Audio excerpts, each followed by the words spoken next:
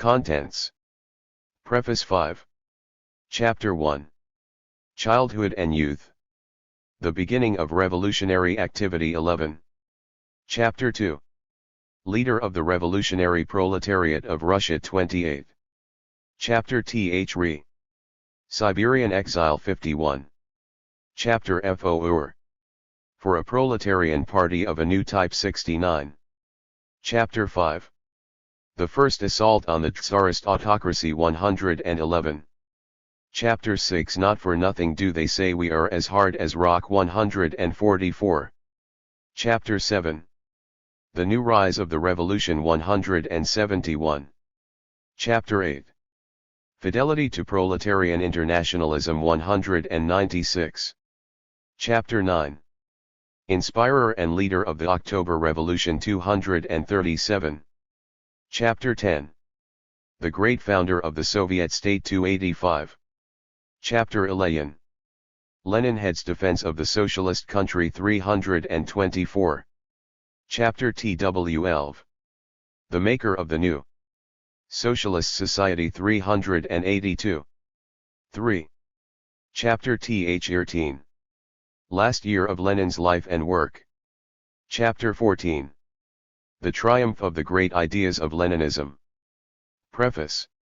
Lenin's name has come to sy idol the victory of the Great October Revolution and those immense revolutionary advances which have radically changed the face of society on earth and signify the turning of mankind to socialism and communism. From the address of the International Meeting of Communist and Workers' Parties, Moscow, 1969. Vladimir Ilyich Lenin. His name is infinitely dear to hundreds of millions. This name, known in the remotest corners of the globe, has become a guiding star to the working folk of all lands. It will live on in the hearts and minds of all progressive people, inspiring them to strive ceaselessly for a radiant future, for a free and happy life, for peace, national independence, social progress, democracy, socialism, and communism. Lenin's life was a constant, daily feat to achieve a great aim: the liberation of the working class and all the working people from exploitation and oppression, the transformation of society on communist principles. Vladimir Ilyich Lenin is the great continuer of the cause and teaching of the founders of scientific communism, Karl Marx and Friedrich Engels. Lenin's theoretical and political activities herald the new age in the development of Marxism, the international liberation movement of the working people. In his activity Lenin based himself on the theory and method of Marx and Engels. While resolutely thwarting all attempts under the pretext of discussing dogmatism to subject Marxism to revision and declare it inadequate and obsolete, he always fought for a creative approach to the theory and practice of the revolutionary movement, maintaining that one must be guided by the principles and method of Marxism in elaborating current problems. He was fond of repeating that Marxism is not a dogma but a guide to action. All his theoretical and organizing activity confirms this idea. In all his works he approaches Marxism in a creative spirit, as an undying, developing doctrine which demands fighting. 5. It to principles but rejects all that is dogmatic and stereotyped, a doctrine which always demands that the actual historical conditions be taken into account. Marxism demands a most precise and objectively verifiable analysis of the balance of class forces. Lenin saw a concrete analysis of a concrete situation as the very essence, the heart and soul of Marxism. A brilliant thinker and great revolutionary, Lenin fought hard against bourgeois ideology, the right and left opportunists and revisionists, to defend the revolutionary principles of Marxist theory, developed Marxism in relation to the new historical conditions, and raised it to a higher level. Lenin's contribution to the teaching of Marx and Engels' Marxist philosophy, political economy, and the theory and practice of scientific communism is of inestimable importance. Russia is the birthplace of Leninism. But Leninism is not an exclusively Russian teaching, not a Russian interpretation of Marxism, as bourgeois ideologists and revisionists maintain. It is an international teaching rooted in the world development. Lenin generalized the experience and gave correct expression to the objective needs of the whole liberation movement of the working people in the age of the collapse of capitalism and the transition of mankind to socialism and communism. In the late 19th and early 20th century, world capitalism entered its last, imperialist stage of development. Free competition in capitalist society was replaced by the rule of the monopolies and finance capital. The exploitation of the working people and social inequality were greatly increased. In the capitalist countries there was a turning to reaction on all lines in home and foreign policy and in ideology and culture. The world began to be carved up between international cartels, trusts, and syndicates. The dividing up of world territories by the leading capitalist countries was completed, and the colonial system of imperialism developed. Together with the overt forms of colonial exploitation of countries that lost their political independence, there appeared many forms of semi-colonial dependence and financial enslavement of many countries and peoples by the imperialist powers. The contradictions of capitalism between labor and capital, between the colonies and dependent countries, on the one hand, and the metropolis, on the other, became extremely acute. The increasingly uneven economic development of the main capitalist powers aggravated the struggle between them for markets and sources of raw materials, spheres of the export of capital and repartition of their plunder. International conflicts and military clashes became more frequent, which led to imperialist wars. The New Age posed new problems of social development and the international liberation movement, on the solution of which depended the fate of mankind. The leaders of the Second International, alien to the revolutionary, creative spirit of Marxism, proved incapable of solving these problems.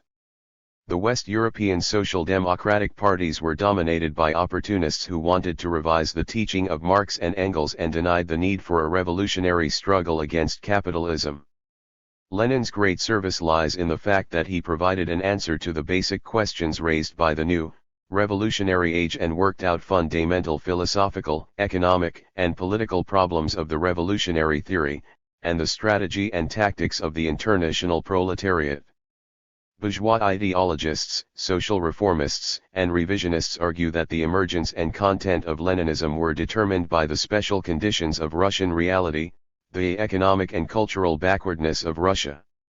Historical facts refute these assertions completely. Russia was a country with an average level of development of capitalism, which was growing intensively into the monopoly phase. Lenin noted that Russia held fourth place in the world in industrial production. He placed Russia in the same group of countries as France and Japan, rating it above Italy and Austria-Hungary in terms of level of development and role in world politics. Russia had a highly concentrated industry and a strong working class. The Russian proletariat had been tempered by long years of class struggle. Its consciousness was growing steadily, as were its experience and determination.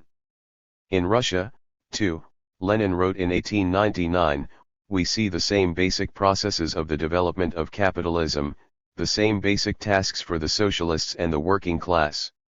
The working class movement rose to a new level when the revolutionary Marxists led by Lenin created a proletarian party in Russia. Lenin skillfully applied Marxism to the solution of questions confronting the Russian proletariat. This not only does not provide grounds for limiting the importance of Leninism to Russia, but, quite the reverse, confirms its international nature. The main laws of the world revolutionary process manifested themselves most strongly in the three Russian revolutions. The revolution of 1905 to 1907 was the first people's revolution in the age of imperialism, bourgeois democratic in socio-economic content and at the same time proletarian, both in the sense that its leader was the working class and in terms of its means of struggle. It had an enormous influence on the international revolutionary movement. The February Revolution of 1917 led to the overthrow of Tsarism, one of the main bulwarks of world reaction. The short period from February to October 1917 provided the first example in world history of the development of a bourgeois democratic revolution into a socialist revolution. The Great October Socialist Revolution opened up a new era in the history of mankind and laid the foundations for the transition from capitalism to socialism on a worldwide scale. Stages like that of October 1905, February and October 1, 1917 are of world historic significance, wrote Lenin. The problems put forward by the working class movement and the revolutions in Russia were at the same time the basic problems of world revolution. This is why Lenin's elaboration of the questions of Russia's socio-political development acquired international significance. In pre-revolutionary Russia all manner of socio-economic orders were represented. The latest capitalist imperialism, as Lenin defined it, was combined with strong feudal survivals. Areas with a more or less developed capitalism existed side by side with areas where pre-capitalist, semi-feudal social relations still predominated, and some peoples were on the level of patriarchal Gentile society. In fact, one can say that on the eve of the October Revolution Russia was a kind of vast model of the whole capitalist system. Lenin wrote that in no other country was there such a variety of forms, shades, and methods of struggle of all the classes of modern society as in Russia. He stressed the tremendous importance of the experience of Bolshevism and considered it his duty to make this experience the property of Marxists of all lands. The leader of the Russian proletariat, Lenin was a great internationalist. He regarded the working class of Russia and its party as a detachment of the World Army of Labor, a detachment of the international working class and communist movement. Lenin aired the basic questions of the revolution and the building of socialism in Russia from the viewpoint of the interests of the international liberation movement of the working people. It is particularly important to stress that Leninism arose and developed as a generalization of the experience not only of the Russian, but also of the world working class movement, and also of the democratic and national liberation movements. In Lenin's works we find a profound analysis of the economic and socio-political development and the revolutionary movement in such countries as France, Germany, Italy, Britain, the United States of America, and Japan. Many pages in his works are devoted to the national liberation and revolutionary movements in China, India, Indonesia, Iran, Turkey, the Middle East and the Latin American and African countries. In a number of his works Lenin studied the general laws of social development and of the liberation movement of the working people in the age of imperialism and socialist revolutions, the transition from capitalism to socialism. A considerable place is also taken up by problems of the world revolutionary process in works by Lenin devoted mainly to Russia, the Russian revolutionary movement and the building of socialism in the USSR. Proceeding from the teaching of Marx and Engels and developing it further, Lenin rose to heights from which he was able to survey the whole course and perspectives of social development, to detect the main revolutionary streams of the present day and to determine the alignment of forces in the main sectors of struggle. Leninism is the Marxism of the epoch of imperialism and proletarian revolutions, the epoch of the collapse of colonialism and the victory of the national liberation movements, the epoch of mankind's transition from capitalism to socialism and the building of communist society. The most important feature of Leninism is the indissoluble unity of revolutionary theory and revolutionary practice. The purpose of our theoretical views, said Lenin, is to guide us in our revolutionary activity. The best place to test them is the revolutionary battlefield. For a communist the true test is his understanding of, where and when to put his Marxism into action. Lenin's activity was aimed at putting into effect the conclusions of revolutionary theory, at making communist ideals come true. Lenin's great service to the international working class is the creation of the world's first proletarian party of a new type, the Bolshevik, Communist Party, which became a model for the Marxists of other countries. Lenin's life and activity are inseparable from the history and struggle of the party. Lenin wisely led the Bolshevik Party, the proletariat, and all the working people of Russia through the furnace of 3 revolutions. Lenin was the first world's Marxist statesman, the leader of the working class who stood at the head of the victorious socialist revolution and took the helm of the proletarian state. Under his leadership the foundation stones of the new social order were laid, and the plan for the building of socialism began to be put into effect. Lenin inspired the formation of the mighty Union of Soviet Socialist Republics. Lenin is the teacher and leader of the international proletariat and the working people of the whole world. The founder of the proletarian party of a new type, already at the beginning of the 20th century he was an eminent figure in the international socialist movement.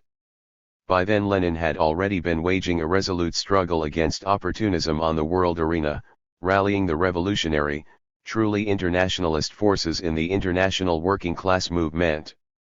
On Lenin's initiative in 1919 the Communist parties created the Third Communist International (THE International Communist Organization). Under Lenin's guidance the program principles, the strategy and tactics of the international communist movement were formulated. The truly inestimable wealth of Lenin's ideological legacy and the experience of Lenin's practical activity have become and remain the property and a mighty weapon of our party and of communists the world over. Each year the great vital strength and the all-triumphant nature of Lenin's teaching are revealed more fully and clearly. The ideas of Vladimir Ilyich Lenin are embodied in the activities of the communists, in the struggle of the working class and all working people, in the onward march of socialism and communism, in the irreversible social progress of mankind. Asterisk. Childhood and youth. The beginning of revolutionary activity. We take our stand entirely on the Marxist theoretical position. Marxism was the first to transform socialism from a utopia into a science. Lenin. Hom.en School. Vladimir Ilyich Ulyanov was born on April 10, 1870, in the town of Simbirsk, situated on the Great Russian River, the Ga. He was brought up in a Russian progressive intellectual family. His parents were Raznikoltinsy.1. Lenin's father, Ilya Nikolaevich Ulyanov, came from a lower mid-DLE class family in Astrakhan. Recently discovered documents contain important information about V. I. Lenin's grandfather, N.V. Ulyanov. He came from a family of serf peasants in the Nizhegorodskia gubernia and was himself a serf. Later he was listed as a state peasant, but having taken up tailoring, was eventually transferred to the estate of townspeople. He died in extreme poverty. Lenin's father got to know how difficult it was for one of the common people to receive an education in Tsarist Russia. He lost his father at an early age and only his elder brother's support enabled him to receive an education. Struggling against poverty, he succeeded by dint of hard work and sheer ability in taking his degree at the University of Kazan, after which he became a teacher of mathematics and physics in the secondary schools of Penza and Nizhny Novgorod. Ilya Ulyanov was a man of progressive views that were close to the ideas of the Russian enlighteners of the 60s of the 19th century. Moved by lofty ideals, he devoted his life to serving the common people and spreading knowledge among them. He gave up work as a teacher in 1869 and became inspector, and then director, of elementary schools in Simbirsk gubernia. For his work he was awarded orders and medals. An ardent believer in education for the people and himself a teacher by calling, he was in love with his work and devoted himself to it entirely. He had a profound faith in the people and the powers concealed in it. Ilya Ulyanov's work involved regular tours of the province. He spent weeks and months away from home, traveling from village to village. At all seasons in the freezing cold of winter, in spring with its slushy roads, and in foul autumn weather, he was to be found at the most out-of-the-way places, setting up schools and helping the teachers to organize instruction for the peasants' children. It was no easy job, and it took a heavy toll of his strength and health. He had to break down the resistance of government officials, landowners, and kulaks, who tried to prevent such schools from being set up. No less hard was it to overcome the ignorance and prejudices of backward peasants, to make them see the necessity and usefulness of learning to read and write. Ilya Ulyanov devoted a good deal of his time and energy to the task of bringing learning within the reach of the non-Russian peoples inhabiting the Ga region. These peoples inspired his deep respect and sympathy, and he spared no effort to organize schools for them. His efforts bore fruit. During his almost 20 years' work in Simbirsk gubernia the number of schools there increased considerably. He had a large following of progressive-minded school teachers, who were known as Ulianovites. Lenin's mother, Maria Alexandrovna, was the daughter of Alexander Dmitrievich Blank, an educated, talented physician and a pioneer in physiotherapy. She was born and bred in the country. Owing to straitened circumstances, she was educated at home under the tutorship of her aunt, who was a mother to the children. Being a highly gifted person, however, she mastered several foreign languages, which she afterwards taught to her children. She played the piano very well, and read a good deal. Later, by studying on her own, Maria Alexandrovna passed her examinations for elementary school teacher. Like her husband, she was drawn to educational work, but she did not have a chance to do school work. The cares of a large family, bringing up the children, and the housekeeping in which she had to be very frugal took up the whole of her time. The Ulyanovs were a close-knit, friendly family. There were 8 children in the family. 12. Vladimir was the 4th child. Anna, Alexander, Vladimir, Olga, Dmitri, and Maria grew up in pairs, according to their age. Their parents did their best to give them an all-round education, to bring them up to be honest, industrious, and responsive to the needs of the people.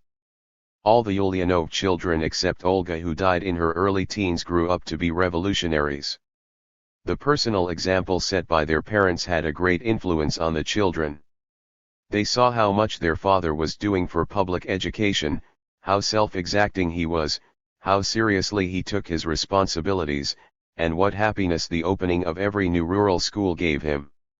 Their father's whole life, his energy, his ability to throw himself wholeheartedly into the work he loved, his considerate attitude towards the common people, and his unassuming modesty in all things had a tremendous educative impact upon the children. Very simple in his dealings with people and in his needs, he had exerted a most beneficial influence in this respect also. Lenin's strict attitude to himself and to his obligations, the high sense of duty which always distinguished him, was to a large extent implanted in him from early childhood by his father. His father enjoyed great authority and love in the family. He was greatly respected and loved by them.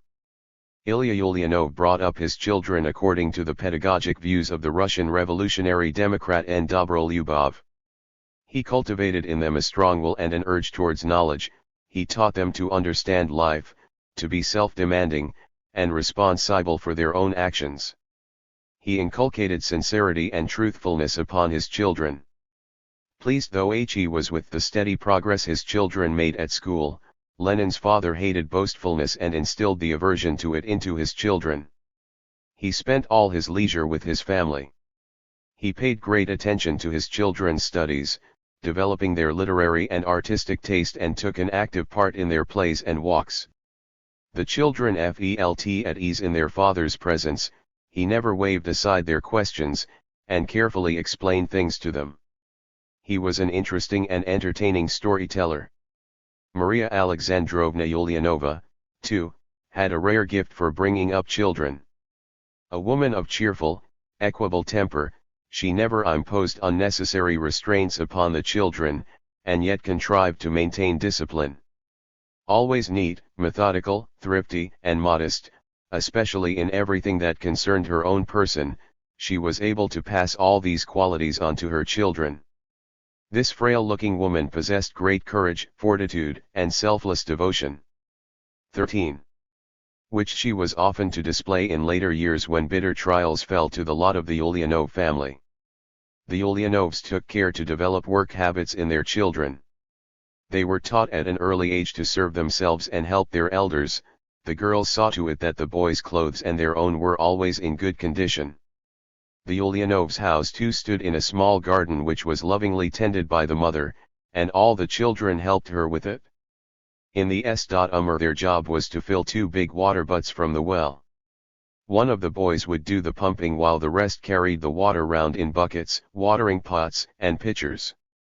It was good teamwork which went with a gay swing. They also loved the family tea drinking in the garden. Alexander would carry the samovar, while the rest followed with chairs and the tea things. The tea over, the girls would help their mother to wash up, while the boys carried the chairs back into the house. The work was easy and everyone did his chores gladly. Odia grew up a lively, healthy, fun-loving boy. He took after his father in looks, and inherited from him his jovial and sociable disposition. He was a tireless leader in all children's games and pastimes. From the reminiscences of relatives we know that he had a very keen sense of fair play and hated fights. "This is not playing, it's disgusting. You can count me out," he would say when a game ended up in a fight. Of an inquiring nature, he learned to read when he was 5, and spent a good deal of time over books. From the age of 9 to 17 Vladimir attended the Classical Gymnasium 3 in Simbirsk. Already at that age he displayed the self-discipline and orderly habits that had been cultivated in him at home. Every morning, at 7 sharp, he would leap out of bed without anyone wakening him, run out and wash, strip to the waist, then make his bed. He always managed to repeat his lessons before breakfast, and 8:30 found him at school. To WH1CH he had to walk several blocks. And so every day. He kept to this system throughout his 8 years of school studies. Vladimir's abilities and industry revealed themselves immediately in school. A nimble, inquisitive mind, and a serious attitude towards his studies made him top scholar. He passed up from form to form with honors. He attracted notice by his orderly habits, his ability to go through with any job he had started, his genial character, and the sincere, simple way he treated his classmates, whom he was always ready to help with a difficult lesson. He also had a reputation of being a good swimmer, skater, and chess player. 14. The shaping of revolutionary views. Vladimir Ulyanov's childhood and youth coincided with a period when reaction in Russia reigned supreme. People were persecuted for every manifestation of free thinking. Lenin's outlook during that early period of his youth crystallized under the influence of his upbringing at home and of his parents' example, under the influence of revolutionary democratic literature and contact with the life of the people. He was also greatly influenced by his elder brother Alexander, who was an incontestable authority to him. Young Vladimir took after his brother, and whenever asked to take a decision he answered, "I'd do what Alexander would do." This desire to model his conduct on his elder brother did not wear off but rather gained greater depth and meaning as time went on. It was from Alexander that Vladimir first learned about Marxist literature. And it was in Alexander's hands that he first saw Marx's capital. Alexander Ulyanov was an extremely gifted youth.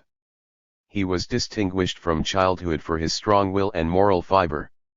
Alexander, Anna Ilyinichna recalls, was an exceptionally serious and thoughtful boy, with a very strong sense of duty. Not only firm but just, sensitive and kind-hearted, he was the favorite of the younger children. Vladimir tried to imitate his brother. Observing life with a keen eye, Vladimir saw the poverty the people were living in, and the oppression and exploitation the workers and peasants were undergoing. He listened attentively to his father's stories about the ignorance that reigned in the countryside, about the tyranny of the authorities, and the squalor and misery of the peasantry. Coming into contact as he did with working people, he could not help noticing the humiliating condition of the Chuvashes, Mordvinians, Tatars, Udmurts and other disfranchised non-Russian nationalities.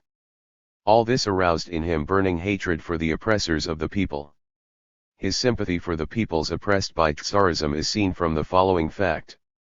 In his senior forms at the gymnasium, he coached the teacher of a Chuvash school by the name of N. Okhotnikov, who wanted to take his examination for a school-leaving certificate. A Chuvash by nationality and a man endowed with considerable mathematical gifts, Okhotnikov longed to receive a higher education but was unable to prepare on his own for the examination, which included the ancient languages, and he could not afford to hire a teacher. On hearing of the man's predicament, Vladimir undertook to coach him free of charge, and did so regularly, 3 times a week, for 18 months. Okhotnikov passed his examination and received his certificate, which enabled him to enter the university. In his quest of solutions to the problems besetting him, Vladimir did a great deal of reading. Among his favorite authors were Pushkin, Lermontov, Gogol, Turgenev, Nekrasov, Saldikov, Shchedrin and Tolstoy. He absorbed the revolutionary spirit of the writings of Belinsky, Herzen, Chernyshevsky, Dobrolyubov and Pisarev. The writings of these revolutionary Democrats roused in him hatred for the social and political system of Tsarist Russia, and helped to form his evolutionary convictions. Young Lenin was a great admirer of the poets who contributed to the satirical magazine Iskra, one of the leading publications of the revolutionary democratic trend, which came out against feudal-minded reactionaries and the liberalism of the nobility and the bourgeoisie. Life dealt Vladimir severe blows when he was still very young. His father died suddenly in January 1886 of fluid stroke at the age of 54. Marfa Alexandrovna applied for a pension and several months passed before it was granted. Scarcely had the family recovered from this blow when another struck them. Alexander was arrested in St. Petersburg on March 1, 1887, for his part in the attempt to assassinate Tsar Alexander III. Shortly afterwards Anna, who was studying in St. Petersburg, was arrested too. No one in the family had known about Alexander's revolutionary activities. He graduated from the Simbursk Gymnasium with a gold medal, and was a brilliant student at the St. Petersburg University, where his researches in zoology and chemistry had attracted the attention of eminent scientists, such as N. P. Wagner and A. M. Budle-Rav, each of whom wanted him to study in his faculty. One of his papers in zoology, written in his third year, was awarded a gold medal. He gave promise of becoming a professor. On his last summer holiday at home he spent all his time on his thesis and seemed to be completely absorbed in his studies. No one knew that he was a member of the study circles of the revolutionary youth in St. Petersburg and conducted political propaganda among the workers. Ideologically, he stood midway between the Narodnaya Yafor and Marxism. His comrades loved him for his fine 16. brain, moral purity, loyalty to the cause and extreme modesty. The news spread swiftly in Simbursk. The town's liberal society, all their acquaintances, were quick to shun the Ulyanov family. That was when young Lenin had his first real glimpse of the cowardly face of the liberal intellectual. Maria Alexandrovna at once went to St. Petersburg. She did her utmost to save her son from the threat of death, but all her efforts were in vain. Maria Alexandrovna attended the trial of Alexander and his comrades, and heard her son's ardent speech in which he fearlessly denounced the autocracy and spoke about the historically inevitable victory of the new social order, socialism. I was surprised how well Alexander spoke, she told her daughter Anna. He was so convincing and eloquent. I never thought he could speak like that. But it was more than I could bear, and I had to leave the courtroom before he finished. On May 8, 1887, Alexander Ulyanov, at the age of 21, was executed by the Tsarist hangman in the Shlisselburg fortress. The execution of Alexander Ulyanov disturbed all honest people who were outraged at the arbitrary behavior of the Tsarist autocracy. The newspapers of many countries wrote about his bravery. Thus underscore the English daily News and Der Sozialdemokrat published in Switzerland paid special attention to his speech in court.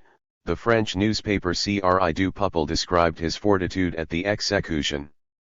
The Polish newspaper Pierzedzwit published a poem entitled Ulyanov about his heroism and courage. The death of Alexander Ulyanov was also a great loss to science. The great Mendeleev lamented that the revolution had deprived him of two outstanding pupils, Kybelkich and Ulyanov. His brother's execution was a great shock to Vladimir, but at the same time it confirmed him in his revolutionary views. Anna Yelizarova Ulyanova wrote these stirring words about the two brothers. Alexander Ulyanov died the death of a hero, and the halo of his revolutionary martyrdom lighted the path for his younger brother Vladimir. While paying tribute to the noble memory of his brother and his intrepid spirit, Lenin rejected the path of terrorism which Alexander had chosen. "No, we won't take that path," he decided. "That isn't the path to take." In those tragic days Lenin's self-command and fortitude were revealed at their best. He saw how stoically his mother was bearing. Her inconsolable grief and her example could not but influence him. Numbed by sorrow, he found the strength to go on with his studies and passed his school-leaving examination brilliantly. The youngest boy in his form, he was the only one among the graduates to receive a gold medal. The school authorities were in two minds about giving a medal to the brother of an executed state criminal. But Lenin's outstanding abilities and profound knowledge were too obvious to be ignored. The character given by the headmaster stated, "Highly capable, hard-working, and painstaking, Ulyanov was top scholar in all forms, and upon finishing school has been awarded the gold medal as the most deserving pupil in regard to progress, development and conduct." The Ulyanov family left Simbirsk at the end of June 1887. They lived till August in the village of Kokushkino, and then moved to Kazan, where Lenin entered the university. Being resolved to dedicate himself to the revolutionary struggle, he wanted to make a study of the social sciences. "These days," he said, "one must study law and political economy." Lenin was not admitted into the university at once. The university authorities were afraid to take the responsibility of enrolling him. His application was marked as follows: "Defer pending receipt of a character." And it was not until an excellent testimonial was received from the Simbirsk gymnasium that he was enrolled in the university. In Kazan University Lenin became an active member of the illegal Samara-Simbirsk fraternity. The Tsarist authorities banned every kind of student organization membership of which was punishable by expulsion under the university statutes of 1884. It was a time when spying and snooping were rife in the universities of Russia. Lenin got in touch with the progressive-minded students and took an active part in the Revolutionary Students' Circle, which the police described as a coterie of an extremely pernicious trend. Students took a resolute stand against police persecution in the universities. On December 4, 1887, the students held a meeting in the Assembly Hall of Kazan University. They demanded that the reactionary university statutes be repealed, that student societies be permitted, that students who had been expelled be reinstated and those responsible for their expulsion be called to account. Lenin took an active part in the meeting.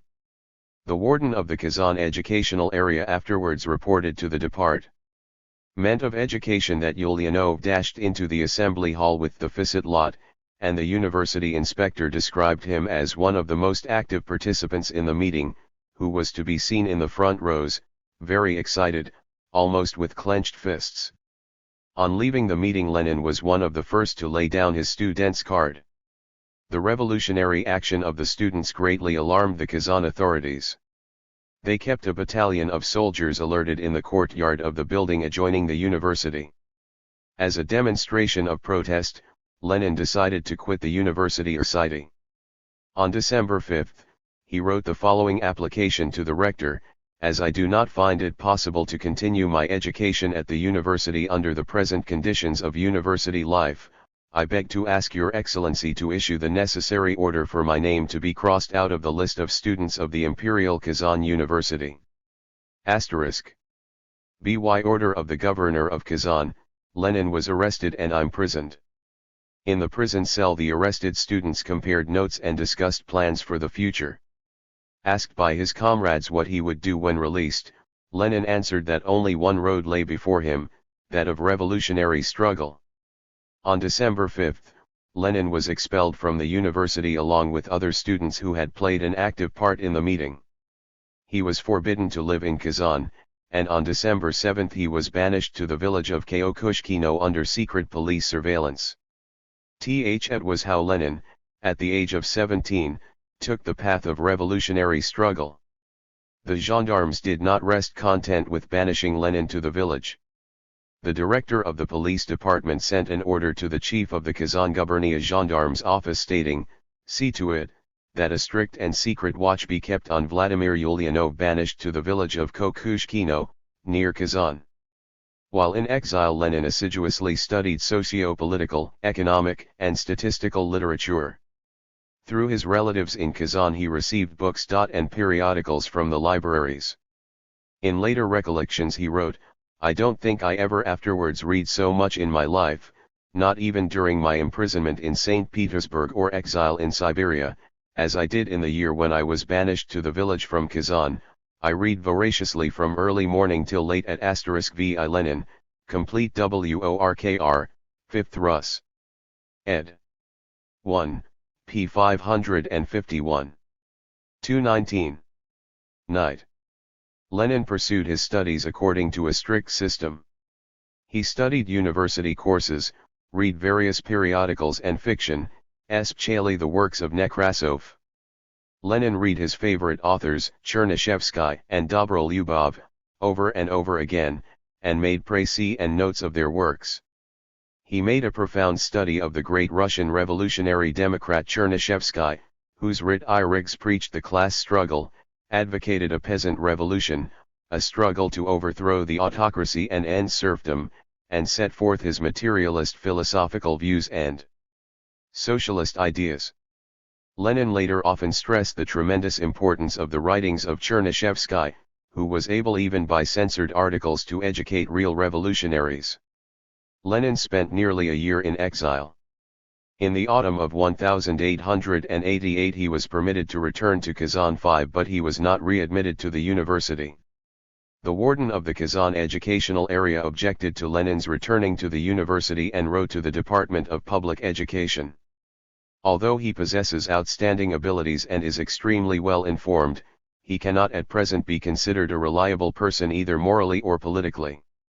In the department the following endorsement was made on this document: "Isn't this the brother of that Ulyanov? He is from the Simbirsk Gymnasium, too, isn't he? Not to be admitted under any circumstances." Prevented from continuing his education in Russia, Lenin applied for permission to leave the country and continue his education abroad, but again he was refused. The governor of Kazan received an order from the police department saying that no foreign passport should be issued to Vladimir Ulyanov. Shortly afterwards Lenin joined one of the Marxist study circles organized by Nikolai Fedosiev, one of the first revolutionaries who proclaimed themselves Marxists. For reasons of secrecy, the members of the study circles which he had organized in Kazan did not associate with one another and did not mention names unless they had to. Everyone knew only the members of his own circle. That is why Lenin never met Fedosiev, although he was a member of one of the circles. There were several illegal revolutionary circles in Kazan at the time, where the works of Marx and Engels, circulating in illegal editions and manuscript form, were studied and discussed, and where heated debates were held on the works of Plekhanov aimed against the Narodniks. It was a time when Narodism had a strong hold over the revolutionary-minded intellectuals. The idealist and anti-historical claim of the Narodniks that capitalism in Russia was an accidental level 20. Opment, that the country would arrive at socialism only through the peasant commune, and their advocacy of the tactics of individual terrorism as a method of political struggle were very popular among the intellectuals. Nearly all had in their early youth enthusiastically worshipped the terrorist heroes, Lenin pointed out afterwards. It required a struggle to abandon the captivating impressions of those heroic traditions, and the struggle was accompanied by the breaking off of personal relations with people who were determined to remain loyal to the Narodnaya and for whom the young Social Democrats had profound respect. The struggle compelled the youthful leaders to educate themselves, to read illegal literature of every trend. Lenin himself never adhered to the ideas of Narodism. The views of the Narodniks obviously clashed with realities. After the abolition of serfdom in 1861, capitalism in Russia began to develop rapidly. Factories sprang up in St. Petersburg, in the central and southern regions, and in the Urals. Railway lines were built connecting the center with the border regions of the country. A great revolutionary force was growing and gaining strength in Russia in the shape of the proletariat. The working class, which had not yet become conscious of its own power, had already started its struggle against the bourgeois and landowner system. Strikes broke out spontaneously and the first proletarian organizations came into BEJ.NG. In 1883 the first Russian Marxist organization, the Emancipation of Labor Group headed by Plekhanov, was set up abroad. This group played a prominent part in spreading the ideas of scientific socialism in Russia, in giving a Marxist analysis of the economic situation in the country, and combating Narodism. The writings of Plekhanov were of very great importance, especially his Socialism and the Political Struggle and Our Differences, which were avidly read and discussed in the Marxist study circles of the time. Published abroad free from censorship, they for the first time systematically expounded the ideas of Marxism as applicable to Russia. The Emancipation of Labor Group, however, in the words of Lenin, only laid the theoretical foundations for the social democratic movement in Russia and took the first step towards the working class movement. Lenin devoted the months spent in Kazan to mastering the theory of Marxism and making personal contacts with the young V. I. Lenin, see elected WORKS. 5, pages 517 to 18. 21. Marxists there. He made a serious study of Marx's chief work, Capital, in which its great author revealed and scientifically substantiated the economic laws of development of capitalist society, gave a profound analysis of capitalism's contradictions, and incontestably proved the inevitability of its downfall and of the victory of socialism. Marx scientifically justified the world historic role of the proletariat as the gravedigger of capitalism and the builder of a new, socialist society. Lenin was completely carried away by the great ideas of Marx, by the irresistible logic and profundity of his scientific conclusions. He did not merely study capital but gave it deep thought, specifically from the angle of its application to the socio-economic conditions and the tasks of the working class movement in Russia. From the very beginning of his conscious life, Lenin adhered to the revolutionary Marxist teaching on the remaking of the world and the great historic mission of the working class. At the age of 18, Lenin understood that the proletariat was the most revolutionary class which was to play the part of leader in the struggle against the exploiters. Lenin was one of the first Russian Marxists who creatively mastered the revolutionary teaching, a communist adherent and ardent propagandist of the great ideas of scientific socialism. Having mastered the Marxist theory, Lenin saw as no one else the great force that would be aroused in the working class of Russia when a socialist consciousness was brought into the young working class movement. Already at that time he was certain that neither the Tsarist autocracy nor the rule of the capitalists would be able to withstand that force. The Samdot-era period. Early in May 1889 the Ulyanovs went out to a farm near the village of Alakayevka in Samara gubernia, and in the autumn moved to Samara. Meantime the secret police had succeeded in tracking down the Kazan revolutionary study circles. In July Nikolai Fedosiev was arrested and imprisoned along with several members of the circle which Lenin attended. It was only by a lucky chance his departure from Kazan had Lenin escaped an arrest. Lenin had to do something to earn a living. In the course of May and June he advertised in Samarskaya Gazeta, "Former student seeks a lesson. Place away from home no obstacle. Right VU, C/Oyeli. 22. Zarav, Voznesenskaya Street, House of S.A. Ushkina. There was a note on the list of persons under police surveillance to the effect that Ulyanov made a livelihood in Samara by giving lessons. Unable to enter the university either in Russia or abroad, Lenin tried to get permission to pass his university examinations without attending lectures. But it was not until the spring of 1890, after several applications had been made, that he received such permission. He began to prepare for his examinations with his customary energy. He made up his mind to take his degree simultaneously with his former Kazan fellow students. To do that, he would have to master the 4-year course of university studies in 18 months of independent work. Lenin drew up a rigid schedule of studies, and strictly adhered to it. In the summer, in Alakayevka, he set up what he called his workroom in a distant part of the garden, and he would come there after his morning tea, loaded with books and writing materials, and work till nightfall. Lenin worked hard, but he knew how to relax as well. In the evenings the house in Alexeyevka resounded with music and singing. Lenin often sang together with his sister Olga, who also played the piano accompaniment.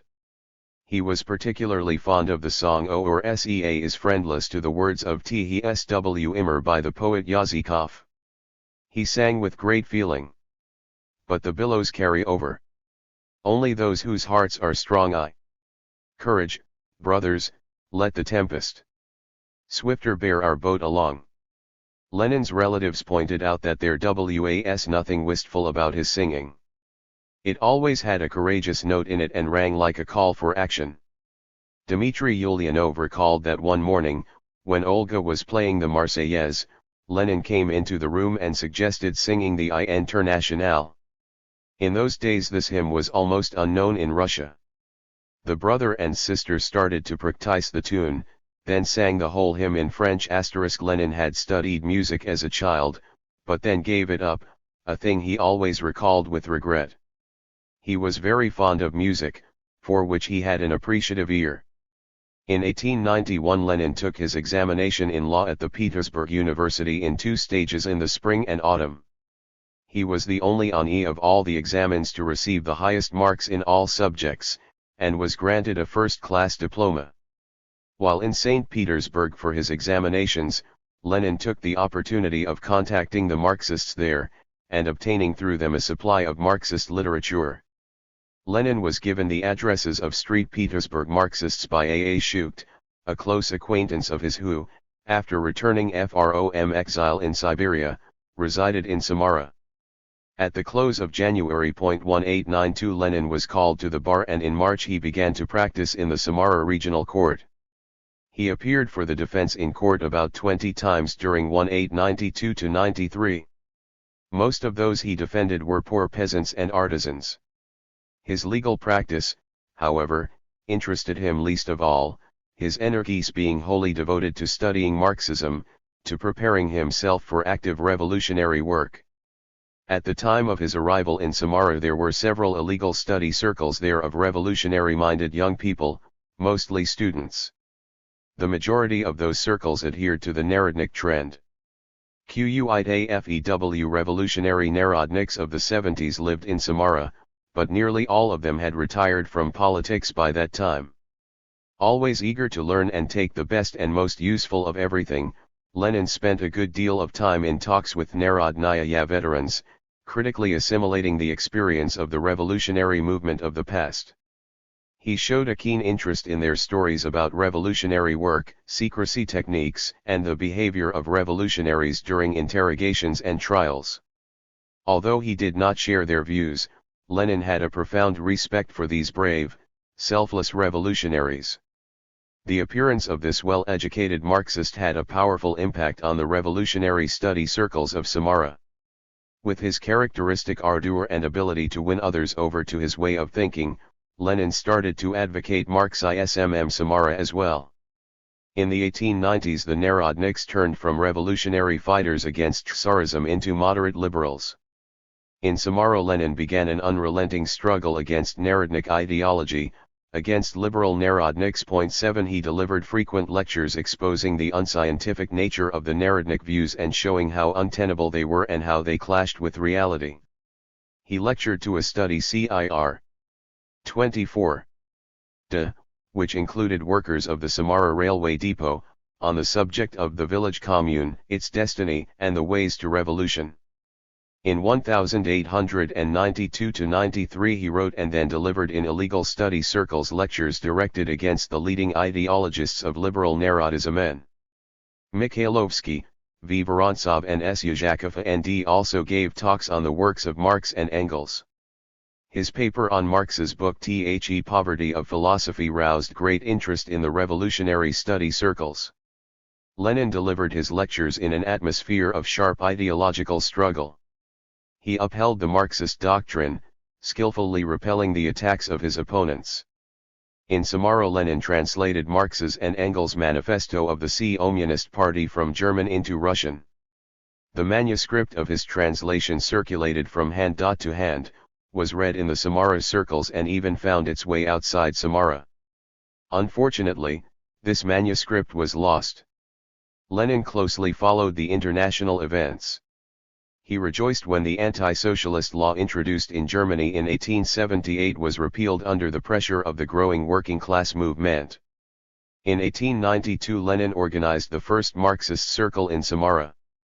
The circle discussed the works of Marx and Engels, Capital, Anti-Dieting, THECO edition of the working class in England, the works of Plekhanov and others. All the Marxist literature that could be obtained in Samara at the time was studied and discussed. The CIRCLE members carried on active propaganda of Marxism. Lenin often lectured in the circle on questions of Marxist theory and read articles which he wrote on the subject.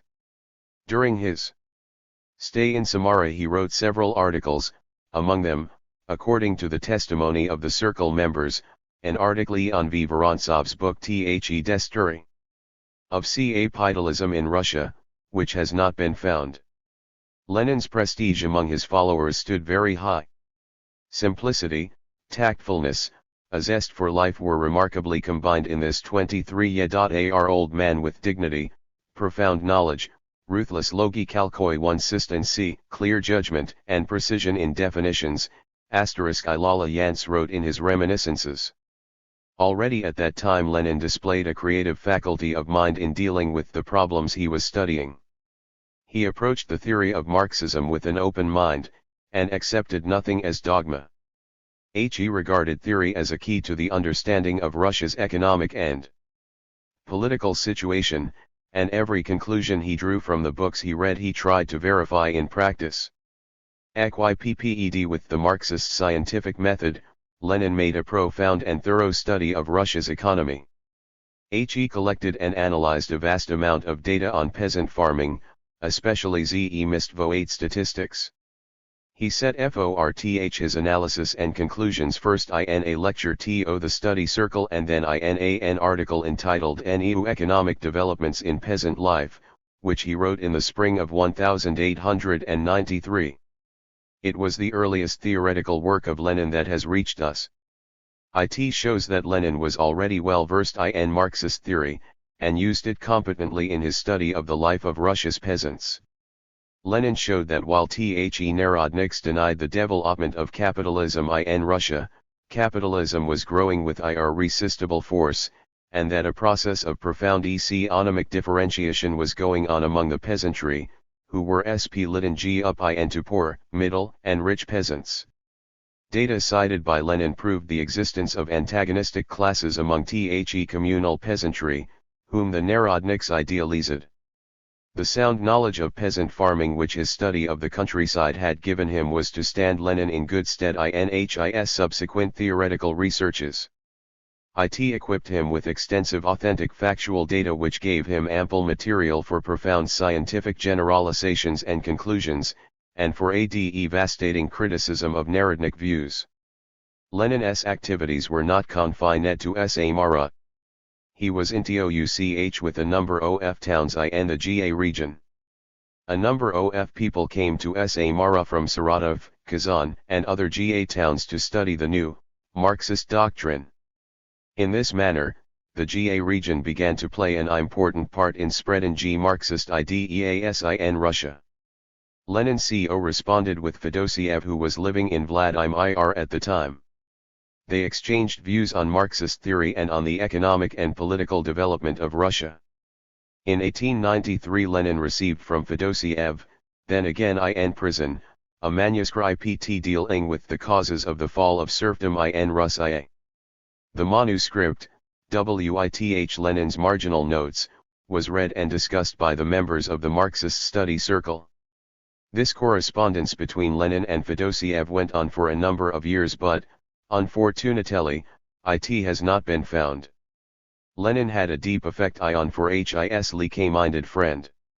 Many years later he wrote, Fedosiev played a very important role in the GA area and in certain parts of Central Russia during that period, and the turn towards Marxism at 26. That time was, undoubtedly, very largely due to the influence of this exceptionally talented and exceptionally devoted revolutionary. Kazan and Samara were very important landmarks in Lenin's life and activity. It was in those years that his Marxist convictions crystallized. The Samara period was a period of mustering strength before coming out into the broad arena of revolutionary struggle. He longed to have full scope for revolutionary work. He wanted to be in a major industrial center with a numerous proletariat. In August 1, 1893, with this aim in view, he left Samara for St. Petersburg. Chapter 2. Leader of the Revolutionary Proletariat of Russia. Give us an organization of revolutionaries, and we will order Russia. Lenin. Lenin took advantage of his trip to St. Petersburg to get in touch with Marxists in Nizhny Novgorod and Moscow. In a long talk with the comrades in Nizhny Novgorod, he particularly stressed the need for setting up a social democratic organization and establishing contacts between the Marxists of different cities. Their meeting and talk with Lenin made a strong impression on the Nizhny Novgorod Marxists. Young Lenin, wrote S. Mickiewicz, who took part in the talk, impressed one as a man of great erudition, sound judgment, and powerful intellect. It is interesting to note that already at that time one could see in him the future organizer of our party. He devoted great attention to gathering all the available forces of the revolutionary Marxists and establishing contacts between the Marxists scattered in various towns. From Nizhny Novgorod Lenin went to Vladimir and then to Moscow, where the Ulyanov family was now living, Dmitry Ilyich having entered the university there. Lenin met the local Marxists and worked in the reading room of the Rumyantsev Museum. Among the St. Petersburg proletariat. Lenin arrived in St. Petersburg on August 3. 2 days later he was appointed assistant barrister to a St. Petersburg lawyer. This job, however, was merely an official screen for his revolutionary activities. He devoted very little time to law practice, and gave himself up entirely to revolutionary work. The Nizhny Novgorod Marxists had given Lenin a secret address in St. Petersburg. They had also given him a letter to a countryman of theirs named M. Sylvan, who was studying there and through whom he got into contact with the Marxists in the capital. Shortly afterwards Lenin joined a Marxist study circle consisting mainly of students of the Technological Institute. It was a small group carrying on Marxist propaganda among a narrow section of advanced workers. Before Lenin's arrival, however, none of the members of the CIRCLE knew how to apply Marxism in analyzing various phenomena of Russian economy. None of us, Krzyzanowski wrote in his reminiscences, was familiar to such an extent with first-hand information on this economy, with the wealth of material afforded by our Zemstvo statistics. None of us could be with him in the breadth and depth of the class analysis of the forces in operation. Lenin's appearance in the circle was compared to a thunder burst that had a vivifying effect. Unshakable faith in the victory of the working class, vast knowledge, a profound understanding of Marxism, and the ability to apply it in solving the problems vital to the masses earned Lenin the sincere respect of the St. Petersburg Marxists and made him their recognized leader. Lenin was already absorbed in the cardinal task of doing away as quickly as possible with the isolation and amateurishness of the social democratic circles and proceeding to found a revolutionary proletarian party. Recalling that period at a later date, he wrote, "I used to work in a study circle that set itself very broad, all embracing tasks, and all of us, members of that circle, suffered painfully and acutely from the realization that we were acting as amateurs at a moment in history when we might have been able to say varying a well-known statement, give us an organization of revolutionaries, and we will overturn Russia." It was to the building of such an organization that Lenin applied himself in St. Petersburg. He saw clearly the great prospect for the victory of the revolution in Russia if the working class movement were led by a well-organized vanguard of the proletariat, the Revolutionary Marxist Party. And this organization, the Revolutionary Marxist vanguard of the working class, the Bolshevik Party, was created under Lenin's leadership.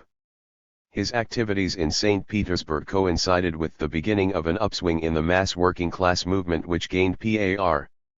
Asterisk. 5, pages 466 to 67. 29. Particular momentum in the 90s of the 19th century. With the development of capitalism in Russia, the working class grew rapidly. There were already nearly 3 million workers employed in big factories, on the railways, and in the mining industry. Their life was a hard and wretched one. The working day was from 12 to 13 hours, and in some industries from 15 to 16. The sweated worker received low wages, and as for women and children, who were widely employed in industry, they received a mere pittance. Backbreaking labor, semi-starvation and appalling living conditions drove the proletarian masses to protest and fight back. But the workers' spontaneous, sporadic protests against grinding exploitation, oppression, and poverty usually ended in their defeat. Those who dared to voice their dissatisfaction with the existing system were severely persecuted, thrown into prison, exiled or condemned to penal servitude. If the struggle against the capitalists was to be effective, it had to be waged in an organized fashion and infused with the revolutionary ideas of scientific socialism. The tasks clearly seen by Lenin and set before the Marxists of St. Petersburg were to politically educate and organize the workers, to develop their socialist consciousness and explain to them the common aims and paths of the proletarian class struggle. Lenin's work among the St. Petersburg proletariat started in the autumn of 1893. He established contacts with V. Shelgunov, I. B. Abushkin, and many others.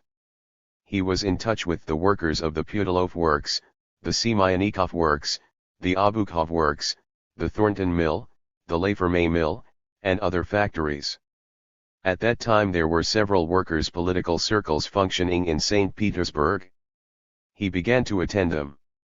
He went to meetings held in workers' homes, often met with the organizers of the circles, and took an active part in conferences of the revolutionary-minded proletarians. He made a close study of the conditions and temper of the workers, and lent an attentive ear to what they had to say about the way things were run at the factories, about the hard lives they led, and about landowner oppression in the countryside, with which many of them were closely connected. Lenin devoted a good deal of his energy to the political education of the workers. He conducted workers' study circles in the Nevskaya Zastava, Petersburg, and Vyborg districts of the city, in Kolpino. 30. On Vasilyevsky Island, and helped individual workers with their studies. Lenin spread the great doctrine of Marxism among the workers, linking it with the vital questions of the country's life and the needs of the proletariat. He helped workers to assimilate Marxist theory. In expounding the first volume of Capital, he illustrated the economic doctrine of Marx with examples from the life of his listeners. He had a way of explaining the most complicated questions of theory in simple, comprehensible terms. The workers listened with lively interest to their circle leader, who skillfully drew them into a discussion of the problems that he raised. Babushkin, a member of one of the circles, recalls with admiration the way Lenin conducted studies on political economy. The lecturer explained the subject to us in his own words, without reading from notes. He would try to get us to disagree with him or start a dispute, and then he would egg us on, making one of us argue his point of view with another. Our lectures, therefore, were very lively and interesting, and tended to develop a habit for public speaking. This method of study was the best way of mastering the subject. We were all very pleased with the lectures and constantly admired the intellect of our lecturer. Every lecture of Lenin's left the workers richer with knowledge, broadened their horizon, molded their class consciousness and added to their political understanding. They took to the teachings of Marx eagerly. Overworked they went without sleep or rest in order to read up for circle studies. Lenin gave special attention to the training of organizers and instructors for the workers' circles, constantly impressed upon the workers that they should never lose sight of the political side of things, that they should go the revolutionary way and not swerve to the reformist side path of the English trade unions, because trade unionism meant the ideological enslavement of the workers by the bourgeoisie. He taught the workers how to behave in the event of arrest, interrogation, and trial, how to help arrested and exiled comrades, and how to raise funds for that purpose. He urged that libraries should be organized and a aiding program drawn up to promote the education of the workers. Lenin taught the circle members to do independent political work. He got them to lend a hand in collecting material for the writing of leaflets-0 and the burning topics of the day, leaflets calling upon the workers to fight their oppressors. He often gave the circle members written questions, to answer which they had to make a study of factory conditions. Through one of his acquaintances, Lenin succeeded in obtaining permission to visit the Putilov works. He went over this vast establishment, familiarizing himself with the work conditions of the industrial proletariat. The concrete knowledge of the condition of the working class which he thus obtained helped him to guide the growing movement of the proletariat. It was characteristic of Lenin as an instructor of the workers' circles that he not only taught the workers, but constantly learned from them, and studied their living and working conditions. His familiarity with workers' life provided Lenin with invaluable material for drawing conclusions and making generalizations in his theoretical works about the proletariat as the leading force of society, about its great revolutionary role. His work among the St. Petersburg workers, his talks with them, and the attention with which he listened to what they had to say, gave Lenin an understanding of Marx's great idea, the idea that the working class was the vanguard of all the toiling people, that the toiling people, and all the oppressed, followed its lead, that herein lay its strength and the pledge of its victory. Only as a leader of all the toiling people could the working class be victorious. Lenin realized this when he was active among the St. Petersburg workers, N.K. Krupskaya remarked. Lenin enjoyed the deep affection and respect of the workers, to whom he was a teacher and friend. More and more workers flocked to his circle. In the winter of 1894–95 Lenin often met Nadezhda Konstantinovna Krupskaya, whose acquaintance he made in February 1894. At the time of their first meeting she had been working free of charge for over 3 years as a teacher at an evening Sunday school for workers in the Nevskaya Zastava district. This school was attended by workers from many factories. Lenin and Krupskaya were drawn together by the common cause, and it formed the basis of their lifelong friendship. Krupskaya was brought up in a revolutionary environment.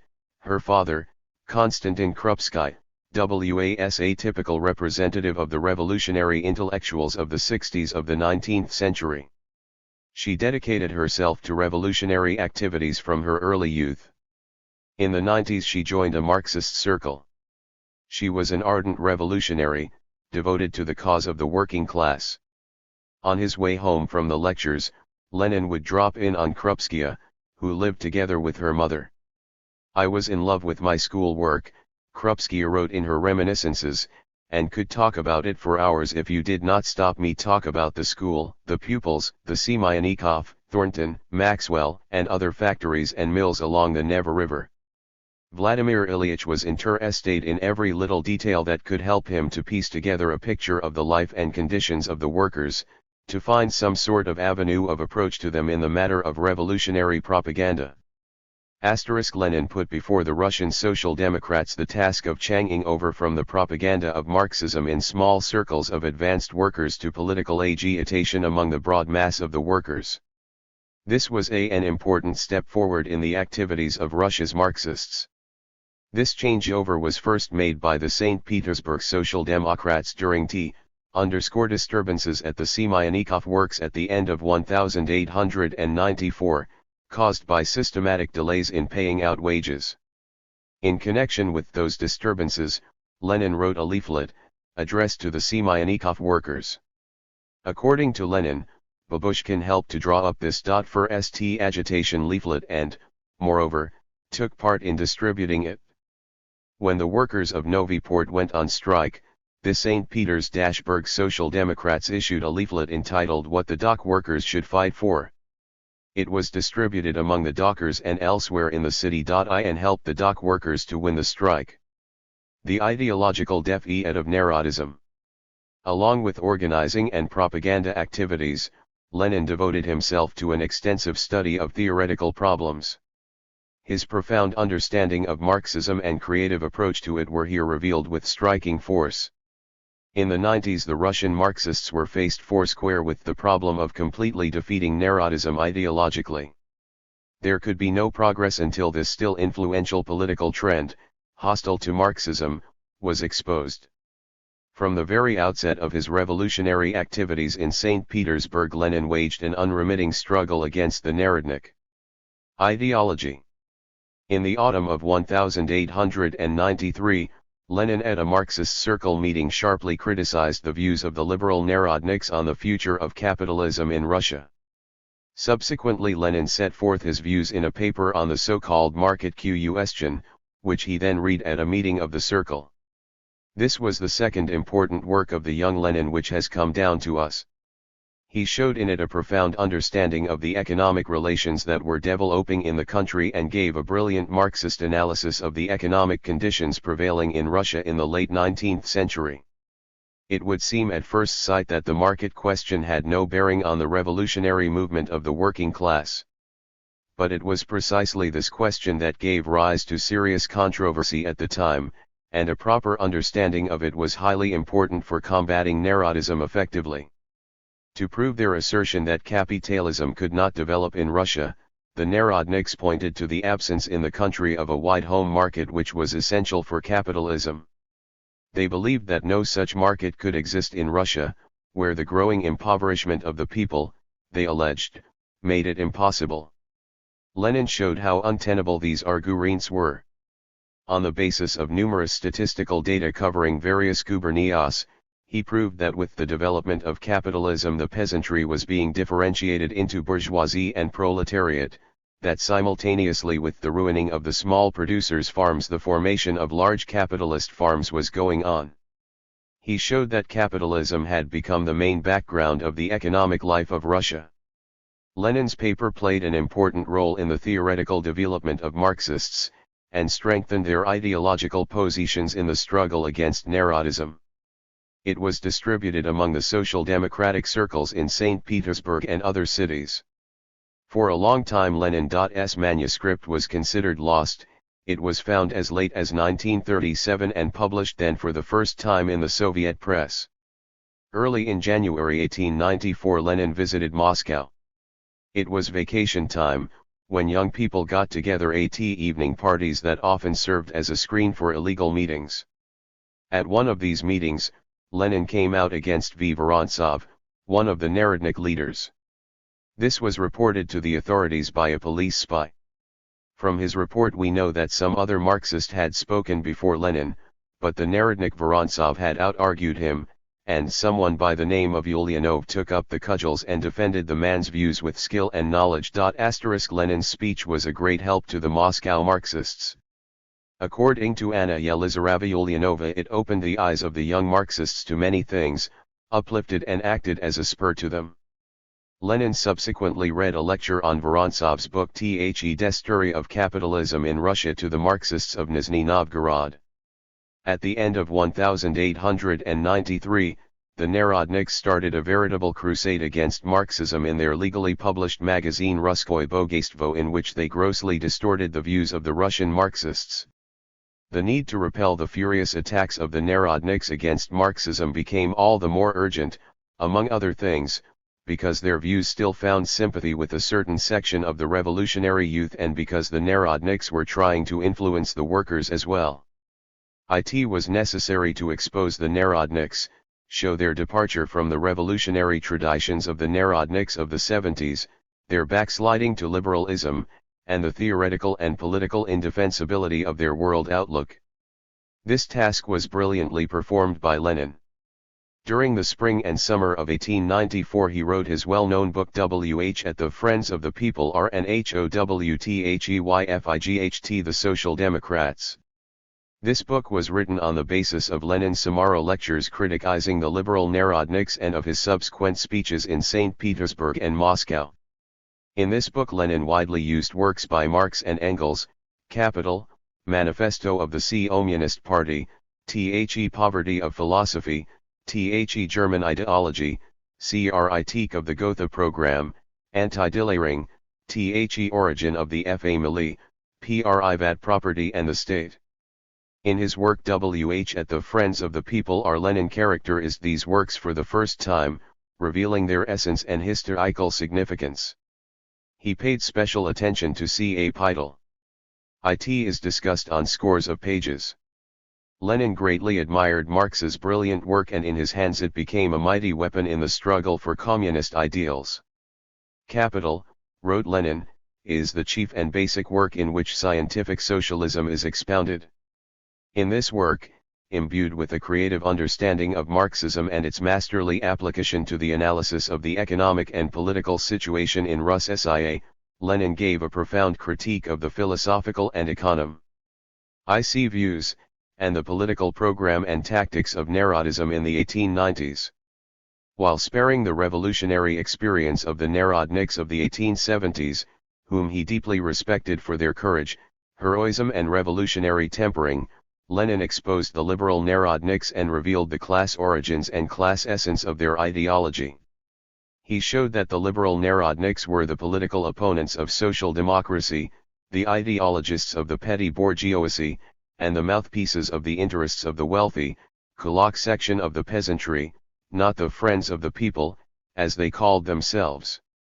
In his criticism of the reactionary nature of the liberal Narodniks' petty bourgeois theories, Lenin showed that they tried to conceal the existing contradictions in socio-economic relations in Russia, that they denied the historical role of the Russian working class as the champion for the emancipation of all the toiling people of the country, and played down the grievous condition of the peasantry, the class struggle in the countryside, and the exploitation of the poor by the kulaks.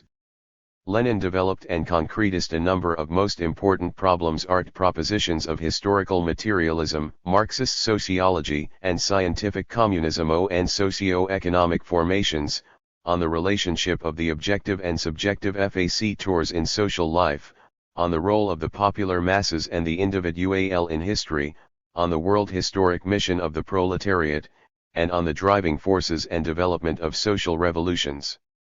Lenin exposed the idealistic views of the Narodniks regarding the history of society's development. The makers of history, Tilly claimed, were individual heroes. As for the people, or the crowd, to use their OWN term, they could only blindly follow the heroes. Lenin exploded these unscientific views. To the ideology of the liberal Narodniks, penetrated by subjectivism, he opposed the materialist understanding of history. He showed that the real maker of history was the people. Outstanding individuals could play an important role only insofar as they adhered to the same position as the foremost class, and took a correct view of the growing needs of social development. In WH at the Friends of the People 8, Lenin criticized pseudo-socialist theories from the standpoint of principle, and showed himself to be a staunch champion of the working class cause. In setting forth the essence of the Marxist doctrine, he stressed the tremendous importance of Marxism as the ideological weapon of the proletariat in its struggle for political and social emancipation. The object of Marxist science, he stressed, was to lay bare all the forms 36 of social contradictions under capitalism and show the proletariat the way out of capitalist wage slavery. In this work Lenin showed that one could not be a leader of the proletariat without spreading the ideas of Marxism among the mass of the workers, just as one could not direct the proletarian class struggle without systematic organizing work among the working class. Study, propaganda, organization, this was how Lenin pithily defined the task of the Russian Marxists.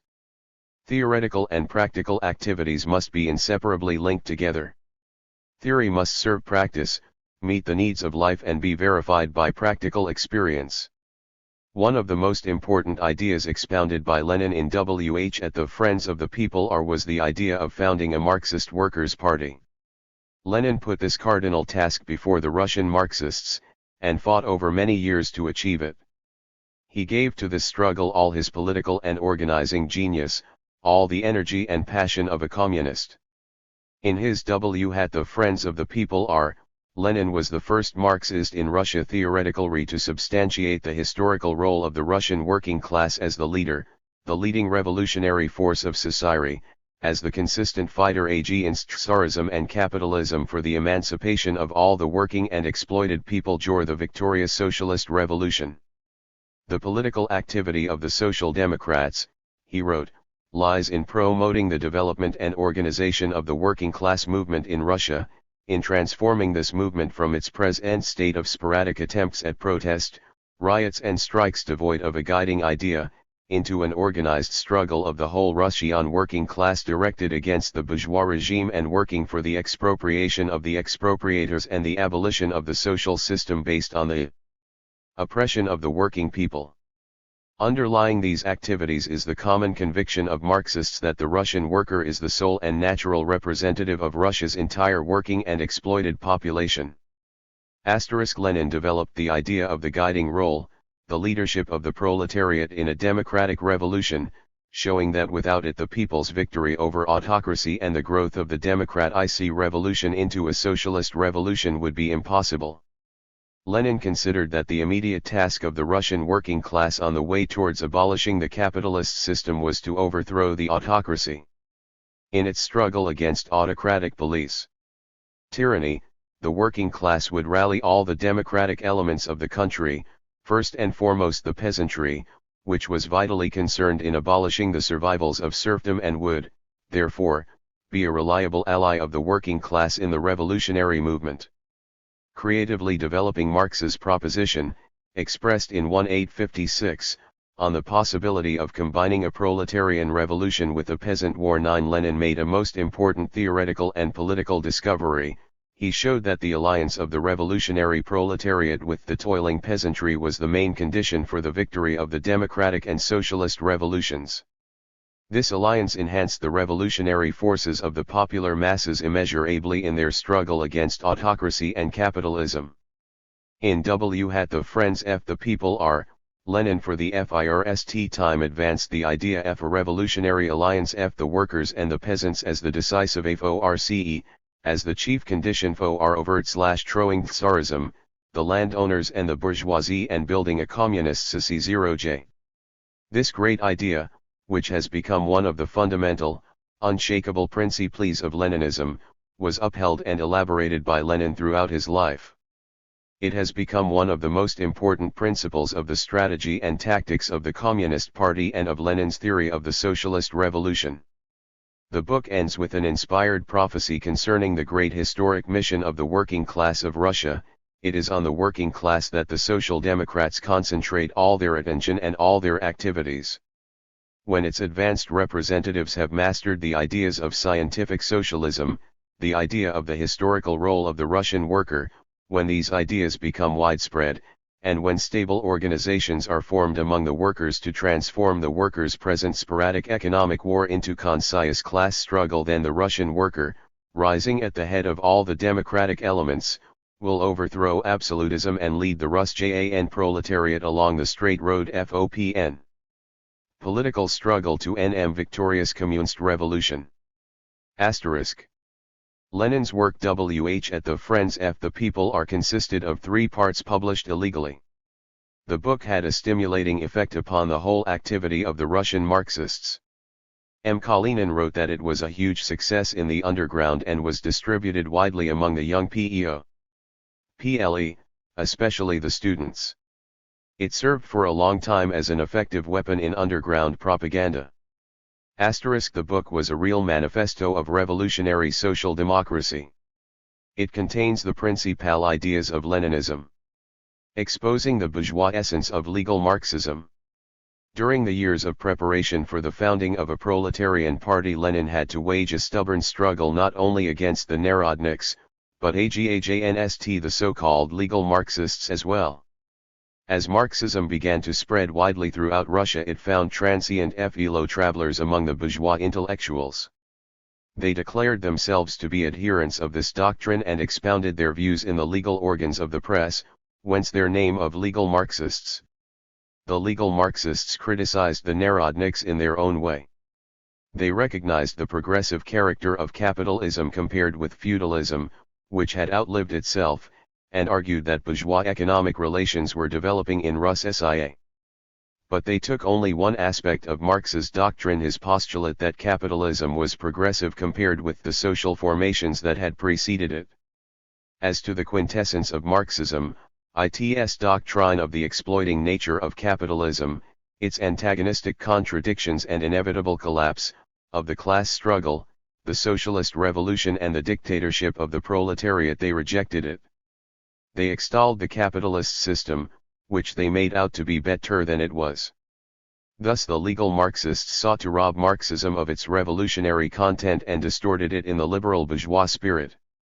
Covering up their views with theoretical postulates which they quoted at random from Marx's doctrine and to which they gave a false and one-sided interpretation, they sought to subordinate the working class movement to the ideology and interests of the bourgeoisie.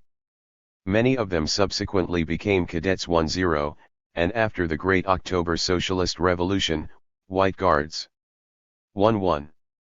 At the very birth of legal Marxism, Lenin saw this liberal bourgeois trend for what it was, a defense of the class interests of the bourgeoisie, and realized that its spokesmen were disguised enemies of Marxism, advocates of capitalism. In the autumn of 1894, at a meeting of a St. Petersburg Marxist circle, Lenin read a paper entitled The Reflection of Marxism in Bourgeois Literature, concerning Struve's book Critical Remarks on the Subject of Russia's Economic Development.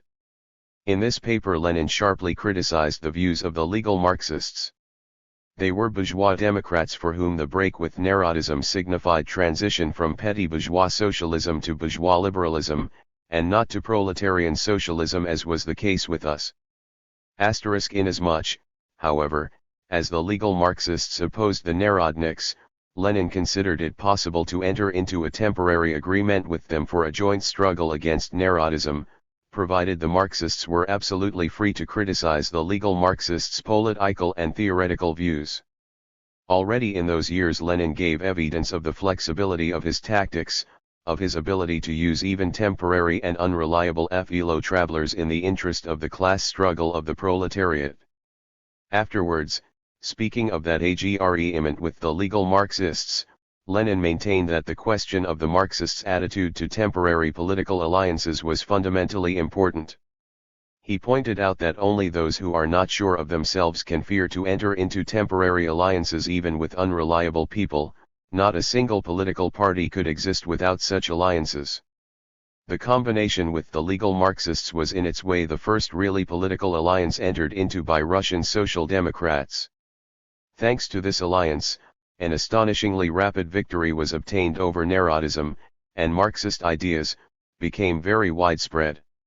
**** in the spring of 1895 in the collection A Material Forach Characterization of Our Economic Development. Lenin's article The Economic Content of Narodism and the Criticism of It in Mr. Struve's book was published. It gave a sweeping criticism of Narodism and legal Marxism, contrasting them to the revolutionary class stand of Marxism.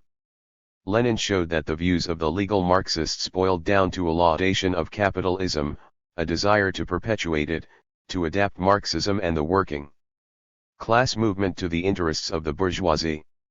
It was no accident that Struve urged that we acknowledge our lack of culture and go and learn from capitalism.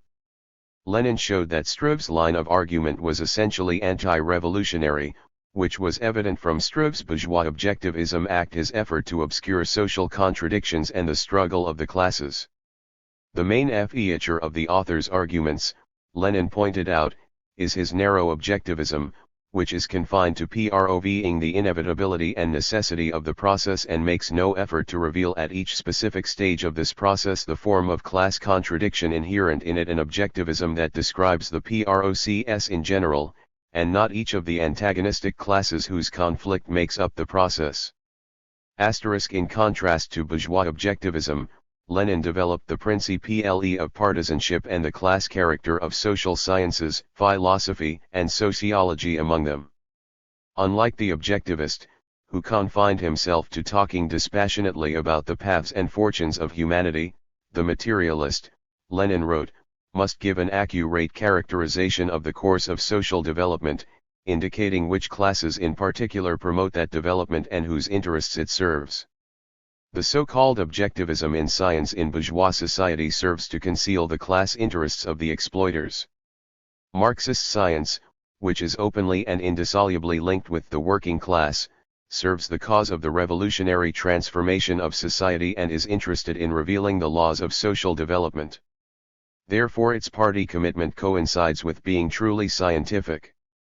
Lenin explained that materialism includes party commitment, obliging us in any assessment of events to adopt the standpoint of a definite class directly and openly. Lenin stressed the necessity of adopting an uncompromising attitude towards all deviations from Marxism, of treasuring the theory of scientific socialism, elaborating it in a creative spirit and defending it against distortion and vulgarization on the part of the opportunists and reformists.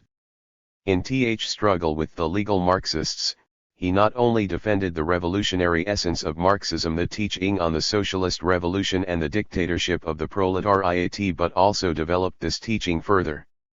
He elaborated a revolutionary theory which took into account the new historical experience and the new requirements of the proletarian movement.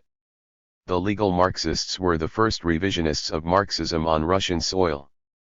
But legal Marxism, or Struvism, which Lenin described as a reflection of Marxism in bourgeois literature, was an international as well as a Russian phenomenon. Lenin's struggle against it in Russia was also a struggle against international revisionism. Struvism, as Lenin put it, sought to take from Marxism all that is acceptable to the liberal bourgeoisie, including the struggle for reforms, the class struggle, the general recognition of socialist ideals and the substitution of a new order for capitalism. They cast aside only the living soul of Marxism, only its revolutionary content. Asterisk. The League of Struggle for the emancipation of the working class. In the middle of February 1, 1895, Lenin attended a conference in St. Petersburg of members of the social democratic groups of St. Petersburg, Moscow, Kiev, and Vilna. The conference discussed the question of changing over from the propaganda of Marxism in NARO circles to mass political agitation, and of publishing popular literature for the workers and establishing close contact with the emancipation of labor group. It was decided to send a representative abroad, but owing to differences on matters of principle no agreement was reached on sending one person representing all the groups. 2 men were therefore sent abroad: Lenin from the St. Petersburg Social Democrats, and Wysponti from the Moscow group. The question of changing over to mass agitation was discussed also at a joint conference of the St. Petersburg Social Democrats and Workers. The pamphlet on agitation, issued by the Vilna Social Democrats, was read out and discussed. Some of those who attended the conference considered the transition to new forms of political activity premature. But the workers unanimously supported Lenin, and his motion was carried by a majority vote. Agitation by the Social Democrats of St. Petersburg stimulated the growth of a mass working class movement. The trip abroad was delayed, as Lenin fell ill with pneumonia and could not leave until the end of April. Ostensibly the object of this trip was to take a convalescent holiday. All frontier agents were notified by a special police circular of Lenin's intended trip, and agents abroad were instructed to keep a careful watch of Lenin's activities and foreign connections. Secret police documents stressed the exceptional circumstances in which his family found itself, and constantly referred to the fact that he was the brother of the executed state criminal Alexander Ulyanov. Lenin's first meeting with Plekhanov took place in Geneva. After their talk, Plekhanov said that he had never met such an outstanding representative of the revolutionary youth before. In one of his letters he wrote that he had seen many people from Russia during the many years he had been living abroad, but that none of them had inspired such hopes in him as did young Ulyanov. Lenin, for his part, had the greatest respect and liking for Plekhanov, the first outstanding Russian Marxist. But already at that time Lenin and Plekhanov differed on a number of fundamental issues. Lenin upheld and developed the idea of the hegemony of the proletariat, and of the proletariat's alliance with the peasantry. He regarded this alliance as the main force guaranteeing the overthrow of Tsarism and capitalism. As for Plekhanov, he had no faith in the strength of the working class or its ability to lead the peasants. He denied the revolutionary character of the peasantry, and holding the Russian liberal bourgeoisie to be revolutionary, he assigned it the role of leader and motive force of the coming bourgeois democratic revolution in Russia. Lenin's trip abroad was of great importance not only for the active ideas of the Social Democrats in Russia, but also for the emancipation of labor group, which from that time established closer contacts with the Social Democrats working in Russia. It was at that time, too, that Lenin's proposal to publish popular collections of articles for the workers was adopted and the decision taken to publish abroad a miscellany entitled Rabbonic. After a stay of about 3 weeks in Switzerland, Lenin left for Paris. There he met Paul Lafargue, son-in-law of Karl Marx and a prominent leader of the French and the international working class movement. Lafargue was a close friend and disciple of Marx and Engels, and one of the founders of the French Workers' Party. Taking advantage of his stay in Paris, Lenin proceeded to study the history of the Paris Commune. He made a précis of Part 1 of G. Lefranç's book, An Essay on the Movement F. the Paris Communards in 1871. After nearly 6 weeks in Paris, Lenin went back to Switzerland. He spent several days in a sanatorium, then left for Germany, where he rented a room in a Berlin suburb. He spent much of his time in the Berlin Imperial Library, where he studied foreign Marxist literature, and made notes and abstracts. At that time Lenin made a précis of the book The Holy Famify or Critique of Critical Criticism. Against Bruno Bauer and Co. by Marx and Engels. He studied the life and conditions of the German people and, as in Paris, attended workers' meetings. In Berlin he met Wilhelm Liebknecht, one of the leaders of the German Social Democrats for whom he had a letter of recommendation from G. V. Plekhanov. Lenin had looked forward to meeting Friedrich Engels, who was living in London at the time. But Engels was seriously ill and the meeting did not take place. Lenin returned to Russia early in September 1895. He succeeded in escaping the vigilance of the secret police, who had strict orders to search his luggage carefully at the frontier. He brought illegal Marxist literature from abroad concealed between the double lining of his suitcase. According to a report submitted to the police department, nothing reprehensible was discovered despite the most careful examination of his luggage. Before going back to St. Petersburg, Lenin visited Vilna, Moscow, and Orakhovo-Zhivievo, where he met members of the local social democratic groups and made arrangements for contributions to the foreign publication of the Rabbonic Miscellany. On his return to St. Petersburg, the literature which he had brought with him from abroad was distributed among the Social Democrats of St. Petersburg and other cities. In St. Petersburg, Lenin was under secret surveillance of the police, but being well up in secrecy techniques, he was able to elude detection. In a number of workers' circles he was known as Nikolai Petrovich, and in the Narvskaya Zastava district as Fyodor Petrovich. He was familiar with the through yards of many residential blocks in St. Petersburg and was able to throw the spies off his track. He repeatedly changed his address to keep his whereabouts a secret. Owing to lack of funds, Lenin was obliged to rent a cheap room. In a letter home he complained, "The next room is separated from mine by only a thin partition, so that everything can be heard, and sometimes I have to run away from the balalaika with which my neighbor amuses himself right in my ear." Under these conditions he could do no work at home. And so he used to go to the library, where he often had meetings with Social Democrats. Lenin regularly visited the public and other libraries and reading rooms in St. Petersburg. He closely followed the Russian and foreign press and all the latest books and magazines. In private life Lenin was a man of very simple habits. The following fact is highly characteristic of him. On his arrival in St. Petersburg he started an account book in which he made regular entries in the course of a month in order to plan his budget. On adding up his expenses, Lenin was annoyed to find them so high. In a letter to his mother he wrote, "I am spending too much. For example, I spent 1 ruble 36 kopecks on tram fares alone." On his return from abroad Lenin found himself under special surveillance. The Tsar's spies said boastfully, "We've now tracked down Ulyanov, a dangerous state criminal whose brother was hanged. He's arrived from abroad and he won't get away from us. Lenin knew of the danger threatening him. But while taking all possible precautions, he stepped up his revolutionary work among the St. Petersburg proletariat.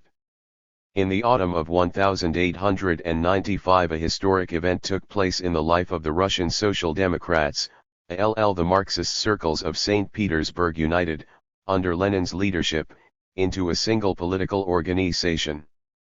In December this organization adopted the name of the League of Struggle for the Emancipation of the Working Class. The League of Struggle was led by a central group under Lenin. Among its members were A. Vaniev, P. Zaporozhets, G. Krzyzanowski, N. Krupskaya, L. Martov, A. Patrusov, S. Radchenko and V. Starkov. It based its activities on the workers' factory study circles, which united into district groups. The League adhered to the principle of centralism, and maintained strict discipline and close ties with the workers. It led the activities of Marxist circles and the strike movement, and published leaflets. All its publications were edited by Lenin. Early in November the League organized a strike at the Thornton factory involving 500 weavers. It issued and distributed a leaflet "What the Weavers Are Demanding." A joint meeting of delegates of social democratic groups and advanced workers of St. Petersburg was called in connection with the strike to ascertain what the situation was in the different districts and to draw up a plan of action. The meeting was attended by Lenin. Soon the League issued another leaflet to the working men and women of the Thornton factory, written by Lenin. It called upon all the factory hands to support the striking weavers. "Let us, then, comrades, stand firm and steadfast and carry on to the very end, let us." 45. Remember that we can improve our conditions only by our common and concerted efforts, it said. The leaflet made a strong impression on the workers, and strengthened their solidarity and staunchness. They won the strike. Their example inspired the workers in many other industrial establishments of St. Petersburg to fight. The activities of the League of Struggle, as Lenin pointed out, showed that the proletariat, led by the Social Democrats, was a powerful political factor which the government could no longer ignore. It had always been a cherished dream of Lenin's to write for the workers. "There is nothing I would like so much as to write for the workers," he pointed out afterwards. In the autumn of 1895 he wrote the pamphlet Explanation of the Law on Fines imposed on factory workers. The question of fines agitated all workers at the time. The pamphlet gave a popular account of how the employers exploited the workers and by what means the proletariat should fight its oppressors. Lenin cited striking examples from the life of the workers to show that the government, which sided with the employers, would always pass laws that benefited the latter. The workers had only one way of fighting oppression by the government and the capitalists, and that was to take a common stand against the capitalists and the unfair conditions established by the law. The pamphlet was printed in 3,000 copies in the illegal printing plant of the Narodnaya Group and was widely circulated among the workers. In February 1896 the central organ of the German Social Democratic Party, the newspaper Vorwärts, published an announcement of the pamphlet's publication in Russia. The announcement stressed its importance for the working class movement. Lenin's League of Struggle linked up the struggle of the workers for pressing economic demands with the political struggle against Tsarism and capitalist exploitation. It fulfilled a historical mission, for it was THEFIRST organization in Russia to begin combining the ideas of scientific socialism with the working class movement. FROM then on the working class movement in Russia developed under the banner of Marxism. In these conditions it became imperative to create a party capable of consistently and staunchly defending the interests of the working class, a party that, relying on the mass working class movement, could lead the political struggle against autocracy and capitalism. This St. Petersburg League of Struggle served as a model for the amalgamation of workers' groups in similar leagues in other cities and regions of Russia. It was essential to establish solid ties among them. With this aim in view, the St. Petersburg League of Struggle decided to publish an illegal newspaper called Rabotchi Dyelo. The question of publishing an illegal newspaper had already been decided abroad when Lenin came there. Lenin collected material for the newspaper among the workers. All the more important articles for the first issue of Рабочий Dyelo were written by Lenin, among them to the Russian workers, "What are our ministers thinking about?" and the Yaroslavl strike in 1895. The editorial explained the historic tasks of the working class in Russia, chief among which was the winning of political liberty. The first number of the newspaper was edited entirely by Lenin.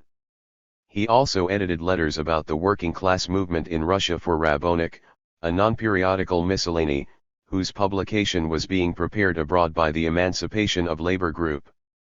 Upon Engels's death, Lenin wrote an article for this miscellany entitled Friedrich Engels, in which he described the great services which Engels had rendered the international proletariat.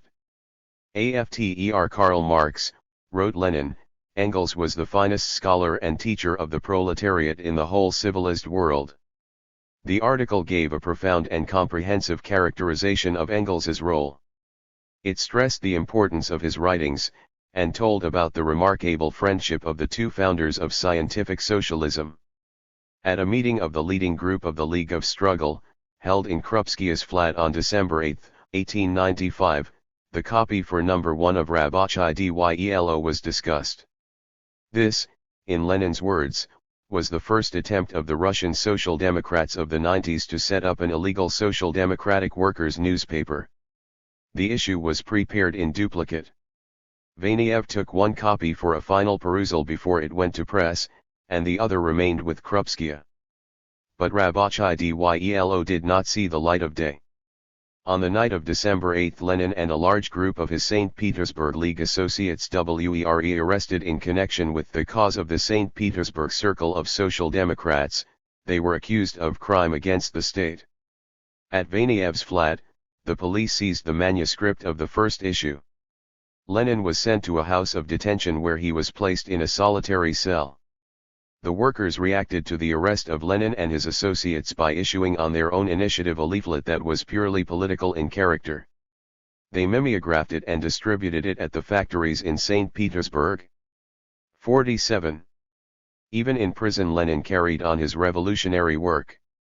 He quickly found ways and means of establishing contacts with comrades who were not arrested and through them directing the activities of the League.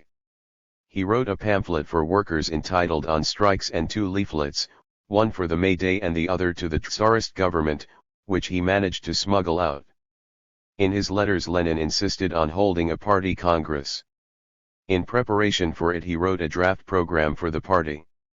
As we know, the congress did not take place until 1898, when Lenin was in exile in Siberia.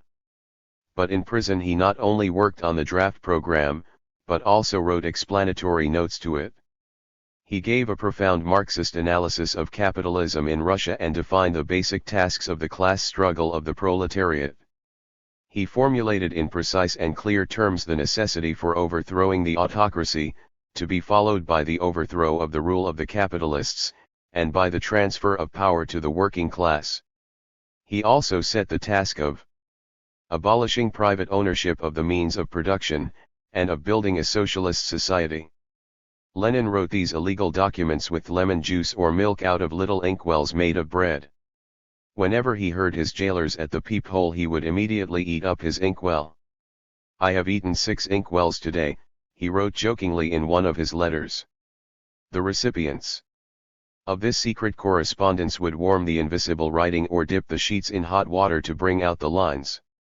While in prison Lenin continued his researches in the economic development of the country, and began to write his book Development of Capitalism in Russia. In one of his letters he wrote, "I have a plan that has occupied my mind ever since I was arrested, and the more I think of it the more interested I become. I have long been engaged on a certain economic problem. I had gathered some literature on the subject, drawn up a plan of operations, and had even written something, expecting to publish it as a book if the size exceeds that of an article for a journal."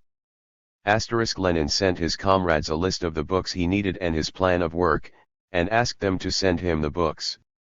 With the help of relatives and friends, he began to receive the necessary literature from various libraries in St. Petersburg.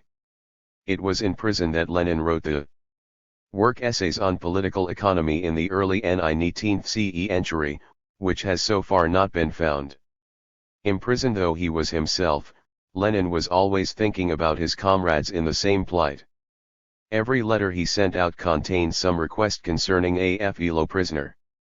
Now it was for a fictitious fiancé to be sent to visit a lonely comrade who had no relatives in town, now it was for somebody to be told through visiting relatives to look for letters on such and such a page, of such and such a book in the prison library, now it was for warm clothes to be sent to so and so. Lenin corresponded with imprisoned comrades through prison library books in which he used dots to mark off the letters forming the message. Krzyzanowski wrote that receiving and reading a letter of Lenin's was like taking a bracing, refreshing drink. It bucked one up immediately and was a moral tonic. This man possessed such vast reserves of moral strength, such an ability to raise the spirits of any person who stood in need of it, that these qualities alone under any sort of conditions, and particularly prison conditions, made him an indispensable comrade. Lenin established for himself in prison a rigid regime which helped him bear the hardships of a prisoner's life. He spent most of the day working, and before bedtime he never missed doing his physical exercises. Several more League members were arrested early in January 1, 1896, among them Babushkin, and in August Krupskaya was arrested. As soon as Lenin heard of this he got in touch with the arrested comrades. He continued to give advice and directions to those outside. Despite its heavy losses, the League of Struggle weathered the storm, because it had by that time become deeply rooted in the working class movement. The advanced workers educated by Lenin's League formed new contacts, organized new study circles, and extended agitation, propaganda, and organizing work among the masses. The summer of 1896 saw major strikes in St. Petersburg that subsequently spread to Moscow. The St. Petersburg League of Struggle launched agitation work on a large scale. It published as many as 13 leaflets in the course of 1 month. The strikes of 1896, Lenin later wrote, ushered in an era of steadily mounting workers' movement, the most potent factor in the whole of our revolution. The inception of a mass working class movement, with the participation of Social Democrats, dates from I.J. 1895–96, the time of the famous St. Petersburg strikes, he pointed out. At the turn of the century the proletariat of St. Petersburg took the lead of the working class movement in Russia. More than anyone else, Lenin realized what colossal force lay in the awakening mass working class movement in Russia and what objective prerequisites existed for the victory of the socialist revolution in our country. He attached exceptional importance to the high degree of concentration of the working class in Russia at large enterprises and in large industrial areas. He noted that the Russian proletariat had been brought up for decades by a very young, but nevertheless modern large-scale machine industry. This St. Petersburg period was a very important one in the life and work of Lenin. It was there that he established close contact with the working class and its foremost representatives. Lenin's activity in St. Petersburg, particularly his work in the League of Struggle for the Emancipation of the Working Class, played a decisive role in his development as leader of the revolutionary proletariat in Russia. Lenin was a most active leader of the great process of combining Marxism with the mass working class movement in Russia. At that time the Russian Social Democrats, led by Lenin, changed over from circle propaganda to mass political agitation. It was in St. Petersburg that Lenin formed the League of Struggle for the Emancipation of the Working Class, the first embryo of a revolutionary Marxist party basing its activity on a mass working class movement. Chapter 3. Siberian Exile. Without a revolutionary theory there can be no revolutionary movement. Lenin. After more than 14 months' imprisonment, Lenin was sentenced to 3 years' exile in eastern Siberia under open police surveillance. The sentence was announced to him on February 13, 1897. In Shushenskoye. Lenin's mother got permission for him to travel at his own expense instead of being transported in the usual way. This relieved Lenin of the distressing experiences of traveling by stages from prison to prison. On his way to exile he visited his relatives in Moscow, where he stayed for a few days. He used this opportunity to do some work in the Rumyantsev Museum reading room, where he collected material on the development of capitalism in Russia. Lenin arrived at the village of Shushenskoye in the Minusинsk district, Yenisei Gubomia on the evening of May 8. The small room Lenin occupied contained a wooden bed, a table, and 4 chairs. Lenin received an exile's allowance of 8 rubles a month, and he lived mainly on this money during his period of exile. A man of simple tastes and habits, he could make do with very little when he had to. In those days Shushenskoye was an out-of-the-way village 13/600 versts from the railway. It was a trying ordeal for Lenin to be in exile. The worst thing about it was his forced dissociation from direct work among the proletariat. Lenin made a profound study of the history of philosophy and frequently corresponded on this subject with F. Lennik, who was also in exile. Unfortunately, this correspondence has not been found. According to Lennik, Lenin, in these letters, came out sharply against idealism, which he opposed by the materialist philosophy of Marx and Engels. In those days Lenin spoke about his philosophical knowledge with characteristic modesty. I am only too well aware of my lack of philosophical education and I do not intend to write on these subjects until I have learned more. That is just what I am now doing. I have started with Holbach and Helvetius, and am now taking up Kant. I have got hold of the chief works of the chief classical philosophers. He also studied Hegel's philosophy. On Lenin's initiative, an exchange of literature was organized. Among the exiles, Lenin maintained contacts with the centers of the working class movement in Russia, St. Petersburg and Moscow, and with Marxists in Nizhny Novgorod, Voronezh, and other cities. Through his sister Anna Elizarova Ulyanova he arranged a regular correspondence with the Emancipation of Labor Group. His main concern was to unite all the isolated organizations to build up a Marxist party, a genuine leader of the working people. Lenin carried on a regular and frequent correspondence with his relatives, especially his mother.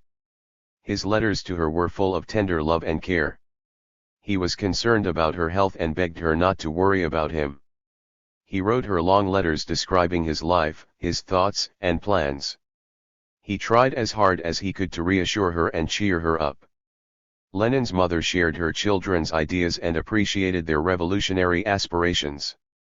She tried to help them bear the hardships of imprisonment or exile. She never complained about the fact that she lived in a state of constant anxiety for their safety. This remarkable woman steadfastly endured all tribulations.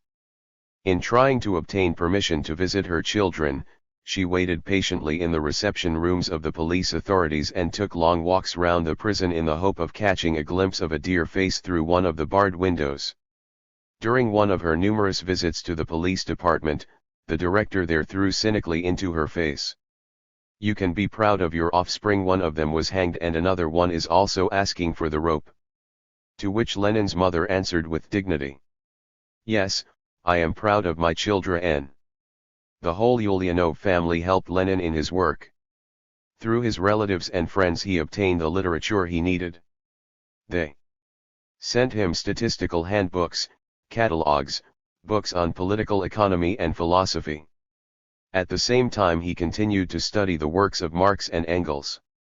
In a letter to his elder sister he asked her to send him the following books, published in French: The Poverty of Philosophy and The Critique of the Hegelian Philosophy of Law by Karl Marx and chapters from Anti-Düring by Friedrich Engels published as pamphlets.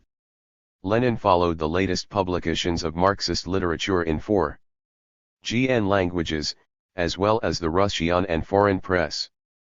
He was interested to read the report of the Stuttgart Congress of the German Social Democratic Party in a German newspaper, and asked his relatives to send him verbatim reports of parliamentary debates, and literature on the economics of agriculture in Western Europe and on the history of forms of industry. Lenin subscribed to many newspapers and periodicals. All this enabled him to keep abreast of events and follow the working class movement and economic development in Russia and Western Europe. While in exile, Lenin continued his study of agrarian relations in Russia. He now made a careful study of Siberian rural life and conditions of the peasantry. In this he was helped by his close ties with the peasants of Shushenskoye. The villagers had great respect for Lenin and sought his help. Being a political exile, he had no right to engage in legal practice, but unofficially he gave the peasants advice and taught them how to protect themselves against the arbitrary actions of the local authorities and the rich. On one occasion he helped a worker to win his suit against his employer, the owner of a gold mine, who had sacked him without paying him his wages. After this, Lenin's prestige with the local population rose still higher. People from other neighborhoods started coming to him for advice. Often the offended person had only to threaten to complain to Lenin for the offender to give way. 2 other exiles lived in Shushenskoye besides Lenin.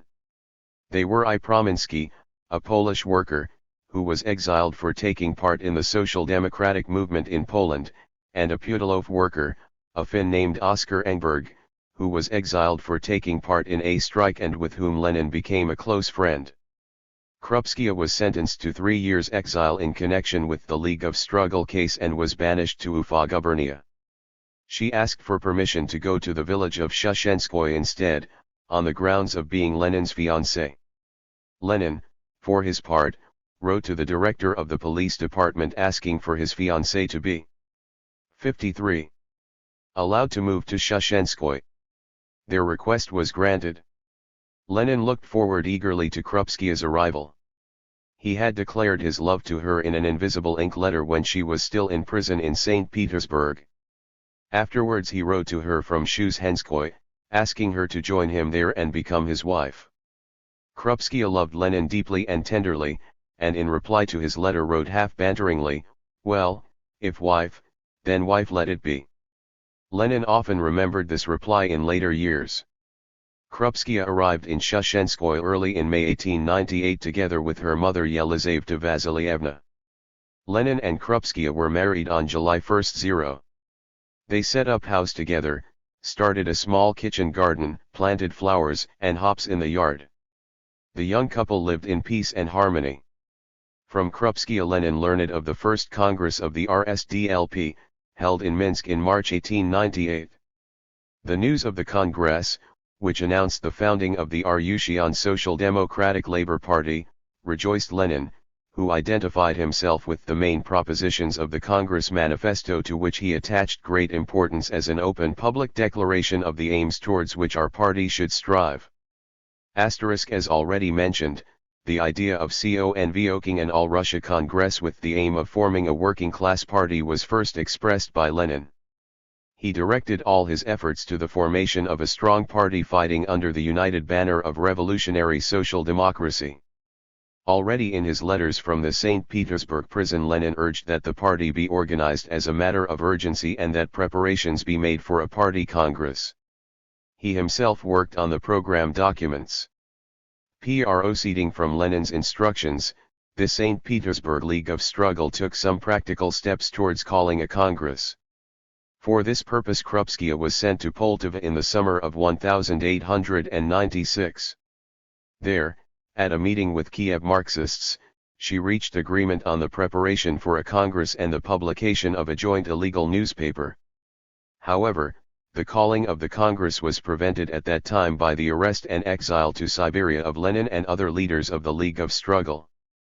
Not until 18 months later were the representatives of the major social democratic organizations in Russia able to convene a congress. The first congress of the RSDLP was of great historical significance. It officially announced the formation of the party, crowning the period of childhood and adolescence of Russian social democracy. The founding of the Russian Social Democratic Labor Party was the biggest step taken by the Russian working class movement in its fusion with the Russian revolutionary movement.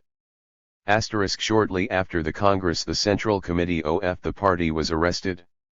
The Tsar's government also struck out at many local party organizations. The Marxist organizations found themselves disunited again and there began ideological vacillation. This meant, in effect, that no party in the sense of a single centralist organization had been created. Lenin and Krupskaya worked H.I.rd in exile. They translated foreign books into Russian together, and copied out Lenin's writings.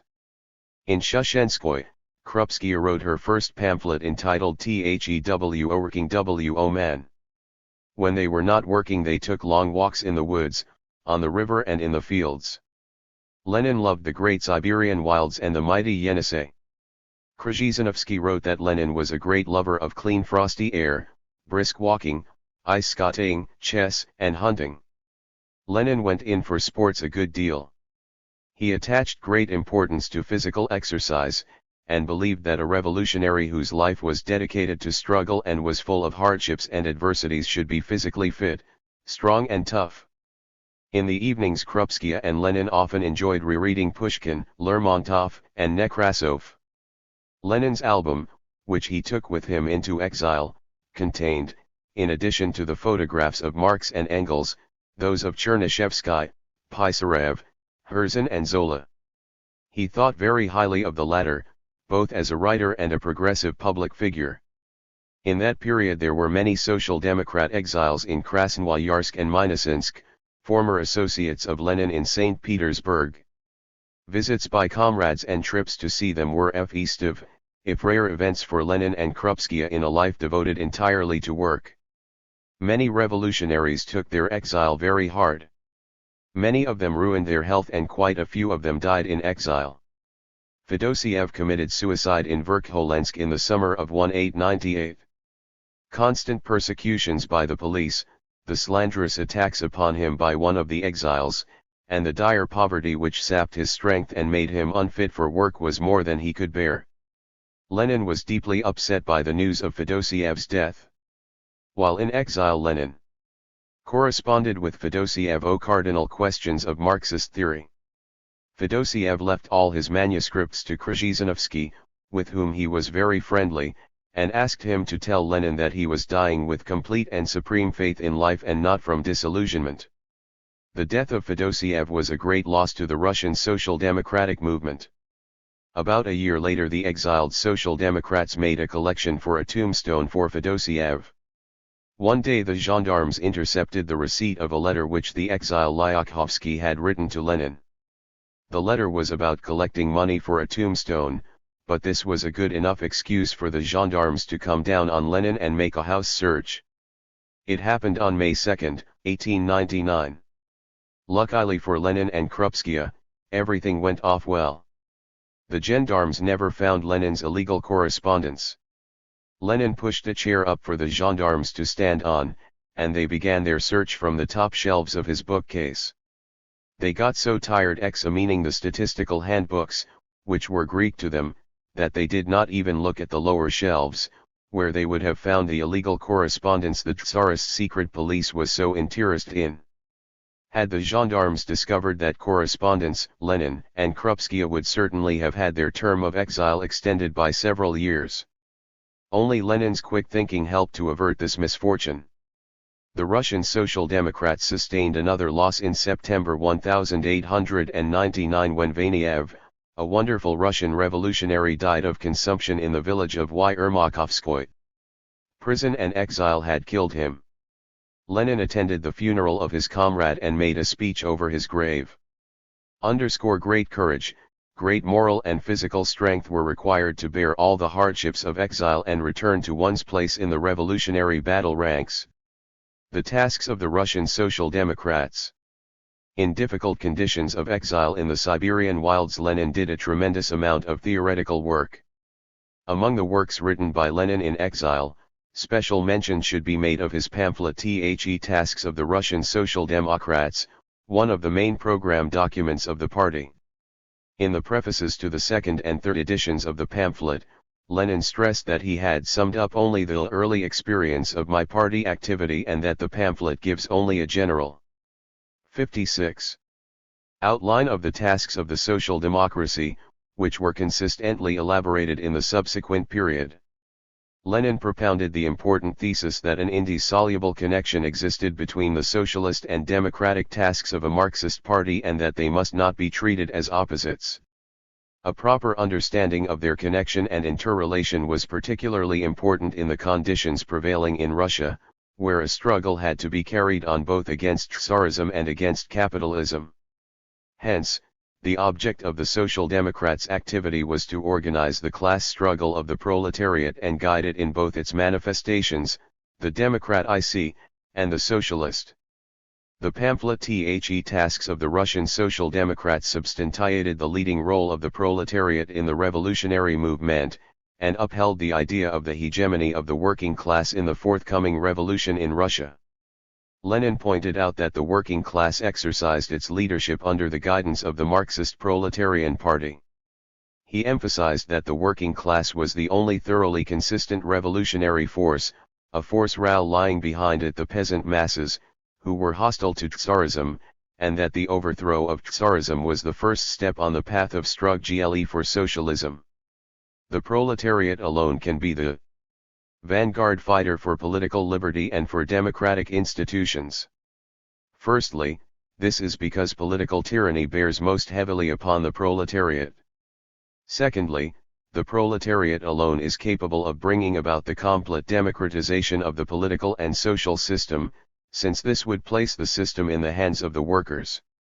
Lenin laid particular emphasis on the importance of adherence to the party principle and the independent position of the Social Democrats. The Social Democrats, he said, supported all the political opposition elements, but this support did not imply any concessions of principle in programs and theories that were alien to Maoism. In this pamphlet Lenin pointed out how essential revolutionary theory was for the emancipation struggle of the proletariat, and advanced the well-known thesis, which became a guiding principle for all Marxists, that without a revolutionary theory there can be no revolutionary movement. Lenin consistently developed this 57 thesis in his later works, in which he stressed the extreme importance of revolutionary theory for a proletarian party. Marxists, Lenin pointed out, should draw all their convictions from revolutionary theory, and should proceed from it in their practical activities. Lenin called upon the social democratic groups and workers' circles scattered throughout Russia to found a single social democratic labor party. The pamphlet was first published in Geneva in 1898 by the Emancipation of Labor Group and was widely read by the Social Democrats and foremost workers of Russia. It was found during house searches and arrests in St. Petersburg, Moscow, Smolensk, Kazan, Orel, Kiev, Vilno, Feodosia, Irkutsk, Archangel, Sormovo, Kovno and other towns. It did much to promote the political and economic struggle of the working class and disseminate the ideas of Marxism, and helped to create a proletarian party. While upholding the purity of revolutionary theory, Lenin constantly stressed the need to carry forward Marxist theory. "We do not regard Marx's theory," he wrote, "as something completed and inviolable. On the contrary, we are convinced that it has only laid the foundation stone of the science which socialists must develop in all directions if they wish to keep pace with life. We think that an independent elaboration of Marx's theory is especially essential for Russian socialists, for this theory provides only general guiding principles, which, in particular, are applied in England differently than in France differently than in Germany, and in Germany differently than in Russia." Lenin's early writings were a further independent elaboration of Marx's theory. They constituted a guide in the struggle for building up a social democratic party in Russia, the party of a new type, the party of revolutionaries. The development of capitalism in Russia in exile. Lenin completed his classical work The Development of Capitalism in Russia, which dealt the final blow to Narodism and defeated legal Marxism. The draft of the book was ready early in August 1, 1898. After that Lenin proceeded to give it the finishing touches. Krupskaya wrote to Lenin's mother in October 1898 that Lenin was up to his ears in his markets and as writing from morning till night. Lenin finished the last two chapters and the appendices at the end of January 1899. he wanted his book on the development of capitalism in Russia to be understood not only by learned specialists, but also by the wide circles of the revolutionary intellectuals and the advanced workers. THED of Capitalism in Russia appeared in St. Petersburg in March 1, 1899 under the pen name of Vladimir Ilyin. The 2,400 edition sold out very quickly. The book was the result of over 3 years' research. In this important work Lenin drew on his profound knowledge of life and used hundreds of books and ample statistical evidence to trace the general objective laws of the capitalist mode of production and the course of Russia's capitalist development. Lenin's analysis of the problem of the formation of a home market was an important contribution to Marx's economic doctrine.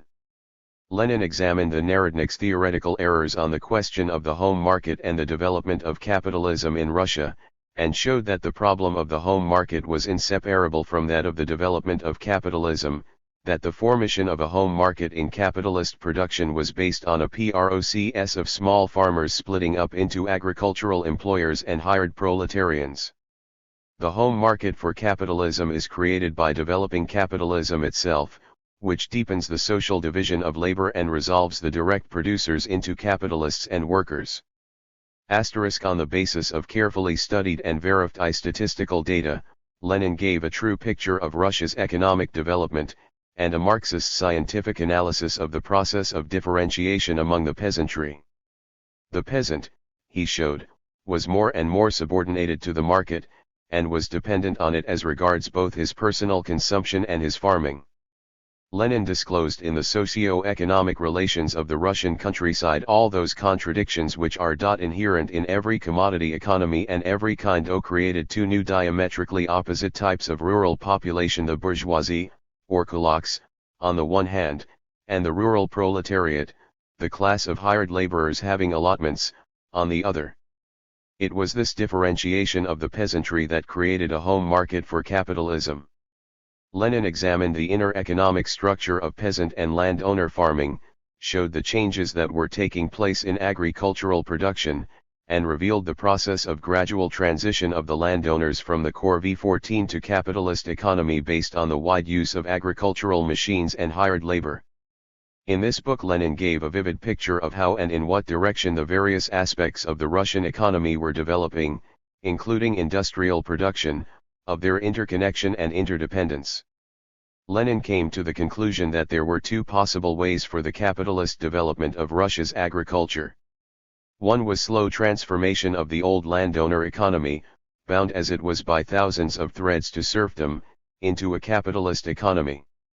The other was revolutionary destruction of every vestige of serfdom, primarily the landed estates. This alternative path offered an opportunity for the speediest and freest development of the productive forces on a capitalist basis, and created favorable conditions for the working class subsequently accomplishing its fundamental task, the overthrow of capitalism and the transformation of the country's economy on socialist lines. It was important for the theory and practice of the revolutionary struggle to take a correct view of the destiny of capitalism. The question was, which class must and could accomplish a radical transformation of society, what social force the revolutionaries should rely on, and what were the prospects and conditions for the victory of the coming revolution. Lenin focused his attention on these points, and showed that a great people's revolution under the leadership of the proletariat was maturing in Russia. Development of capitalism in Russia builds up a well-reasoned exhaustive economic argument in support of the idea of an alliance of the working class and the peasantry, the idea of the hegemony of the proletariat in the coming revolution. Lenin showed that the ranks of the proletariat were growing swiftly and steadily in town and country alike, that the working class of Russia was becoming a tremendous political force. In his preface to the second edition, Lenin, on the basis of the experience of the First Russian Revolution, laid special emphasis on the leading role of the working class. The strength of the proletariat in the process of history, he wrote, is immeasurably greater than its share of the total population. He showed that it was not only a question of the proletariat's growing numerical strength, but of its concentration in large factories and major industrial centers, as well as of its alliance with the peasantry, together with whom it constituted the majority of the population. This important thesis of Leninism was proved correct by the subsequent revolutionary struggle of the Russian proletariat, which scored epoch-making victories despite the fact that it made up a comparatively small proportion of the country's total population. It was on the basis of Lenin's scientific analysis of Russia's socio-economic system and class structure that the Bolsheviks elaborated their strategy and tactics in the First Russian Revolution. His analysis of the economic development of Russia enabled Lenin, in the first place, to deal the final blow both to Narodism and to the legal Marxists and to show that their views were utterly untenable, secondly, to prove on the basis of economic data the historical role of the working class as the leading political force in society, and thirdly, to demonstrate the role of the peasantry as an ally of the proletariat. Lenin's book is an outstanding scientific research, every conclusion of which is documented by a wealth of factual material. It is an example of the use of theory to substantiate revolutionary practice. Lenin's book is of great general theoretical and international importance. The fundamental propositions of the paths for the development of capitalism and class struggle examined in it are starting points for the peoples of all capitalist and colonial countries fighting for their liberation and independence. Lenin deepened Marxist analysis of the development and essence of capitalism, throwing light, inter alia, on problems of the development of capitalism in countries where there are vestiges of serfdom, the development of agrarian relations under capitalism, and the social structure of capitalist society. Lenin's political and economic substantiation of the leading role of the proletariat in the revolution dealt a blow at the opportunists all over the world, who asserted that the proletariat could not and should not fight for power and for socialism so long as it constituted a minority in the country. Lenin smashed these false allegations of the opportunists. During his 3 years in exile, Lenin wrote over 30 books and articles, IP. which he outlined the paths of revolutionary struggle of the working class, elaborated the program and tactics of the party, and fought against the economists. Skillfully evading the Tsarist censorship, he used the legal journals of the day for the propaganda of revolutionary Marxism. The idea of publishing his artides in book form had occupied Lenin's thoughts since the beginning of 1898. He was able to realize his plan. His first book of collected articles appeared in St. Petersburg in October 1898, under the title of Economic Studies and ESSQYS, signed Vladimir Ilyin. AGAINST. The revisionist critics of Marxism. Lenin expressed deep concern for the historical destiny of Marxism and followed the growth of opportunism in the social democratic parties of Western Europe, and the opportunists' attempts to rob Marxism of its revolutionary essence. By their vulgar misinterpretation of Marxism, the opportunists depreciated the role of the party in the working class movement, extolled trade unionism, reduced to naught the importance of political struggle, and also belittled the role of theory. In 1896–98 the German Social Democrat Eduard Bernstein published a series of articles under the general title Problems of Socialism, later published in book form under the title Prerequisites of Socialism and the Tasks of Social Democrats, in which he frankly revised the basic tenets of Marxism and sought to substitute a liberal reformist doctrine for Marxism. Bernstein proclaimed the opportunist slogan "The movement is everything, the final aim is nothing," thereby advocating rejection of revolutionary struggle by the working class, and renunciation of the dictatorship of the proletariat. Under cover of pseudo-socialist phrases, the revisionists were fighting against Marxism, against the doctrine of the proletarian revolution, the dictatorship of the proletariat and the victory of socialism. Bernstein's book and the statements of his fellow thinkers in the press angered Lenin. He understood that a regular war will have to be waged against the revisionists. It was with great satisfaction that he read Plekhanov's ESSQYS on the history of materialism and his articles against Bernstein's revisionism published in Die Neue Zeit. 62. The Journal of the German Social Democrats. Lenin was strongly opposed to Neo-Kantianism, which was reviving the most reactionary and idealistic postulates of Kant's philosophy. Neo-Kantian views were upheld by Bernstein, who, taking his cue from bourgeois professors, proclaimed back to Kant. On receiving Koskai's book against Bernstein entitled Bernstein and the Social Democratic Program, Anti-Criticism, Lenin and Krupskaya translated it into Russian in the course of a fortnight. The manuscript of this translation circulated from hand to hand. It was read by exiled Social Democrats both in the Minusинsk district and elsewhere. Lenin also sharply criticized the Russian distorters of Marxism, who, like Bernstein, attacked the revolutionary content of the theory of scientific communism. He showed the limitless confusion of ideas, the absence of anything like independent views, the tremendous step backwards as compared with the views of Russian social democracy which our Bernsteinism represents. He considered that the revolutionary Social Democrats must wage a relentless struggle against the revision of Marxism and staunchly uphold the purity of revolutionary theory. Lenin also resolutely attacked attempts to revise the teaching of Marx by the legal Marxists who praised Bernstein for his struggle against Marxism and regarded this struggle as a great service. Lenin revealed the total groundlessness of the criticism in which Bernstein's Russian followers engaged. Lenin was concerned about a problem of paramount political importance at the time, namely, the path which the young Russian working class movement would take. Lenin concentrated all his energies on instilling a socialist consciousness into the working class movement and directing its development into a revolutionary channel, the only one that was correct. While in exile in Shushenskoye, Lenin received from Anna Elizarova in St. Petersburg a copy of The Economist's Credo. He immediately subjected this program of Russian Bernsteinism, this quintessence of social democratic opportunism, to a detailed criticism.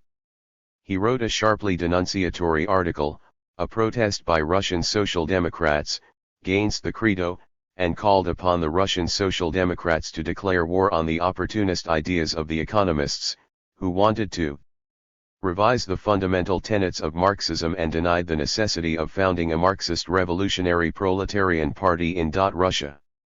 Lenin showed that Bernsteinism was an attempt to narrow the theory of Marxism, to convert the Revolutionary Workers' Party into a reformist party, and urged people to resolutely oppose the transmitting of these opportunist ideas to Russia.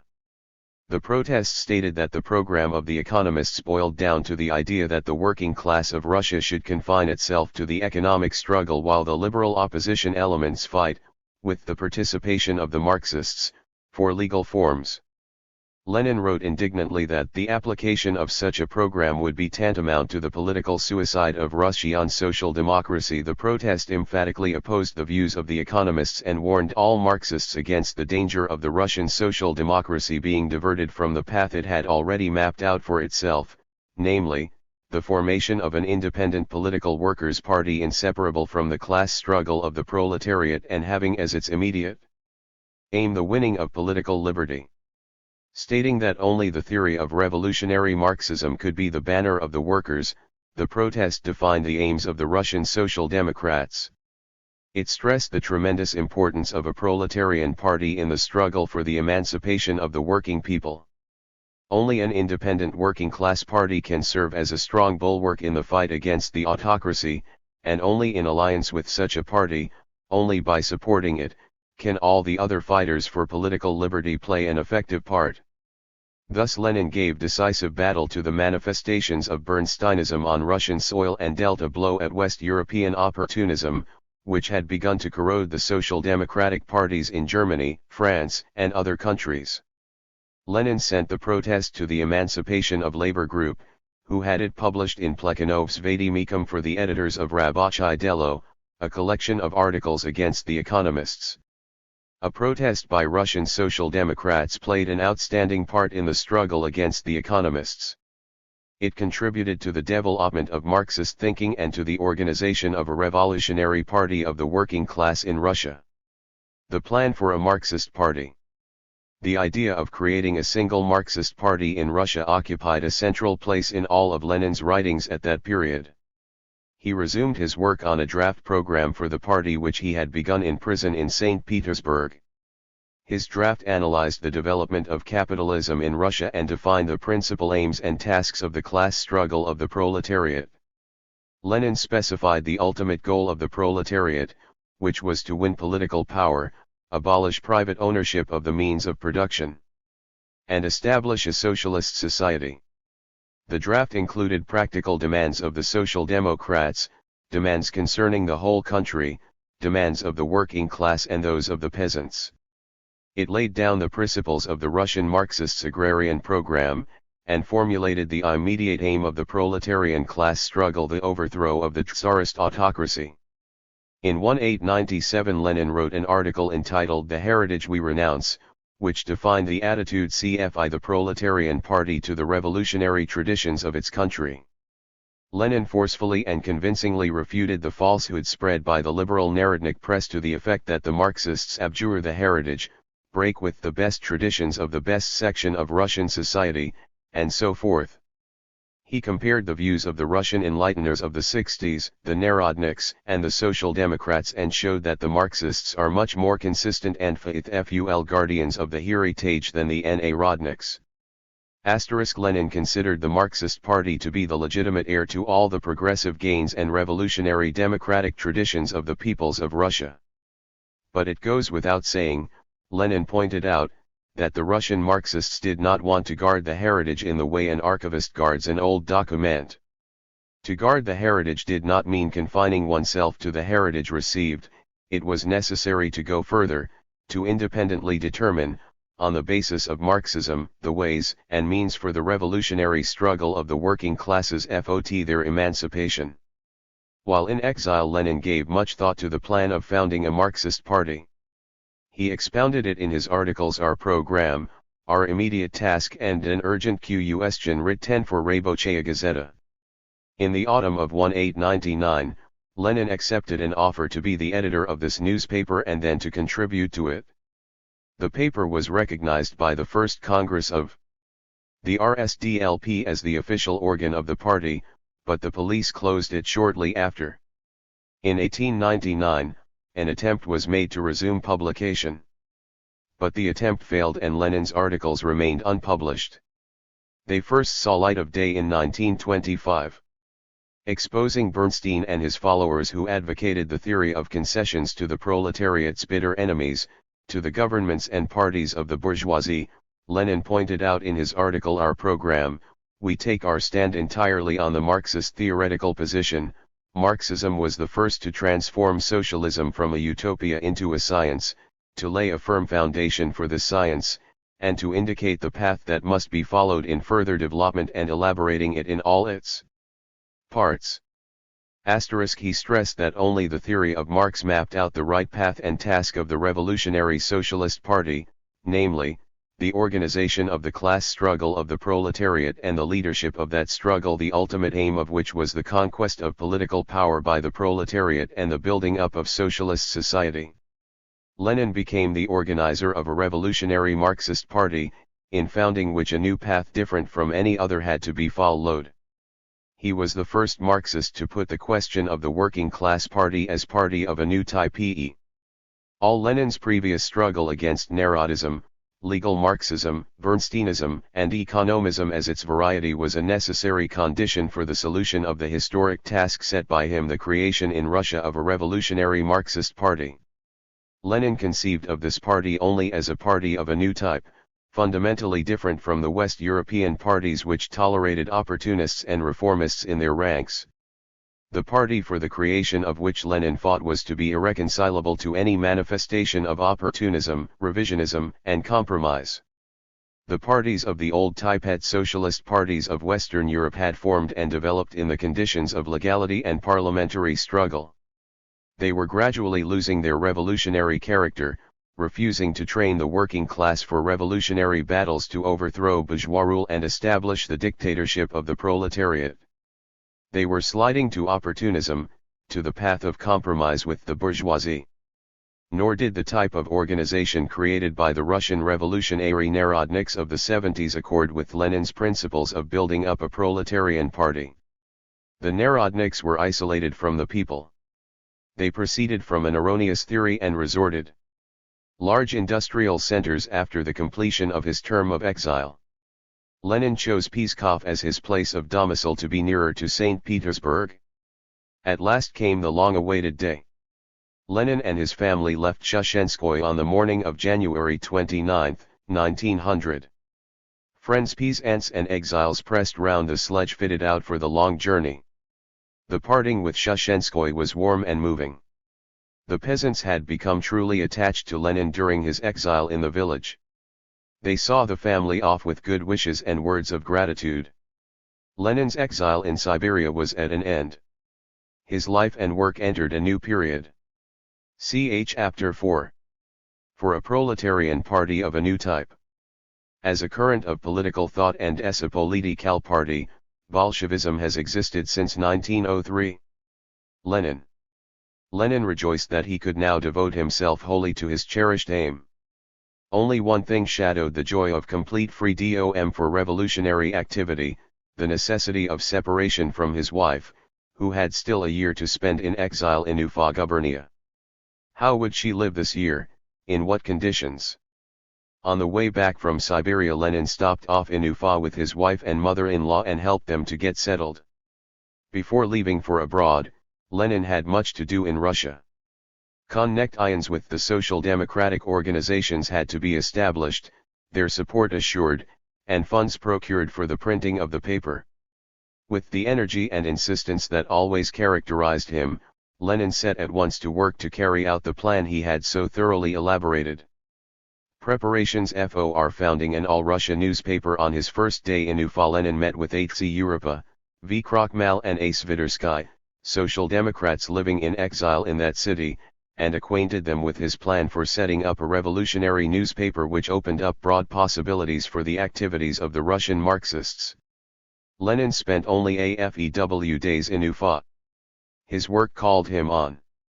It was a pity we had to part just warehouse and the real work was starting, Krupskaya afterwards recalled, but it did not even enter our heads that Vladimir Ilyich could remain in Ufa when he had a chance to move nearer to St. Petersburg. Asterisk. First place, as always, went not to personal desires or convenience, but to the revolutionary work to which Lenin and Krupskaya devoted their whole lives. Disregarding the police ban, Lenin went to Moscow. He had talks there with several Moscow comrades. After a brief stay in Moscow, he made a secret visit to St. Petersburg, where he met Vera Zasulich, just arrived from abroad, and proposed to her that the Emancipation of Labor Group participate in the publication abroad of an all-Russia Marxist newspaper and of a theoretical and political magazine. Lenin arrived in Pskov only at the end of February 1900 and was immediately placed under secret police surveillance. As a means of livelihood, and to screen his revolutionary activities, Lenin took work to do for the Gubernment Statistical Office. He associated with the local statisticians, frequented the city library and met with the local social democrats. From Pskov, Lenin carried on far-reaching activities, establishing contacts with social democratic groups and individual social democrats in different cities and arranging for their cooperation with the newspaper. He arranged a meeting which discussed his draft of an editorial board declaration of Iskra and Zuryat on the program and tasks of the newspaper and magazine, in which he emphasized that the time had come for the Russian Social Democrats to come out on the road of open advocacy of socialism, on the road of open political struggle. The establishment of an all-Russia organ of social democracy must be the first step on this road. Early in April, Lenin made a trip to Riga to establish contact with the Lettish Social Democrats. On his return to Pskov, he took an active part in meetings of the local revolutionary and radical intellectuals. Some of the Social Democrats undertook to set up an Iskra assistance group in Pskov. Lenin applied to the authorities for permission to travel abroad. Permission was granted, and early in May he was issued a passport, but at the same time the St. Petersburg secret police instructed the Pskov police to intensify surveillance over Unyanov, resident in Pskov. His passport received, Lenin was not at once able to make use of it, for he had still a number of organizational matters to settle in Russia. To arrange with the Social Democrats for methods of communication after his departure for abroad, Lenin in May made a second illegal trip to St. Petersburg. This time, however, the police trotted him out, and he was arrested for visiting the capital without permission. The arrest took place in the street, and Lenin was unable to destroy or get rid of his list of contacts abroad, written in invisible ink on a sheet of paper, outwardly an ordinary bill. In prison, Lenin worried constantly over that sheet of paper. Were its true nature discovered, there would be no going abroad for him, no carrying out of his plan for an all-Russia newspaper. Only just free, after 3 years of exile, only just getting down to war and the work hardly begun, back in prison again. But the gendarmes noticed nothing suspicious about the sheet of paper. After 10 days' detention, Lenin was released for lack of evidence. A secret police official escorted him to Podolsk, in Moscow gubernia, where his mother was then living. Permission for a visit here had been received before his arrest. The official turned Lenin over to the police officer of Podolsk Uyezd. Learning that Lenin was in possession of a passport for travel abroad, this officer arbitrarily decided to confiscate it. Lenin declared that he would complain to the police department. And the threat worked. The officer got cold feet and residential pecfuly returned the passport. The week Lenin spent in Podolsk was a busy time of meetings with comrades. Social Democrats from many districts came to Podolsk to see him. Lenin arranged with each of them for the details of code, and got their agreement to write for the newspaper and to support it. In June, accompanied by his mother and his elder sister, Lenin visited Nadezhda Krupskaya. On the way to Ufa he stopped off at Nizhny Novgorod, where he arranged a conference of Social Democrats to discuss their participation in the publication of the newspaper. From Nizhny Novgorod the trip continued by steamboat along the Ga, and Belaya rivers. Lenin spent long hours on deck, in the happiest of moods, breathing deep of the pure air that floated down from the woods along the river banks. In Ufa, where he spent over 2 weeks, Lenin arranged with the local Social Democrats for their collaboration with the newspaper. On his return trip he visited Samara and Sazran and enlisted the support of the Social Democrats for the All-Russia organ. To discuss the plan for the organization of the paper with Ivan Babushkin, Lenin on his way abroad went to Smolensk, where Babushkin was then staying. Later, Lenin noted that Babushkin had fervently approved the idea of a political newspaper Pub 71. Lished abroad, which would help to unite and consolidate the Social Democratic Party. The support of the Social Democrats secured, and a reliable base for the newspaper within Russia thus provided, Lenin in July 1900 left for abroad. Lenin went to Switzerland, where the members of the Emancipation of Labor group had settled. After a visit to P. Axelrod, in Zurich, he went on to Geneva to discuss the publication of newspaper and magazine with G. Plekhanov. Plekhanov, like the other members of his group, approved the idea of such Marxist periodicales. But he considered himself entitled to a privileged position on the editorial board, and his arrogance was such as to exclude the possibility of normal collective work. Lenin, who stood always for collective effort, could not accept this stand. The program of the newspaper and magazine and the problems of publication and of joint editorial work were discussed at conferences held in Belrive and Corsair. The disagreement with Plekhanov came out with particular force during the conference at Corsair, attended by Lenin, Plekhanov, Zasulich, Axelrod, and Patrusov. The discussion here was very heated, and relations were strained almost to the breaking point. Obviously, collective work under such conditions would be impossible. The plan for an all-Russia newspaper was in danger of collapse. Lenin took this very keenly to heart. It was a real drama, the complete abandonment of the thing which for years we had tended like a favorite child, and with which we had inseparably linked the whole of our life's work. He wrote in a detailed record of his meetings and talks with Plekhanov on the publication of Iskra, which he entitled How the SP Arc Was Nearly Extinguished, a dramatic and profoundly moving document, bearing 6 vid witness to the pain it caused Lenin that Plekhanov, whom he so sincerely admired and liked, should behave in this pettish, supercilious manner. The negotiations with the Emancipation of Labor group finally ended in agreement that until some system of formal relationships could be worked out, Lenin, Plekhanov, Zasulich, Axelrod, Martov, and Patrusov would be co-editors, Plekhanov having 2 votes. It was decided that Iskra be put out in Germany, though Plekhanov and Axelrod, who wanted the newspaper to be under their direct management, and all contacts with Russia to be handled by them, had insisted on Switzerland. Lenin considered it essential that the newspaper be kept at a distance from the emigrant center, and thoroughly secretized. That was of tremendous importance for security of communication with Russia. Agreement reached, Lenin went to Munich, where the main editorial work was to be centered. Here, for purposes of secrecy, he lived for some time without a passport, under the name of Meyer. Later, Bulgarian Social Democrats supplied him with a passport made out to a Bulgarian named Jordanov. For secrecy, again, he carried on his correspondence with Russia through the Czech Social Democrat F. Madrasik, who lived in Prague. Lenin's life in Munich, at the beginning, was very unsettled. The room he rented was inconvenient, and meals were a problem. Morning and evening he would make shift with tea, which he drank from a tin mug. This continued until Nadezhda Krupskaya arrived, in April 1901.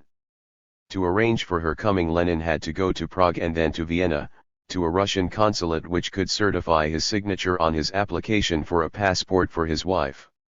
After Krupskaya's arrival, Lenin's life in Munich became easier. By advertisement they found a room in a worker's home. Here Krupskaya had the use of the kitchen, but only for the actual cooking of meals. All the preparatory work had to be done in the room in which they lived, and it had to be done as quietly as possible, in order not to disturb Lenin during his work. After a month they moved to a little flat in the Schwabing suburb. They bought some second-hand furnishings, which they resold when leaving Munich for 12 marks. While living in Munich, Lenin and Krupskaya strictly observed the rules of secrecy, meeting almost no one but the members of the editorial staff. Only once did Lenin break these rules. When Rosa Luxemburg arrived in Munich, he went to see her. The spark will kindle a flame. Lenin's thoughts were concentrated wholly upon the newspaper. Its organization was a very difficult matter. Printing premises had to be found, and Russian type unobtainable through ordinary, legitimate channels had to be procured. Clara Zetkin, an outstanding leader of the German and the international working class. 73. Movement and one of the founders of the Communist Party of Germany, was of great assistance in the organization of the paper, as were also the German Social Democrat Adolf Braun, the Polish revolutionary Julian Marchlowski, who was living in Munich at that period, and a group of printing workers who procured the needed type. The magazine. This first issue appeared in December 1900. As its motto, the newspaper carried a line from the Decembrists' reply to Pushkin, "The spark will kindle a flame." Lenin's titanic work proved successful, an all-Rus SIA illegal political newspaper was organized, the militant organ of the Russian Marxists. Both in organizational matters and in matters of ideology, it was Lenin who headed ISKRA. He wrote articles and entered, literally, into every question concerning its content and publication. He indicated topics, edited articles, found contributors, kept in touch with the paper's correspondents, procured funds, arranged for ways and means of having the paper smuggled into Russia, and saw to it that Iskra came out regularly. Krupskaya, acting as secretary of the editorial board, was of tremendous assistance to Lenin in this work. Patrusov, later to become a bitter enemy of Lenin's, described the tremendous work which Lenin did on the paper. He wrote that all valued Lenin not only for his knowledge, intellect, and industry, but also for his exceptional devotion to the cause, his constant readiness to give himself up to it entirely, taking on an excessive amount of the most thankless functions and invariably performing them most conscientiously. Iskra commented on all current economic and political questions, the working class movement, and the position of popular masses. The newspaper began publication at a time when the revolutionary movement was growing in Russia and when mighty demonstrations under the banner of Down with Autocracy were held in the streets of St. Petersburg, Moscow, Kiev, Kazan, Tomsk, and other cities. In 1900-03 the world was hit by economic crisis. In every issue, Iskra carried materials on the crisis and its grievous consequences for the people. Lenin had predicted as early as 1897, in the writings of his period of exile, that the production boom must inevitably be followed by crisis. Crises, he had pointed out, are a full chronic disease of every capitalist society, and this will continue inevitably, until the working class overthrows capital and destroys private property in the means of production. In Russia the economic crisis led to industrial stagnation and mass unemployment in the cities, as a result of which, Lenin wrote, thousands of workers were sacked. The situation was aggravated by famine in the countryside, the result of a serious crop failure. Unemployment, famine, and the intensifying severities of police oppression fanned the flame of the people's hatred for the autocracy, and aroused them to political struggle. Throughout the land, the breath of revolutionary storm was rising. This brought forward with particular force and urgency the need for a party that would act as political leader of the working class, that would take the leadership in the approaching revolution. Iskra fought for the organization of such 75. A party, and this gained a tremendous popularity among the workers. The building of a revolutionary Marxist party in Russia began in a period when capitalism had entered its highest, final phase imperialism, a period when proletarian revolution was becoming a matter of immediate perspective. In Russia, at this time, revolution was maturing.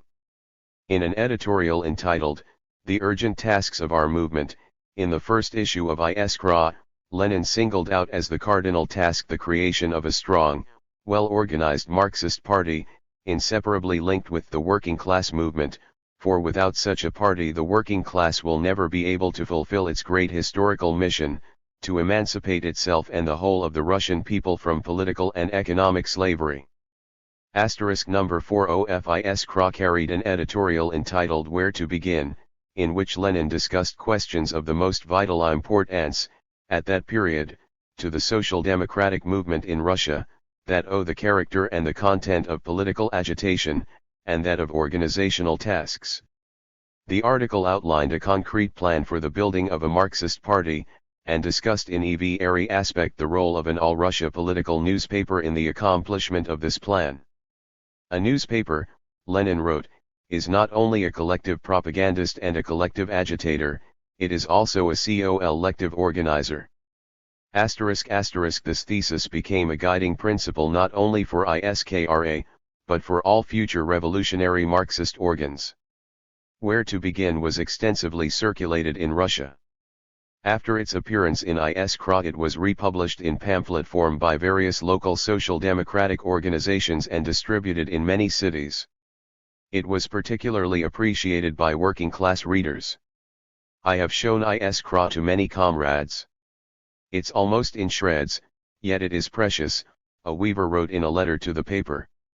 It tells all about our cause, all about our Russian cause, which you can't price in kopecks or count in hours. When you read it, you understand why the gendarmes and the police are afraid of us workers and of the intellectuals whose lead we follow.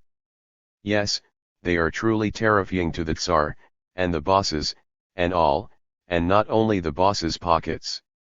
Of course, I am only a plain worker, and not much educated, but I feel very well where the truth lies. Know what the workers need. The working folk today can catch fire very easily. Underneath, everything is smoldering already. It needs only a spark, and the fire will break out. How true, those words, that the spark will kindle a flame. Every strike used to be an event. But now everyone can see that one strike is nothing. Now we must fight for freedom, we must fight for it might and main. Everyone would read now, old and young. But there's our trouble, we can't get the books. Last Sunday I got 11 friends together and read them where to begin, and we sat over it till nightfall. How true it all is, and how it gets down to everything. Babushkin wrote from Orakhovo. Iskra is eagerly read here, and all the copies received are in circulation. Thanks to the paper, we note a great rise of enthusiasm among the workers. There is particularly much talk of the article on the peasant question 16 in number 3, so that there is demand for more copies of that issue.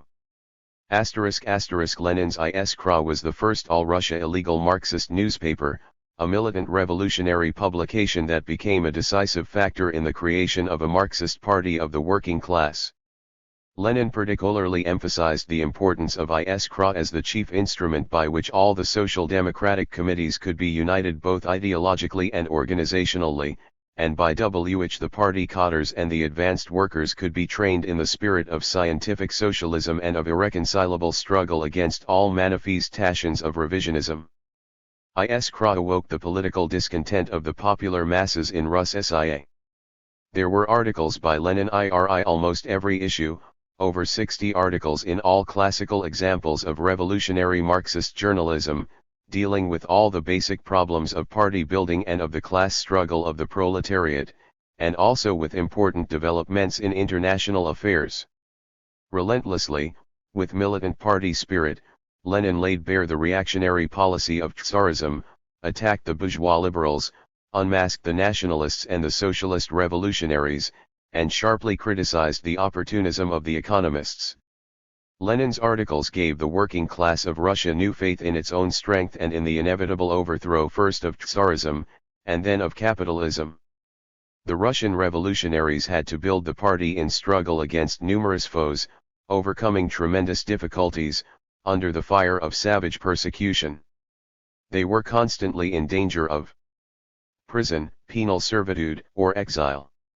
Many paid with their lives for their revolutionary activities. "We are marching," Lenin wrote, "in a compact group along a precipitous and difficult path, firmly holding each other by the hand. We are surrounded on all sides by enemies, and we have to advance almost constantly under their fire." The Tsarist authorities made every effort to do away with Lenin. Colonel Zubitov, chief of the Moscow secret police, wrote in a secret letter to the head of the police department in December 1900 that there is nobody bigger than Ulyanov in the revolution today. He recommended Lenin's immediate assassination. It was at the end of 1901 that Vladimir Ilyich began to use the pseudonym Lenin in some of his writings. People often ask what lay behind the choice of name. Pure chance, most probably, as was the case with the other names 17 Lenin's associates would reply. The first work to appear over the signature was the beginning of the article, The Agrarian Question and the Critics of Marx in Zrya for December 1901. Lenin's Iskra built up a strong organizational backbone for the party. In the beginning of 1901, at Lenin's initiative and under his guidance, Iskra assistance groups were organized in Russia, and Iskra agents set energetically to work. These agents distributed Iskra, which was delivered to them from abroad, arranged for the reprinting of Iskra articles at illegal print shops within Russia, sent in articles, reports, and funds, and kept the paper informed on all developments in party life and in the revolutionary movement within the country. Lenin's Iskra rallied and united leading cadres for the party professional revolutionaries, advanced workers, daring and devoted fighters for the cause of the working class. Lenin attached tremendous importance to the part that Iskra played in their training and development. G. Krzyzanowski has written of Iskra, in this connection, in Russia it became a banner, rallying forces which were destined to demonstrate on a scale unexampled in history the all-conquering might of Lenin's tactics, of Lenin's Marxism in action. Staunchly, courageously, undaunted by constant police persecution, by the threat of prison or exile, the Iskra agents carried on their work in different parts of Russia. Lenin corresponded regularly with the Iskra agents and groups in Russia. In accordance with the plan he had worked out, a Russian Iskra organization was set up, with the Iskra agents as its core. Lenin guided the work of the IS-KRA organization in Russia, helping it to overcome parochial tendencies and to further unity among the party organizations on the principles of revolutionary Marxism. The organization functioned up to the Second Party Congress, and played an important part in the preparations for the Congress and its convocation. Under Lenin's guidance, L. Goldman organized a secret IS-KRA print shop in Kishinev. This shop reprinted IS-KRA articles, and whole issues of the paper, from matrices received from abroad. The reprinting of certain issues of IS-KRA was organized in Yekaterinoslav and in Baku as well. The underground print shop in Baku was known in coded correspondence as Nina. IS-KRA was sent into Russia by various routes via London, Stockholm, Geneva, and also via Marseilles, Alexandria, and it was transported through Persia. Then arrangements were made to transport it via Kamenets-Podolsky and Lvov. All this required a great deal of money, energy, and work, and was a very risky business. IS-KRA was smuggled across the border hidden in double-bottomed suitcases, in the bindings of books, and by various other methods. For convenience of transportation, it was printed on thin, but strong paper. The atmosphere on the IS-KRA editorial board was very strained. Lenin had to wage a continuous fight against opportunist vacillations, and grave differences arose on many cardinal questions. Particularly heated was the discussion of the article, The Persecutors of the Zemstvo and the Hannibals of Liberalism, in which Lenin sharply criticized the pseudo-revolutionism of the Russian liberals, their policy of grandiloquence and shameful flabbiness. The debate dragged on for almost 6 weeks. Plekhanov, Axelrod, and Verazay Sulich took issue with the political trenchancy of Lenin's appraisal of the liberals, but Lenin firmly refused to alter the general tone of his article, to depart from principle in his attitude to the liberals. Thus once more Lenin's and Plekhanov's views on the liberal bourgeoisie and its ideologists radically diverged. The differences on the editorial board came out still more sharply in the process of working out the party program. At Lenin's proposal, the board had commissioned Plekhanov to draw up the first draft of the theoretical section of the program, while Lenin wrote the agrarian section and the conclusion of the draft. In Janu. 79. Airy 1902, Lenin presented critical remarks on Plekhanov's draft. He strongly criticized, also, the second draft that Plekhanov submitted. The ideas presented, Lenin pointed out, were formulated far too abstractly, particularly in the parts dealing with Russian capitalism. Further, the second draft omitted reference to the dictatorship of the proletariat. It failed to stress the leading role of the working class as the only truly revolutionary class. It spoke, not of the class struggle of the proletariat, but of the common struggle of all the toiling and exploited. It did not sufficiently bring out the proletarian nature of the party. Lenin wrote a draft of his own.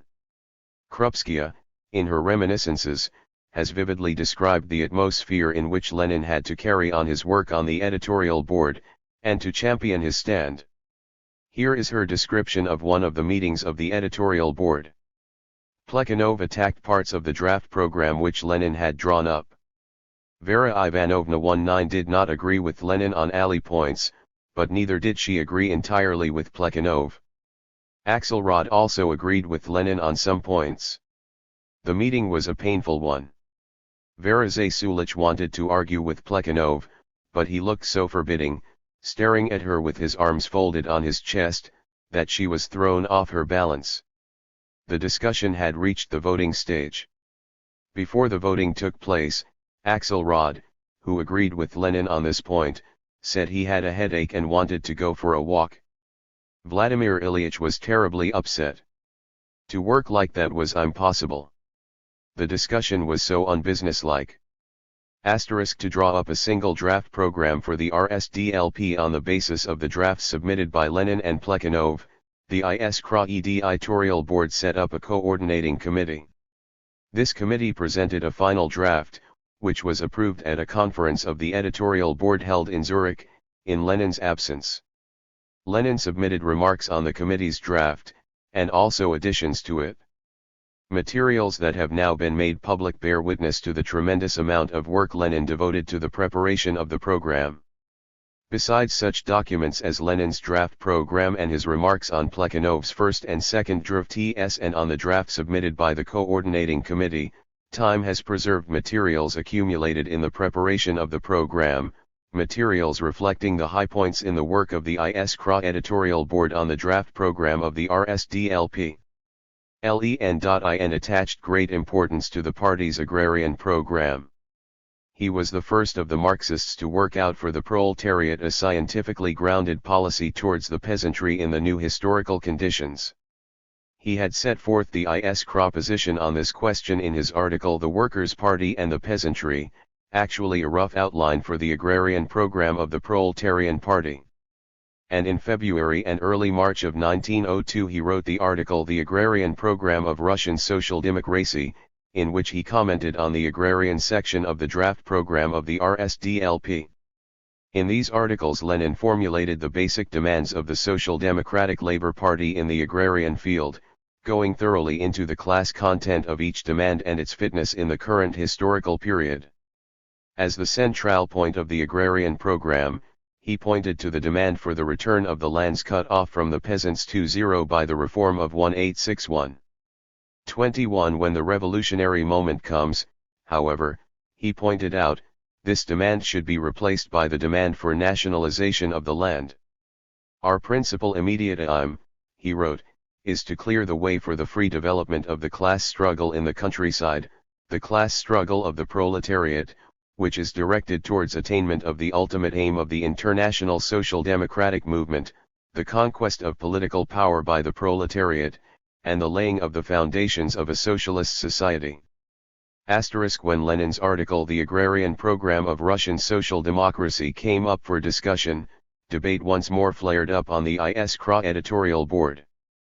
Plekhanov, supported by Axelrod, made his remarks in an offensive tone, objected to basic propositions set forth in the article, and demanded that its attacks on the enemies of Marxism be toned down. After protracted and heated argument, the editorial board deleted all passages dealing with nationalization of the land.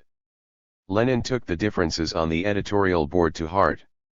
He was compelled to battle so persistently in defense of Marxist principles, that he himself confessed, "My nerves are worn thin, and I feel absolutely ill." Repeated discussion finally brought the draft program of the RSDLP to completion, and it was published in ISKRA No. 21, June 1902. Thanks to Lenin's determined struggle, the draft included a clear-cut statement of the leading role of the working class in the revolution, and also that cardinal point the dictatorship of the proletariat. In these points, above all others, lay the fundamental difference between the consistently revolutionary program of the working class party in Russia and the programs of the parties of the Second International. What is to be done? Of the most outstanding importance in the process of founding the Communist Party was Lenin's book, What to be done? Burning Questions of Our Movement. His manner of work has been vividly described by his wife.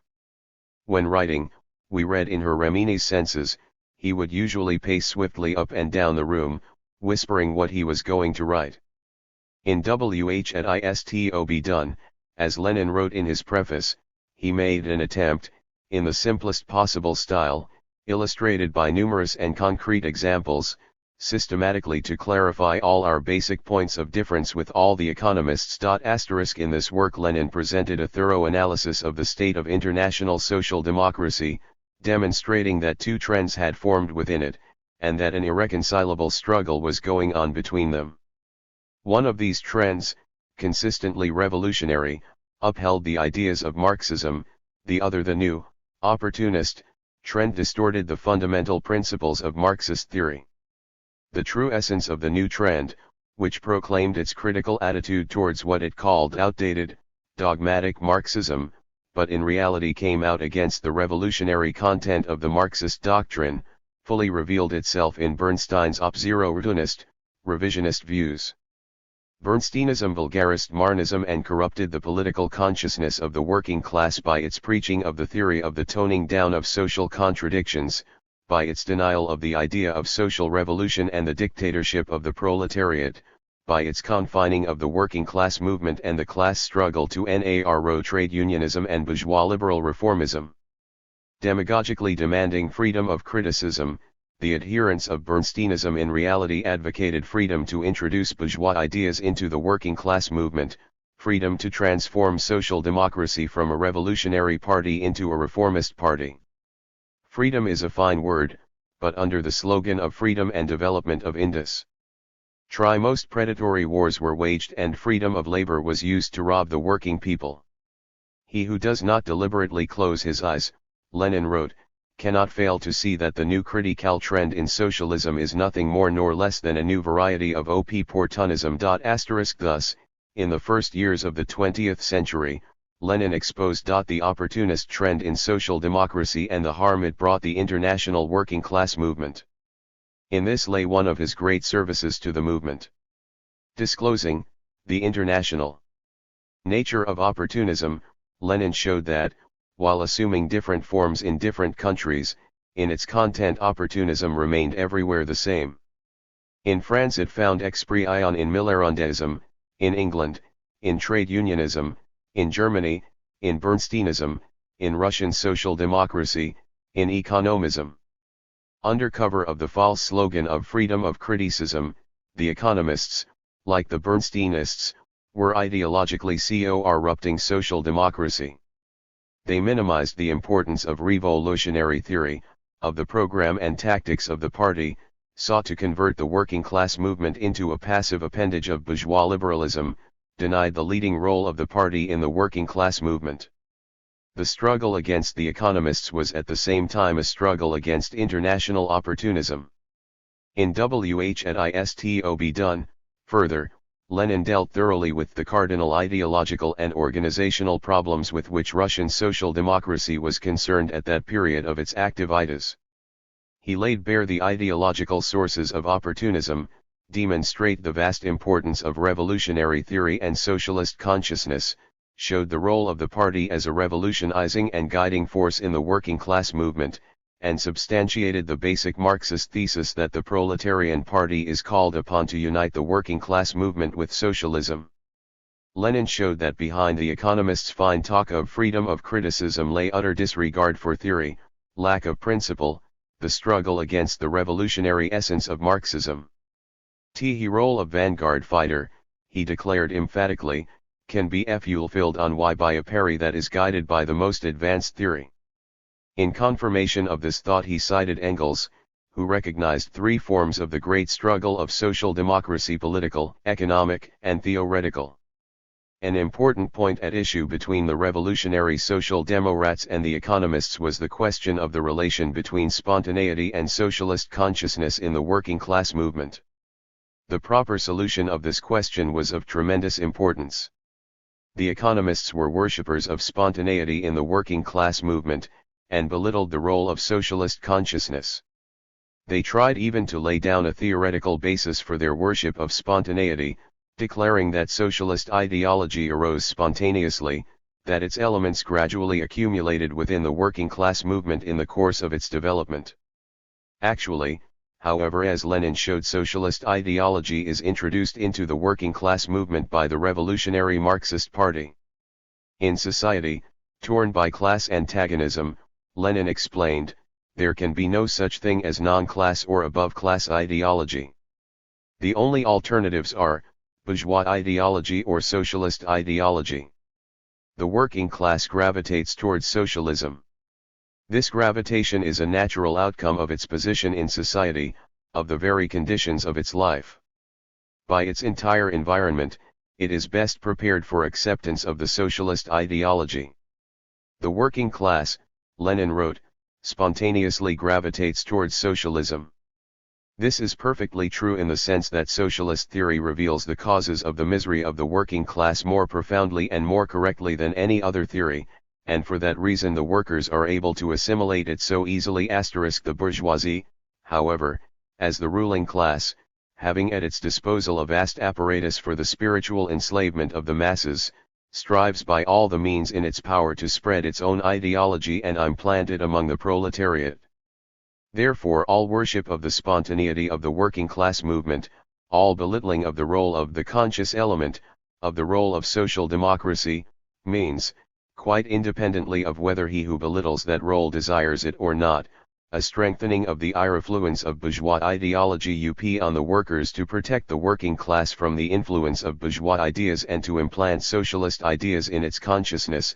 A determined struggle must be waged against bourgeois ideology. As a result of their worship of spontaneity, the economists belittled not only revolutionary theory, but also the political tasks of the party and of the working class. They confined the tasks of the working class movement to a purely trade union, economic struggle against the employers and the government, for better conditions of labor within the framework of bourgeois society. Such reformist policy, Lenin demonstrated, would lead to the preservation of capitalist wage slavery for long years to come. Going no further than the struggle of the workers for better terms in the sale of their labor power, was essentially not a revolutionary, but a purely trade union policy. The activities of the proletarian party, in contrast, were directed not only towards winning better terms in the sale of labor power, but towards the destruction of the social system which compelled the poor to sell their labor power to the rich. To counteract the opportunist line, Lenin advanced the most important proposition of the prime importance of political struggle in the great battle for socialism, the most essential: the decisive interests of classes can be satisfied by radical political changes in general.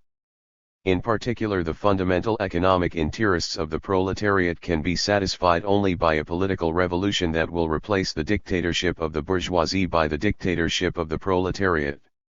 Hence Lenin concluded that the Social Democrats must set actively about the political education of the working class, must utilize the sparks of political consciousness which the economic struggle generates among the workers, for the purpose of raising the workers to the level of social democratic political consciousness. It was not enough to propagandize the idea of hostility of the working class towards the autocracy, the idea that the interests of the workers were opposed to the interests of the employers. It was necessary to expose all and every kind of autocratic, police and capitalist oppression, as manifested in the most diverse fields of life and activities, professional, civic, personal, family, religious, scientific, etc. The Social Democrats' ideal, Lenin wrote, should not be the trade union secretary, but the tribune of the people, who is able to react to every manifestation of tyranny and oppression, no matter where it appears, no matter what stratum or class of the people it affects, who is able to generalize all these manifestations and produce a single picture of police violence and capitalist exploitation, who is able to take advantage of every event, however small, in order to set forth before all his socialist convictions and his democratic demands, in order to clarify for all and everyone the world his historic significance of the struggle for the emancipation of the proletariat. A considerable part of WHISTOB was devoted to organizational questions, on which, too, Lenin gave battle to the economists. Restricting the concept of the political tasks of the proletariat, the economists belittled the leading role of the party in the working class movement, depreciated its organizational tasks. They justified the amateurish methods, petty practicality, and lack of unity of the local organizations. Lenin once more comprehensively substantiated the necessity for building up a centralist, united organization of revolutionaries. To achieve that, he pointed out, it was necessary that every attempt to depreciate the political tasks and restrict the scope of organizational work be denounced by the mass of the party's practical workers. Our task is not to champion the degrading of the revolutionary to the level of an amateur, he wrote, but to raise the amateurs to the level of revolutionaries. Posing the economists' opportunism in questions of organization, Lenin elaborated a plan for the organizational structure of the party. According to this plan, the party was to consist of two sections, a narrow circle of leading functionaries, in the main professional revolutionaries, and a broad network of local party organizations, which would have the sympathy and support of the toiling masses. The folioing words by Lenin had a prophetic ring. History has now confronted us with an immediate task which is the most revolutionary of all the immediate tasks confronting the proletariat of any country. The fulfillment of this task, the destruction of the most powerful bulwark, not only of European, but of Asiatic reaction, would make the Russian proletariat the vanguard of the international revolutionary proletariat. Developing further the ideas of Marx and Engels on the proletarian party, Lenin in WH at ISTOB done, laid the ideological foundations for a party of a new type. These ideas were eagerly accepted by the social democratic organizations in Russia. Lenin was particularly interested in the workers' reaction to his book. To I. Radchenko, in St. Petersburg, he wrote in July 1902. I was very glad indeed to have your report of a talk with the workers. Such letters are a great rarity for us, and they really invigorate us. Be sure to pass this on to your workers, with our request that they themselves should write to us not only for publication, but simply to exchange ideas and not to lose contact and mutual understanding. I personally am particularly interested, in this connection, in what the workers will think of WH at ISTOB done, because I have not yet had any views from workers. This book greatly helped to build up a party and to rally the social democratic committees in Russia around ISKRA, and played a signal role in the preparations for the Second Congress of the RSDLP. Lenin's activities abroad had as their aim the solution of the problems of party work in Russia, the development of the working class and peasant movement. Lenin maintained close contact with the party organizations in Russia.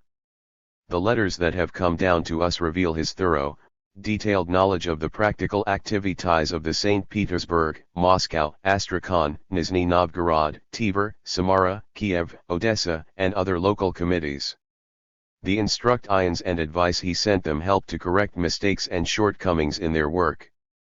In September 1902, in reply to a letter received from a St. Petersburg Social Democrat, Lenin wrote a letter to a comrade on our organizational tasks, in which he explained in detail the ISKRA principles on building a party of a new type, the principles which he had already set forth in the article WHRTO Begin and the book WH at ISTOB Done. A letter to a comrade played an important part in the fight the revolutionary Marxists had to wage against the primitive methods of work fostered by the economists, to establish the ISKRA organizational principles. Lenin attached particular importance to the bigger factories, where large numbers of workers were concentrated. Emphasizing the significance of factory party organizations as the basis of the social democratic movement, he wrote, "Every factory must be our fortress." Hectographed copies of the letter, passed from hand to hand, were widely circulated not only in St. Petersburg, but in Moscow, Riga, Rostov-on-Don, Nikolaev, Nikolaev, Krasnoyarsk, Irkutsk, and other cities. In January 1, 1904, the letter was published by the Central Committee of the RSDLP in Russia in pamphlet form, with a foreword and afterword written by Lenin. Meetings with worker ISKRA agents from Russia were very joyful occasions for Lenin.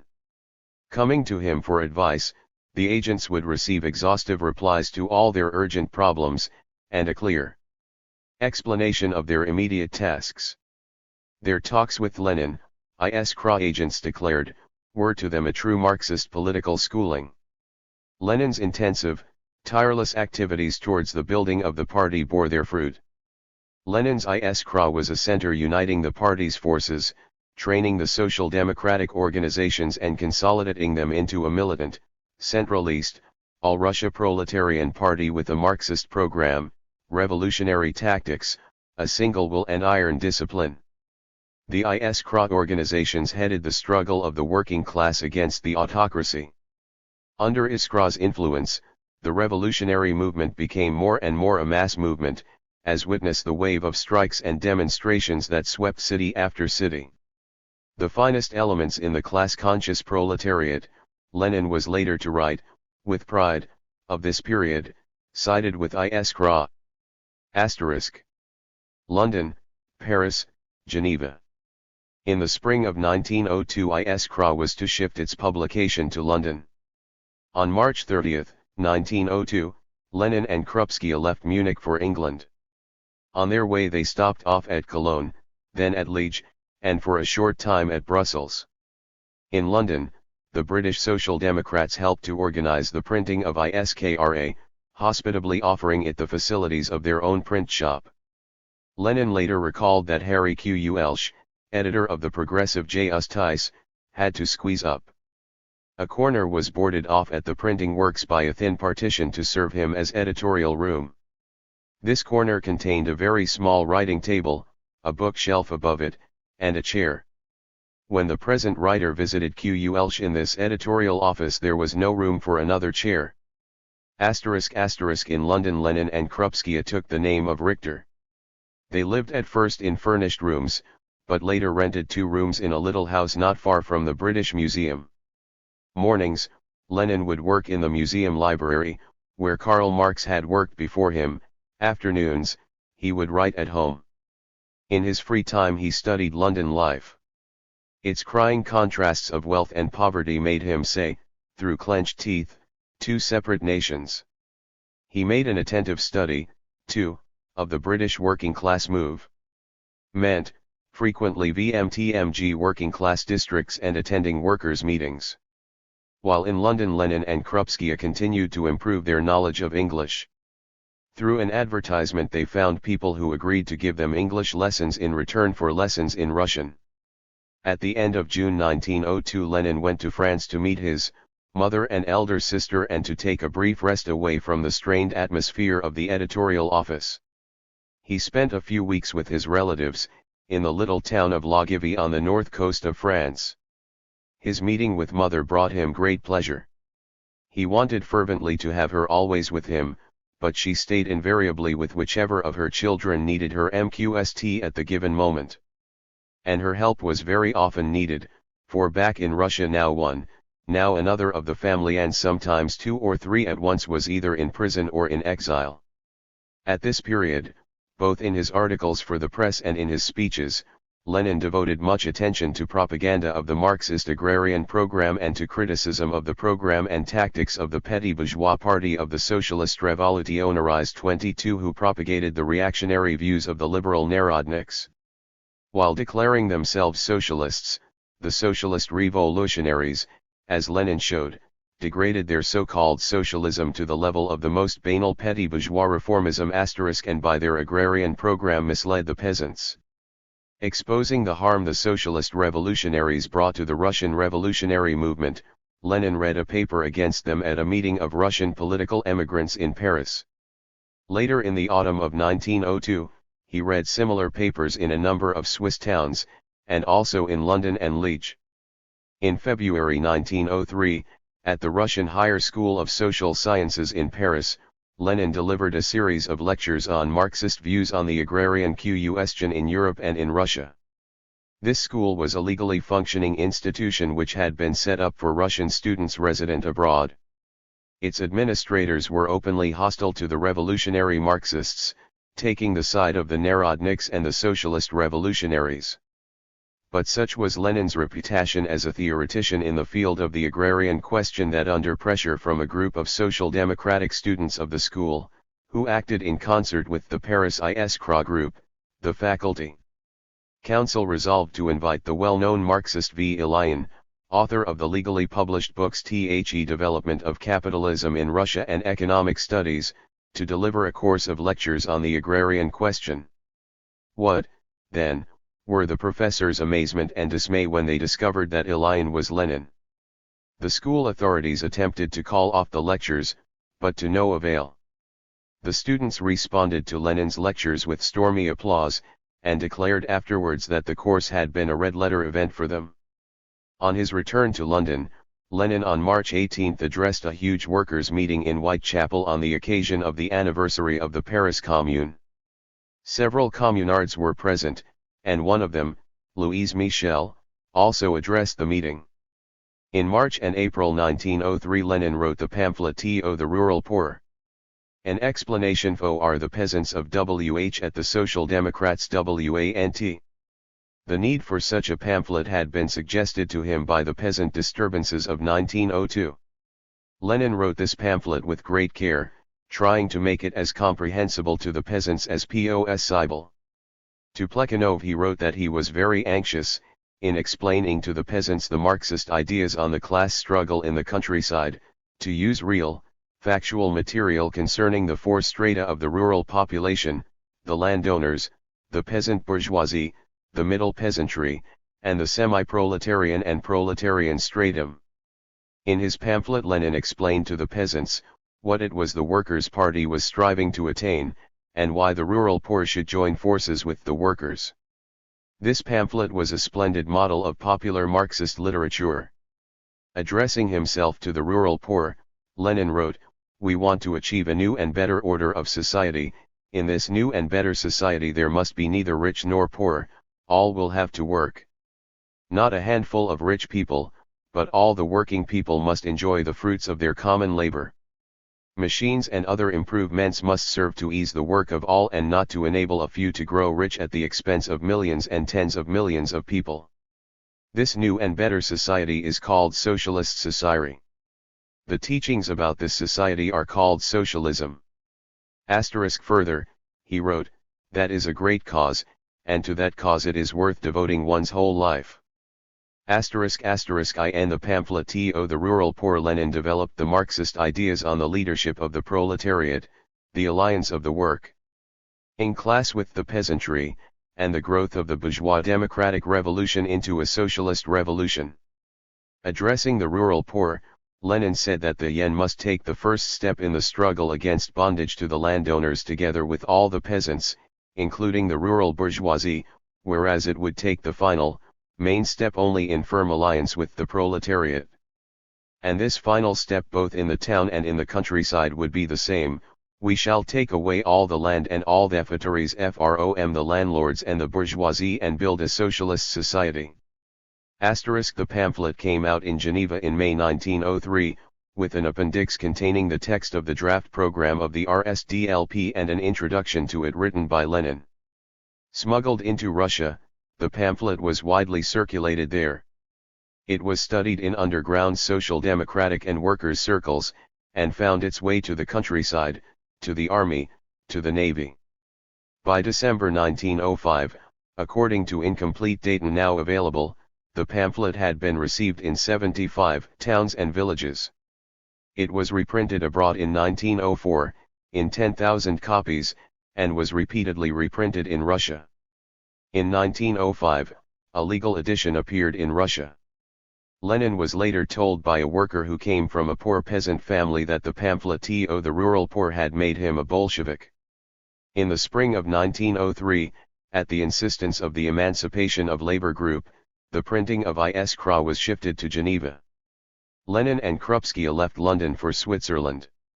On their arrival in Geneva, Lenin and his wife rented first rooms and then a little house in the working-class settlement of Seconds-Heron, where they lived until June 1, 1904.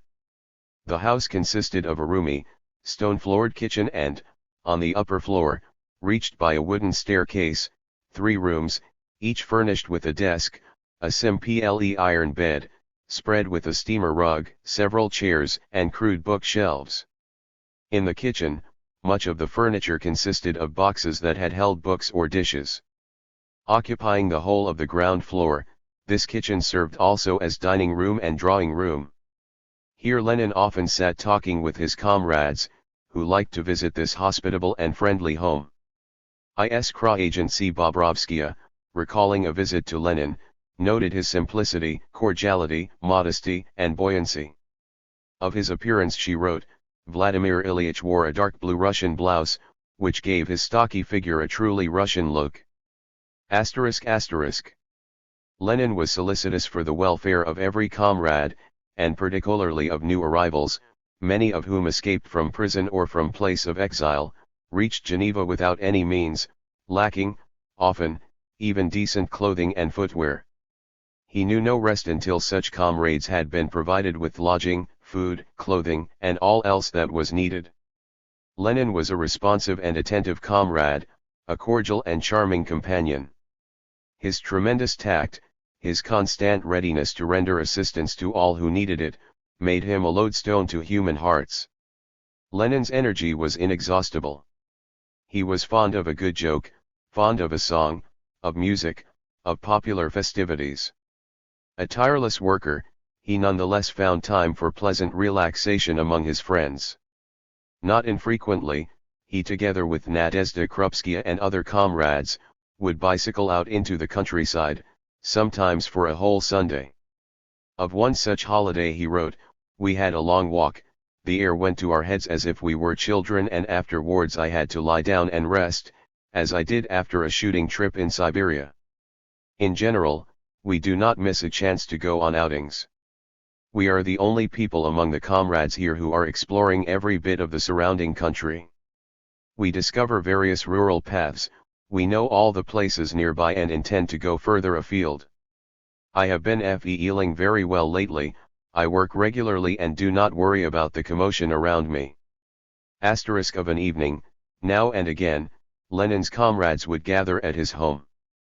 They would sing together the Internationale, the Marseillaise, W.H. Irlwin's Of Danger, Victim of Dire Bondage, the Song of Tile Volga Boatman, The Storm W.S. Roaring, Sacred Baikal, the Volga Cliff, and other songs, and Lenin would jwari in the singing, forgetful of all else.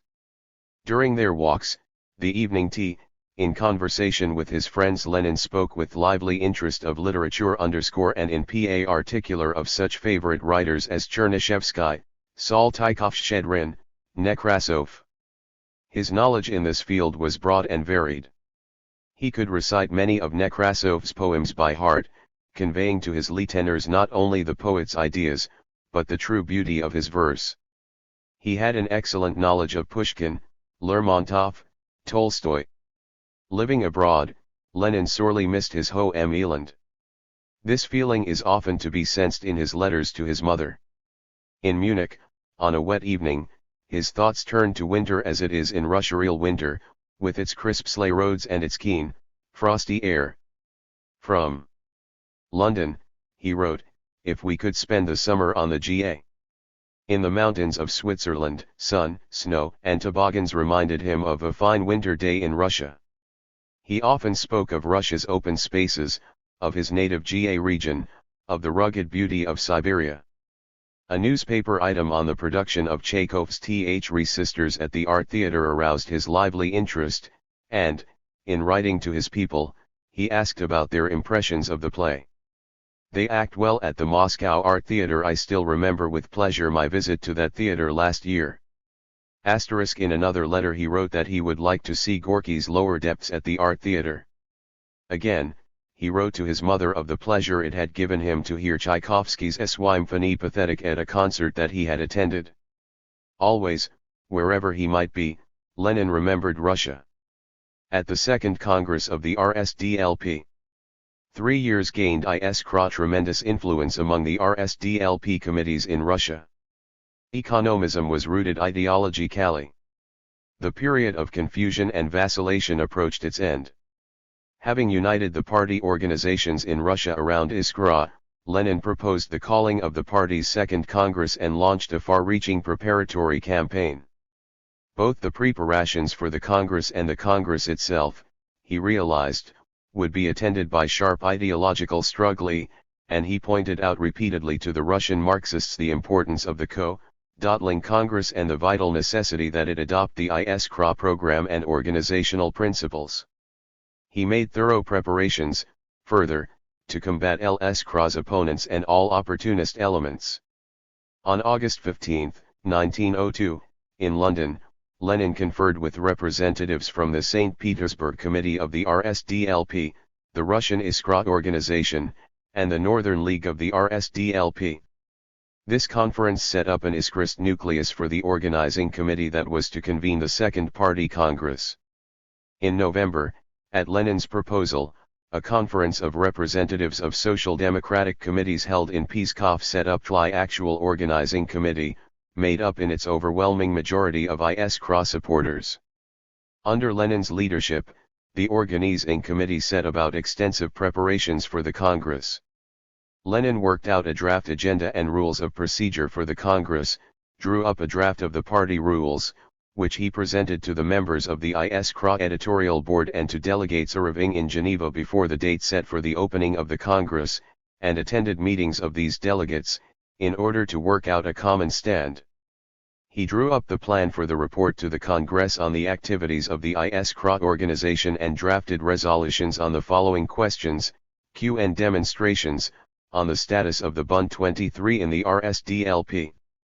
On the attitude to be taken towards the student youth, on party literature, on the economic struggle, on May Day, on the International Congress, on terrorism, on propaganda, on the distribution of forces. Shortly before the Congress, Lenin wrote an article entitled, Reply to Criticism of Our Draft Program, explaining the agrarian section of the party program. This article was published, in the pamphlet, on X's agrarian program. And Lenin's reply to criticism FRDRAFT program, which was distributed to the Congress delegates in lieu of a report on the agrarian question.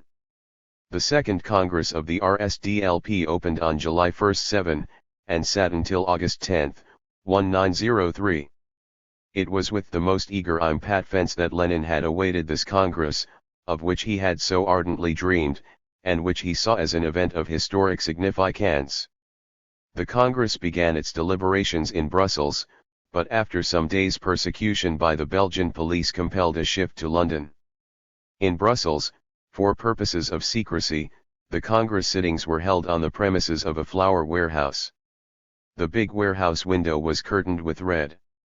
Mounting to the makeshift platform, Plekhanov, with deep emotion, delivered his opening address. Elation filled all hearts in this historic hour. Whereas at the first Congress there had been only 9 delegates, at the second there were 43 delegates with 51 votes, and 14 with consultative votes. The delegates represented 26 party organizations. The Congress agenda included 20 items, the most important of these being, the party program, the organization of the party, and election of the Central Committee and of the editorial board of the central organ. To direct the work of the Congress, a bureau was elected, with L. Plekhanov as chairman and Lenin and P. Krasikov as vice chairman. Lenin was elected, also, to the Credentials Committee and to the committees on the party program and the party rules. From the opening of the Congress and to its conclusion, he kept a detailed record of its proceedings. 94. Which is of great interest. Lenin vividly described the work of the Congress and pithily characterized the delegates' speeches. It was a hard-fought struggle that Lenin and his adherents, the firmiskrists, had to wage at the Congress against the economists, the Bundists, the centrists too, and the inconsistent or mild iskrists, who supported Martov. Lenin, and with him the firmiskrists, fought at the Congress for the building of the party on the basis of ideological and organizational principles advocated by ISKRA, for a solid and militant party, closely bound up with the mass working class movement, a party of a new type, differing fundamentally from the reformist parties of the Second International. Lenin and the iskrists sought to found a party that would be the vanguard, class-conscious, organized detachment of the working class, armed with revolutionary theory, with a knowledge of the laws of development of society and of the class struggle, with the experience gained in the revolutionary movement. At the Congress, Lenin and Plekhanov drew closer together. Plekhanov supported Lenin, though not without vacillation. He came out against the economists, as he had before the Congress, and firmly supported the propositions Lenin had advanced in the book WH at ISTOB done.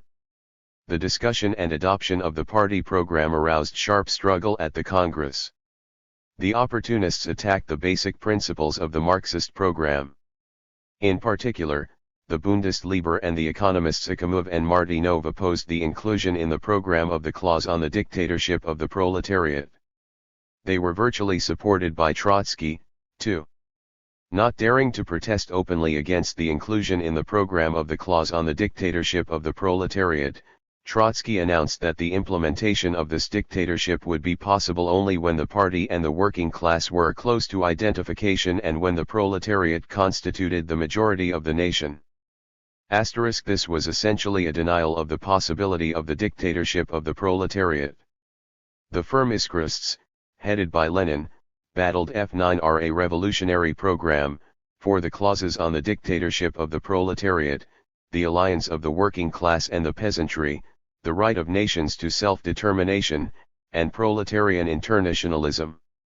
In this program, wrote Lenin later, the question of the dictatorship of the proletariat is stated in clear and definite terms, and, moreover, is linked up with the struggle against Bernstein, against opportunism. Lenin's uncompromising struggle ended in victory. The Congress adopted the Iskra program. For the first time in the history of the international working class movement since the death of Marx and Engels, a revolutionary program had been adopted, a program in which the struggle for the dictatorship of the proletariat was set down as the fundamental task of the party of the working class. The program stated, by replacing private ownership of the means of production and exchange by public ownership and by introducing the planned organization of the socio-production process for ensuring the well-being and all-round development of all members of society, the social revolution of the proletariat will destroy the division of society into classes and thereby free all oppressed mankind, since it will put an end to all types of exploitation of one part of society by the other. An essential condition of this social revolution is the dictatorship of the proletariat, i.e., the winning by the proletariat of political power which will enable it to put down any resistance by the exploiters. Reporting to the Congress on the party rules, Lenin visualized the party as a militant organization and its members as devoted fighters, ready equally for humdrum daily work or for battle with arms in hand. Every member of the party, Lenin felt, must answer for the party as a whole, and the party as a whole for its every member. The draft rules aroused heated debate, particularly in connection with their first clause, which defined party membership. Entirely, it was a question of what sort -0F organization the party was to be, opportunist or militant, amorphous and liberal, or consistently proletarian. The first clause of the rules as Lenin formulated it defined a party member as one who accepted the party program and who supported the party both financially and by personal participation in one of its organizations. This formulation was designed to hinder admittance to the party for unstable and non-proletarian elements and thus to help make the party a strong, well-organized, and disciplined body. Arguing for his formulation of the first clause of the rules, Lenin said, it would be better if 10 who do work should not call themselves party members than that one who only talks should have the right and opportunity to be a party member. It is our task, he pointed out, to safeguard the firmness, consistency, and purity of our party. We must strive to raise the calling and importance of a party member higher, and still higher. He inseparably bound up the formulation of the first clause of the rules with the struggle for the dictatorship of the proletariat. Lenin's principle of party membership was opposed by Martov, and with him by all the opportunist and vacillating elements among the delegates. As formulated by Martov, the first clause of the rules did not require for party membership that a person belong to one of the party's organizations. It demanded only that he afford the party regular personal assistance under the guidance of one of the party organizations. With membership so defined, the party would become an amorphous body, open to opportunist elements. Such a party could not lead the workers to victory, to the seizure of power. Martov's formulation minimized the significance of party membership. Its tendency would be to create not a revolutionary, but a reformist party. In the struggle of the two trends on the question of the principles of organization of the RSDLP, Trotsky sided with Martov and other opportunists. At the Congress he announced that Comrade Lenin's formula must be rejected. Trotsky opposed not only Lenin's draft of the first clause of the rules, but Lenin's organizational plan of building the party of a new type, as a whole. At the Second Congress and later, in the years of the First Russian Revolution, Lenin waged an irreconcilable struggle against Trotsky's opportunist views. In 1908 Lenin wrote to Gorky, I personally, for example, had a big fight with Trotsky, a regular fierce battle in 1903-05. Martov's formulation of the first clause and the speeches of his adherents reflected their views on the main program question, that of the dictatorship of the proletariat. To them, the victory of the dictatorship of the proletariat was a matter of the distant future. Like the Western opportunists, they considered that the proletariat ought not to fight for power until it comprised a majority in the population of its country. They therefore felt no need for the militant, revolutionary type of party without which there could be no hegemony of the working class, no victory of the dictatorship of the proletariat. By a narrow majority, the Congress accepted Martov's formulation. Plekhanov defended Lenin's formulation of the first clause, declaring that Martov's formulation opened the door to the opportunists. The truth is on Lenin's side, Plekhanov insisted. An important question was that of the organizational principles on which the party was to be built. Lenin sharply condemned the separatist stand of the Bundists, who attempted to split the party into nationality groups. The party of a new type, he emphasized, was to be founded on the principle of proletarian internationalism. The Congress firmly repulsed the Bundists on this point. A bitter struggle flared at the Congress when it came to the election of the party's directing centers, the Central Committee and the editorial board of the central organ. This was a matter of paramount importance. Lenin maintained that only firm and consistent revolutionaries should be elected to the Central Committee and to the editorial board. The opportunists, for their part, tried to get their own followers into the party centers. In the election of the editorial board of the central organ, the Congress minority, headed by Martov, insisted that the old board be retained in its entirety. Lenin proposed that the new editorial board be made up of only 3 members. The old board of 6, as a body, had proved altogether incapable. For 3 years it had never once met in full strength. Obviously, the editorial board could not continue in this way.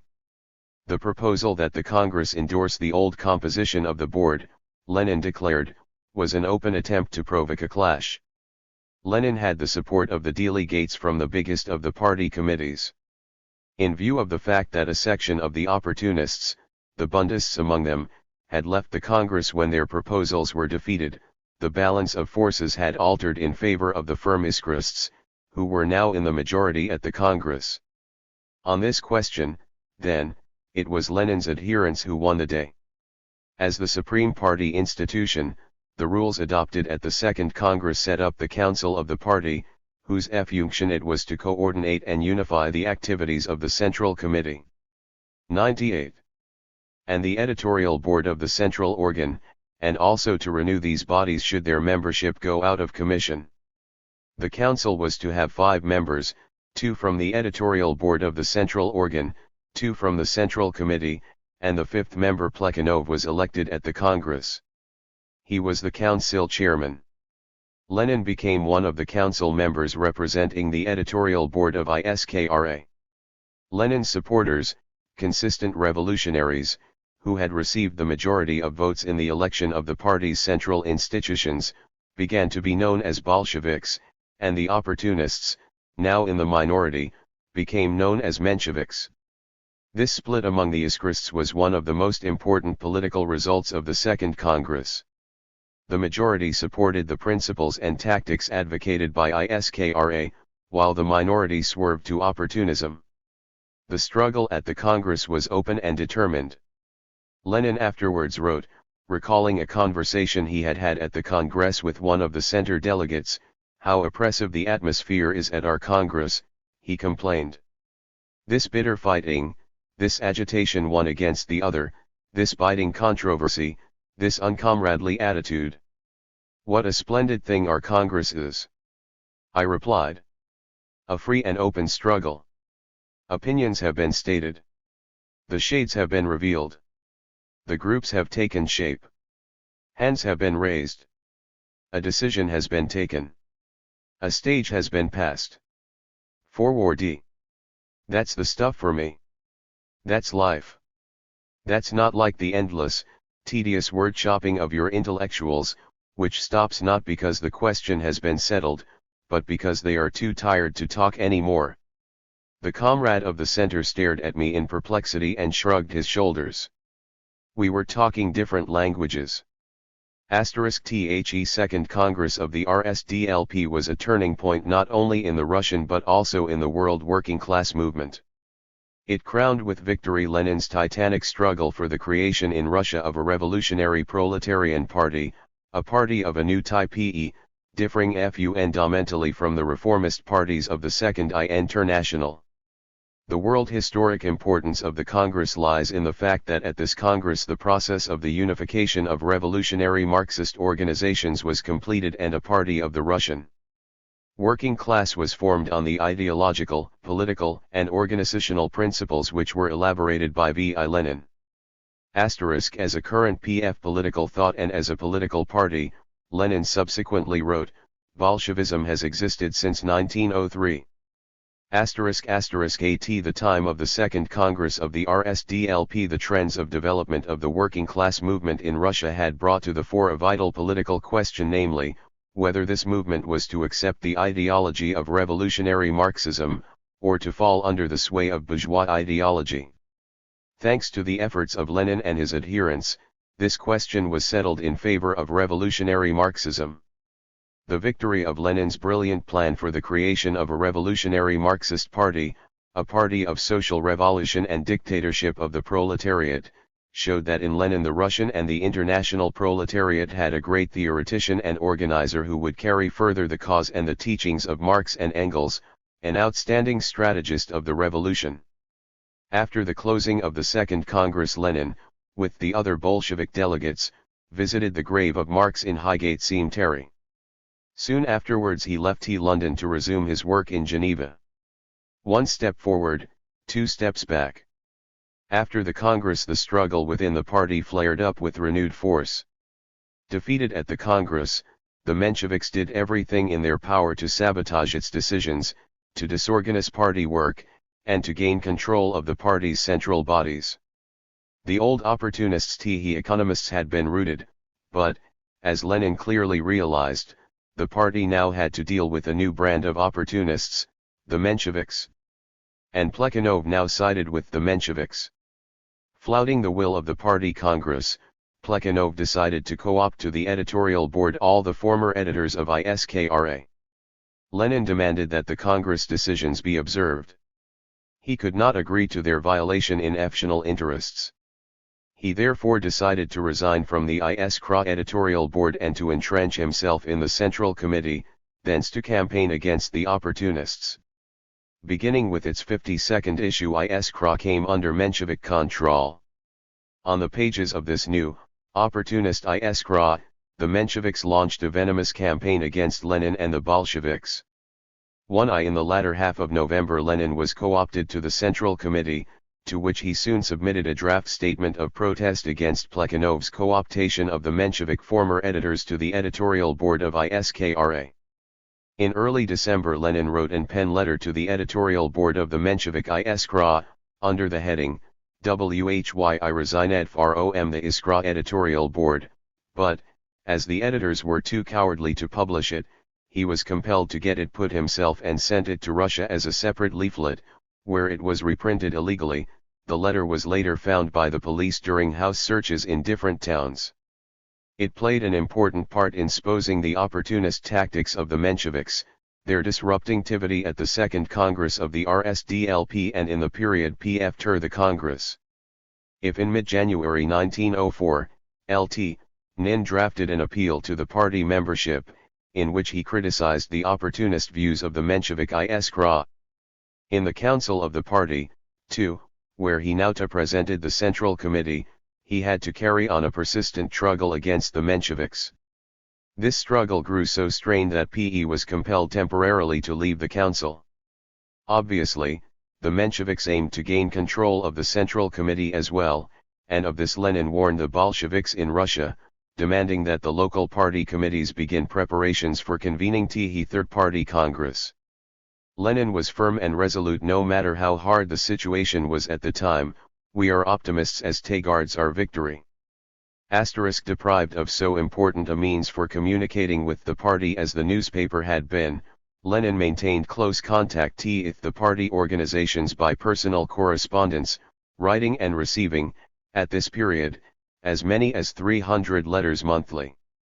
Thus, in his determined struggle against the splitting, disorganizing activity, written in February to May 1, 1904 and published in Geneva in May 1904. In writing this book, Lenin thoroughly reviewed the minutes and resolutions of the Second Congress, the political groupings which had taken shape at the Congress, and the documents of the Central Committee aired the Council of the Party. 25 The split that took place at the Second Congress of the RSDLP was extremely painful for Lenin, to quote Nadezhda Krupskaya. Working on the book one step forward, two steps back, he kept going over in his mind all the details of the struggle at the Congress.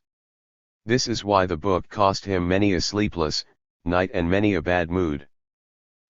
One step forward, two steps back presents a detailed analysis of the struggle during and after the Second Congress of the RSDLP, focusing the attention of the party membership on two central points: the political significance of the division of the party into a majority and a minority, and the significance in point of principle of the stand taken by the new Iskra on questions of organization.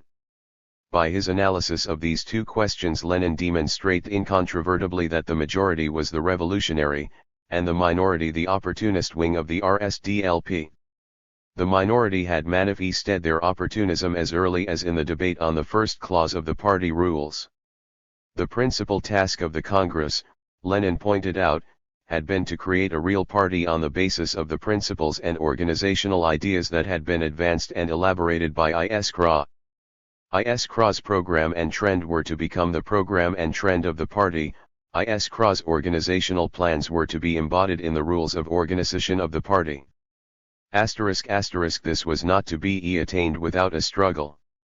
Step by step, Lenin exposed the opportunist vacillations, the political spinelessness of the anti-Iskrists and the unstable, marsh elements at the Congress. He took up in particular detail their views on the rules.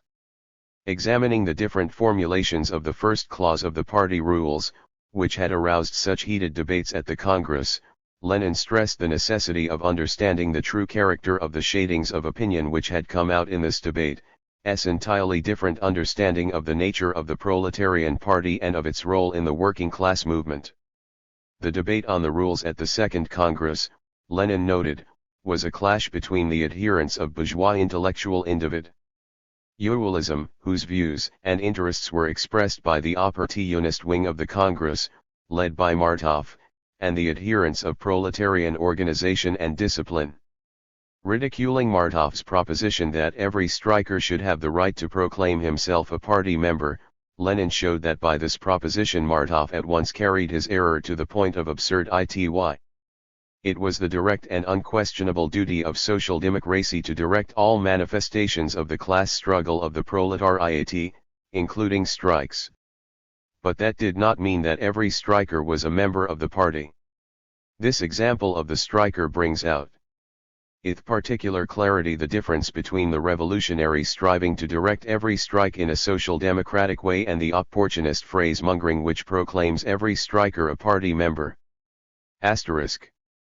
Lenin exposed the shameful conduct of the Mensheviks after the Congress, condemning their use of such unworthy methods of struggle as disorganization of the party's activities, disruption of party work. Describing the position of the new Menshevik Iskra as opportunism in matters of organization, Lenin demonstrated that Fidesz stand was hostile to centralism and strict proletarian discipline, that it defended anarchism and organizational looseness and opened wide the doors of the party to petty bourgeois, opportunist elements. As a result of the work of the old Iskra and of the Second Party Congress, the social democratic movement had made a great forward stride. It had attained ideological unity, as formulated in the party program and the party resolutions. It had broken away from the narrow circle outlook and isolation, and had brought together dozens of scattered groups to form a party. And after that, Lenin wrote, attempts were being made to drag the movement back, to destroy the party, to disorganize the party's work. The old Iskra had taught people to wage revolutionary struggle, had been an organ of militant Marxism. The new Iskra taught the worldly wisdom of yielding and getting on with opportunists. The old Iskra had earned the honor of being detested by the opportunists, both Russian and West European. The new Iskra, for its disorganizing Jane, was praised by the most extreme opportunists. The division of the RSDLP into majority and minority, Lenin showed, was a direct and inevitable continuation of the division of the Social Democrats into a revolutionary and an opportunist wing which had long since made its appearance in other countries. A characteristic feature of opportunism is its vagueness, diffuseness, elusiveness. An opportunist, by his very nature, will always evade taking a clear and decisive stand, he will always seek a middle course, he will always wriggle like a snake between two mutually exclusive points of view and try to agree with both and reduce his differences of opinion to petty amendments, doubts, innocent and pious suggestions, and so on and so forth. The party, Lenin taught, is a part of the working class, its vanguard, class-conscious and organized detachment, the highest form of its organization, its political leader, without whose guiding activities it is impossible to establish the dictatorship of the proletariat and to build a socialist society. Insistently, Lenin pointed out that the stronger our party organizations, consisting of real social democrats, the less wavering and instability there is within the party, the broader, more varied, richer, and more fruitful will be the party's influence on the elements of the working class masses surrounding it and guided by it. The party, as the vanguard of the working class, must not be confused, after all, with the entire class. The party, Lenin pointed out, is the amalgamation of scientific socialism with the working class movement. In one step forward, 2 steps back, Lenin worked out very definite standards for party life, standards which became law for all the party's subsequent activities. Of these standards, the most important are, strict observance of the party rules and a common party discipline by all party members without exception, consistent application of the principles of democratic centralism and inter-party democracy, utmost development of the independent activity of the broad masses of the party membership, development of criticism and self-criticism. Further, Lenin considered that party organizations, and the party as a whole, could function normally only on the condition of strict observance of the principle of collective leadership, which would secure the party against the adoption of chance or biased decisions. The ideas set forth in the book form the basis of the organizational structure and activities of the CPSU and all the fraternal communist parties. The concluding passage of One Step Forward, 2 Steps Back vividly demonstrates the tremendous importance Lenin attached to the organization of the working class, the great guiding force he saw in the revolutionary proletarian party. In its struggle for power, the proletariat has no other weapon but organization.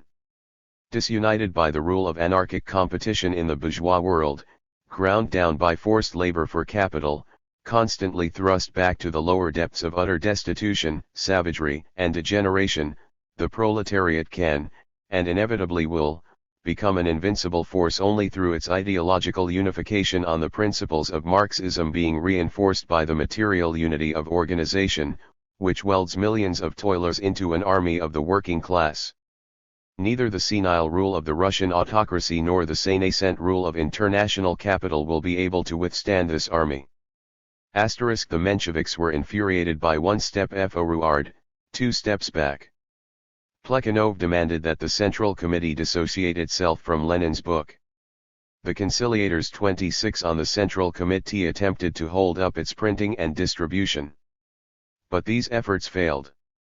In Russia, the party organizations hailed the book with the warmest approval. It was widely circulated among the advanced workers. Armed with Lenin's ideas, the Bolsheviks united more closely than ever, and set to work to improve trier forms of organization. The campaign for the convocation of the Third Congress, the bitter struggle against the Mensheviks undermined Lenin's health. From the opening day of the Second Congress, his nerves had been strained to breaking point. Constantly agitated, taking deeply to heart the Mensheviks' intrigues, he became a victim of complete insomnia. Overfatigue compelled him, in the end, to drop everything for a time. After a week of rest in Lausanne, he and Krupskaya, knapsack on back, set out into the mountains, following wild trails into the most remote retreats. The changing impscions, the mountain air, solitude, healthy tiredness, and healthy sleep, Krupskaya later recalled, were a real cure for Vladimir Ilyich. His strength and vivacity and high spirits returned to him. After their trip through the mountains, Lenin and Krupskaya spent August in a little village by Lac de Brie. Lenin took great pleasure in digging in the kitchen garden with the Swiss peasant in whose home they lodged. This outdoor labor rested him splendidly. With A. Bogdanov and M. Almansky, who were also summering here, Lenin discussed plans for further work. It was decided to start publication of a Bolshevik organ abroad, and to launch extensive agitation in Russia for the calling of the Third Congress. On his return to Geneva, in early autumn, Lenin moved from the suburbs to new quarters, closer to the central part of the city, to David Dufour St. 3, where he lived until his departure to Russia in November 1905.27. He now spent much time at the library of the Société de Lecture, which provided excellent working conditions. The members of the society were rare visitors at the library, and Lenin had a room entirely to himself. He could pace up and down, as he was accustomed, when thinking out an article, and take books from the shelves at pleasure. There was nothing and no one to interrupt or hinder his work. In Russia, at this time, a revolutionary crisis was brewing. For many months now the country had been plunged into the Russo-Japanese War, which had laid bare all the vice, all the rotten core, of the Tsarist autocracy. Lenin wrote that the shameful end of this shameful war was not far off, that it would intensify the revolutionary unrest in the country and would call for the most determined offensive measures on the part of the party of the proletariat. And he worked to prepare the party for the approaching revolution. In view of the tasks facing the party, it became more and more urgent that the Third Party Congress be called without delay. The Mensheviks persisted in their disruptive activities. Taking advantage of the vacillations of some members of the Central Committee, the Mensheviks gained control of the party centers. They were actively supported by the leaders of the Second International. Lenin exposed the true, opportunist nature of the Russian and West European renegades from Marxism. The blow thus dealt to international revisionism was of tremendous assistance towards the development of the revolutionary working class movement the world over. Although formally united with the Mensheviks in a single party, the RSDLP, the Bolsheviks, in fact, constituted an independent party and followed an independent, consistently revolutionary line that accorded with the fundamental interests of the proletariat, the peasantry, and all the different peoples inhabiting Russia. In August 1904, a conference of 22 Bolsheviks held under Lenin's guidance in the vicinity of Geneva discussed the question of the party crisis and how to end it. The conference adopted an 106 appeal to the party, written by Lenin, which called upon the party organizations to campaign for the immediate convening of the Third Congress, as the one possible way out of the crisis. This appeal became the Bolsheviks' fighting program for party unity. In this most critical period of struggle within the party, Lenin had the support of the majority of the party committees within Russia, which launched an active campaign for the Congress. In September to December, 3 regional conferences of Bolshevik committees elected a Bureau of Majority Committees, which, under Lenin's leadership, began practical preparations for the Third Party Congress. In the autumn of 1904, Lenin drafted an announcement of the formation of a Bureau of Majority Committees, which was sent to the Bolshevik committees in Russia. Lenin wrote, "Our slogan is the fight for the party spirit against the circle spirit, the fight for the consistent revolutionary line against zigzags, confusion, and a reversion to Rabotchi-Dyeloism, a fight in the name of proletarian organization and discipline against the disruptors of organization*. As the immediate tasks of the party, Lenin listed the establishment of ideological and organizational unity among the Bolsheviks, both in Russia and abroad, support of the publishing house for mass party literature organized abroad, the struggle against the opportunism of the Mensheviks, who had seized control of the central bodies of the party, preparations for the Third Party Congress, and assistance to the local party committees. Lenin drew the Bolsheviks' attention to the danger of the position that had arisen in the party and the need for the most resolute struggle against the Mensheviks who were insolently mocking both the party and the principles. There is a complete split in the party and there must be no procrastination if we do not wish to reconcile ourselves to the sacrifice of party principle to clannishness, to absence of principle prevailing in the party for a long time to come, or its being thrown back to economism and the Rabochai Dyelo approach. Lenin called upon the Bolsheviks to break decisively with the Mensheviks and to convene the Third Congress of the party without delay. The centers, he wrote, have put themselves outside the party. There is no middle ground, one is either with the centers or with the party. It is time to draw the line of demarcation. In the struggle for the party and the party principle, relying on the experience of the Iskra, Lenin attached particular importance, and devoted particular attention, to the founding of a Bolshevik newspaper. The main thing now is to have such an organ, he wrote to the Bolsheviks in Russia. In early December 1904, Lenin addressed meetings in Paris and in a number of towns of Switzerland, reporting on the situation in the party. The money collected at these gatherings was used for the founding of the newspaper. As an interesting detail, we may note that when the Socialist Revolutionary Group in Zurich learned that Lenin would be speaking there, they wrote to their leader, Chernov, appealing for help, "We most urgently request that you speak here, and oppose Lenin, who, they say, will soon arrive. We will telegraph you when he arrives. Our existence here depends on your eloquence." At a meeting of Bolsheviks, headed by Lenin, held in Geneva on November 29, the question of founding a Bolshevik party organ was finally decided. The meeting endorsed Lenin's suggestion for the name of the newspaper VP Iryad, and the text of the announcement of its publication. The name Lenin had chosen for the paper expressed the Bolsheviks' determination to push ever forward in the work of consolidating the party and of organizing the working class movement, whereas the Mensheviks were trying to drag the party back to the outlived stage of organizational disunity and the circle principle. The meeting set up the editorial board of the paper. Lenin, V. Vorovsky, M. Almansky and A. Lunacharsky and discussed the articles prepared for the first issue. As V. Karpinsky, a participant in the meeting, recalls, this free discussion and frank criticism, a striking manifestation of inter-party democracy, deeply impressed the rank-and-file party members. In a letter to the comrades, Lenin stressed the designation of the newspaper VP Iryad as an organ of the Russian working class movement, and proposed that regular correspondence be set up between the party functionaries and the editorial board, so that the paper would be the product of collective party effort. Lenin was particularly anxious that worker correspondents' contribution to the paper. He asked the comrades to inform him as to how the workers had received the news of the founding of a Bolshevik newspaper and the appeal to them to write for it. He considered it highly important that tens and hundreds of workers write directly to the paper, and that they give their addresses so that VP Iryad might be sent to them. He advised the organization of subscriptions to the paper among the workers.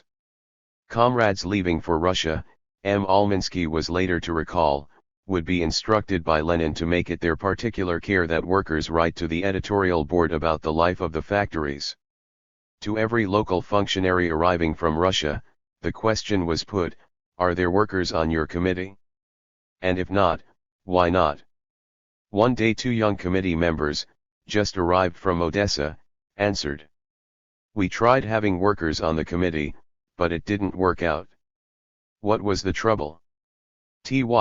They demanded right off that we put out leaflets about wages and other petty demands in the different factories. With what indignation Ilyich came down on those young committeemen. How he lashed out at them, explaining that this demand of the Odessa workers proved more than anything else how necessary and beneficial it would be to have workers among the members of the committee. The first issue of VP Iriad came out in Geneva on December 22, 1904. The issue included several articles written by Lenin, among them The Autocracy and the Proletariat, good demonstrations of proletarians and poor arguments of certain intellectuals and Time to Call a Halt. Lenin stressed the fact that the line of VP Iriad is the line of the old Iskra. In the name of the old Iskra, V period resolutely combats the new Iskra. **** Under Lenin's guidance, the newspaper VP Iriad played an important part in the struggle to consolidate the party and in the preparations for the Third Congress. Lenin's political and theoretical activity, his writings of the 1890s and the beginning of the 20th century, his resolute struggle against opportunism and revisionist attempts to distort Marxist theory, his struggle for the creation of a party of a new type, his creative application and development of Marxism in the conditions of a new age, all this was the beginning of the Leninist stage in the development of Marxism, in the activity of Russian Marxists, in the working class movement of Russia, and in TLTE international working class movement. Leninism, as an international teaching, became the Marxism of the 20th century, the Marxism of the modern age. The Communist Party of the Soviet Union emerged and developed on the most firm base of the revolutionary theory of Marxism. On the granite base of this theory, the Bolshevik Party made practical history, which, as Lenin pointed out, was quite unequaled in terms of wealth of experience. Lenin and the Leninist Party forged by the working class of Russia opened up to mankind not only theoretically, but also in practice, the way to socialism and communism. Lenin's long years of persistent and courageous revolutionary activity had gained him tremendous prestige among the Russian Social Democrats. Inspired by his daring plan for the creation of the party, the finest representatives of the working class, the Bolsheviks, rallied to his side. They were now ready for new battles for the approaching revolutionary storm of 1905. Chapter 5. The First Assault on the Tsarist Autocracy. Without the dress rehearsal of 1905, the victory of the October Revolution in 1917 would have been impossible. Lenin. The year 1905 began with events that were destined to make history. On January 3, a strike broke out at the Putilov works in St. Petersburg, involving 13,000 workers. The Putilov strike was supported by the workers of other St. Petersburg factories. On January 7, the strike became general. The Tsarist government did everything in its power to check the working class movement. Police and soldiery, over 40,000 men, were concentrated in the capital, to terrorize the workers by violence and bloodshed and thus to squelch the movement before it could develop further. At the same time, steps were taken to set up activity of the Zubotov organizations, bogus workers' organizations, subsidized by the police, designed to divert the workers from political, revolutionary struggle and to direct the working class movement along the reformist path. Particularly active was the Assembly of Russian Factory Workers of St. Petersburg, with a membership of almost 9,000, led by the priest Gapon, an agent of the secret police. Gapon proposed that the workers march in procession to the Tsar and present a petition stating their needs. Convinced that once the Tsar learned of the intolerable hardships the people were suffering, he would be sure to help them, the workers supported Gapon's plan. The Bolsheviks warned the people that nothing could be attained by such a petition, but, realizing that the procession could not be prevented, they decided to march in it together with the workers. 111. The beginning of the revolution in Russia. Early in the morning on Sunday, January 9, the workers of St. Petersburg, carrying church banners, icons, and portraits of the Tsar, set out in procession towards the Winter Palace. Many had brought along their families, wives, children, old folk, all in a feast of spirits. Over 140,000 people joined in the march. As had been planned beforehand, the Tsarist government gave the order to open fire on the unarmed marchers. Over 1,000 were killed and nearly 5,000 wounded, in this dastardly, cold-blooded massacre of defenseless and peaceful people. The Tsarist government had thought, by such bloodshed and violence, to crush the workers fighting Spiet, to teach the lesson of humility and obedience. But the government had miscalculated. The shooting down of peaceful, unarmed petitioners destroyed the people's naive faith in the Tsar's kindness and mercy. Even the most backward workers now realized that neither appeals nor petitions could ease the unbearable conditions in which they lived, that freedom could be won only with arms in hand. The attempt to turn the working class movement from the path of revolution ended in hopeless failure. Before evening FELL, barricades were being thrown up in the working class districts of St. Petersburg. The people began to rise in struggle against Tsarism. Lenin responded to the January 9 events on the following morning with deep emotion. Lenin assessed the workers' wrathful protest against Tsarist bloodshed as the beginning of revolution in Russia. That same day Lenin wrote his article Revolution in Russia, throbbing with the hot breath of revolution, vividly portraying the heroic struggle of the St. Petersburg proletariat on January 9. Force against force. Street fighting is raging, barricades are being thrown up, rifles are crackling, guns are roaring. Rivers of blood are flowing, the civil war for freedom is blazing up. Moscow and the South, the Caucasus and Poland are ready to join the proletariat of St. Petersburg. The slogan of the workers has become, "Death or freedom." Long live the revolution! Long live the insurgent proletariat! Lenin proclaimed. On January 9, 1905 the Russian working class received a momentous lesson in civil war, the revolutionary education of the proletariat made more progress in this one day than it could have made in months and years of drab, humdrum, wretched existence. Compelled to live as a political emigrant, Lenin kept in close touch with events in Russia, reacting swiftly to each new development and subjecting it to thorough analysis and appraisal. He had recognized the inevitability of revolution long before its outbreak, and had foreseen that it would involve the entire people. And he had worked indefatigably to prepare the party for the coming social battles, in which the working class was destined to play the leading role. When the revolution began, Lenin stressed the tremendous influence that would be exerted on the world working class movement by the heroic struggle of the proletariat in Russia. The proletariat of the whole world, he wrote, is now looking eagerly towards the proletariat of Russia. The overthrow of Tsarism in Russia, so valiantly begun by our working class, will be the turning point in the history of all countries. It will facilitate the TAS of the workers of all nations, in all states, in all parts of the globe. Lenin's instructive articles in the Bolshevik press, his numerous letters to party organizations, his conversations with comrades arriving from Russia helped and guided the party in the development of the revolution.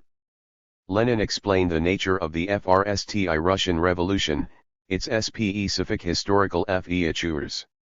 In character and objectives, he demonstrated, this was a bourgeois democratic revolution, aimed at the overthrow of the Tsarist autocracy, the abolition of landed proprietorship and other survivals of serfdom, and the establishment of a democratic republic.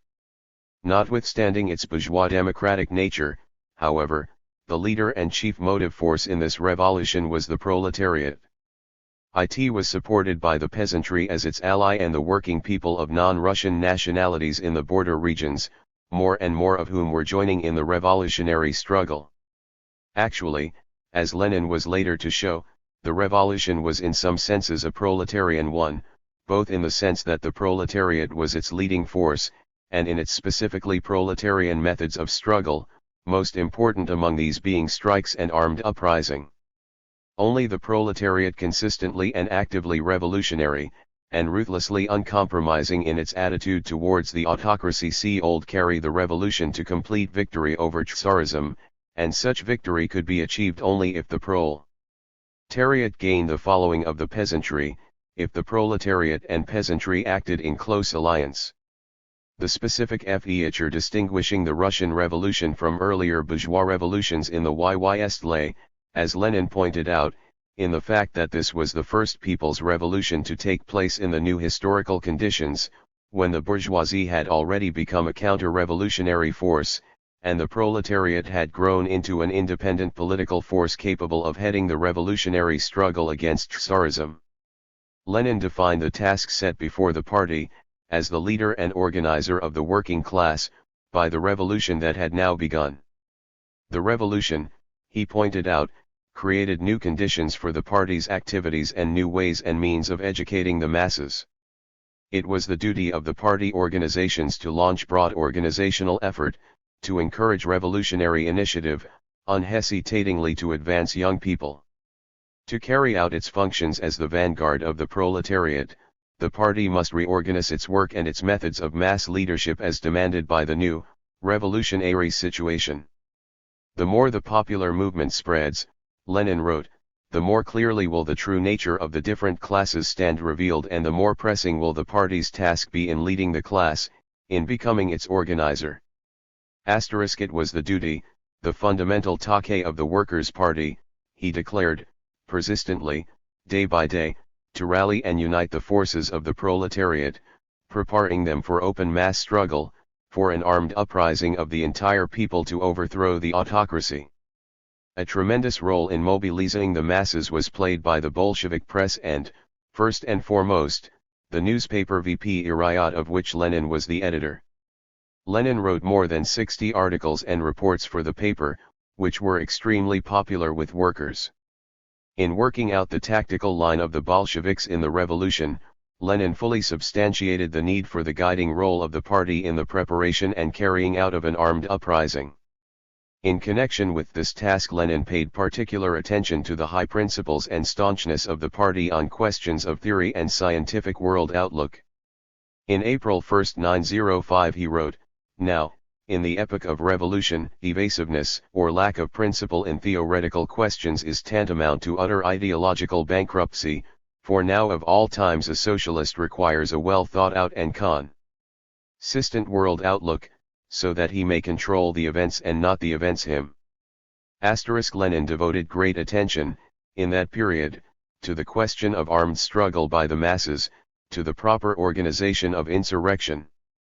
Krupski writes, Ilyich had not only reread and very carefully studied and thought over all that Marx and Engels had written about revolution and insurrection, but had read many books dealing with the art of warfare, made a thorough study of the technique and organization of armed uprising.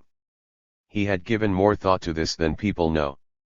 Of particular interest to Lenin was the experience of the Paris Commune. This, he felt, must be brought to the knowledge of social democratic and advanced workers in Russia. He edited for publication in the newspaper VP Irayat a Russian translation of the memoirs of General Klusirat, Street Fighting, in which the experience of the Paris Communards in barricade fighting is summed up and generalized, and wrote a preface to the memoirs and a brief biography of this famous general of the Commune. On March 5, 1905, at a meeting of the Russian colony of political emigrants in Geneva, Lenin read a paper on the Paris Commune. In the present movement we all stand on the shoulders of the Commune, Lenin reminded his hearers. The Third Party Congress. During the revolution the differences between the Bolsheviks and the Mensheviks intensified. The Mensheviks' opportunism was brought out with particular clarity by their appraisal of the motive forces in the Russian bourgeois democratic revolution, and by the tactics they adopted.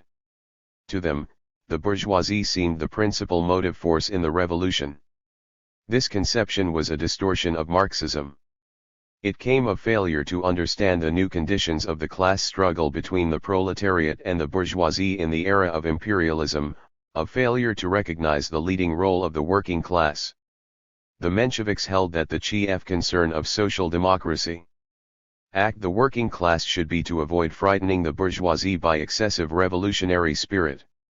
Assigning the leading role in the revolution to the bourgeoisie, the Mensheviks thereby belittled not only the role of the proletariat, but also that of the proletarian party as leader and organizer of the masses. Uncompromisingly, Lenin combated the opportunist line of the Mensheviks, exposing their limited, dogmatic, hackneyed political thinking, their cowardice and failure of the revolution, their betrayal of the interests of the proletariat and the peasantry. The Mensheviks, he wrote, FEAR, the leading role in the democratic revolution, and they are terrified at the thought of having to conduct the uprising. The thought lurks at the back of their minds, only they do not yet dare to voice it outright in the columns of Iskra, that the social democratic organization must not conduct the uprising, that it must not strive to take full control over the revolutionary transition to the democratic republic. While Lenin and the Bolsheviks worked far in advance to prepare the proletariat for revolution, for active leadership in revolutionary events, the efforts of the Mensheviks were directed towards disarming the working class both ideologically and organizationally, educating it in the spirit of reformism and adaptation to the policy and tactics of the liberal bourgeoisie. Throughout the revolution, the Mensheviks pursued this anti-revolutionary, opportunist line, which Lenin subjected to annihilating criticism. In his constructive approach to the problems raised by the revolution, Lenin emphasized the tremendous importance of the proletarian party. He demonstrated, in sharp ideological dispute with the Mensheviks, that Tsardom could be overthrown, and a democratic republic established, only if the struggle of the revolutionary masses was directed by a party of the working class. The hegemony of the proletariat in the revolution and the vanguard role of the proletarian party, such was the basic idea which Lenin maintained in all his writings and in all his activities, which he upheld in implacable struggle against the Mensheviks. The crisis within the R.S.D.LP intensified. There was hardly a question of tactics or organization that did not arouse furious differences between the Bolsheviks and the Mensheviks in the local RSDLP committees. To end the Mensheviks' opportunism in matters of organization and tactics, and to work out united tactics. For the proletariat in the revolution, it was essential that a party congress be convened without delay. The Bureau of Majority Committees, under Lenin's guidance, began preparations for the Third Party Congress. In the editorial, The Convening of the Third Party Congress, written by Lenin, VP Iriad presented a tentative agenda for the Congress. As the central issue at the Congress, it advanced the questions of organization and tactics posed by the vast sweep of the revolutionary movement in the country. Having mapped out a program of work for the Congress, Lenin elaborated the basic ideas on tactics which he intended to present for discussion at the Congress, and drew up draft resolutions on all the principal questions to be considered. Also, he drew up a questionnaire designed to collect and generalize the practical experience of the party organizations, indispensable for the revision of the party rules and for the drafting of the Congress resolutions. The collective experience of all party members, Lenin felt, was of vital importance to the proper solution of the questions of organization and tactics raised by the revolutionary movement. He proposed that all the party committees, both Bolshevik and Menshevik, be invited to the Congress. But the Mensheviks refused to participate in the Third Congress. Instead, acting as a body entirely split away from the party, they called a Congress of their own, in Geneva. So few delegates arrived, however, that this gathering was termed merely a conference. 2 congresses, 2 parties, was Lenin's comment. The Third Congress opened in London on April 1, 1905. It was attended by delegates from 21 Bolshevik committees. Lenin had been accredited by the Odessa Committee. Elected chairman of the Congress, Lenin directed all its work. He spoke on the principal items on the agenda, on the armed uprising, on the participation of the Social Democrats in a provisional revolutionary government, on the attitude towards the peasant movement. The Congress minutes record some 140 statements and proposals made by Lenin. He kept a detailed diary of the Congress sittings, and, as a member of the Resolutions Committee, drafted and edited resolutions and reports. The Bolshevik Congress mapped out a strategic plan and revolutionary tactics for the party in the bourgeois democratic revolution. In substance, the plan was that the proletariat, acting in alliance with the whole of the peasantry and neutralizing the liberal bourgeoisie, must carry the bourgeois democratic revolution to its completion and thus clear the way for a socialist revolution. 117. The Congress discussed the question of armed uprising thoroughly in every aspect. It adopted a resolution, drafted by Lenin, which declared it one of the major and most urgent tasks of the party to organize the proletariat for direct struggle against the autocracy by means of armed uprising. The Congress instructed all party organizations to explain to the proletariat not only the political significance, but also the practical, organizational aspect of the impending armed uprising, and the part to be played in the rising by mass political strikes. The party organizations, the Congress resolution stated, must take energetic steps to arm the proletariat and to draw up a plan for the armed uprising and for direct leadership in it.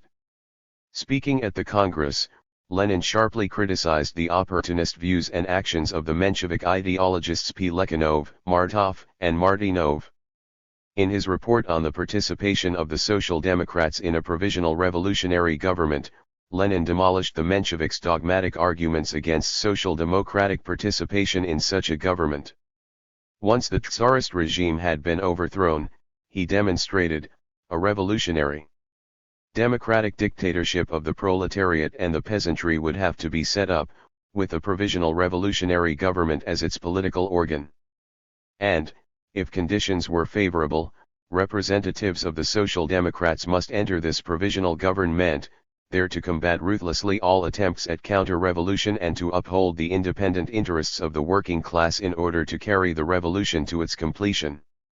Recalling this speech of Lenin's Mtskake writes, he began his report very simply. Wrathfully exposing the opportunist theses propounded in the articles of the Menshevik Iskra, he opposed these rotten Menshevik ideas with firm revolutionary Marxist directives. He illustrated his thoughts abundantly with facts taken from the history of the international working class movement and particularly from the current struggle of the workers in Russia in the early months of revolutionary 1905. Towards the end of his speech all the delegates were standing, listening with breathless attention, carried away by the iron logic of the theoretician, tribune, and organizer of the revolution. When Leik had finished, there was round upon round of thunderous applause. Before us stood a great revolutionary, theoretician, and tribune. Asterisk. Lenin's draft resolution on the relations between workers and intellectuals within the social democratic organizations called upon the party to make every effort to strengthen the ties between the party and the masses of the working class by raising still wider secessions of proletarians and semi-proletarians to full social democratic consciousness. Lenin insisted that worker social democrats be advanced to membership on the local party centers and the all-party center. Workers, Lenin pointed out, have the class instinct, and, given some political experience, they soon become staunch Marxists. On learning that there was only one worker on the St. Petersburg committee, he exclaimed indignantly, "Disgraceful!" And in one of his speeches at the Congress he declared, "I could hardly keep my seat when it was said here that there are no workers fit to sit on the committees." The growth of the peasant movement in Russia made it essential that the party formulate its agrarian platform. Now that the peasant movement was on the order of the day, Lenin said, the party of the proletariat must officially declare its full support of this movement. It was the party's first task to make the peasant masses politically conscious, to set up revolutionary peasant committees to carry through land reforms. The Congress endorsed Lenin's formulation of the first clause of the party rules. It set up a single authoritative party center, the Central Committee, headed by Lenin, and the Central Committee appointed Lenin as its representative abroad, and also as responsible editor of the newspaper Proletary, established by the Congress as the central organ of the party in place of Iskra. After the Congress Lenin, with the other delegates, visited the grave of Karl Marx, as he had done after the Second Congress. In the days remaining before his departure from London, he took the delegates, for most of whom this was their first trip abroad, to see the sights of the British capital. Then, with a group of delegates, he left for Geneva. During the brief stop in Paris, Lenin showed his comrades places connected with the revolutionary struggles of the French people, and with them visited the Père Lachaise cemetery, where the Paris communards had been shot. Two tactics of social democracy in the democratic revolution.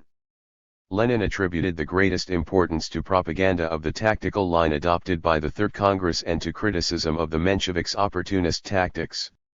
In this a large part was played by the newspaper Proletariat, continuing the traditions of the old Iskra and VP Iriad. Proletariat was published in Geneva over a period of 6 months, in which time it carried something like 90 articles and items written by Lenin. Its first issue contained 3 articles by Lenin devoted to the Congress. Report on the Third Congress of the Russian Social Democratic Labor Party, the Third Congresses, and a note to the resolution how the Congress was constituted. It published also the most important of the Congress resolutions, most of which had been drawn up by Lenin. The Third Congress decisions were received by the majority of the party organizations in Russia as a militant program of struggle for the victory of the democratic revolution. They served as the basis of the party's entire practical activity. Lenin informed the International Socialist Bureau, the executive and information body of the Second International, about the party congress that had taken place and about its decision to consider the newspaper Proletariat as the central organ of the RSDLP. The publication of the most important Congress documents in French and German, organized by Lenin, promoted a correct understanding by progressive West European workers of the Bolsheviks' tactics.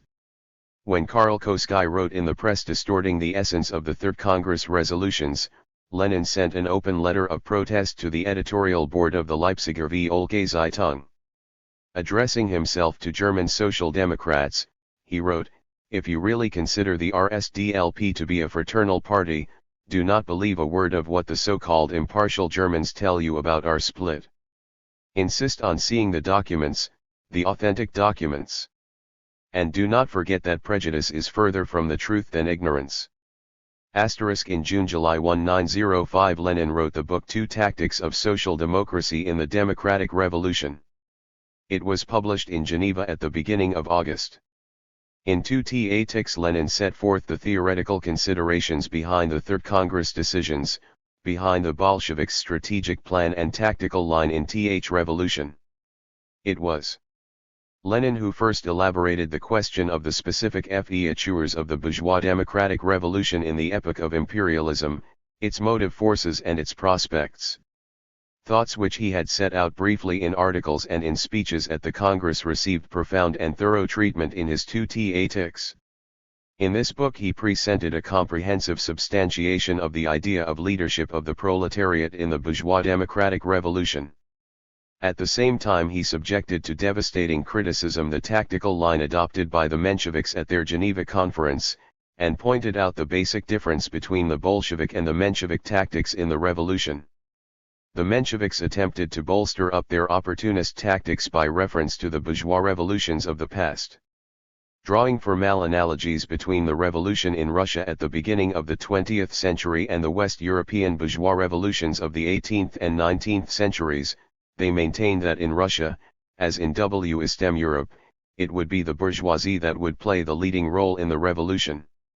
That being so, they argued, the task of the proletariat and of its party lay in supporting the liberal bourgeoisie, in urging it on from below, and to anything more than that. In the bourgeois revolution, the proletariat neither could nor should aspire. The Mensheviks completely denied the revolutionary character of the peasantry and the prospect of its acting as one of the real forces in the revolution. Lenin scouted this anti-Marxist assessment of the character and motive forces of the Russian Revolution. The Mensheviks, he showed, evinced neither the ability nor the desire to understand the new conditions in which the revolution in Russia was taking place.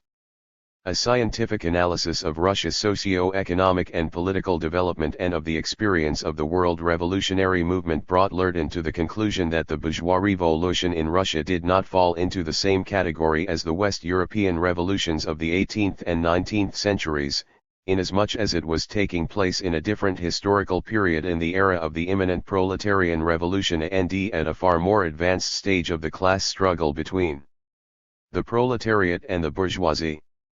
The Russian bourgeois revolution differed fundamentally from all past revolutions in that it was the proletariat and not the bourgeoisie that allied to itself the mass of peasantry and formed its leading force. The Mensheviks did not understand the meaning of the concept of bourgeois revolution.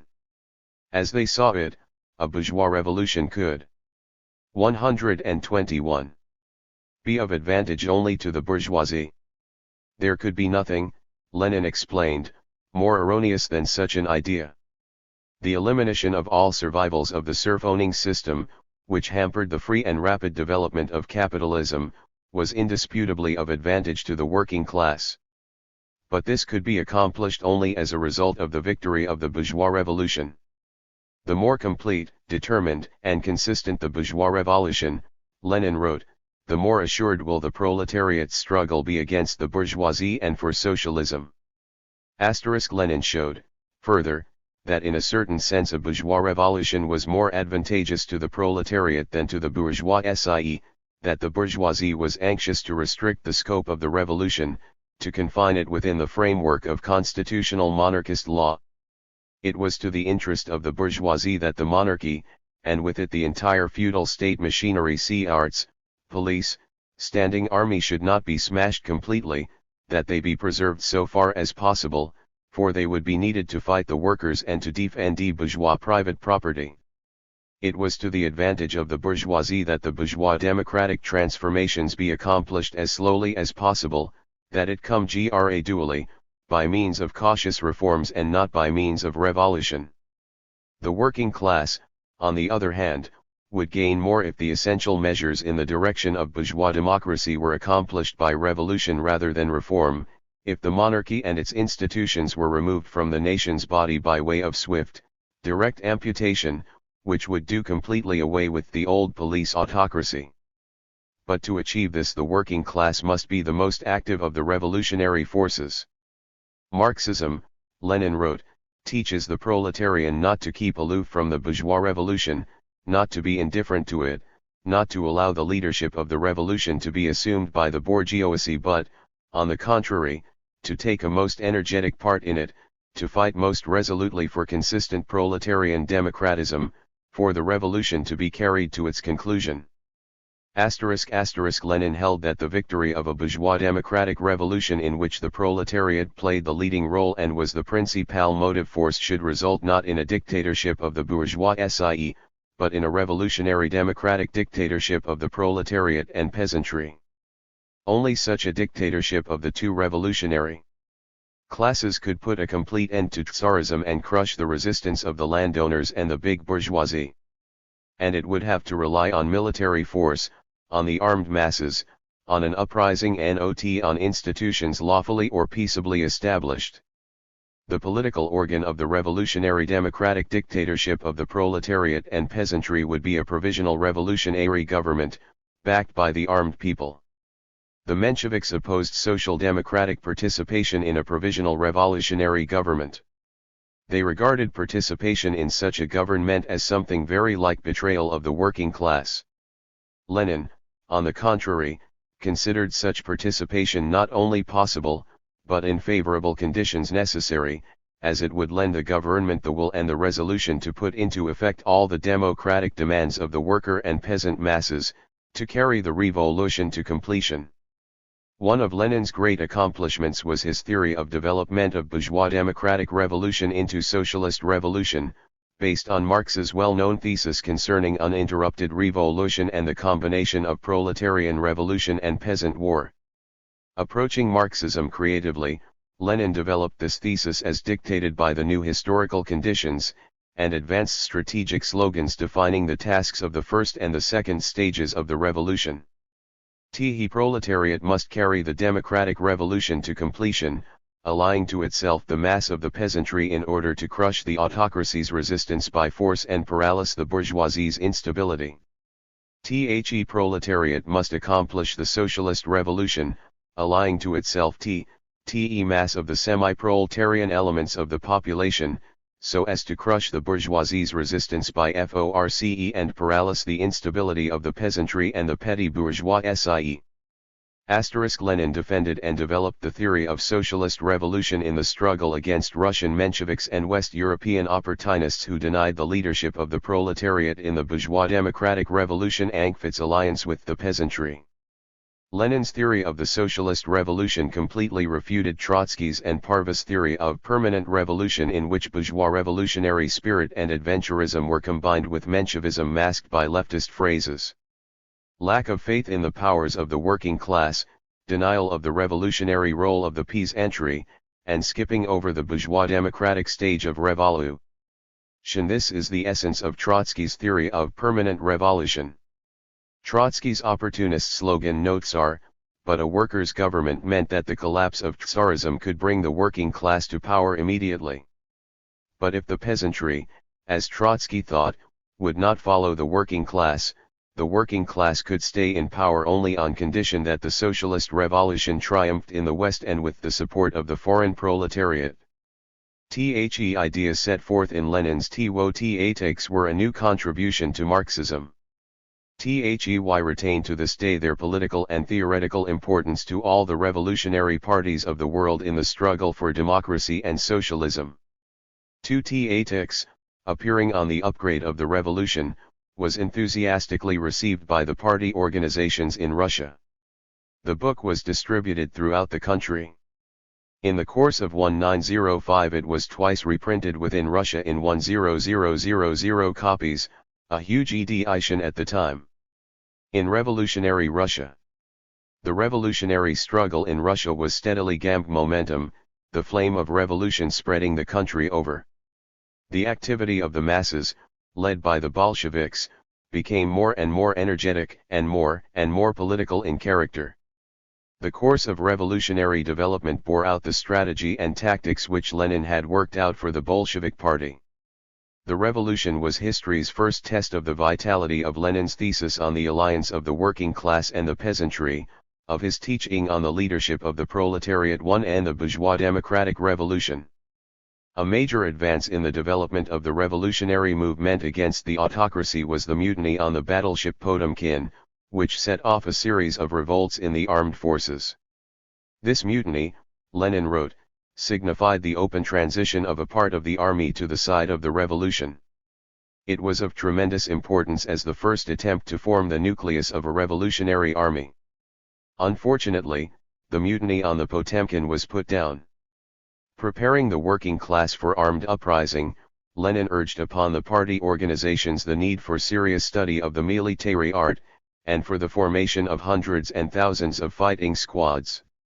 He attached particular importance to the formation of armed detachments in the big cities and their working class. 124. Suburbs. He stressed the necessity of organizing these detachments, of arming them with whatever came to hand, of teaching and training them. In a letter written in October 1, 1905 to the Combat Committee of the St. Petersburg RSDLP Committee, he outlined ways and means of preparation for an armed uprising. On his instructions, military groups were formed in the local party organizations to arrange for the acquisition and manufacture of weapons. The Bolsheviks launched extensive propaganda and agitation among the soldiers and sailors, and began to issue newspapers for the troops. There were more than 20 of these, of which the best known, Kazarma, receiving direct guidance from Lenin, had a circulation of some 20,000 copies. Lenin attached great importance to the drawing of young people into the revolutionary struggle and to the party's work with them. In his articles The Tasks of the Revolutionary Youth, Anti-Militarist Propaganda and Young Socialist Workers' Leagues, The Student Movement and the Present Political Situation and others, Lenin urged communists to take an active part in the youth movement, including the student movement, to introduce the ideas of scientific socialism into it, to help young people work out a clear, integrated socialist outlook, to fight against the influence of right and left elements, and to rally it around the working class. By the autumn of 1905 the revolutionary movement in Russia had attained unprecedented power. The political strike called in October spread throughout the country, involving over 2 million people, of whom nearly 1 million were industrial workers. The strike slogans were, "Down with the autocracy, long live the Democratic Republic." Lenin described the closing months of 1905 as a period of revolutionary whirlwind. The All-Russia strike was growing into armed uprising. Lenin wrote elatedly, the nationwide strike reached its climax.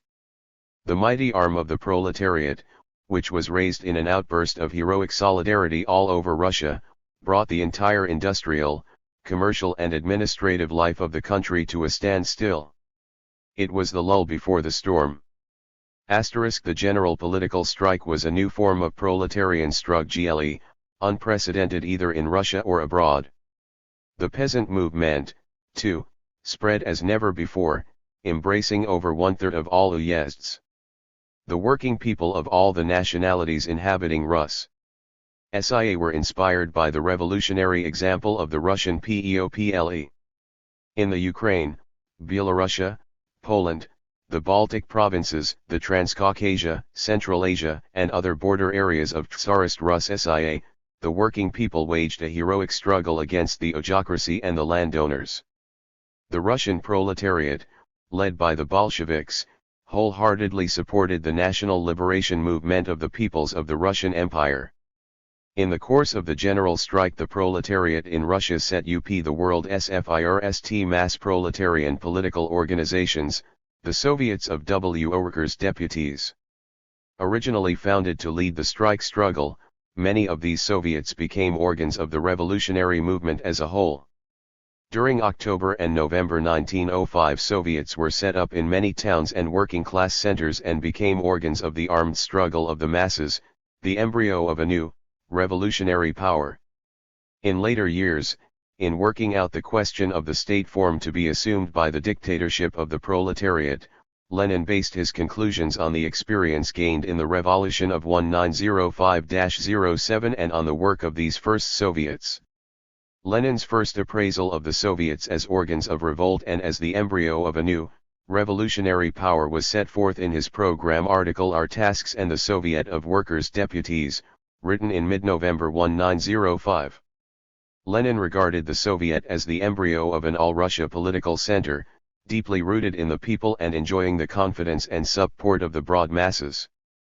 Substantiating the idea of the leadership of the proletariat and its alliance with the peasantry, Lenin paid exceptional attention to working out the tactics of a left bloc, the creation of a united front of the left, of all democratic forces capable, with the leadership of the proletariat, of waging a revolutionary struggle against the oppression of landowners and capitalists.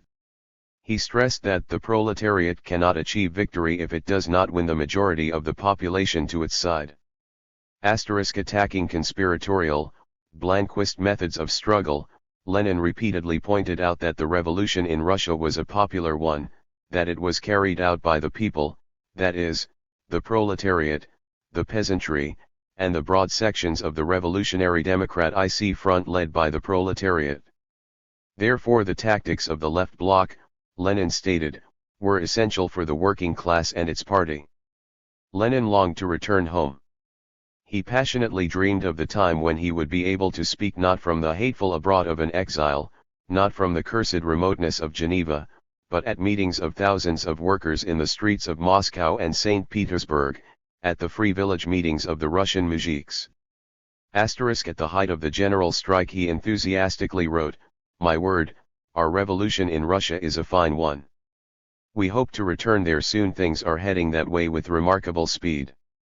Lenin arrived in St. Petersburg on November 8, 1905, and immediately launched vigorous revolutionary activity, directing the work of the Central and St. Petersburg Bolshevik committees, addressing meetings and conferences in St. Petersburg and in Moscow, conferring with party functionaries, writing articles for the Bolshevik press. Under his leadership, the Bolsheviks carried on energetic preparations for an armed uprising. On his first day in St. Petersburg, Lenin met Elkersin, a member of the CC, and other party functionaries at a secret Bolshevik meeting place. On the same day he visited the Preobrazhensky cemetery, where the victims of Bloody Sunday lay buried, to bow his head in grief over the graves of St. Petersburg proletarians. Lenin's heart beat high with love for the working people. The people's suffering and grief were his suffering and grief, the people's struggle for freedom and happiness was his struggle. In the evening, at an enlarged meeting of the St. Petersburg Bolshevik Committee, Lenin defined the tasks of the party with respect to the Soviets, a question on which, at that time, not all members of the party were quite clear in their minds. Lenin put the question very clearly. The party, he said, must guide the Soviets, direct their activity, but it must not substitute itself for them, nor dissolve itself in them. On the following day, November 9, Lenin called a joint meeting of the Bolshevik members of the editorial board of the legal newspaper Novaya Zhizn and the local party functionaries. He now headed the editorial board, and Novaya Zhizn became in effect the central organ of the RSDLP. Lenin enlisted as contributors some of the party's finest writers, among them such outstanding party publicists as M. Almansky, V. Vorovsky, A. Lunakarsky, V. Bunkbruyevich. Maxim Gorky was an active contributor, and greatly helped the paper financially as well. Circulation rose almost to 80,000 copies. This was the first experience of a legal Bolshevik newspaper closely connected with party organizations and revolutionary workers and extremely popular with them.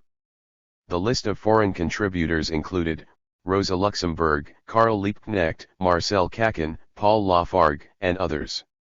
The paper's editorial offices on Nevsky Prospect were used as a secret meeting place for party comrades, and also as premises for meetings of the Central and the St. Petersburg committees. It was here that Lenin and Maxim Gorky first met. Recalling this occasion, M. Andreeva, Gorky's wife, writes, Lenin came out of one of the back rooms and strode quickly to meet Gorky. They shook hands lengthily. Lenin was in high spirits. Gorky, as always when embarrassed, spoke in an even deeper bass than usual.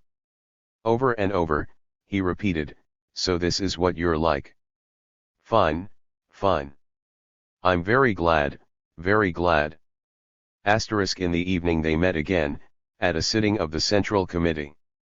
Lenin went into every aspect of the work connected with the publication of Novaya Zhizn, and was a frequent visitor at the print shop. He read every line to be printed in the paper, from important articles to the briefest of items. The main material, as a rule, was discussed at editorial conferences. His own articles, too, were read at these conferences, and as always he turned a ready ear to any suggestions or criticism that his comrades had to offer. Generally speaking, Lunakarsky writes, recalling their joint work on Novaya Zhizn, Lenin was always strongly in favor of collective effort in the true sense of the term, that is, all of us putting our heads together to work a rough draft into a finished exposition. Under Lenin's editorship the paper exerted tremendous influence on the life and work of the party. Articles by Lenin appeared regularly on its pages. On November 10, it started publication of the article, "The Reorganization of the Party," the first to come from Lenin's pen after his return from abroad.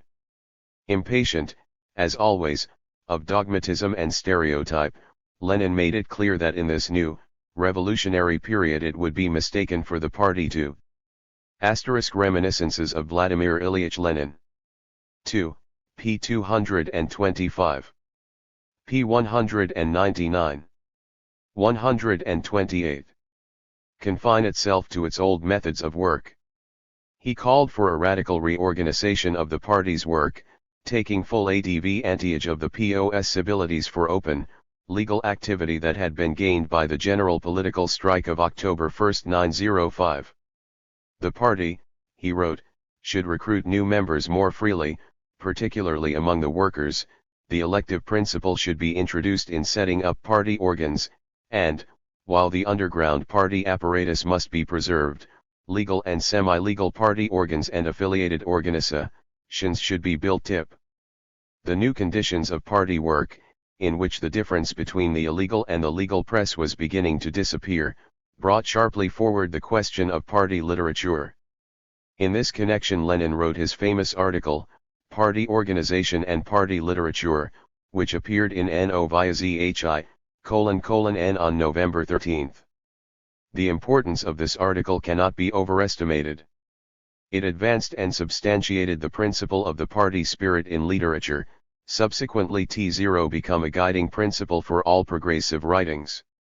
To the socialist proletariat, Lenin wrote, literature cannot be a means of enriching individual groups or persons, cannot be a private affair, independent of the common cause of the working class.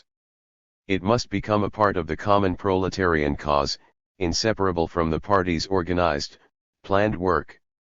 To be sure, Lenin explained, literature is least of all subject to mechanical adjustment or leveling. Here greater scope must undoubtedly be allowed to personal initiative and individual inclinations, to thought and fantasi, form and content. This, however, does not refute the proposition that literature must by all means and necessarily be firmly linked with party work.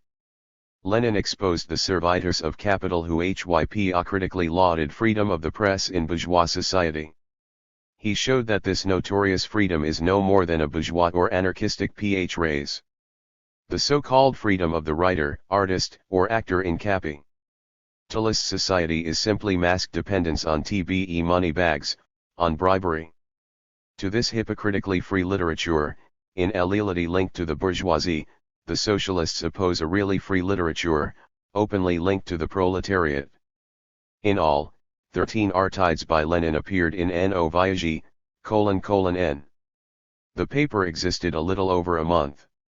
It was suppressed by the Tsarist government on December 2. On December 3, its last, 28th issue, appeared illegally. But the party could not work without a newspaper. In the spring of 1906 the Bolsheviks began to put out, in place of Novosti, a new legal paper of which Lenin was FAC. 9 to 826. 129. Twilly the editor. The new paper appeared under various names, V. Olna, V.P. Iriad, Eklu. In July it too was suppressed. In mid-November 1905, Lenin delivered a report, a criticism of the agrarian program of the Socialist Revolutionary Party, at a meeting of St. Petersburg party functionaries. This was Lenin's first opportunity to address so large an audience within Russia. The hall was filled to capacity, and Lenin's appearance on the platform was met with a thunder of applause. But his report was interrupted by the police, and was completed only several days later, in a privately owned schoolhouse. A development of great importance to the further activities of the Bolshevik organizations was the first Bolshevik conference, held in Tammerfors, Finland, in mid-December 1905. Lenin was elected chairman of the conference. He delivered 2 reports, on the current situation and on the agrarian question. The conference passed the resolution, on the agrarian question moved by Lenin. A number of amendments, necessitated by the development of the revolution, were introduced into the party's agrarian program, and a decision was taken on the restoration of party unity. The Central Committee was instructed to convene a unity congress of the RSDLP. A most important place in the revolution of 1905-07 is held by the December armed uprising in Moscow. An outstanding role in it was played by the Moscow Soviet and the district Soviets of workers' deputies led by the Bolsheviks.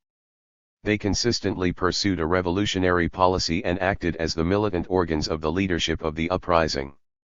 On December 5, a conference of the Moscow Bolsheviks unanimously resolved to declare a general strike and commence armed struggle.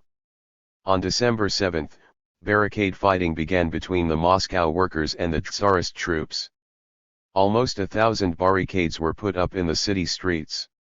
For 9 days the Moscow workers battled heroically, with arms in hand. At the conference of the Central Committee members, the Militant and the United Military Organization 28 held on December 1 and attended by Lenin, the St. Petersburg Bolsheviks discussed ways and means of assisting the Moscow workers. The conference outlined measures to prevent the dispatch of troops from St. Petersburg to Moscow. It was decided to blow up the tracks, thereby holding up the troop trains. But all attempts to prevent the dispatch of troops to Moscow failed. The government succeeded. 130. In sending off the Semyonovsky Regiment and also a number of other regiments, with orders to suppress the Moscow uprising. By 1 December 6 the superiority of the government forces had become obvious.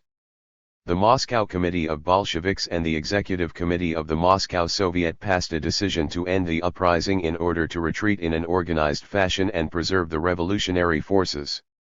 The armed uprising of the Moscow workers was defeated, but its significance was tremendous. For the first time in history the revolutionary struggle had attained such development, such power, that armed uprising was conjoined with mass strike action. In his article Lessons of the Moscow Uprising, Lenin generalized its experience, analyzed the causes of defeat and outlined basic tactics by which the party and the proletariat should be guided in preparation of an armed uprising and in its conduct. First, arms must be taken up more resolutely, and it must be explained to the masses that a peaceful strike alone was not sufficient, that armed struggle was necessary. Second, an active fight must be waged for the troops, to win over wavering units. Third, it was necessary not to confine oneself to the tactics of barricade fighting but to proceed to the tactics of guerrilla warfare, by small detachments and squads, to pursue offensive tactics.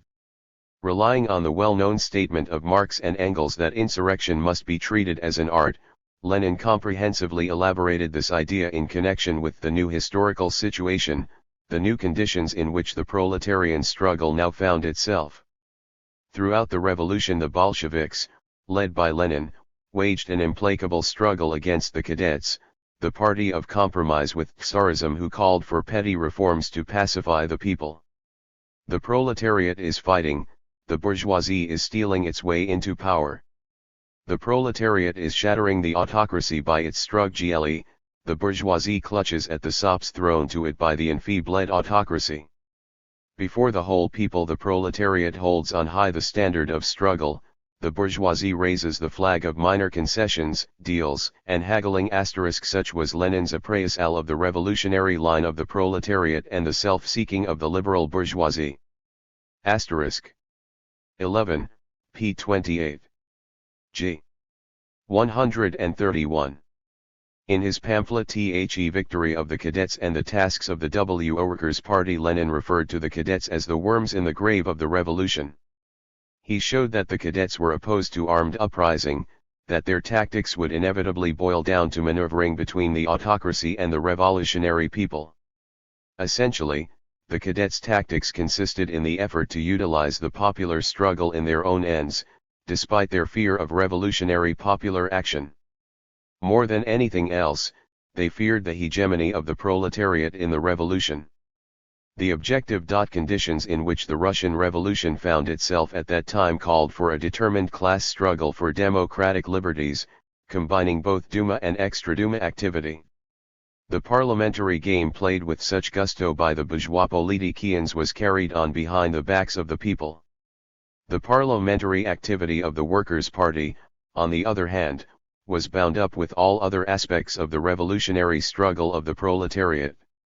At such a time, Lenin warned, there could be nothing more harmful, more dangerous, than constitutional illusions, which were no more and no less than opportunist, bourgeois poison that the cadet press was injecting into the people's minds. It was the task of the proletarian party to combat these illusions, systematically explaining to the workers and the peasants that, as before, the principal form of the social movement was the direct revolutionary struggle of the broad masses. Further, Lenin exposed the attitude of the Mensheviks, who dragged in the wake of the liberal monarchist bourgeoisie. In this pamphlet Lenin summarized the experience gained by the Russian proletariat in the struggle of October-December 195, a struggle which he regarded as an important advance in the cause of the working class. The world-0 ver. The events of 1905 confirmed a basic proposition of Marxism that the only thoroughly revolutionary class in contemporary society, and therefore the vanguard fighter in any revolution, is the proletariat.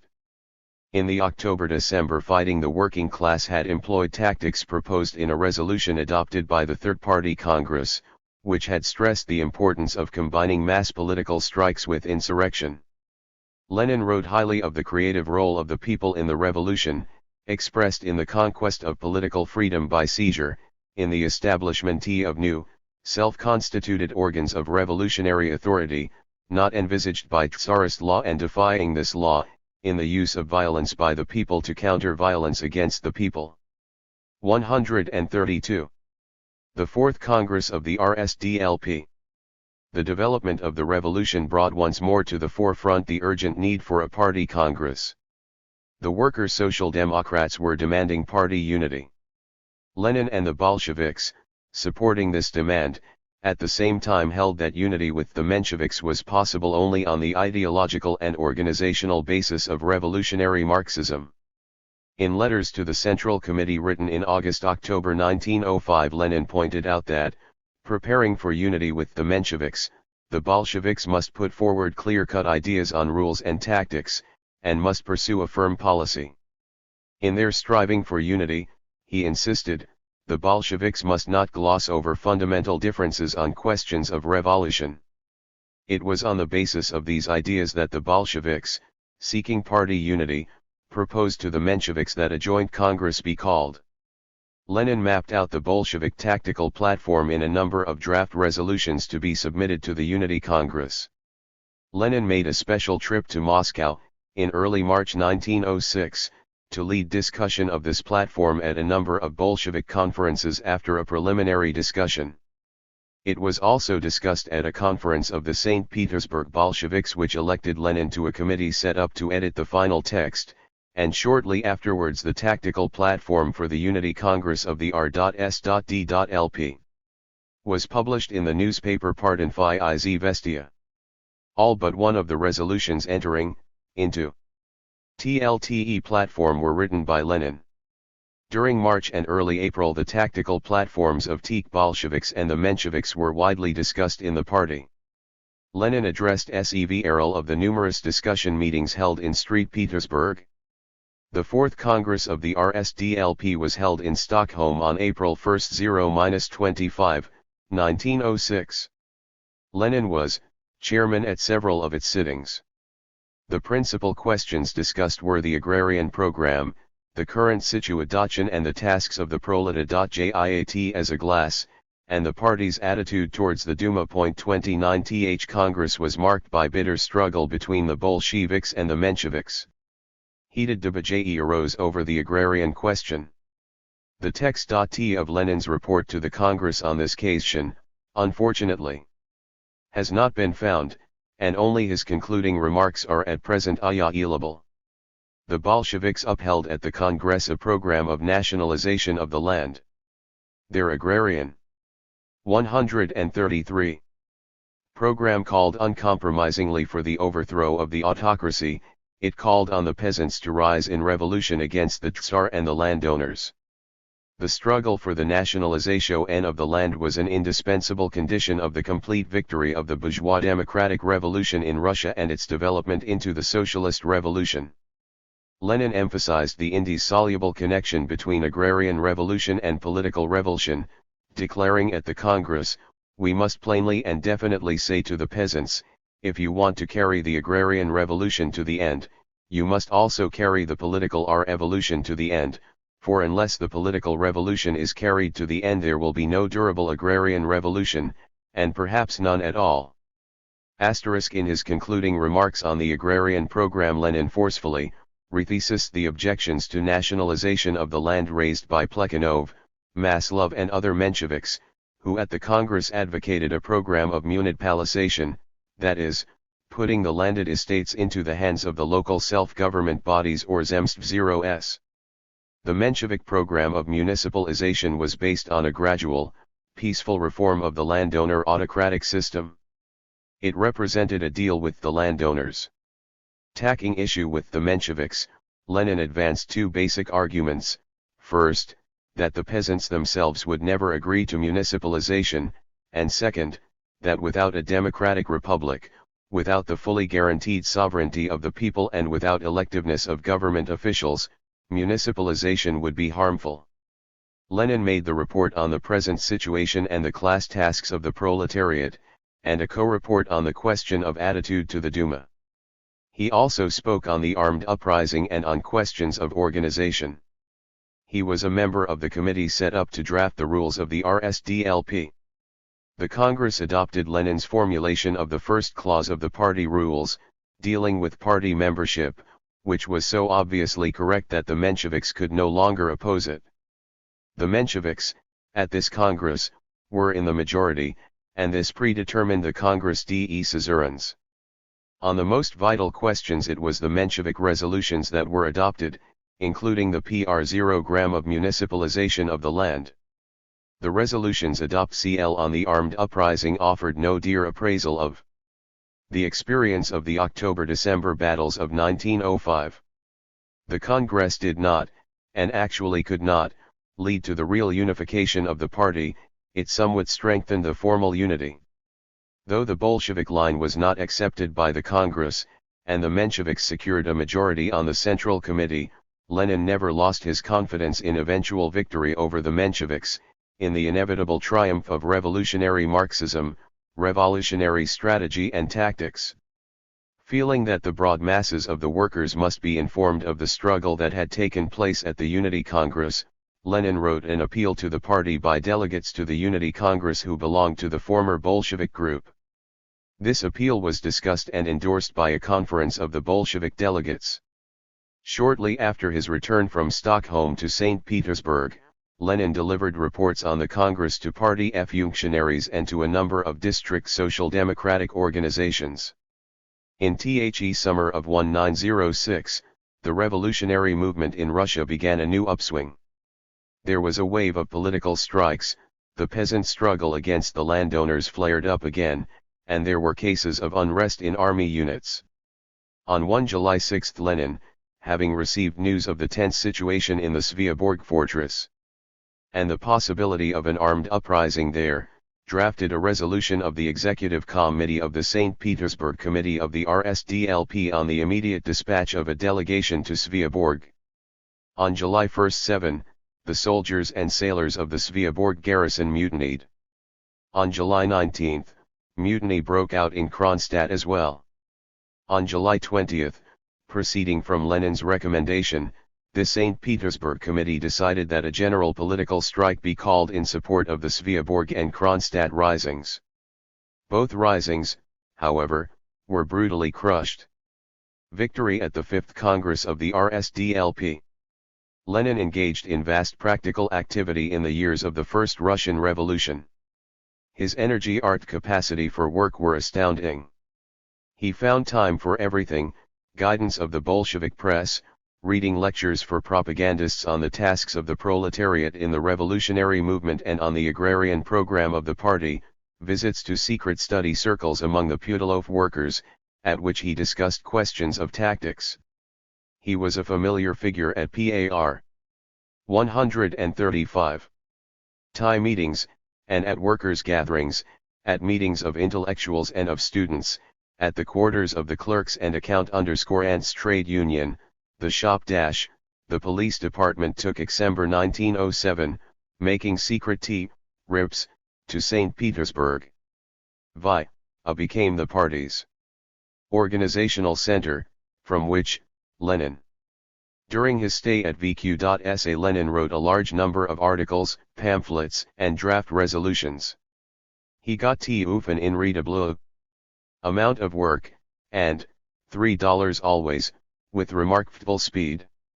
Observing the necessary precautions, Lenin made frequent trips to St. Petersburg during this period, visiting the warehouse and editorial offices of the Bolshevik publishing house V.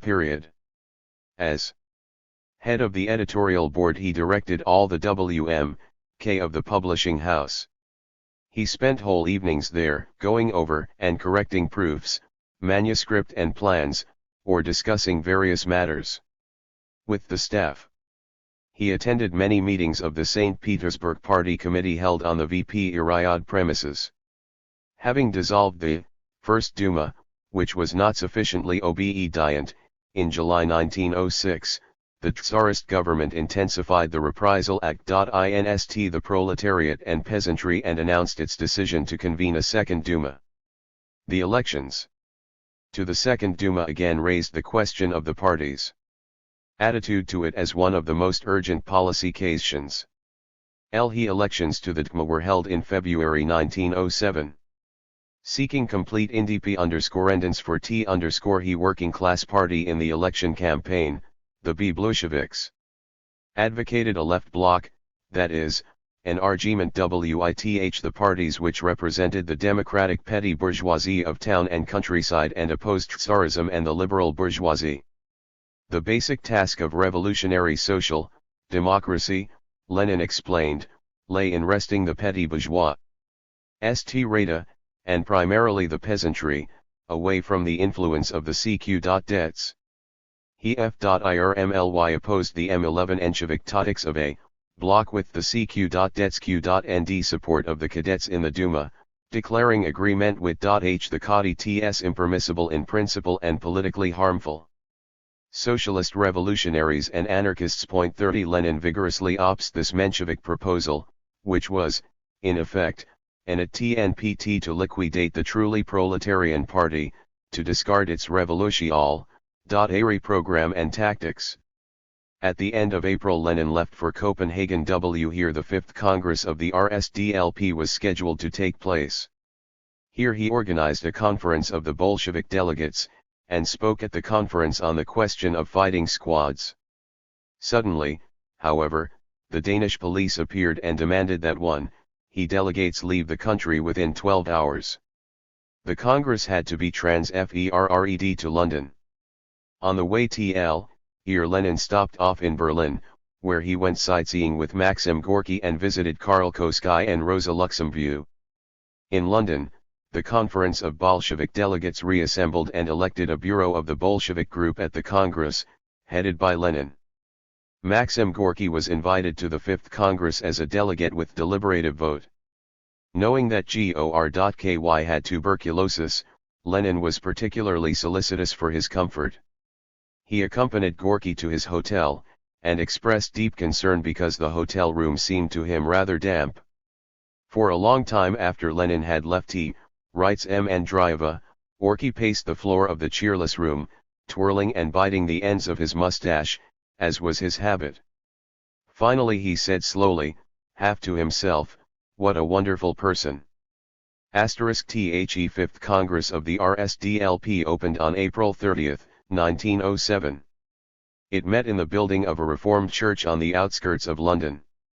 The Congress was attended by 303 delegates with the right to vote and 39 in an advisory capacity representing 150,000 members of the party. This time the Bolsheviks commanded a stable majority. They were supported, on all major questions, by the Polish Social Democrats and by a majority of the Lettish delegates. Lenin took a leading part in the Congress proceedings. He was elected to the Presidium, presided over nearly 10 sittings and delivered several reports and speeches. One of the chief items on the agenda was Lenin's report on the attitude to be adopted towards the bourgeois parties. This was one of the central differences dividing the RSDLP into two camps, differences connected with the appraisal of the bourgeois revolution in Russia. When deciding what attitude should be adopted towards the bourgeois parties, Lenin explained, it was necessary first of all to define the class nature of the different parties. Next, it was necessary to make clear in what relation the interests of these classes stood to the continuation or development of the given revolution and the role of the various parties in the revolution, and to furnish practical directions concerning the policy of the Workers' Party on this question. Maxim Gorky, in his reminiscences, vividly describes Lenin's speech at the Congress.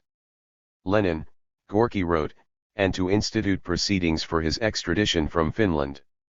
Lenin moved to a place called Styrsudden, in the Finnish interior. This was necessary not only to avoid CJ. Discovery.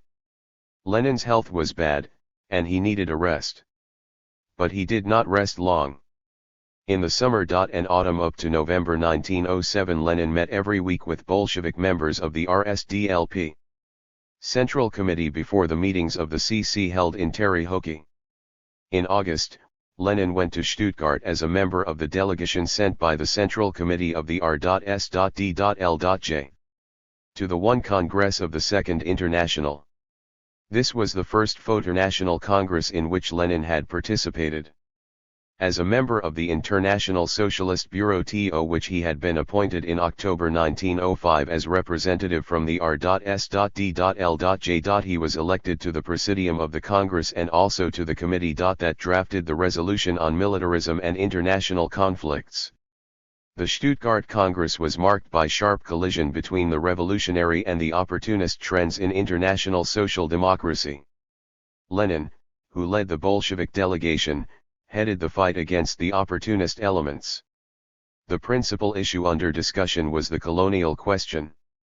The Dutch socialist Henry van Cole, who made the report on this question, tried to justify the enslavement of the colonial peoples by the imperialists.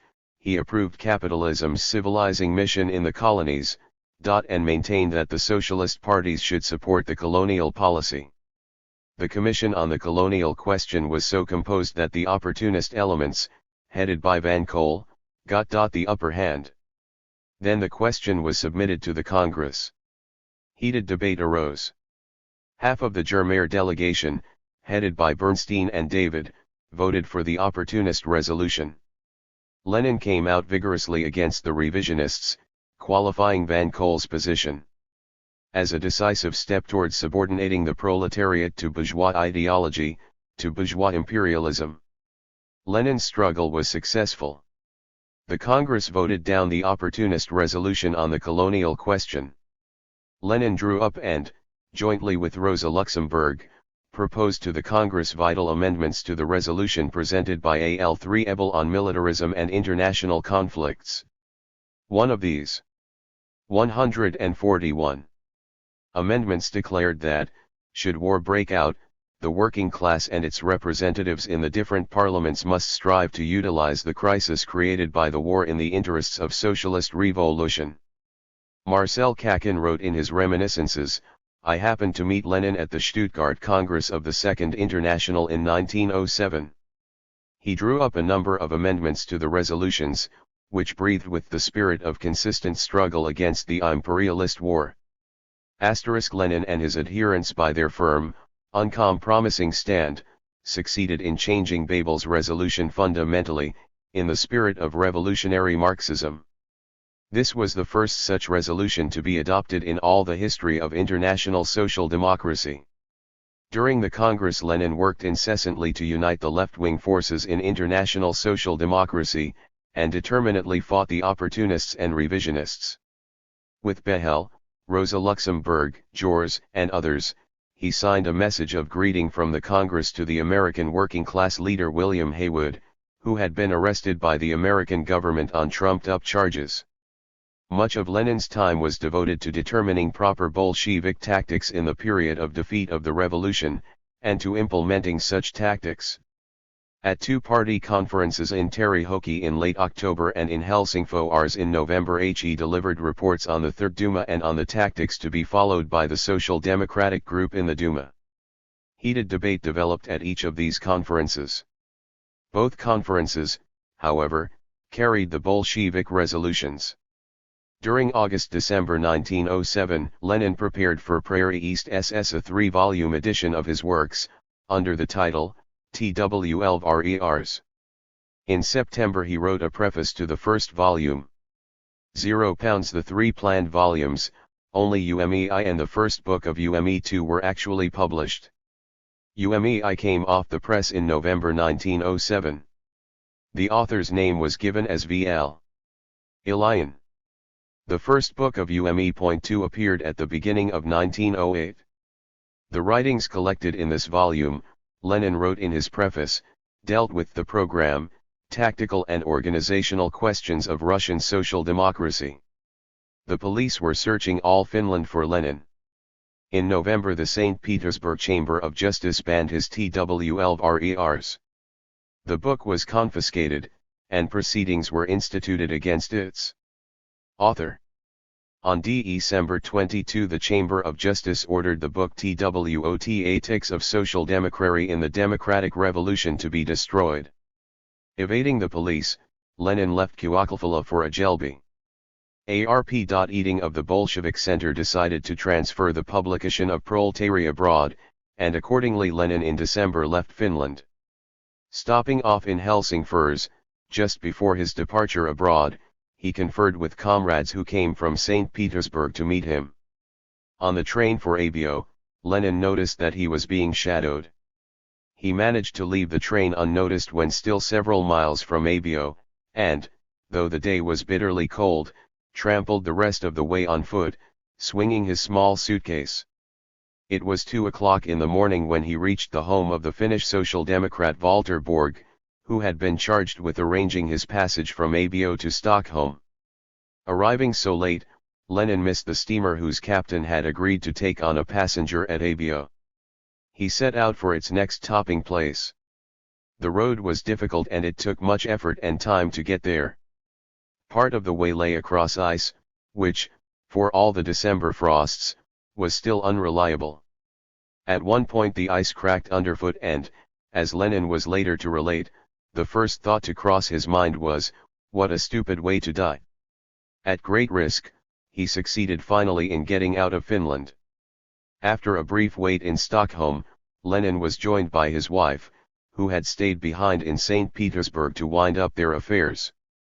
On her arrival they started for Geneva, stopping off for a few days in Berlin, where they visited Rosa Luxemburg. Their second period of emigration had begun, which lasted nearly 10 years. The Revolution of 1905-07 showed that the center of the world revolutionary movement had shifted to Russia, and that the heroic Russian proletariat had become the vanguard of the international revolutionary proletariat. The struggle of the Russian proletariat was led by the Bolshevik Rari, headed by Lenin.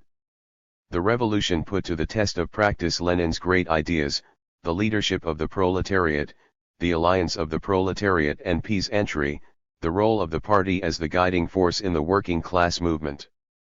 It demonstrated the correctness of the tactical slogans Lenin had advanced for the Bolshevik Party. Lenin acted in the revolution not only as a theoretician who enriched Marxism with new ideas and propositions, but as the organizer and leader of the masses in the assault upon the Tsarist autocracy. Chapter 6. Not for nothing do they say we are as hard as rock. At present our party is passing through difficult days, but it is invincible, just as the proletariat is invincible. Lenin. Lenin and Krupskaya arrived in Geneva on a cold, windy day of January 1908. Coming back to this quiet, sleepy town from revolutionary Russia was hard. Especially hard were the first days in Geneva. Krupskaya recalls, it was difficult for us, after the revolution, to get used to life in emigration again. Vladimir Ilyich spent all his days in the library, and in the evenings we did not know what to do with ourselves. We had no desire to sit in the cold, cheerless room we had rented and longed to be among people. Every evening we went to the cinema or the theater, although we seldom stayed to the end, usually leaving in the middle of a show to wander about the streets, most often along the lake. Shortly after his arrival Lenin addressed several émigré meetings. At one of these, a gathering of Polish Social Democrats in their émigré club, he exposed the counter-revolutionary role of the nationalist bourgeoisie, showing how it adapted itself to the Tsarist regime which oppressed all nationalities in Russia and opposed to it the internationalist position of the proletariat. Long live a proletariat, workers and peasants Poland, were his concluding words.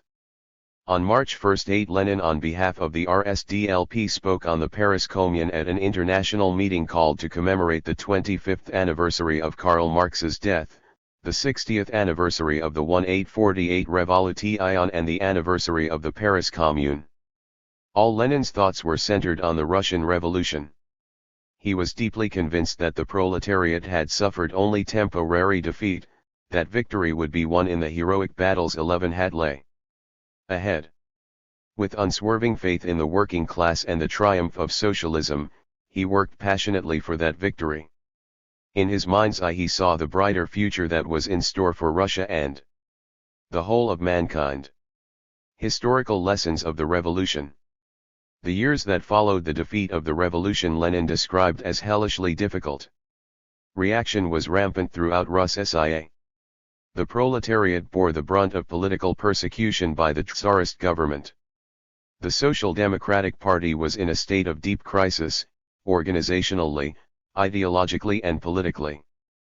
Party membership dropped drastically. The intellectual and petty bourgeois elements that had joined the party during the revolution were now scared off by the Tsarist persecution. In the new situation, Lenin considered the party's basic tasks to be retention and strengthening of the illegal organization, drawing lessons and conclusions from the experience of the revolution, defense of the theoretical foundations of Marxism, preservation of the revolutionary tradition, education of the working class in a revolutionary spirit, closer ties with the masses, and building up the forces for the new revolution. Back in Geneva, Lenin concentrated on organizing the publication of a party newspaper which, in the situation that had arisen, he considered of paramount importance. "I am convinced," he wrote to Maxim Gorky, "that what the party need now is a regular political organ, consistently and vigorously pursuing a policy of struggle against disintegration and despondency, a party organ, a political newspaper." Many people in Russia do not believe in a foreign-based organ. But this is an error, and our collegium knew what it was doing when it decided to transfer proletariat here. That it is difficult to organize, set it up and run it goes without saying. But it has to be done, and it will be done. The organization of the paper took up much of Lenin's time and energy. Everything had to be begun anew. Fortunately, there were stocks of type and thin newsprint left over from 1905 in the Bolshevik library, of which V. Karpinsky was in charge. A press was rented from a French print shop. I. Dubrovinsky acted as manager. They were joined later by N. Semashko. In time the party set up its own print shop. Maxim Gorky, A. Lunacharsky and other prominent publicists were invited to contribute to the paper. Lenin did not confine his activities to publishing Proletariat. He arranged for its delivery to Russia, devoting much attention to finding reliable communication facilities and organizing transportation. A week after his arrival in Geneva, he instructed Maria Andreeva to contact the secretary of the Maritime Workers' Union, through whom, for appropriate remuneration, arrangements could be made for the weekly delivery of the paper to Russia via Odessa. This had to be done as soon as possible. Lenin insisted, FO order that everything be prepared beforehand for Proletariat to be shipped to Russia immediately it came off the press. Publication was resumed less than 2 months after Lenin returned to Geneva, with the appearance of issue number 21. Through the dark night of reaction, amidst all the confusion and collapse, there sounded the powerful and confident voice of the leader of the party and revolutionary working class of Russia. Lenin considered a correct appraisal of the 1905-07 revolution and the assimilation of its lessons by the working class to be of the utmost importance. He wrote, "We must take advantage of the temporary lulls in mass action in order critically to study the experience of the Great Revolution, verify this experience, purge it of dross, and pass it on to the masses as a guide for the impending struggle." In his analysis of the revolution, Lenin emphasized that both its victories and defeats taught the people great historical lessons.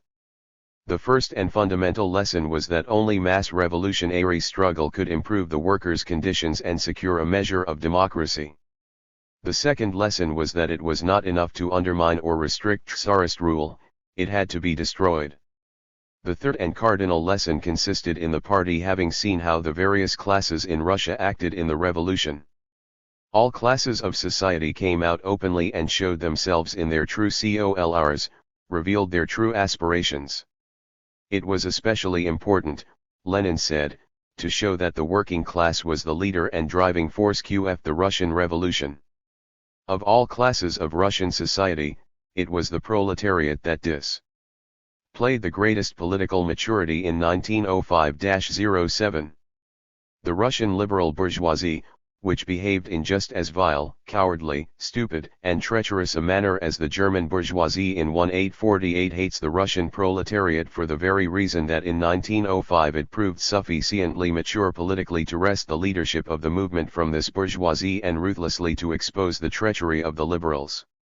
It was this leading role of the proletariat, and the fact that the liberal bourgeoisie had been pushed aside, that gave the revolution its tremendous scope and created conditions for a decisive battle for democratic freedoms. Time and again Lenin stressed the immense importance of the alliance of the proletariat and the peasantry, regarding this as an earnest of victory in the struggles that loomed ahead.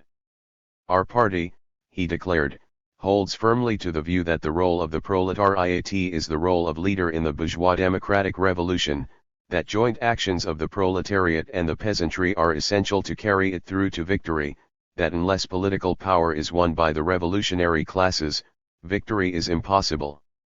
Lenin discussed the character of the Russian Revolution and the lessons to be drawn from it in a number of articles and speeches. Beginning with the spring of 1908, he addressed international gatherings in Geneva, Paris, Antwerp, and London, and conducted a sharp polemic with the Mensheviks and socialist revolutionaries. Lenin repeatedly showed that the First Russian Revolution was of tremendous international significance. It marked the beginning of a new rise of the revolutionary movement in Europe and exerted a powerful influence on the national liberation struggle in Asia. The Russian Revolution, he wrote later, engendered a movement throughout the whole of Asia. The revolutions in Turkey, Persia, and China prove that the mighty uprising of 1905 left a deep imprint, and that its influence, expressed in the forward movement of hundreds and hundreds of millions, is ineradicable. ****The historical experience of the First Russian Revolution, generalized by Lenin, was thus brought to the knowledge of the international proletariat. The agrarian question. In these years of reaction Lenin devoted much time to the elaboration of the agrarian program. For it was this problem that laid its peculiar, specifically national imprint on the revolution in Russia, with her overwhelmingly peasant population. The struggle for the land impelled large sections of the peasantry to take an active part in the democratic revolution, for only through revolutionary action could the landed estates be abolished and democratic freedoms won. Lenin's agrarian program of social democracy in the First Russian Revolution, 1905 to 1907, holds a special place in his writings of this period. It played an outstanding role in the development of Marxist theory and tactics. Proceeding from the experience of the revolution and creatively adapting Marx's theory to Russian conditions, Lenin theoretically substantiated the Bolshevik program of nationalizing all the land, showed its economic and political importance. Lenin worked out the agrarian program on the basis of a close analysis of the new data on land ownership in Russia. He examined the economic factors that made necessary a revolutionary breakup of agrarian relations, drew a vivid picture of land distribution and clearly showed what the peasants had fought for in the revolution.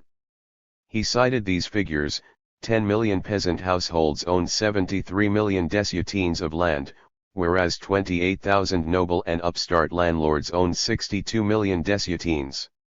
Such was the main background of the developing peasant struggle for the land. The issue at stake in the Russian bourgeois democratic revolution, Lenin explained, was whether Russia's capitalist development would follow the Prussian path or the American path. That was the economic basis of the revolution, and unless this were made clear, there could be no clarity on the question of an agrarian program. Lenin showed that the frankly pro-landowner program of Stolypin and the program of the Cadet Party, both were predicated on retention of the landed estates and the survivals of serfdom.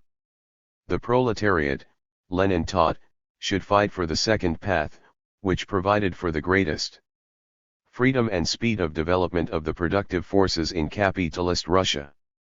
A victory in this struggle could be won only on the basis of a revolutionary alliance between the proletariat and the peasantry.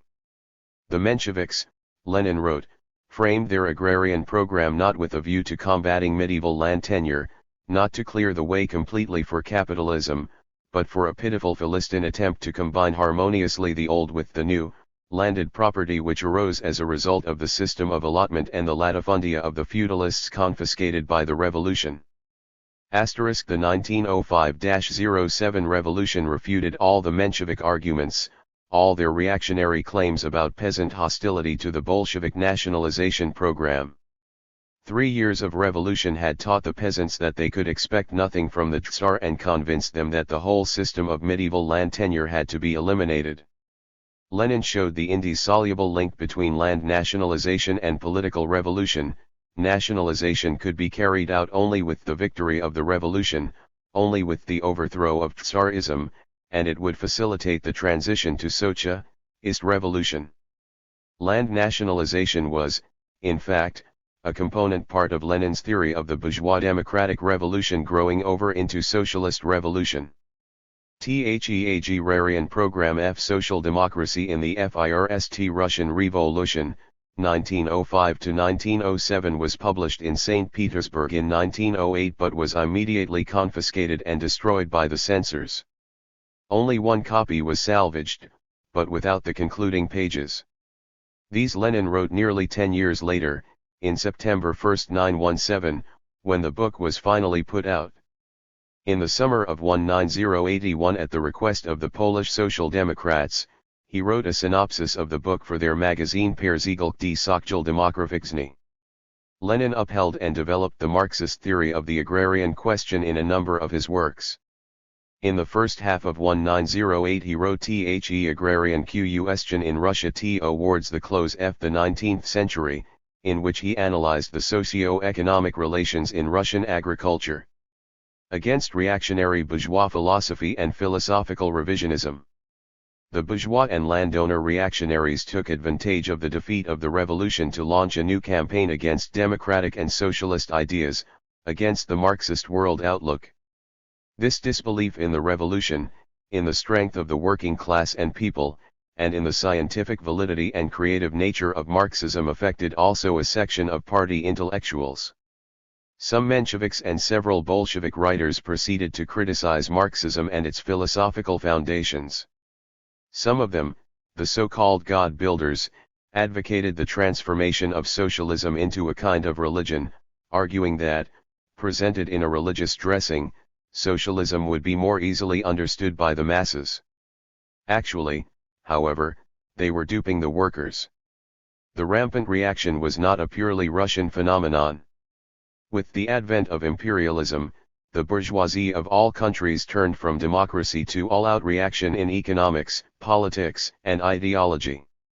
A philosophy known as critical experience, or empirio-criticism, gained wide currency in Europe at the close of the 19th and in the early years of the 20th centuries.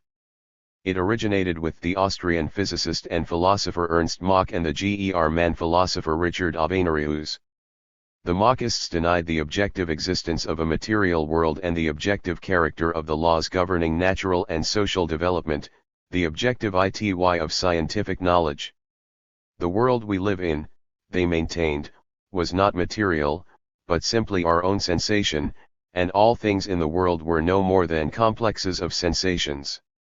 Machism was, at that time, the most dangerous trend in bourgeois idealistic philosophy for the working class and its party. Ostensibly, the Machists were opposed to idealism, even claiming that modern natural science provided substantiation for their theory, and this gave it a semblance of scientific validity. Their doctrine was supported by the reactionary imperialist forces and was seized upon by the opportunist leaders in the Second International. The central organ of the German Social Democratic Party, NUI, destroyed the concept of matter and refuted materialism. Lenin raised the question of the need to distinguish clearly between the philosophical concept of matter and the notion of it in natural science. He showed that from the viewpoint of dialectical materialism, the philosophical category of matter is connect only with the solving of the basic philosophical question of the relationship of being and thinking and does not include any physical, chemical, biological, or other concrete characteristics. The sole property of matter with whose recognition philosophical materialism is bound up is the property of being an objective real effet, of existing outside the mind, Lenin wrote. Lenin attached special attention to working out the basic problems of the theory of knowledge of dialectical materialism, the theory of reflection. The idea of cognition as a reflection of the objective world in human consciousness was advanced and defended by philosophical materialism before Marx and Engels. Continuing this line, Marx and Engels gave its profound elaboration in their works. Lenin defended and developed their main propositions. Bourgeois philosophers and revisionists have for many years attacked the theory of reflection in Marxist-Leninist philosophy, deliberately oversimplifying, distorting and falsifying it. They argue that Lenin treats reflection as a simple mirror-like act between the thought and the object, as a dead copying by human consciousness of the objects of nature. In fact, however, both in materialism and empirio-criticism and in the philosophical note-books, Lenin attacked this primitive interpretation of reflection. Materialism, Lenin wrote, is the recognition of objects in themselves, or outside the mind. Ideas and sensations are copies of images of those objects. The reflection of the objective world by thinking is not a mirror-like instantaneous act, but a complex, contradictory dialectical process of the interaction of the subject and object, in which there is a constant verification of images by practice, the distinguishing of true reflections from false ones. Materialism and empirio-criticism states that the world is eternally moving and developing matter, reflected by the developing human consciousness. Cognition is the eternal, endless approximation of thought to the object, we read in Lenin's philosophical note-books. The reflection of nature in man's thought must be understood not lifelessly, but in the eternal process of movement, the arising of contradictions and their solution. Such are Lenin's propositions on the creatively active reflection of reality in the forms of human cognition. Lenin gave a splendidly profound and thorough analysis of the process of cognition, the dialectics of the objective absolute and relative truth, which is of tremendous theoretical and practical importance. Sensations and concepts, being reflections of the objective world, have an objective content. And it is this objective content in our sensations, in our consciousness, which depends neither on man nor on mankind, that Lenin calls objective truth. The great cognitive force of Marxist teaching lies in the very fact that it rests on objective truth. Historical materialism and Marx's entire economic doctrine, Lenin stresses, are permeated through and through by a recognition of objective truth. Human cognition is in a process of constant development. It moves and develops along an ascending curve from ignorance to knowledge, from incomplete and inaccurate knowledge to fuller and more precise knowledge, from relative truth to absolute truth. There are no insuperable barriers between absolute and relative truth. Human thought, by its nature, is capable of giving, and does give, absolute truth, which is compounded of a sum total of relative truths. The dialectical materialist doctrine of absolute and relative truth is the key to a scientific and creative understanding of theoretical problems and, at the same time, a powerful weapon against revisionism and dogmatism. Marxism is objective truth confirmed by the course of history. The fundamental principles of Marxism-Leninism have to be creatively developed, concretist, enriched by the new data of science and practice. But there can be no revision of the substance and revolutionary spirit of Marxism. In materialism and empirio-criticism, Lenin substantially enriched the Marxist doctrine on the role of practice in the process of cognition. He showed the great importance of theoretic thinking in the process of cognition and the need for an indissoluble link of the dialectical materialist theory of knowledge with practice, stressing that the standpoint of life, of practice, should be first and fundamental in the theory of knowledge. Lenin fully disclosed the role of practice as a criterion of truth, the dialectical nature of this criterion. It is precisely practice, which, by verifying our notions, confirms in them that which corresponds to the truth. Practice is a process of constant development and regeneration. This prevents man's knowledge from deteriorating into an absolute, an ossified dogma, and makes for the steady advancement and deepening of our knowledge. Marxism represents the integral unity of scientific theory and revolutionary practice. Lenin's elaboration of the theory of knowledge is a splendid example of the creative development of dialectical materialism and a most valuable contribution to Marxist philosophy. Lenin trenchantly criticized the Machists' views on society.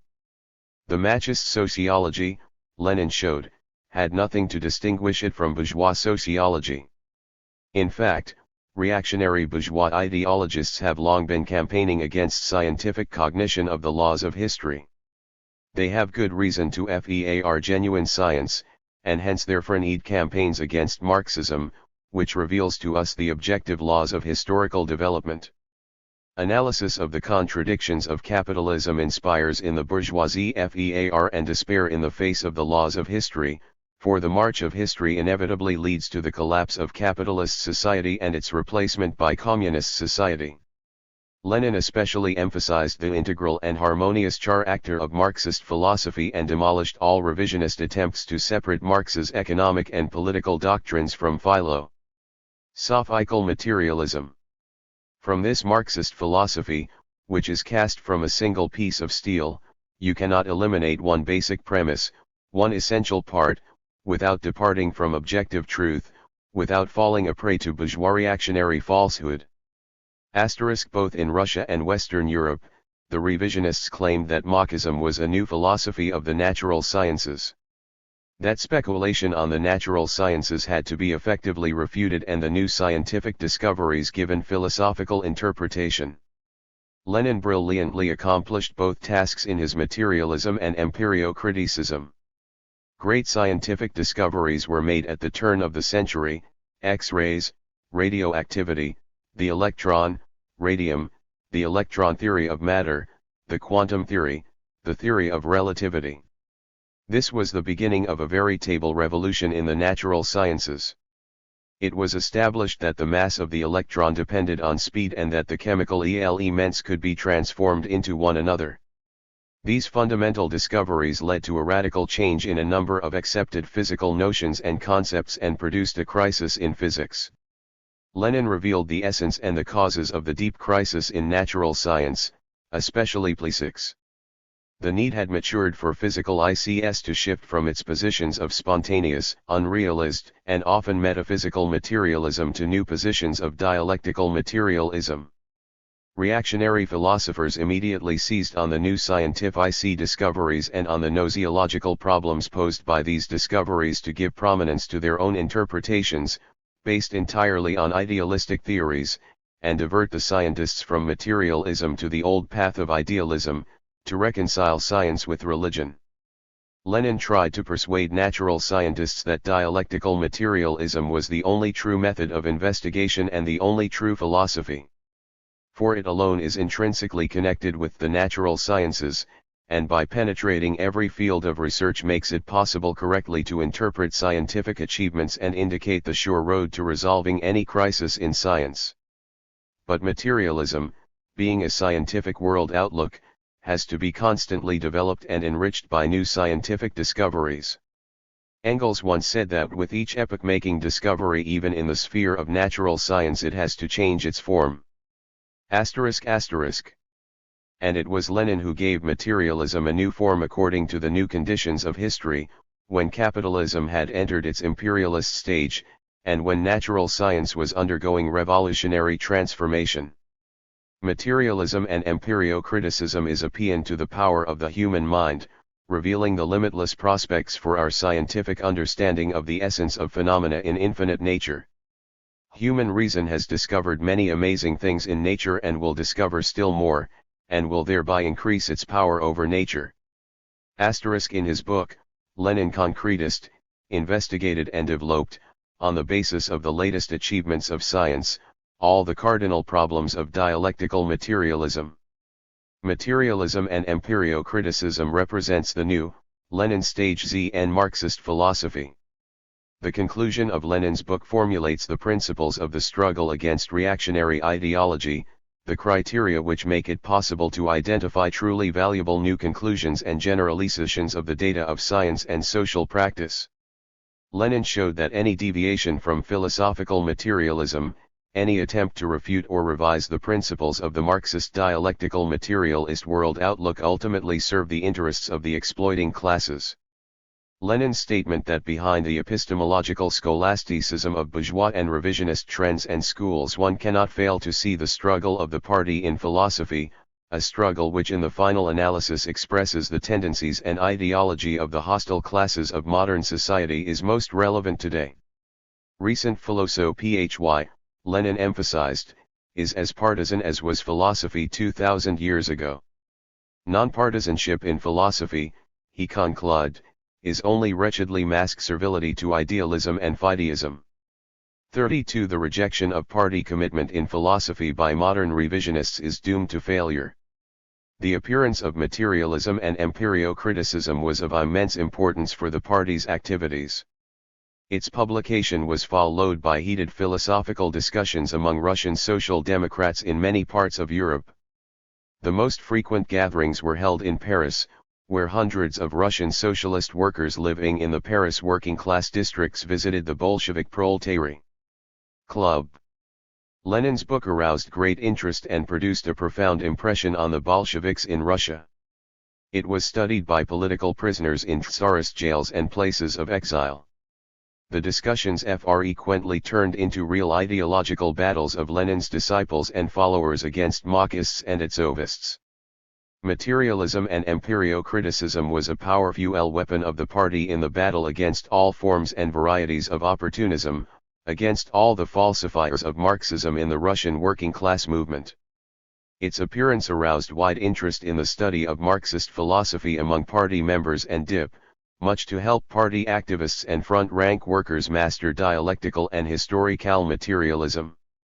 It played an outstanding part in the ideological arming of the Bolsheviks, in the theoretical substantiation of the principles of the proletarian party of the new type and in rallying and strengthening its ranks. For more than half a century now this classical work of Lenin has served the Communist Party of the Soviet Union as a reliable guide in forming the scientific world outlook of the people and in combating reactionary ideology. The fight waged by Lenin and the Bolsheviks against revisionism in Marxist philosophy had a strong international impact. It exposed the Second International opportunist leaders' contention that philosophy had no relation to politics, that the philosophical views of party members were their private affair, and that one could be a Marxist without subscribing to dialectical materialism. Materialism and empirio-criticism has for many progressive scientists been a guide in their research, helping them to break with idealistic views and adopt a scientific, materialist world outlook. For a number of outstanding progressive intellectuals, acquaintance with Marxist-Leninist theory and the experience of the liberation struggle of the working people was decisive in winning them over to the working class and communism. That is how the eminent French scientists and peace fighters Paul Langevin and Frédéric Joliot-Curie joined the communist ranks. In our day, too, materialism and empirio-criticism contributes to the struggle against modern bourgeois philosophy, philosophical revisionism, and dogmatism, helping the peoples to understand and reorganize in a revolutionary fashion the world they live in. 159. Against the right and left liquidators. Towards the close of 1908, publication of Proletariat was transferred to Paris, then the center of Russian political emigration. This made it necessary for Lenin and Krupskaya to move to Paris too. There was some difficulty in finding a suitable flat in Paris. At first they rented a 4-room apartment, a rather sumptuous affair with mirrored mantelpieces, but it was too expensive and out of keeping with the furniture they had brought from Geneva. The concierge was rather nonplussed as she saw the new lodgers bring in their modest belongings. The landlord even refused to give Nipskaya the letter of recommendation required of all lending library subscribers. After a while a suitable 2-room apartment was found in 4 Rue Rose. 33. In Paris, as in Geneva, there were always many visitors. They felt at home at the Ilyiches in the atmosphere of complete harmony, mutual affection, consideration, and infinite tact. Everyone who visited them remarked on this and on the unfailing consideration Lenin showed not only for Krupskaya but also for her aged mother, whom he always helped with her household chores. This friendly atmosphere never failed to attract the émigrés for whom separation from Russia was especially painful in these difficult years. Everyone who knew Lenin in these trying times remarked on his optimism and varied interests.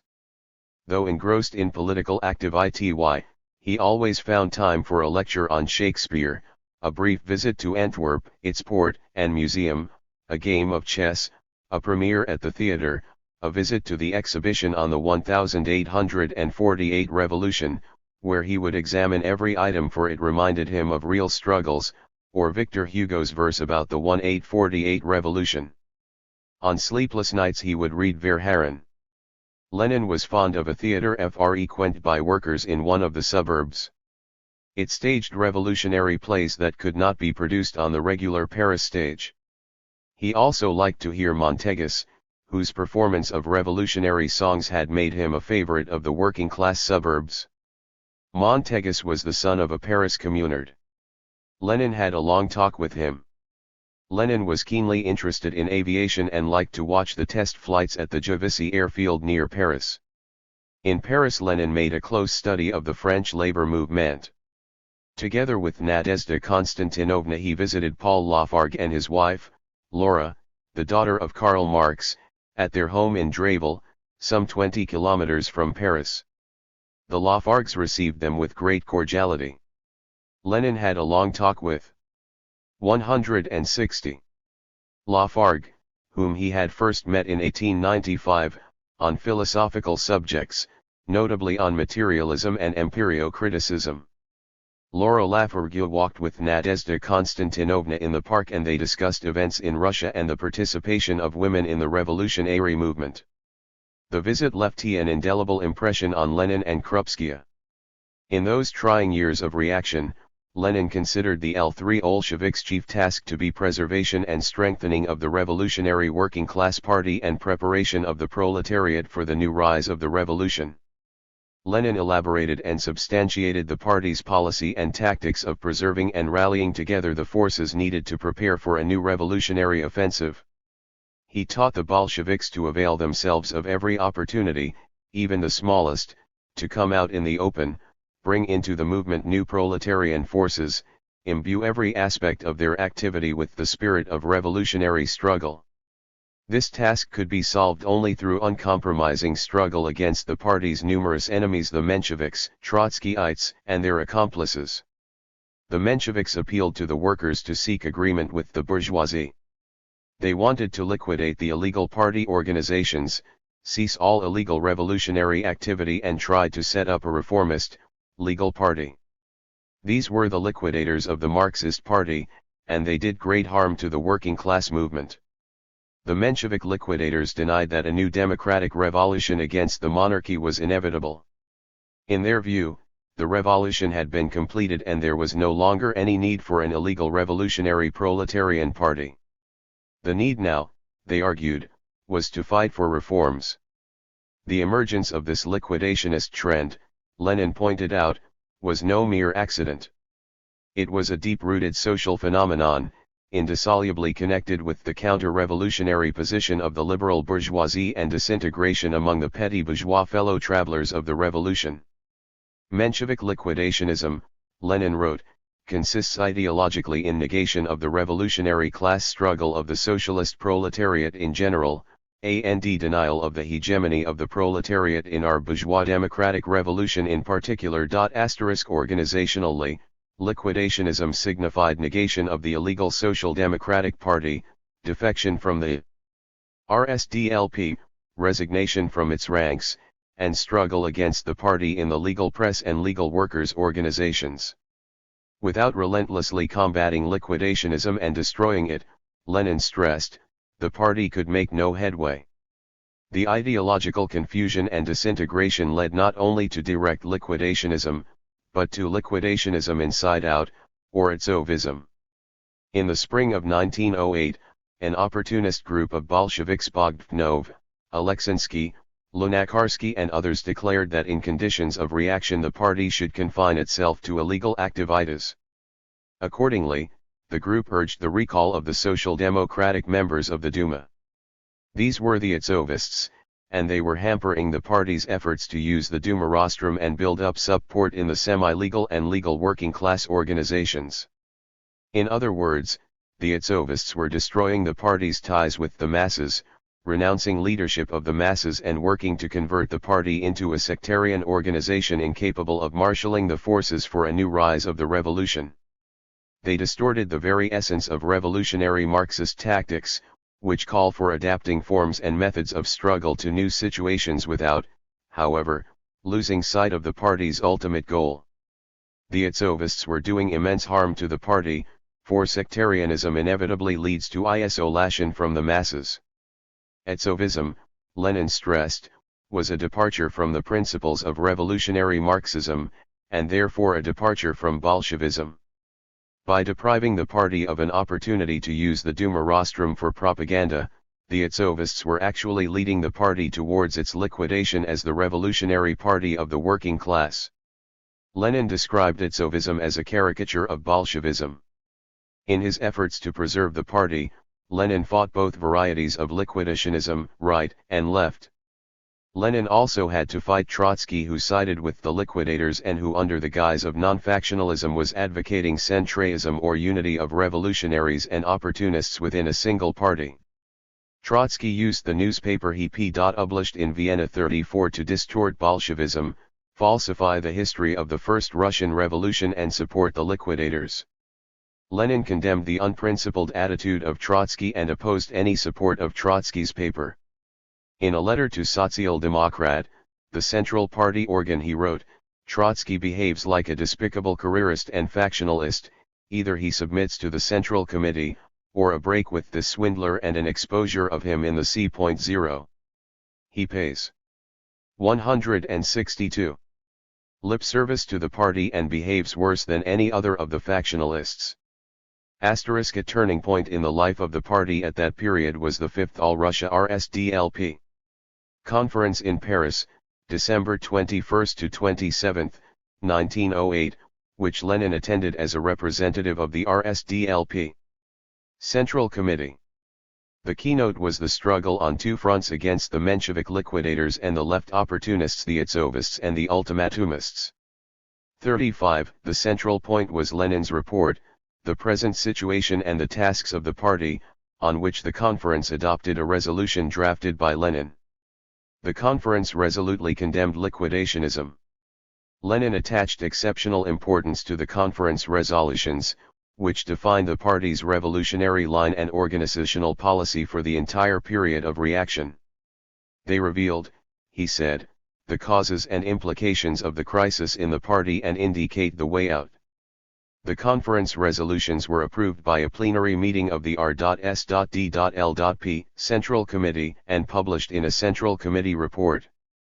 Taking the conference decisions as their basis, Lenin and his associates launched a decisive struggle against the enemies of the party and the party spirit. Plekhanov also came out against liquidationism, and this Lenin regarded as a victory for Bolshevism. The struggle for the party grew more and more bitter. At that period Lenin lectured and wrote a great deal on the attitude of the Marxist Party to religion. In May 1, 1909, the editorial board of Proletariat organized a report by Lenin on the subject of religion and the working class party. A few days later the paper published an article by him entitled The Attitude of the Workers' Party to Religion, and in the middle of June the newspaper Social Democrat carried his article Classes and Parties in Their Attitude to Religion and the Church. In these articles he revealed the social roots of religion and stressed its class nature and the use of religion by the El Sourjoy as a means of distracting the masses from the class struggle. Lenin explained that Marxism was incompatible with religion. The struggle against religion, he said, was the ABC of all materialism, and consequently of Marxism. But it must be connected with the concrete practice of a class movement aimed at abolishing the social causes of religion. The party's atheist propaganda, Lenin wrote, must be subordinated to its main task, the development of the class struggle of the exploited masses against the exploiters. In the fight to preserve and strengthen the RSDLP, Lenin devoted much attention to the activities of party organizations in Russia, directing their work and training party cadres, especially from among the workers. He believed that the worker groups in the big industrial centers, which were gradually taking over direction of party activities, should be given the utmost attention. Lenin himself devoted much energy and care to training party functionaries with working class background. Meetings with workers gave him the greatest pleasure.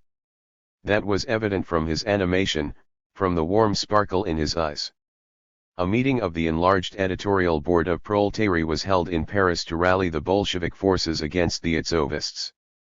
On the eve of the meeting Lenin conferred with members of the editorial board and representatives of local social democratic organizations and explained the situation that had arisen in the party and the Bolshevik faction. The enlarged editorial board meeting began on June 8, 1909, and proceeded under Lenin's leadership. The resolution on Itzovism and ultimatumism adopted by the meeting on Lenin's report exposed the great harm Itzovist and ultimatumist propaganda was causing the working class movement and social democratic activity, and the menace it created to party unity. The editorial board meeting declared that Itzovism and ultimatumism had nothing in common with Bolshevism, were outright deviations from revolutionary Marxism and should be resolutely combated as such by all Bolsheviks. The meeting considered the use of all legal opportunities of utmost importance, noting that this should not be an aim in itself, it should always be closely connected with the objects and methods of the party's illegal revolutionary activities. Lenin's struggle against the liquidators, Itzovists, Maoists, and God-builders met with strong support in party organizations in Russia. Lenin was uncompromising not only in fighting open opportunists, the liquidators, but also in opposing the sectarians and the lefts, who used revolutionary phraseology as a cover for their opportunism. Fighting on two fronts, the Bolsheviks strengthened their ranks and upheld their revolutionary policy and tactics. After the Proletary editorial board meeting, Lenin and his family spent some time at a cheap pension in the little village of Bombin. There were frequent walks in the surrounding countryside and cycling trips to the Clamart Woods about 15 kilometers away. Lenin returned to Paris in the middle of September. As his wife recalled, he had a rigorous work schedule: up at 8, breakfast, the Bibliothèque Nationale till the reading room closed for lunch, back home at 2. The conditions for work were not so good as in Geneva, the library was a considerable distance from his home. The long bicycle journeys were exhausting, and therefore after dinner Lenin worked at home, usually late into the night. Lenin frequently lectured to different audiences on the situation in Russia, the position in the party, the struggle against counter-revolutionary liberalism, the Paris Commune and other subjects, and also went to other countries to lecture. In the end of October 1909, he addressed a gathering of Social Democrats in Liège, Belgium, on the position in the party and gave a public lecture on the ideology of the counter-revolutionary bourgeoisie. One of the audience described the lecture as excellent in content and delivery. Now I understand why Lenin enjoys such influence. Affection Ev, the first issue of which appeared on October 30, 1910. Lenin urged all Bolshevik groups in Russia and abroad to support the new paper and begin preparation for meetings and conferences that would re-establish and strengthen the party. In connection with the new upsurge of the revolutionary movement in Russia, Lenin set the Bolsheviks the urgent task of re-establishing the legal Marxist press. And the Bolsheviks accomplished that task, after surmounting great difficulties, by starting publication in St. Petersburg of a weekly newspaper. The first issue appeared on December 1, 1910. Lenin invited Gorky to contribute, and Zvezda published 7 of his famous tales of Italy. I am very, very glad, Lenin wrote Gorky, that you are helping Zvezda. We are having a devilish hard job with it. Internal and external and financial difficulties are immense, but still we are managing so far. At the same time, in December 1, 1910, arrangements were made for the publication in Moscow of a legal Bolshevik magazine Mise. Lenin exercised ideological guidance of both, 1911, and greatly expedited the convocation of a general party conference. It appointed an organizing commission abroad for calling an all-Russia party conference.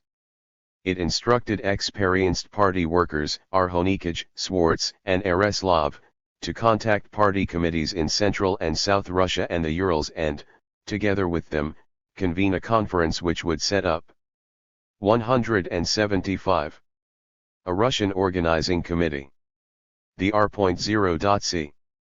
was formed at the end of September 191 at a conference of local party organizations in Baku, and immediately started energetic activity. In September 191, Lenin attended a meeting of the International Socialist Bureau in Zurich, at which he supported Rosa Luxemburg against the opportunist attitude of the German Social Democrats in connection with the Reichstag elections. While in Switzerland he gave lectures on Stolypin and the revolution in several towns, repeating the lecture in Paris, Brussels, Antwerp, Liège, and London in October and November. At the end of December, in Paris, he held a meeting of Bolshevik groups abroad, at which he delivered a report on the position in the party. The meeting approved the work of the ROC in preparing a party conference. It was decided to hold the conference in Prague. The Czech Social Democrats rendered valuable assistance in its organization, providing the hall, arranging for the delegates to be put up with workers' families and, in general, displaying friendly concern for their safety and comfort. This was an expression of genuine proletarian solidarity. The overwhelming majority of the delegates were workers. With one of them, Yevgeny Onyefreyev, a mechanic at the Obukhov Engineering Works in St. Petersburg and a member of the St. Petersburg Party Committee, Lenin shared a room in the home of a Czech worker. In his reminiscences, Onyefreyev speaks of the great consideration and tact Lenin always showed at home. He would often return late at night and, not to disturb Onyefreyev, would tiptoe across the room, quietly undress and go to bed. If he came earlier, he would drink a cup of tea and rest for 10 or 15 minutes, pacing the room with his thumbs in the armholes of his waistcoat. Then, valuing his time, he would tell his roommate, "Well, Stepan, you go on with your reading and I'll do some work." The 6th All-Russia Conference of the RSDLP opened on January 5, 1912, and held all its 23 sessions secretly in a modest hall in the Social Democrat People's House at 7, Gibern Street. Lenin directed all the work of the conference, was elected its chairman, delivered the reports and speeches on all key questions, drafted the conference resolutions, which were adopted by the Conference. He was not only the organizer and leader but the heart and soul of this historic conference. 176. Lenin's report on the current problems and party questions and the conference resolutions gave a comprehensive analysis of the political situation, underscored the growth of the revolutionary movement against Tsarism and confirmed anew the party's basic task: a democratic revolution headed by the proletariat with the peasantry following its leadership. An important feature of the Prague deliberations was the reports from party organizations in Russia, to which Lenin attached the utmost importance, making copious notes throughout the 5 sessions at which these reports were heard. He was particularly interested in the number and composition of party organizations, how long they had been in existence, how they were popularizing and circulating the Bolshevik newspapers Sozialdemokrat and Zvezda and the magazine MYSL, in propaganda activity among workers, and joint work with pro-party Mensheviks. And he was gratified to learn that everywhere energetic work was being conducted among revolutionary-minded workers to strengthen the illegal party organizations and GIOPs, and that everywhere there was wide understanding of the need to combine illegal and legal forms of political activity. In his speech on the organizational question, Lenin emphasized the need for able utilization of the Duma platform and work in the trade unions and various legal workers' organizations, urging the establishment in each of these of a party nucleus capable of carrying out firm party policy. The conference adopted the resolution on liquidationism and the liquidator group, drafted by Lenin, in which it declared that the liquidator group has definitely placed itself outside the party. The conference thus expelled the liquidators from the proletarian party. That was a historic decision. The Bolsheviks eliminated all vestiges of formal unity with the Mensheviks within the RSDLP. The conference formalized the independent existence of the Bolshevik Party founded by Lenin in 1903.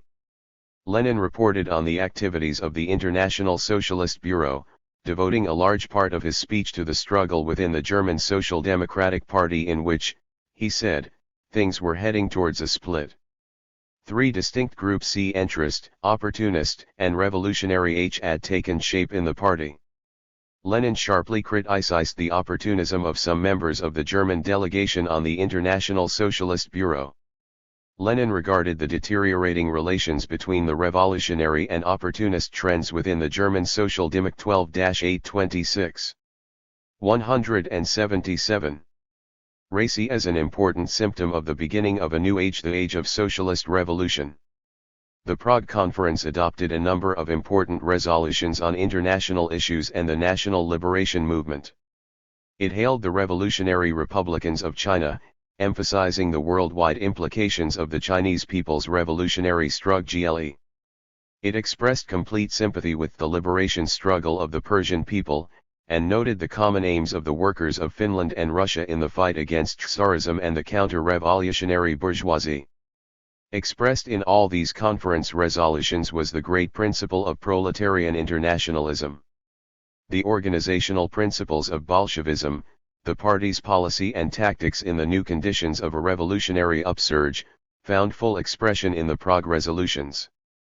The conference had vast international significance, for it gave the revolutionary forces in the Second International parties a striking example of struggle against opportunism in the socialist working class movement.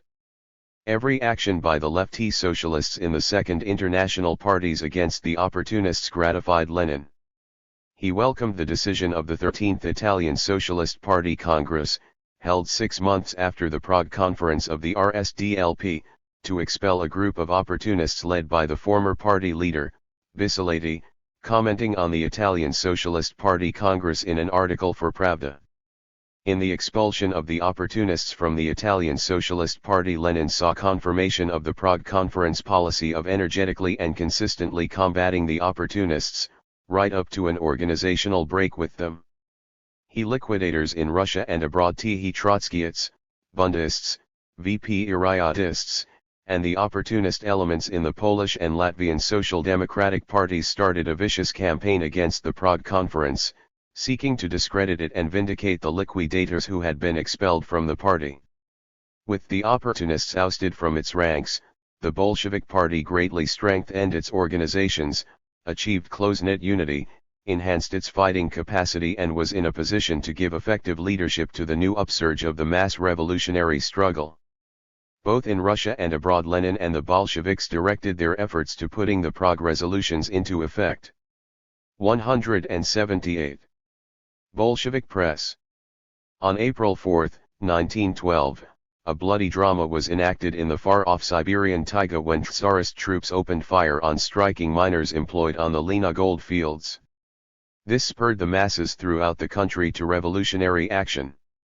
News of the Lena tragedy was carried by the Bolshevik Zvezda to every corner of the country, merging the numberless voices of protest from factory workers into a single, powerful, wrathful voice of Russia's working class. Lenin made a report on the Lena events and strikes in Russia to the Paris section of the RSDLP organization abroad and outlined measures that would enable the Bolshevik Party to give leadership to the mounting mass revolutionary movement. Later he addressed meetings in Paris and Leipzig on the revolutionary upsurge in Russia.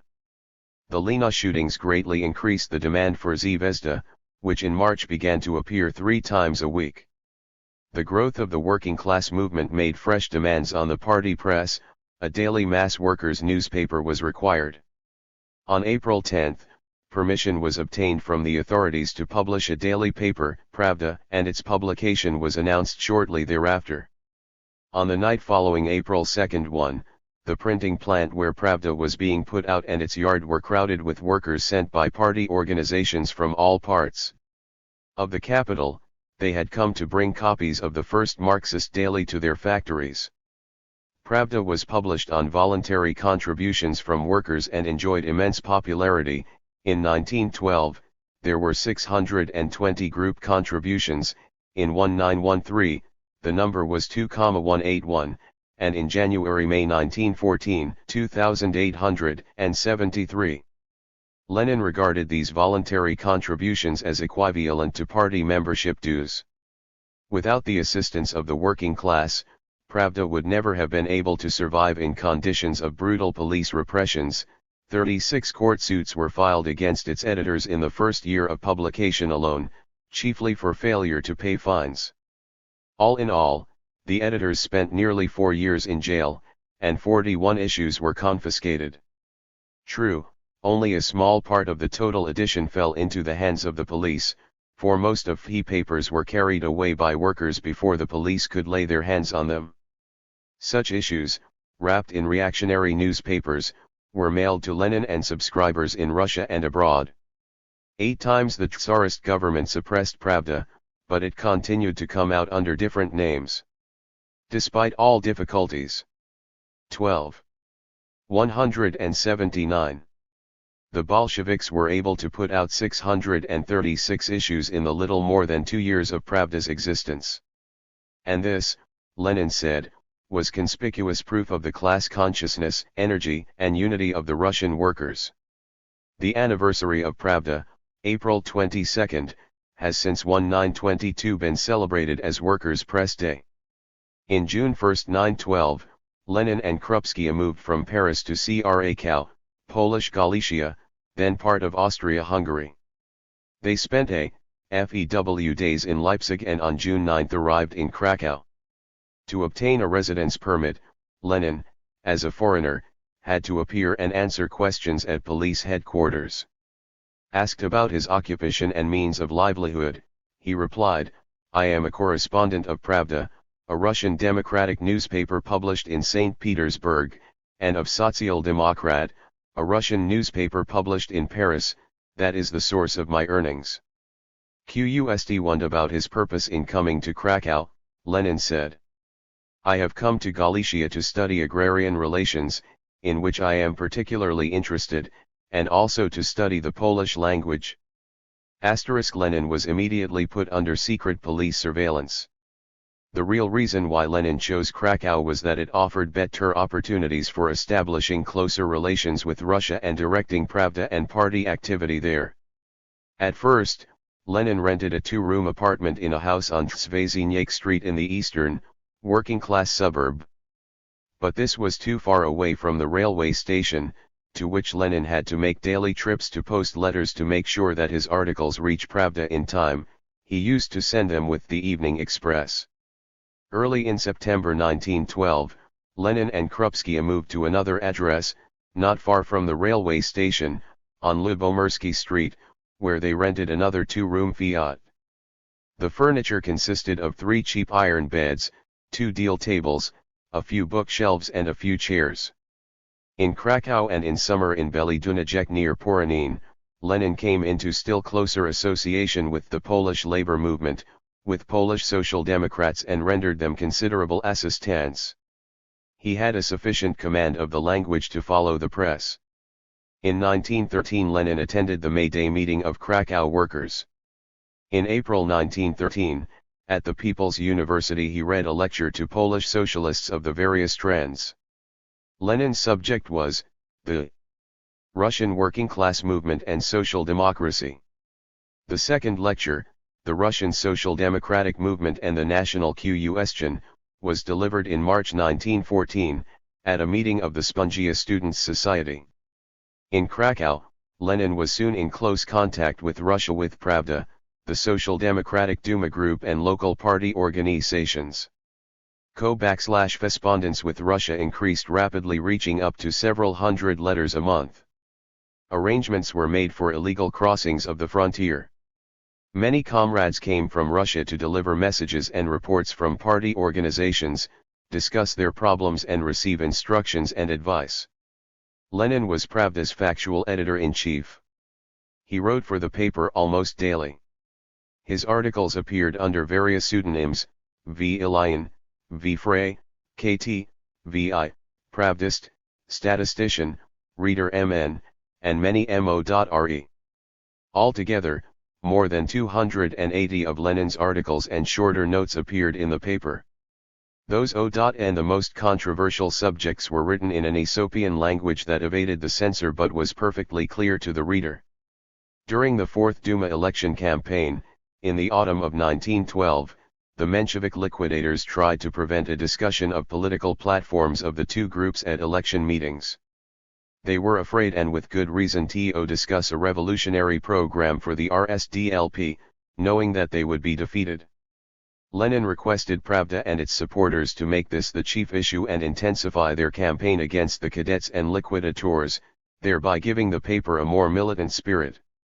Lenin attached great importance in the elections to the left bloc tactic, i.e., Temporary agreements with the Trudovics 39 Socialist Revolutionaries and Popular Socialists 40 as a counterweight to the Menshevik tactic of alliance with the Cadets.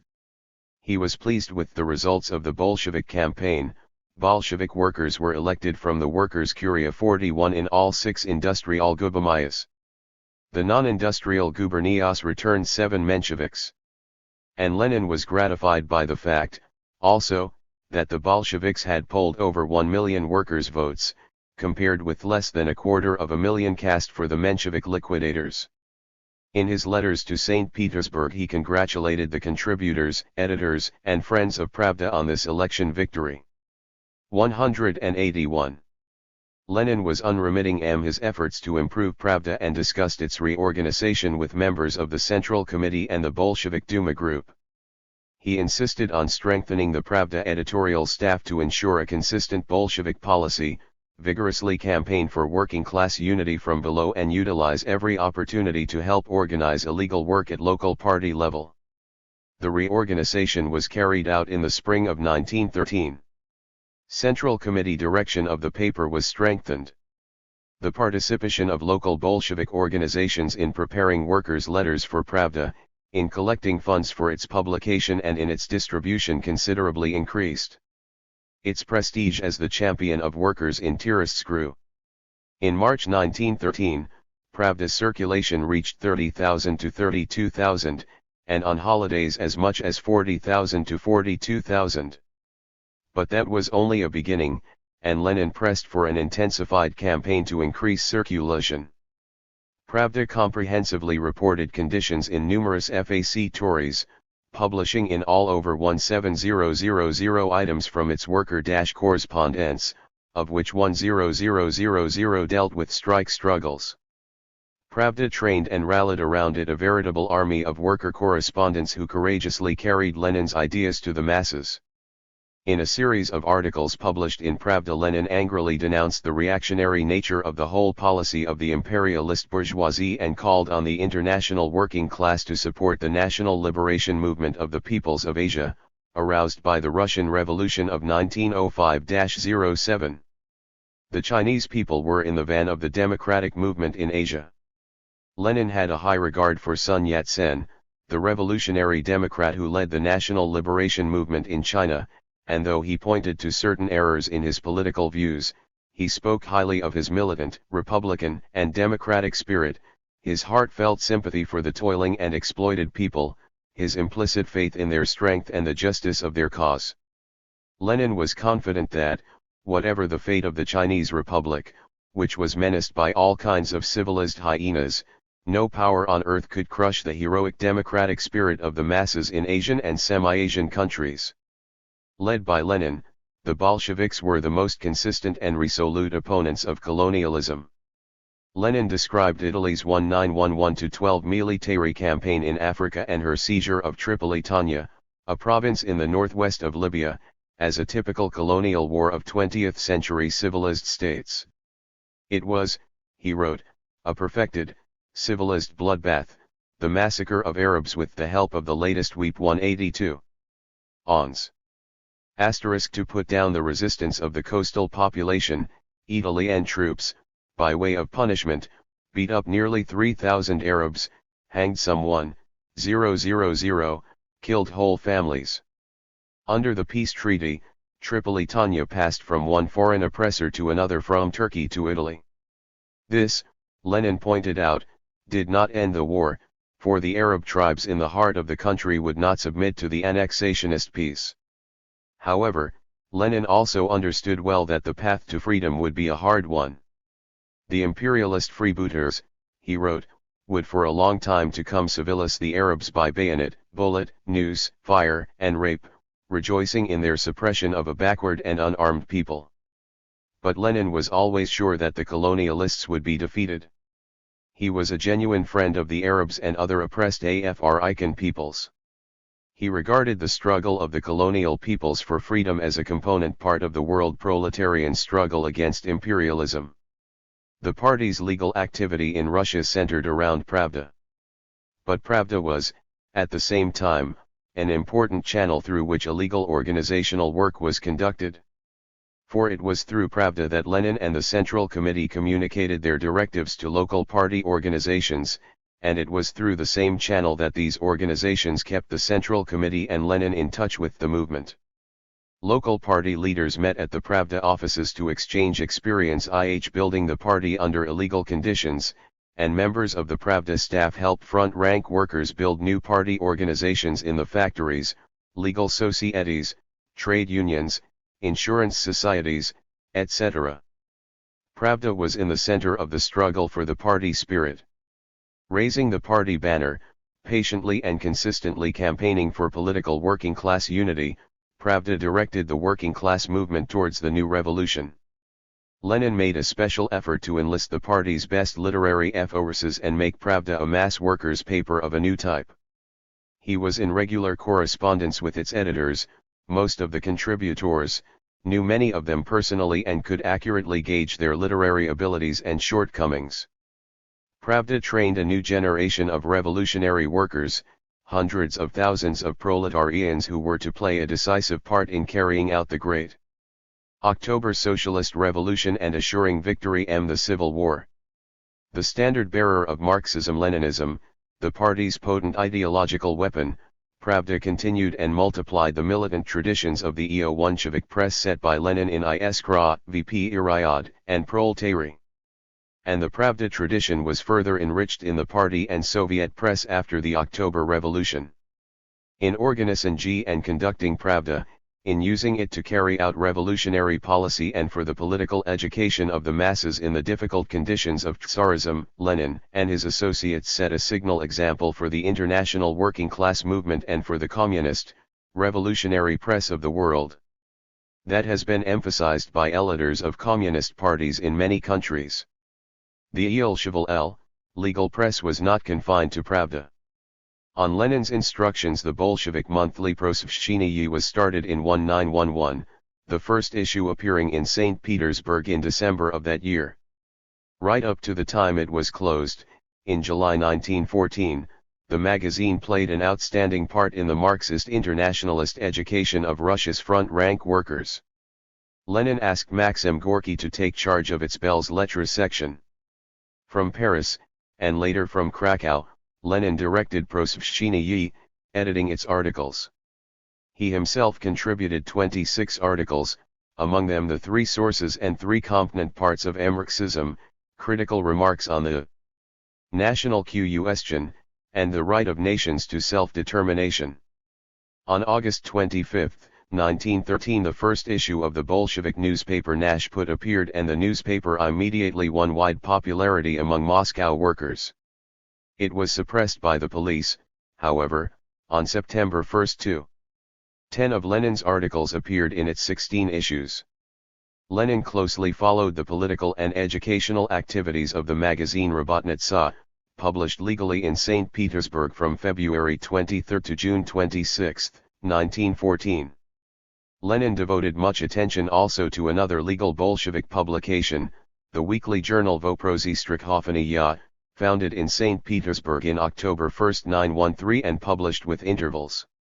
It skillfully combined the campaign for centralization of the sick benefit societies, workers' control over insurance societies, etc., with the struggle for uncurtailed Bolshevik slogans. 42 During his stay in Poland, Lenin wrote about 400 articles for the legal and illegal party press, not counting numerous letters.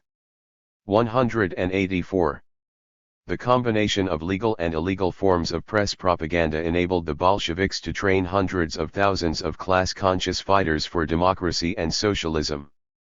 In later years, Lenin frequently referred to this Bolshevik experience of building up a new type of periodical press for the workers, pointing to its immense international significance and insisting that it be ably utilized by the communist and workers' parties of other countries. FQR The unity of the party and the working class. Following the elections to the Fourth Duma, Lenin worked for close contact between the Bolshevik Duma members and the CC Bureau abroad. Membership in the Duma, he pointed out, was a militant and responsible post. It was the duty of working class representatives to speak and act on behalf of Russia's millions, use the Duma platform to disseminate revolutionary ideas and hold aloft the great banner of the Bolshevik Party. Lenin carefully followed Bolshevik activity in the Duma, correcting the group when they made a false step and teaching them on their own mistakes and successes. Lenin patiently and painstakingly taught the Bolshevik deputies how to make the most of the Duma platform for revolutionary purposes. They frequently visited Lenin in Krakow to consult with him and attended Central Committee meetings at which they received advice and instructions on all aspects of Duma activity. All the important Bolshevik Duma speeches were drawn up by Lenin or with his close cooperation. In 1914, Lenin prepared 2 bills on national equality and drafted speeches on the question of national policy and the estimates of the Ministry of Agriculture. The speeches of the Bolsheviks in the Duma exposing the reactionary policy of the landlords and capitalists met with lively and sympathetic response among the working people. Lenin closely followed the illegal extra-Duma activity of the Bolshevik group, carried out in pursuance of party decisions. Under Lenin's leadership a new type of proletarian party parliamentarian was being trained. The Bolshevik deputies were executors of the party's will, its decisions, by which it was guided in all its activity, were binding on them. Unity within the parliamentary group was based on its submission to the will of the party.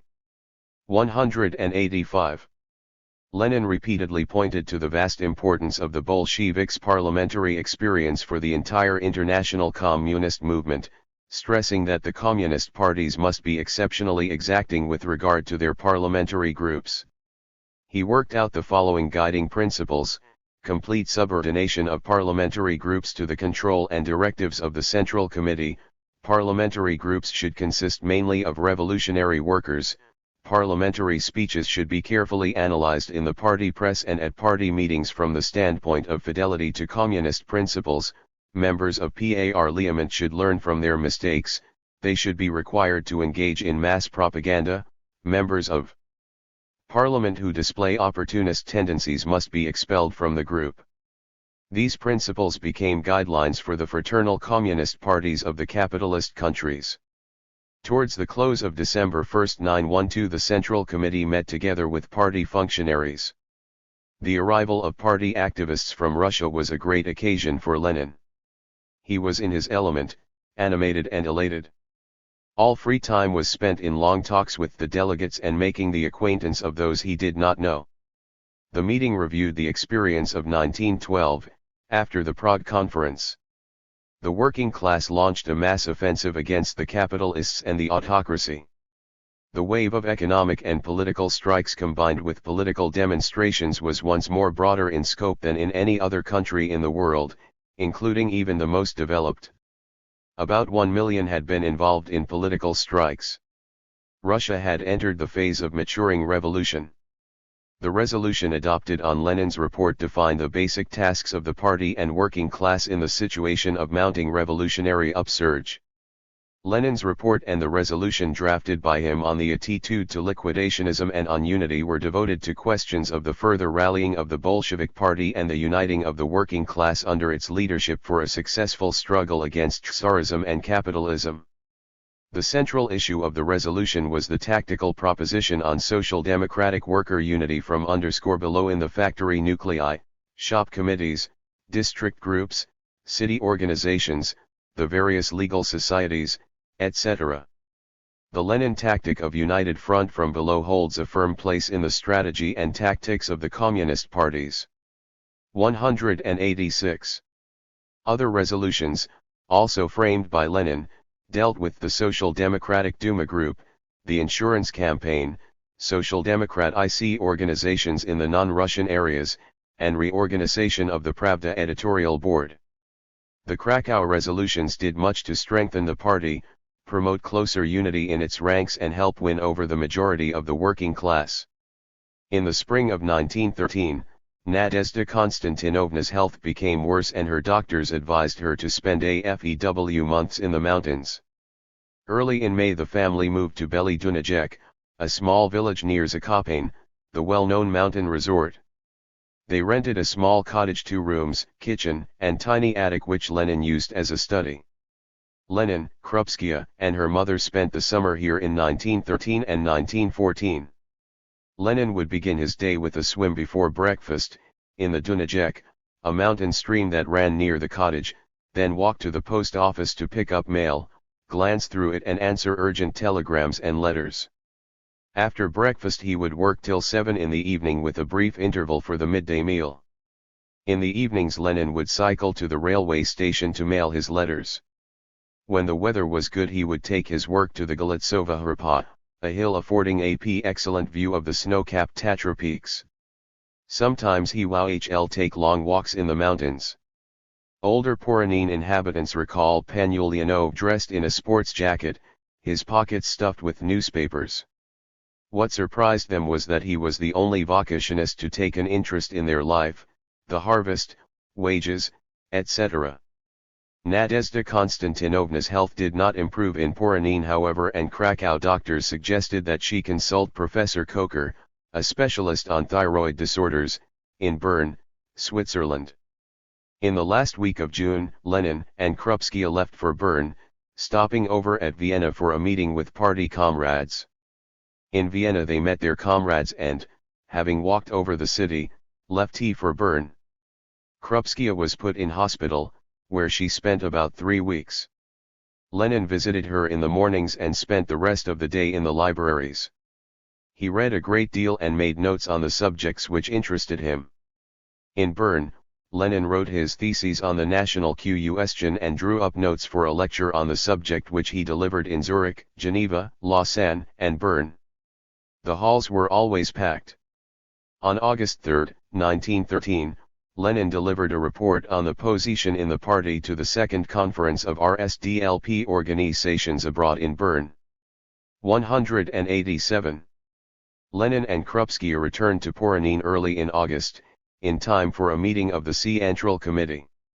In Poronine, Lenin learned of the death of August Behel and immediately sent a message of condolence to the German Socialists on behalf of the RSDLP Central Committee. It was published in Voru Arts on August 1-7.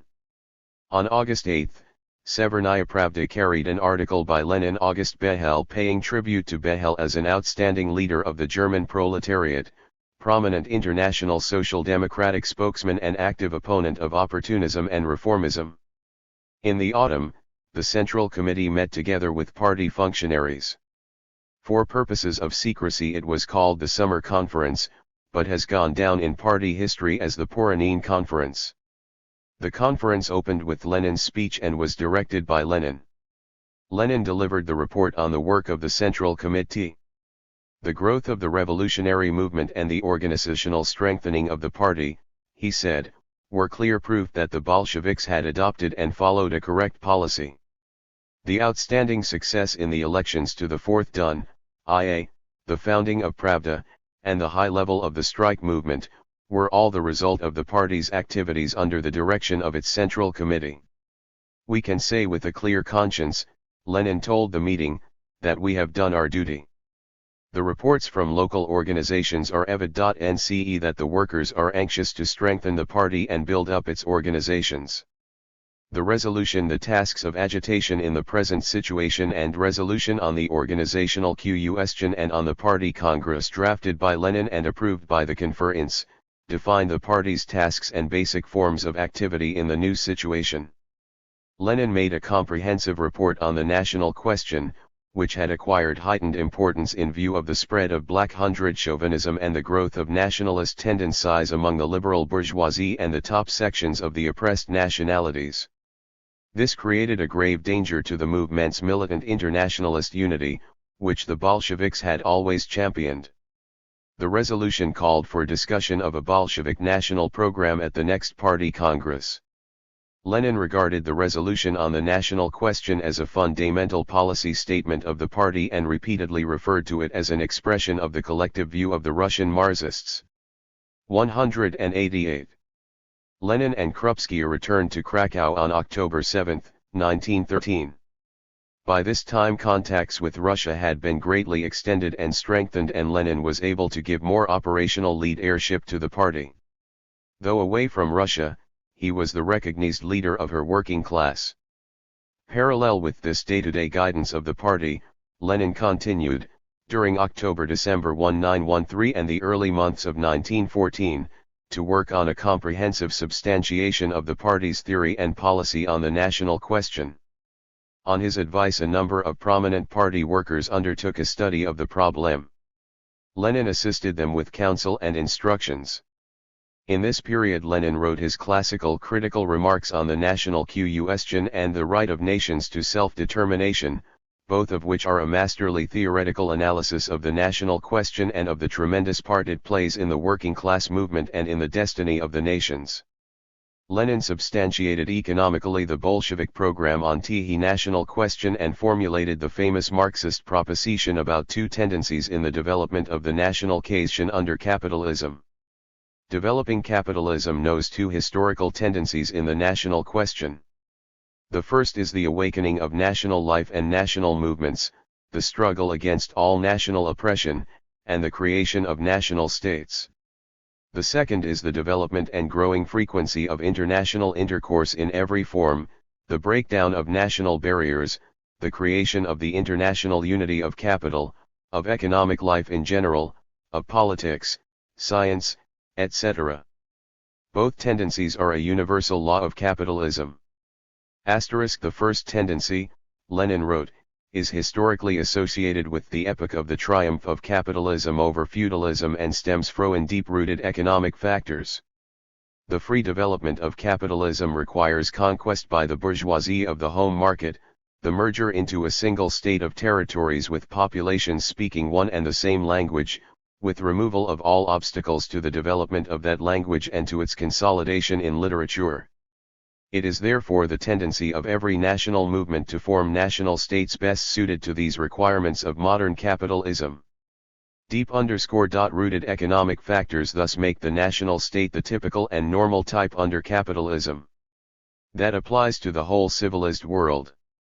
The second tendency is typical of the higher, imperialist stage of capitalist development. The emergence and extension of international sea and rail routes, development of the world market, export of capital, etc., make for closer economic ties between nations and for international division of labor. And this tendency, Lenin believed, was expressive of the tremendous expansion of the productive forces. It led to liquidation of national isolation and the rise of the capitalist world system. But the capitalist world system achieved these closer economic ties not through equal cooperation, but through savage rivalry, through oppression, coercion, and subjection of colonial and semi-colonial nations, through brutal imperialist exploitation and robbery of backward countries by imperialist states.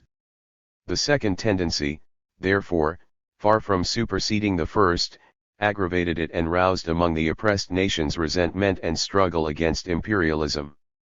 Lenin demonstrated that the Marxist national program took both tendencies into account. The first, by championing equality of nations and languages and the right to self-determination up to and including secession and formation of independent states, and the second, by championing the great principle of proletarian internationalism and urging uncompromising struggle against attempts to instill bourgeois nationalism in the working class. It stands to reason that Lenin never believed national oppression could be fully ended under capitalism. Only socialism offered a consistent and thorough solution. Since then and up to February 1917 a democratic revolution was on the order of the day in Russia. Lenin regarded the national question as part of the general question of the bourgeois democratic revolution. The demand he advanced for all the non-Russian peoples oppressed by Tsarism, and they made up more than half of Russia's population, was the right to self-determination, the right to independent statehood.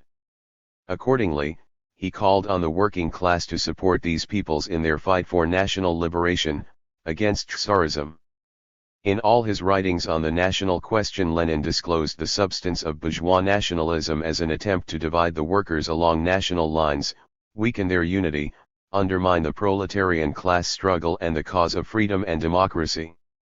To the nationalism of the bourgeoisie Lenin always, firmly and consistently, counterposed the internationalism of the proletariat.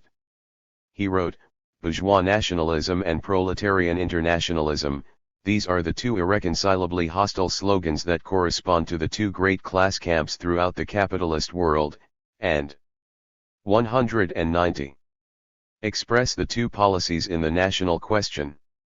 In critical remarks on the national question, Lenin formulated the important proposition that there existed two cultures in every national culture, democratic and bourgeois.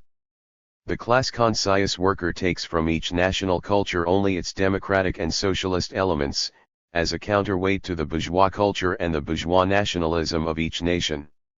The important thing in the national question, Lenin teaches us, is to unite the workers of all nations in the struggle against bourgeois landlord nationalism, bring them closer together and achieve their unity in the class struggle. In his article, The Right of Nations to Self-Determination, Lenin deals with Rosa Luxemburg's erroneous proposal to delete the clause on self-determination from the Russian Marxists' program. Rosa Luxemburg's mistake lay in the fact that she regarded the right of nations to self-determination as a concession to the bourgeois nationalism of oppressed nations. Wholly concerned with the struggle against bourgeois nationalism in Poland, she was oblivious to great Russian nationalism, which at that time represented the principal obstacle to the development of democracy and proletarian struggle. Later, assessing the views of the Polish Social Democrats, Lenin stressed their international nature.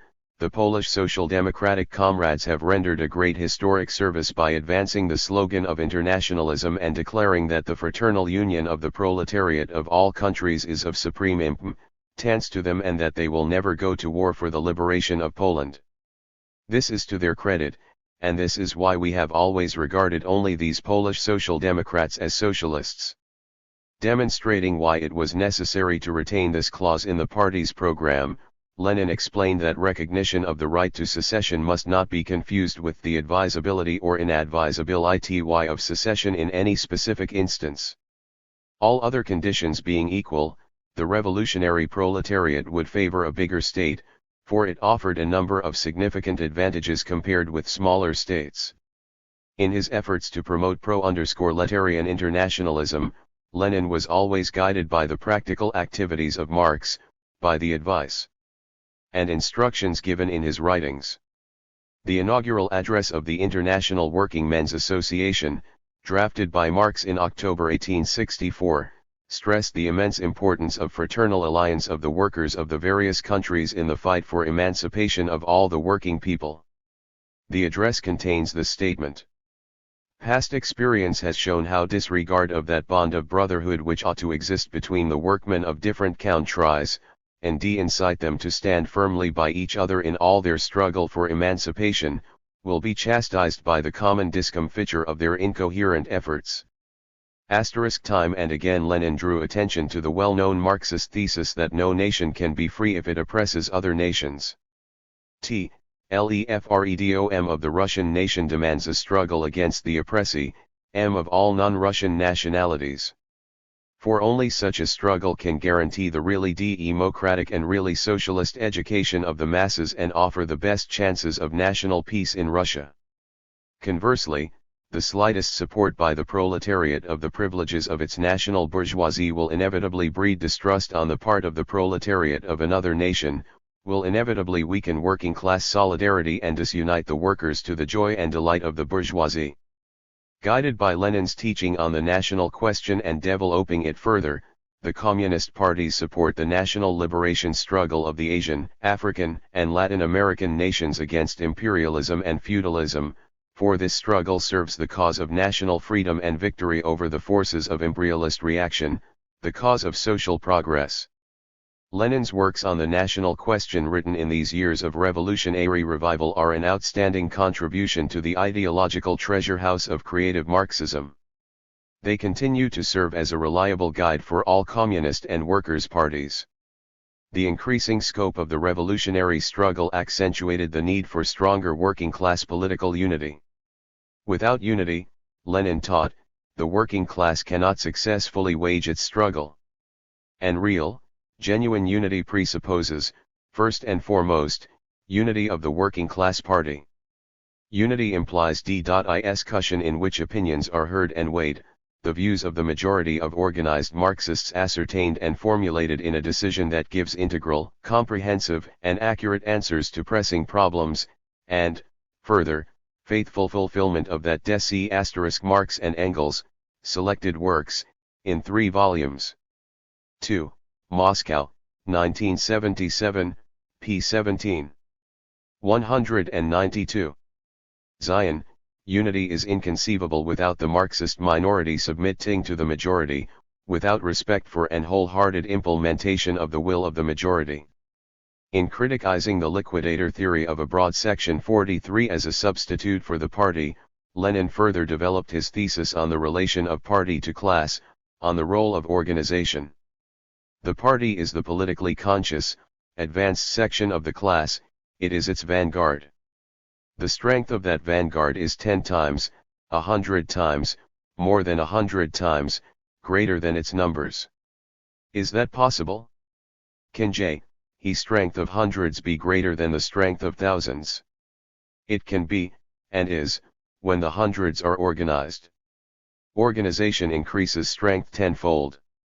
And it is in its ability to organize, Lenin taught, that the political consciousness of the vanguard manifests itself.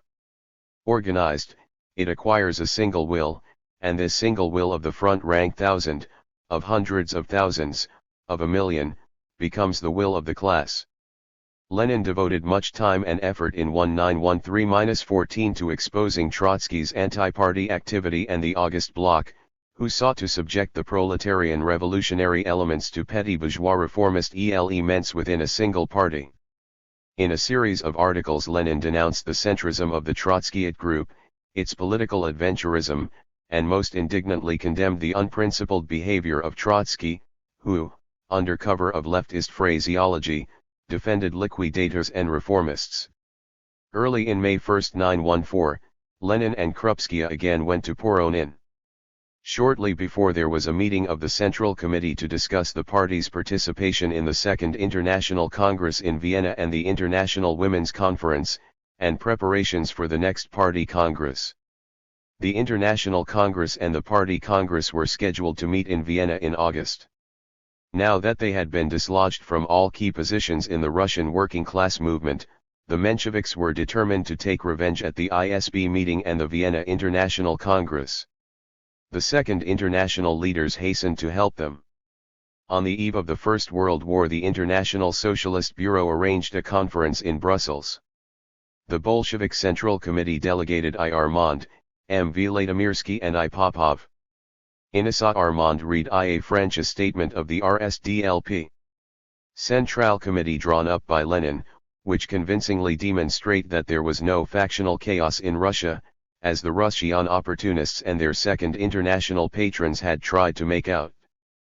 What was taking place in Russia, the statement emphasized, was a struggle between the Marxists and the liquidators, in which a genuine workers' Marxist party was being forged, developed, and strengthened, a party that already had the support of the overwhelming majority of Russia's class-conscious workers.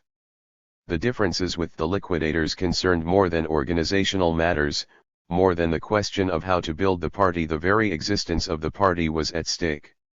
On this issue there could be no reconciliation, agreement, or compromise.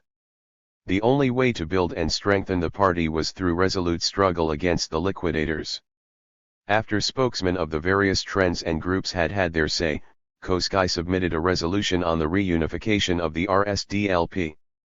The resolution was out of order, for the conference had been called for the express purpose of exchanging views, no more.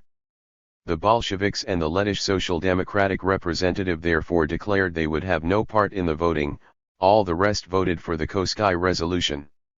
Lenin and the Bolsheviks refused to submit to the decisions of the opportunist Second International and rebuffed the attempts to turn the proletarian party into a discussion club, a union of factions and groups. On the pretext of establishing peace in the RSDLP, its leadership was planning to liquidate the independent Bolshevik party, the proletarian party of a new type. That plan was exposed and foiled. Lenin insisted that the minutes and resolutions of the Brussels conference be published so that they be brought to the knowledge of broad sections of the workers in Russia and Western Europe. He availed himself of every opportunity to explain to the Western workers the essence of Bolshevism and the vast importance for the world socialist labor movement of the Bolshevik struggle against opportunism and revisionism. In mid-July 1914, Lenin presided over another conference in Poronine of Central Committee members and party functionaries from Russia. They discussed the activities of the Duma Group and 194. Preparations for the party congress, which were proceeding against the background of a mounting revolutionary movement in Russia. A revolutionary crisis was maturing in Russia. Meanwhile, the Tsarist government, in alliance with Anglo-French imperialism, was making frenzied preparations for war against Germany. The government hoped that war would put an end to the revolutionary movement. There were wholesale arrests of Bolsheviks and party sympathizers. On July 8, the St. Petersburg secret police raided the Pravda offices and arrested many of its staff. The years of the new rise of the revolution preceding the First World War were one of the most important periods in Lenin's life and activity, in the struggle for the party. Looking back on this period, Lenin remarked that the Bolsheviks had won the battle against the opportunists in the socialist movement in Russia. The Bolsheviks not only restored their illegal organization, but converted into a mass working-class party, into the strongest political force of the Russian revolutionary movement. Chapter 8. Fidelity to Proletarian. Internationalism. We must not be deceived by the present grave stillness in Europe. Europe is pregnant with revolution. Lenin. The summer of 1914. Imperialism had plunged mankind into a devastating, predatory warfare was to bring incalculable misery and suffering, death to tens of millions of men at the front and measureless grief to their families, their mothers, wives, and children at home. The war spread with avalanche-like speed, involving the whole world. It was a war between two groups of imperialist powers for the redivision of colonies and spheres of influence, for the plunder and enslavement of other peoples. One of the groups, the Quadruple Alliance, was headed by German imperialism, its other members were Austria-Hungary, Turkey, and Bulgaria. The other, the Entente, was headed by the British and French imperialists. Tsarist Russia was one of its members. Later, Japan, Italy, the United States and other countries entered the war on the side of the Entente. The outbreak of war found Lenin in Poronine. All the Bolsheviks living there gathered at his house to discuss the situation. Lenin told them it was imperative to devise new forms and methods of party work to conform with wartime conditions, and re-establish regular contact with Russia as soon as possible. He felt sure that the war would accentuate all the contradictions of capitalism, intensify the class struggle in all countries, create and aggravate a general political crisis and thereby hasten the new revolution in Russia. That was an objective inevitability. Lenin's manifesto on the war. Lenin was falsely accused of espionage and on July 25 his house was searched. One of the gendarmes seized his manuscript on the agrarian question, mistaking the statistical tables for a secret. 196. Code. Lenin was ordered to appear before the military authorities at Nowy Targ, the county seat, on the following day. It was obvious that he would be arrested and tried by a military tribunal. He immediately warned the other Bolsheviks and wired a protest to the Krakow police. When he came to Nowy Targ, he was arrested and put in jail. There were many local peasants in the jail. Lenin won their respect by giving them legal advice and helping to obtain their release. While in prison, Lenin thought over the party's tasks and tactics in connection with the imperialist war that had broken out. Questioned by the police, he replied that he was a correspondent and staff member of the St. Petersburg Pravda and had been a member of the Russian Social Democratic Party for the last 20 years. News of his arrest by the Austrian authorities appeared in Russian newspapers and caused much alarm to his relatives and party members. There was all the more reason for alarm because Russian troops were near Krakow, and if the city was captured by the Russian army, Lenin would easily fall into the hands of the Tsarist police. In fact, the latter were already anticipating that. The police department notified General Alexeyev, commander at the Southwestern Front, that according to information in possession of the Ministry of the Interior, V. Ulyanov, better known as Lenin, was being held in custody in Krakow. Lenin, the police dispatch said, was one of the top leaders of the RSDLP, with long years of participation in the revolutionary movement, a member of the party's Central Committee and the founder of a distinct trend within the party. He was wanted by the police, and General Alexeyev was asked to be good enough to order Lenin's arrest and plaque him at the disposal of the Petrograd authorities. There were many strong protests from Polish progressives, the Social Democratic leaders Hanecki and Bagicki, Dr. D. Uski of Zakopane, a veteran of the Narodnaya Ya, the well-known writers Jan Kasprowicz, Vladislav Orkin, and others. Nadezhda Konstantinovna appealed to the Austrian M.P.S. Viktor Adler and Hermann Diamant, who knew Lenin as a member of the International Socialist Bureau. They brought pressure to bear on the Austrian authorities and vouched for him. The espionage charge was so preposterous that even the Krakow police had to admit they had no incriminating evidence to support the charge of espionage against Ulyanov. That was the ignominious end of the 197.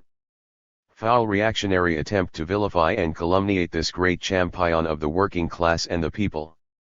Upon his release on August 6, Lenin immediately returned to Poronine by peasant cart, without waiting for a train.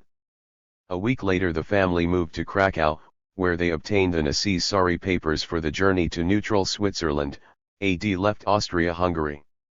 Lenin's large library and many party documents and manuscripts remained in Krakow and Poronine, which was a matter of great regret to him. Not until many years later was it possible to recover part of this valuable material, which was presented by the Central Committee of the Polish Workers' Party to the Central Committee of the CPSU. On August 23, Lenin, Krupskaya, and her mother arrived in Switzerland and took up residence in Bern. At first they rented a room, and then moved to a small flat with a tiny garden on the city's outskirts, near the Bremgarten forest. The war had exacerbated and brought to the fore the deep-rooted contradictions in the socialist labor movement and showed that most of the leaders of the social democratic parties and of the Second International were openly betraying the working class and the anti-war decisions of the socialist congresses.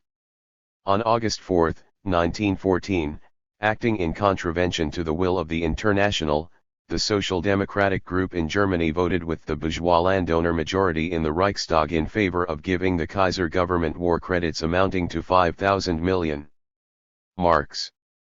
Thus, Sudeckim, Scheidemann, Hasse, Legion, Koskai and other leaders of the German Social Democratic Party and the Second International rejected the class struggle and proletarian internationalism in favor of civil peace and social chauvinism, becoming obedient tools of German imperialism. Most of the official leaders of other socialist parties likewise came out in defense of their imperialist fatherlands. Emile van der Velde, leader of the Belgian Socialists and president of the International Socialist Bureau, Jules Guesde, Albert Thomas, and Marcel Sembat, leaders of the Friend Socialists, accepted portfolios in the bourgeois, reactionary governments of their countries. In Britain the same road was taken by MacDonald and Hindman. Plekhanov and Axelrod, in Russia, became ardent defensists. 45 At the beginning of the war Martov criticized the social chauvinist position of the German and French Social Democratic parties, but soon shifted to Koskai's standpoint. The Second International shamefully collapsed and disintegrated. 198. During this momentous crisis in the world working class movement, the banner of proletarian internationalism was held aloft by the Bolshevik Party headed by Lenin.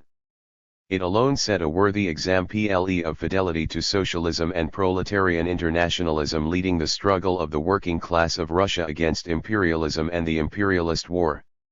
For Lenin and all other Bolsheviks, the resolutions on the war, adopted by international socialist congresses, were a guide to action. On August 24 to 26, 1914, the local Bolshevik group in Bern held a meeting at which Lenin set forth his views on what should be the Bolshevik attitude to the war. The Bolshevik Party took a firm, consistently internationalist stand on the war. Lenin used the theses adopted in Bern for a manifesto, The War and Russian Social Democracy.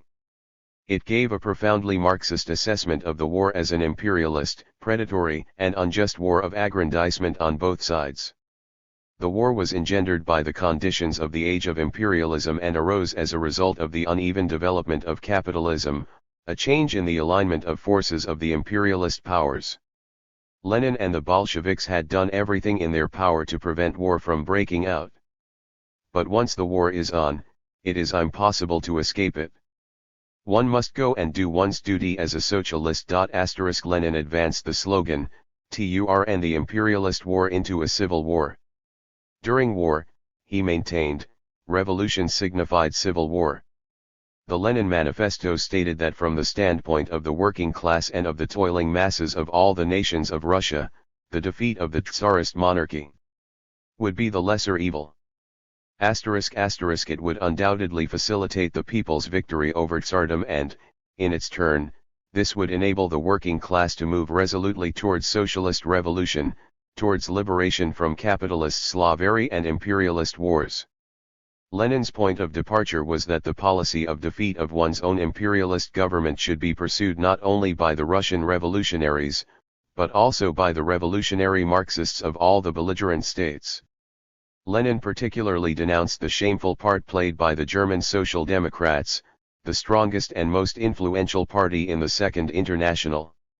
Its support of the imperialist war and betrayal of revolutionary Marxism and the socialist cause predetermined, in effect, the collapse of the Second International. For many years it had been considered the custodian and interpreter of the great theoretical heritage of the founders of scientific comité, Leninism, and had set the tone in the international socialist movement. The socialists of every country had faith in that party and in many cases had emulated it. And even after it had voted for war credits, the vast majority of the socialists did not fully appreciate the depths to which it had fallen and its betrayal of revolutionary Marxism, international proletarian solidarity. To the treacherous position of the German Social Democratic leaders, Lenin opposed the genuine internationalist policy of the Bolshevik Duma representatives, who refused to vote for war credits, walked out of the Duma in token of protest and branded the policy of Tsarism and the European governments as imperialist.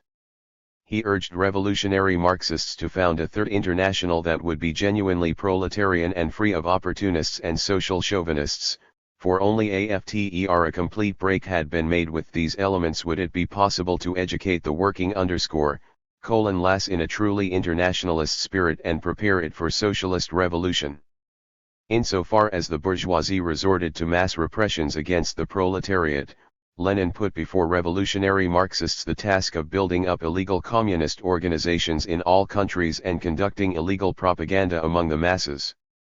There was the pressing practical problem of printing the Central Committee Manifesto, and this, even in neutral Switzerland, was by no means easy. Moreover, there were difficulties in obtaining paper and finding a print shop and money. But all these difficulties were overcome. By decision of the Central Committee Bureau abroad, the Central Party organ, Sozialdemokrat, resumed publication in Geneva. Number 33 of the newspaper appeared on October 19, 1914. It carried the Central Committee's manifesto on the war as its editorial. This issue, printed in 500 copies, was circulated among the Bolshevik groups abroad and smuggled into Russia via Sweden. It played an important role in the party's activities during the war. The manifesto was also put out as a separate pamphlet. The Bolshevik Party and the international labor movement thus received a clear program of effective struggle against the imperialist war, Tsarism, and the bourgeoisie, a program of struggle for the socialist revolution. 200. Consolidating the Bolshevik forces. In Switzerland, Lenin worked persistently to weld together the Bolshevik Party forces. The party had to work in particularly difficult conditions. The Tsarist government began persecuting Bolshevik organizations and their committees with unprecedented fury. Members of illegal party organizations were arrested and exiled in their thousands. All Bolshevik newspapers and other periodicals were closed. Most of the trade unions and many cultural and educational societies were dispersed. Lenin's contacts with Russia, which had been broken by the war, were re-established with considerable difficulty, in a roundabout way. Mail from Russia reached Switzerland very rarely. Lenin and Krupskaya found themselves in straitened material circumstances. Lenin lost a great deal of weight and grew very thin. "We shall soon lose all our old means of subsistence," Nadezhda Konstantinovna wrote to Lenin's sister, Maria Ulyanova, on December 14, 1915. However, despite all the difficulties and deprivations, Lenin worked with indomitable energy to get the party activities going properly and unite the Bolshevik groups abroad.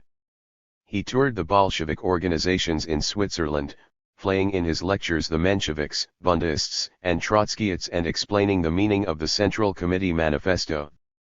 At first Lenin refused to believe the rumor that Plekhanov had become a defensist. When he learned that Plekhanov, who had moved from Paris to Switzerland, had addressed a meeting in Geneva and was to address another one in Lausanne on September 28, 1914, he decided to attend it. Plekhanov's speech was indeed a plea for support of the war. Though there was a large audience, Lenin was the only one to ask for the floor. On mounting the platform he did not offer to shake hands with Plekhanov, and in his speech referred to him as the reporter and not as comrade.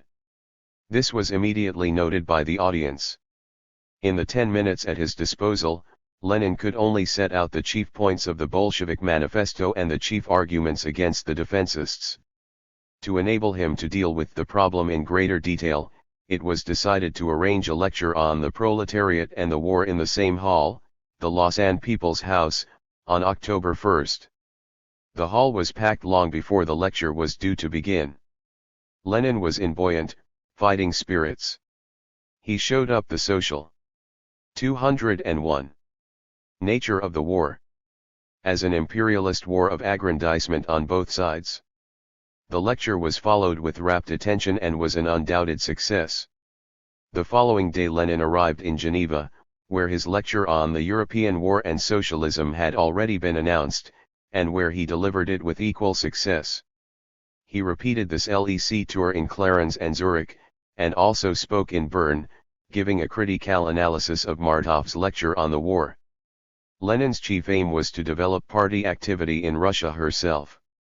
He succeeded in arranging regular correspondence with members of the Central Committee in Petrograd, in re-establishing the CC bureau there and in establishing contact with the party organizations in Russia and with individual revolutionaries, who were opposed to the war.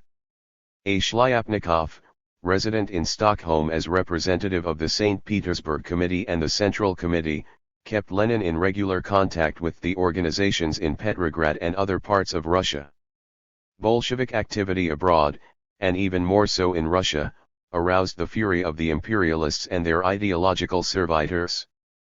A slander campaign was launched against the Bolsheviks not only by the Russian bourgeoisie, but also by the Anglo-French bourgeoisie and the socialist press, which accused them of anti-patriotism. Lenin emphatically rejected the slander. His brilliant article on the national pride of the Great Russians, published in Social Democrat, explained what patriotism meant and how it should be combined with internationalism. The internationalist socialist tasks of Russian revolutionary Marxists, Lenin explained, did not run counter to the correctly understood national interests of the working people of Russia. The interests of the Great Russians' national pride, he wrote, coincide with the socialist interests of the Great Russian proletarians. Lenin called upon Marxists to educate the working class in a spirit of proletarian internationalism, consistent democracy, complete national equality, and the right of all nations to self-determination. On February 14 to 19, 1915, he presided over a conference in Bern of the RSDLP. Organizations abroad fluid and delivered a report on the war and the tasks of the party. The conference resolutions on major issues, framed by Lenin, set out concrete measures for converting the imperialist war into a civil war, voting against war credits and resignation of socialists from bourgeois governments, no agreements with the bourgeoisie, total rejection of the national peace policy, building of illegal organizations wherever legal activity was impeded, support of fraternization at the front, support of every revolutionary proletarian mass action. In pursuance of the Berne decisions, the Bolshevik organizations in Russia developed extensive illegal revolutionary activity in the work and G-class centers, the navy, and the army. After its initial victories, the Tsarist army began to sustain defeats on all the Major fronts. Its retreat from Galicia in the spring of 1915 was soon 1. Followed by the loss of Poland, part of the Baltic provinces and of Byelorussia. Millions of refugees fled to the interior of the country. The staggering burden that the war put on every working-class family and the soaring prices caused mounting discontent with the Tsarist government and the bourgeoisie, which was battening on war contracts. The Bolsheviks led the working-class fight, organized protest meetings of workers and urban population generally, drawing new sections of the population into the movement, and showing the direct connection between the high prices and the war policy of the Tsarist government and the bourgeoisie. Already in August-September 1915, the political character of the economic strikes became more and more pronounced. Lenin was therefore fully justified in stating, in his article Socialism and War, that the proletariat was the only class in Russia that has not been infected with chauvinism. The Russian working class refused to conclude a class peace with the bourgeoisie, and did not follow the social chauvinists. It supported the policy of the Bolshevik Party, which never wavered in its duty to the International, steadfastly holding aloft the banner of internationalism. The Bolsheviks were also active in the navy and the army. Lenin attached the greatest importance to Bolshevik work among the troops.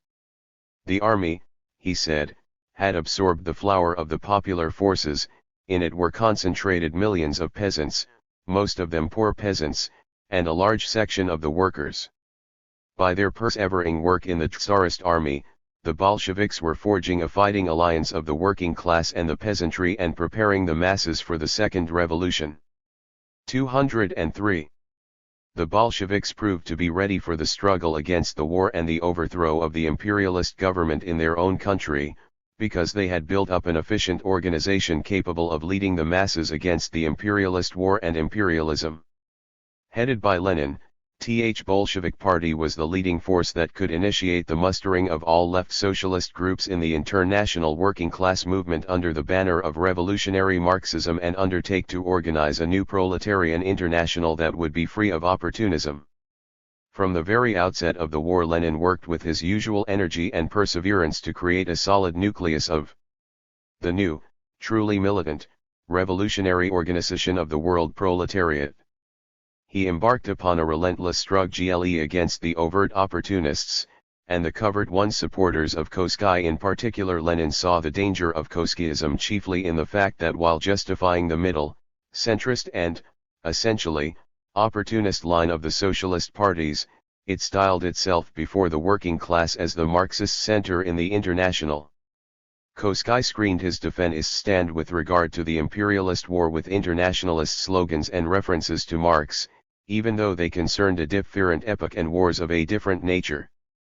Koskiism, Lenin wrote, is not fortuitous, it is the social product of the contradictions within the Second International, a blend of loyalty to Marxism in word, and subordination to opportunism in deed. Koski's centrist stand was supported by L. Trotsky, L. Martov, Anschkij and others in Russia, Henriette Roland Holst in the Netherlands, R. Grimm in Switzerland, J. 1 Longuet and A. Pressemain in France, T. Barboni in Italy, K.H. Rakovsky in Romania, and so on. In the socialist parties, side by side with the social chauvinist and centrist trends, there was a third trend represented by left, internationalist elements. With unflagging attention, Lenin kept an eye on the stand of each lefty group, on the activities of each genuinely left socialist leader. He corresponded with many of them, helping them with advice, patiently and in a comradely way, pointing out their errors in a number of issues, explaining why and how opportunism had to be combated and drawing them closer to him.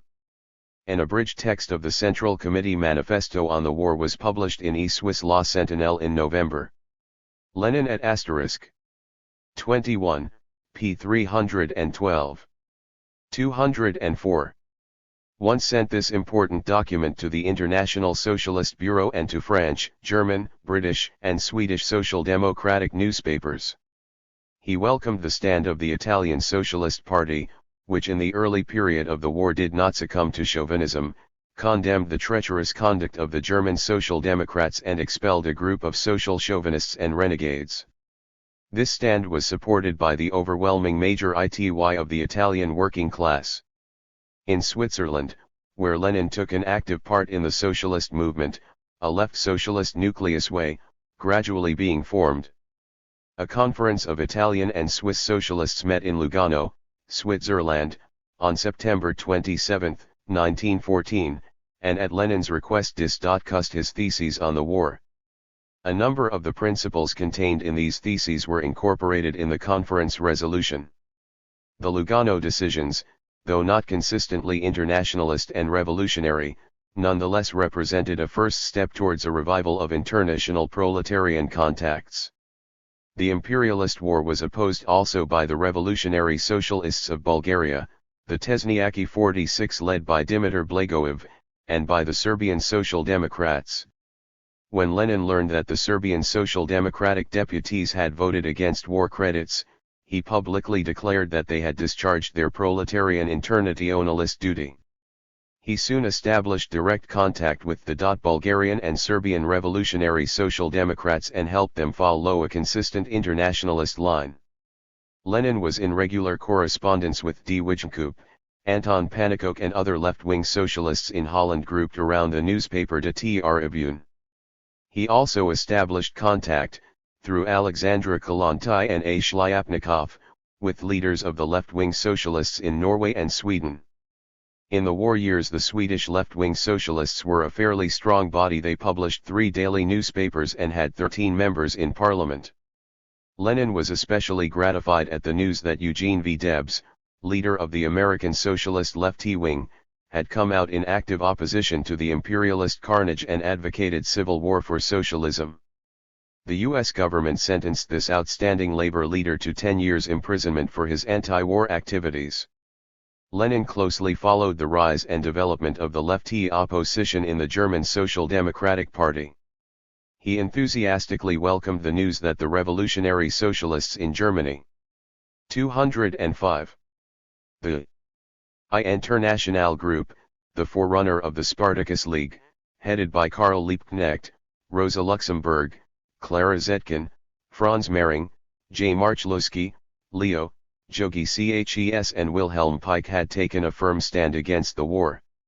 Liebknecht, Lenin said, had set an example to all internationalists by voting in the Reichstag against war credits. Lenin was fully aware that the lefty forces in the West were still extremely weak and that their campaign against chauvinism and for internationalism was still feeble, disunited and not always tape.ed. But he had unswerving faith in the inevitable victory of proletarian internationalism throughout the world labor movement. A conference of socialists of the Allied countries met in London on February 14, 1915. The Bolsheviks were not invited, but Lenin drew up a draft declaration of the Bolshevik Central Committee and M. Litvinov, the representative of the Bolsheviks on the ISB, was instructed to read it at the conference. The declaration demanded that socialists resign from the bourgeois governments of Belgium and France, that socialists in the Allied countries abandon the civil peace slogan, refuse to vote for war credits and to support Russian Tsarism. The Conference chairman prevented Litvinov from reading the declaration to the end. Litvinov handed it to the chairman and walked out of the conference in protest, declaring that the Bolsheviks would take no part in this social chauvinist forum. The discussions in the press, at meetings, and at Lenin's own LEC tours, his correspondence and talks with left-wing socialists of various countries, and the debates at the Women's and Socialist Youth Conferences, held in Bern in March-April 1915, made it plain to Lenin that in the West the lefts were still strongly influenced by the centrists on basic issues of war, peace, revolution, and socialism. He knew that unity of the lefts on a platform of revolutionary Marxist theory and tactics could be achieved only by Karolig on a resolute struggle against Koskai's falsification of Marxism and by painstaking explanatory work. Koskai and the other Second International revisionists contended that the new developments in capitalism made the basic propositions of Marx's Capital obsolete. It was, therefore, essential not only to safeguard revolutionary Marxism against renewed revisionist distortions, but to develop it further by analyzing the new features of social development and the new experience of the proletarian class struggle. Lenin wrote, "The world's greatest movement for liberation of the oppressed class, the most revolutionary class in 206. History, is impossible without a revolutionary theory. That theory cannot be thought up. It grows out of the sum total of the revolutionary experience and the revolutionary thinking of all countries in the world. Such a theory has developed since the second half of the 19th century. It is known as Marxism. One cannot be a socialist, a revolutionary social democrat, without participating, in the measure of one's powers, in developing and applying that theory, and without waging a ruthless struggle today against the mutilation of this theory by Plekhanov, Koskai, and Co. Asterisk. Philosophical Notebooks. During the First World War, aware of the increasingly acute profound contradictions of capitalism and the critical nature of the historical moment, Lenin elaborated and further developed every facet of revolutionary Marxism, the theory of socialist revolution, Marxist economics and Marxist philosophy and their indissoluble unity. The task was not only to safeguard the purity of Marxist dialectics and expose revisionist attempts to replace it by vulgar evolutionism, sophies, tri and eclectics. It was also necessary to advance the science of materialist dialectics, in the light of the new conditions of history and the new experience of the liberation movement, with new data of natural science, as an effective instrument of understanding the world and remaking it by revolution. The years 1914 and 1915 were devoted to rereading Aristotle, Hegel, Feuerbach, and other philosophers, works on natural science and the writings of the founders of scientific communism. Lenin's copious notes and comments, unfinished essays, and other materials were subsequently published under the title Philosophical Notebooks. Lenin evidently intended to use them for a book on materialist dialectics, but, unfortunately, was unable to carry the work to completion. But even uncompleted, the Philosophical Notebooks are an organic continuation of his chief philosophical work, Materialism and Empirio-criticism, and constitute a new step in the creative development of Marxist philosophy. The two works form the basis of the Lenin stage in philosophy. For in the Notebooks Lenin dealt with a wide range of philosophical problems, with special accent on Marxist dialectics. A central place in the Philosophical Notebooks is held by Lenin's Conspectuses of Hegel's Science of Logic, lectures on the History of Philosophy and lectures on the philosophy of History. A careful study of Hegel's dialectical method and its comparison with the dialectics of Marx and Engels in the light of mankind's new historical and scientific experience and the practical needs of the working class struggle enable Lenin to develop further the proposition of Hegel and Marx that in the final analysis dialectics, logic, and the theory of knowledge coincide. This idea is a fundamental plank in Lenin's concept of materialist dialectics as a science. He comprehensively showed the diversity of features, aspects, elements and categories of dialectics as the most profound theory of development. Schematism and dogmatism, Lenin said, is alien to dialectics. And while dialectics expresses the most general laws of every process of development, it requires a concrete analysis of real ity and the multitude he wrote, must be directed against opportunism. The latter is not a current of opinion, not a tendency, it has now become the organized tool of the bourgeoisie within the working class movement. He said that any struggle against imperialism that was not linked up with the struggle against opportunism was merely an empty sound or deceit. He urged the lefts in Germany and other countries to defy the opportunist leaders and build a new type of fighting organization, genuinely revolutionary working class parties. He wrote that the Bolsheviks, the Russian internationalists, were not making any claim to interfere in the internal affairs of their lefty comrades. We understand, he pointed out, that they alone are fully competent to determine their methods of combating the opportunists, according to the conditions of time and place. Only we consider it our right and our duty to express our frank opinion on the state of affairs. Lenin and the Bolsheviks based their relations with the left groups in other countries on equality and on principles of proletarian internationalism. Lenin on the nature of wars in the imperialist era. The opportunist social democratic leaders tried to dupe the workers by giving a Marxist slant to hypocritical government and bourgeois press propaganda about the war being fought in defense of the freedom and existence of nations. In every belligerent country the social chauvinists tried to prove that their particular country and its allies were waging a just war. The centrists headed by Koski maintained that the socialists of all the belligerent powers had an equal right to defend the fatherland. Lenin denounced this as a most infamous defense of imperialism, as a shameful attempt to justify the right of workers to kill each other in defense of the fatherland, for the sake of the imperialists what profits.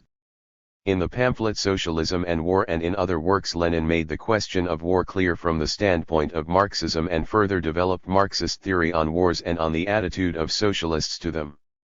Socialists, he wrote, had always condemned war between nations as brutal and barbarous. But inasmuch as wars account for centuries of human history, Marxists must carefully study and disclose the causes underlying them, reveal the nature of wars and devise ways and means by which the working class and the working people generally can effectively oppose imperialist wars. In his research on the subject, Lenin explained how the nature of a war is to be determined and proved that war is the continuation of politics by other means. Every war must be seen as the continuation of the peacetime policy of the state and its ruling classes. In the imperialist era, Lenin taught, the main types of war are, unjust, imperialist wars for the conquest and enslavement of other countries and people _s, the suppression of socialist democratic and national liberation movements and the destruction of socialist states. Wars of this type must be resolutely opposed by every possible means, up to and including revolution and the overthrow of one's own imperialist government. 2. Just wars waged to liberate the working people from feudal and capitalist slavery and colonial and dependent countries from imperialist oppression, to defend their independent national existence from imperialist encroachments or to defend the socialist state against imperialist attack. The working people should give every possible support to wars of this type. Some of the left socialists in the West believed that in the imperialist era Marxists should, in general, be opposed to the defense-0 the fatherland. In justification of that idea they cited the proposition proclaimed by Marx and Engels in the manifesto of the Communist Party, the working men have no country. Lenin came out against this vulgar, non-historical approach to Marxism. The proletariat must define its attitude towards defense of the fatherland in context with the concrete historical situation. The first consideration should always be, which class calls for defense of the fatherland, and for what purpose? In a situation of a mounting national liberation movement and the need to uphold national independence, defense of the fatherland becomes the most vital task of the people, and the working class should be the first to rise in defense of the country's freedom and independence. History has proved that the working class is the genuinely patriotic class. Defense of the fatherland in a national liberation war, and, naturally, in the struggle of socialist states against imperialism, Lenin stressed, fully accords with the spirit of Marxism. It is quite another matter when an imperialist war is being waged. In this case the socialists must oppose defense of the fatherland since imperialism is the eve of socialism. Imperialist war is a war of thieves over their booty. In both coalitions there is an advanced proletariat, in both a socialist revolution is ripe. Why for these reasons are we against defense of the fatherland? Why for these reasons? That, Lenin declared, accords with the interests of the entire international proletariat. National interests do not run counter to the international interests of the working class. On the contrary, only a correct understanding of its international tasks enables the working class to accomplish its national tasks. Emphasizing the significance of this community of fundamental international tasks of the workers of all countries, Lenin wrote, "The international unity of the workers is more important than the national. For only through firm, ever expanding and ever strengthening unity can the working class and the working people generally attain their cherished goal of peace and socialism." Lenin emphasized that as a social system, socialism strives to end wars and establish lasting peace on earth. An end to wars, peace among the nations, the cessation of pillaging and violence such is our ideal, he wrote in 1915. He pointed out that as distinct from bourgeois pacifists, Marxists understand the inevitable connection between wars and the class struggle within the country. They understand that war cannot be abolished unless classes are abolished and socialism is created. 9. In providing theoretical grounds for the thesis that war is inevitable under imperialism, he based himself on the following facts. First, by its very nature imperialism is a source of war, and as long as imperialism exists the economic basis and the threat of aggressive war will remain. Second, as long as imperialism is the only social system with undivided sway in the world, the question of war and peace will be decided by the imperialist, financial industrial oligarchy in secret from the peoples. In that period the working class and other peace-loving forces were disunited and weak and were unable to prevent imperialist predatory and other criminal wars. Epoch-making events that have radically changed the balance of political, economic, and military forces in the world in favor of the peace camp, democracy and socialism, have taken place since these major theoretical propositions were formulated by Lenin. From the new alignment of forces the CPSU has drawn the bold conclusion, Leninist in spirit, of the possibility in the present period of averting a new world war. This does not mean, however, that the threat of such a war has been totally removed. The forces of aggression and militarism, although hard-pressed, have not been neutralized. To stop the threat of war from becoming a reality is the sacred duty of all peoples. The aggressive policy of imperialism is countered by the USSR with the policy of the active defense of peace and the strengthening of international security. The slogan of disarmament was relatively widespread among pacifists and social reformists in Europe and the United States during the First World War. It was used by the social pacifists and Trotskyistas to oppose the Bolshevik slogan of turning the imperialist war into a civil war. Under the circumstances, Lenin, naturally, could not support the slogan of disarmament because it weakened the struggle of the working class against world imperialism and the struggle of revolutionary social democracy against opportunism. It by no means followed from this, however, that Lenin was opposed to demanding disarmament in principle. The concrete historical posing of the question of disarmament was characteristic of him. In principle, he explained, socialism desired disarmament. Disarmament is the ideal of socialism. There will be no wars in socialist society, consequently, disarmament will be achieved, he said. Peace, disarmament, and socialism are interconnected and inseparable.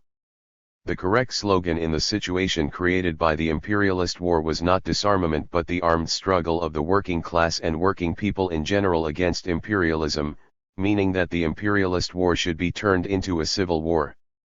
But Lenin foresaw that after the Socialist revolution had triumphed in one or several countries, the victorious proletariat would consistently pursue a policy of peace between peoples, of peaceful coexistence of states with different social systems, and would wage a struggle for the total banning of weapons of mass destruction, against the arms race and for universal disarmament.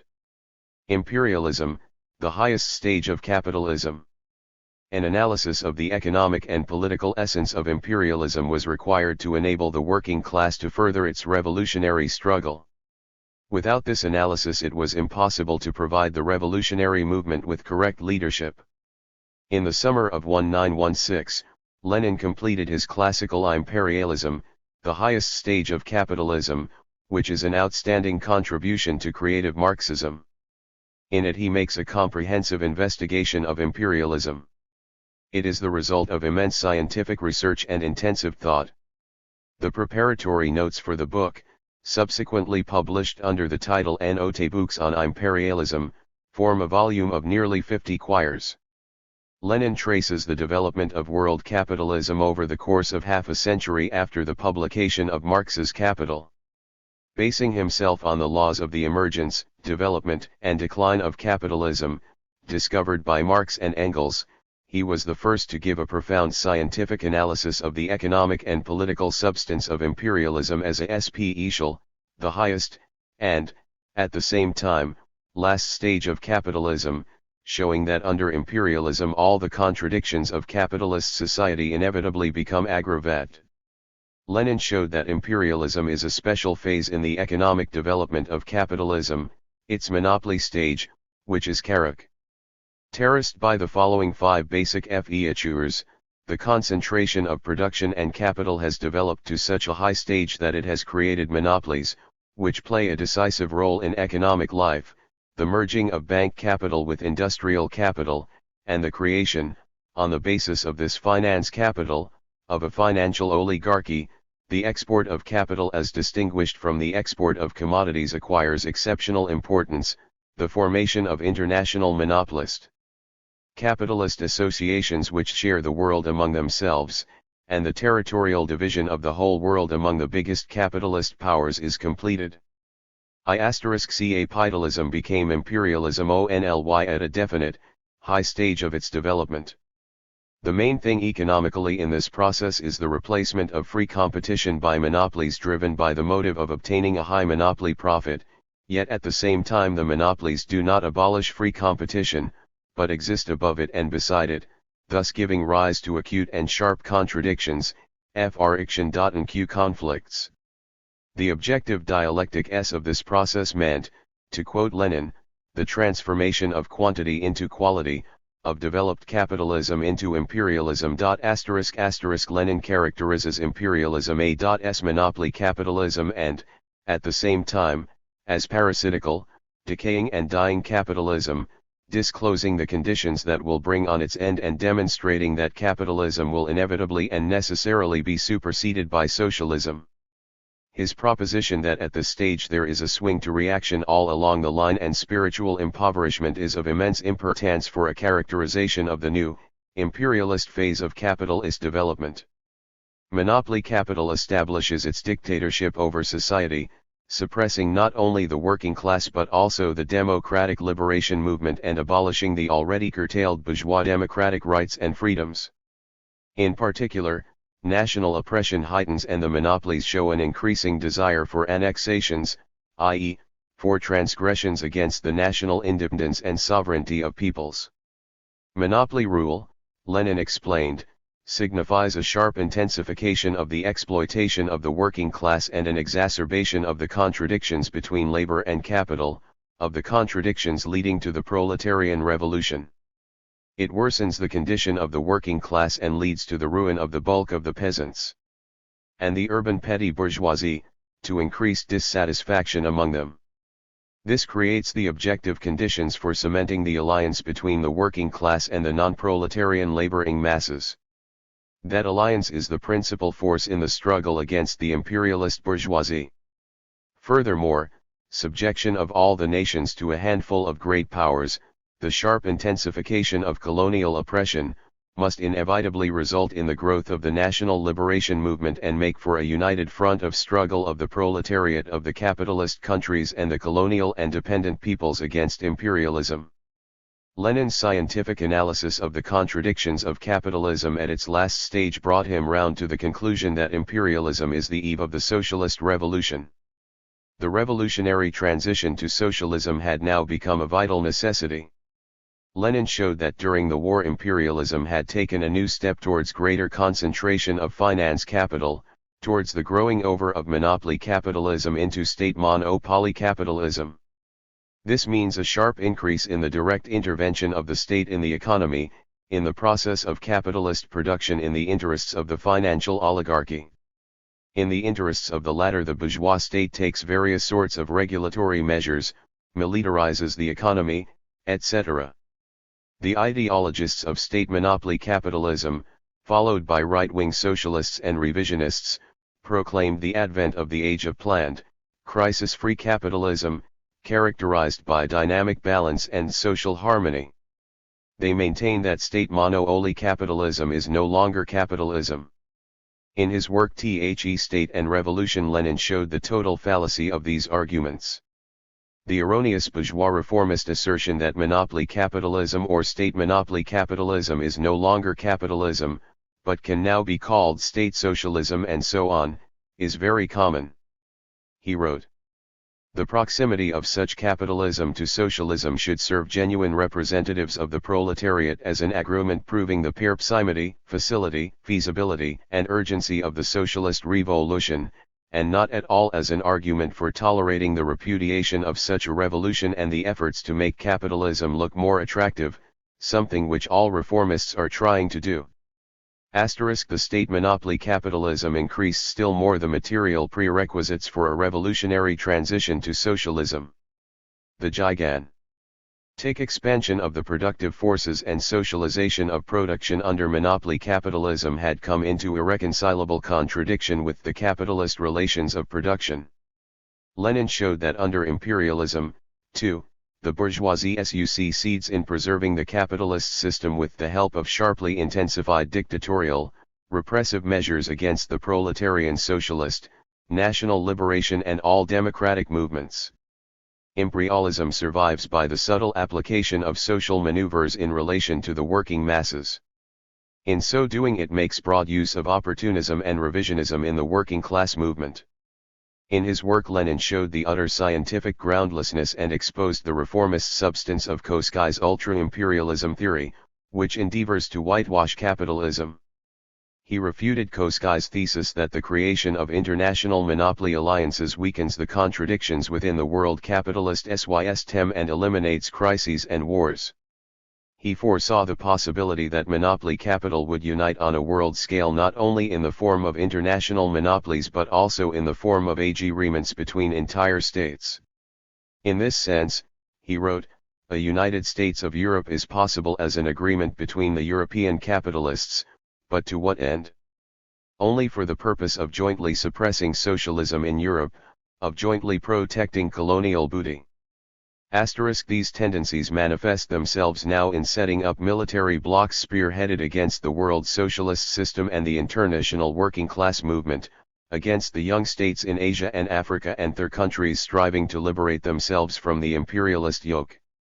Lenin's analysis of the fundamental laws of capitalism at its last stage has been confirmed by the reality of modern capitalism. The attempts of capitalism to make use of the growth of state monopoly forms, interstate economic integration, and the achievements of the scientific and technological revolution with the aim of strengthening its class rule are not resulting in its stabilization as a social system. The general CNS1S of capitalism continues to grow deeper. Imperialism, the highest stage of capitalism, is an exceptionally important creative contribution to the economic theory of Marxism and a sharp militant weapon in the struggle against the latest bourgeois and social reformist theories of people's capitalism, the welfare society, the industrial society, convergence, the integrated society, the post-industrial society, the technotronic era, and so on. All these myths preached by bourgeois ideologists are based on the false idea that the development of industry in the modern scientific and technological revolution is leading to a gradual removal of the radical distinction between socialism and capitalism. Thorough analysis of the new stage in world history enabled Lenin to determine the vast opportunities for the revolutionary movement in the age of imperialism. On the basis of his own study of imperialism, Lenin further developed the Marxist theory of socialist revolution, its content, its motive forces and conditions and of forms of development, in the new epoch. He proved that the war had accelerated the growth of the requisites for revolution and that as a whole the world capitalist system had matured for the transition to socialism. In Principles of Communism, Engels had replied in the negative to the question of whether it was possible to accomplish a socialist revolution in one country. Proceeding from the fact that the world market and large-scale industry had leveled social development in all civilized countries, Engels drew a conclusion that, the communist revolution, will be a revolution taking place simultaneously in all civilized countries, that is, at least in England, America, France, and Germany. However, living as they did in the period of pre-monopoly capitalism, Marx and Engels neither raised nor could raise the question of the possibility of socialism being triumphant in one country. One of Lenin's greatest services was that in creatively developing the teachings of Marx and Engels in the new historical conditions, in the epoch of imperialism and proletarian revolutions, he came to the key conclusion that socialism can be victorious first in several countries, or even in one country, that OES not necessarily have to be at a high level of economic development. He drew this conclusion on the basis of the law, discovered by him, of the uneven economic and political development of capitalism in the imperialist era. This development inevitably leads to the uneven maturing of the socialist revolution in different countries. Lenin first formulated *K Marx, F Engels, C elected WORKS. 6, p. 352. 219. This conclusion in August 1915 in the article on the slogan for a United States of Europe. Uneven economic and political development, he wrote in this article, is an absolute law of capitalism. Hence, the victory of socialism is possible first in several or even in one capitalist country alone. After expropriating the capitalists and organizing their own socialist production, the victorious proletariat of that country will arise against the rest of the world, the capitalist world, attracting to its cause the oppressed classes of other countries. From these propositions of Lenin's it can be seen that by 1915 he already had a clear view of the coming division of the world into two opposing systems, socialism and capitalism. In September 1, 1916, in the article The Military Program of the Proletarian Revolution, he amplified his views on the prospects for socialist revolution in the imperialist era and on the conditions for its victory. The development of capitalism proceeds extremely unevenly in different countries. It cannot be otherwise under commodity production. From this it follows irrefutably that socialism cannot achieve victory simultaneously in all countries. It will achieve victory first in one or several countries, while the others will for some time remain bourgeois or pre-bourgeois. Lenin also pointed out that the victorious proletariat must be ready to repulse the military attacks of world imperialism on the socialist state. In such cases, he wrote, a war on our part would be a legitimate and just war. Lenin's theory that socialism can be victorious first in one country or several countries is a model of creative development of revolutionary Marxism and was the greatest discovery of Marxist science. He exposed the anti-Marxist substance of Trotsky's views that socialist revolution cannot be victorious first in one country and criticized Pyatakov, who defined the socialist revolution as the united action of the proletarians of all countries. The main task of the next stage of the revolution in Russia remained the struggle for the establishment of a revolutionary democratic dictatorship of the proletariat and the peasantry and the use of it for the transition to socialist revolution. Explaining the balance of class forces in the forthcoming revolution, Lenin in the article on the two lines in the revolution revealed the fallibility of the theory of permanent revolution of Trotsky, who denied the revolutionary role of the peasantry on the grounds that the peasantry had grown stratified and its possible revolutionary role had been declining ever since 1905. Naturally, Lenin pointed out, the stratification of the peasantry had intensified the class struggle within it and brought the rural proletariat closer to the urban.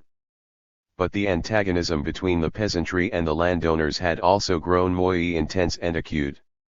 In the years of the imperialist war, Lenin continued to develop his theory of the revolutionary situation, which was to be immense significance for the practical activities of the Marxist parties. Popular revolutions do not take place at the whim of one or another party. The masses rise to struggle under the influence of factors deeply rooted in the objective conditions of life. Capitalism itself creates the conditions that make mass revolutionary action inevitable. Capitalist development impels the masses to struggle. Lenin showed that revolution cannot be made to order, that it grows out of objectively maturing crises called revolutionary situations and indicated symptoms of a revolutionary situation, / 1. When it is impossible for the ruling classes to maintain their rule without any change, when there is a crisis, in one form or another, among the upper classes, a crisis in the policy of the ruling class, leading to a fissure through which the discontent and indignation of the oppressed classes burst forth.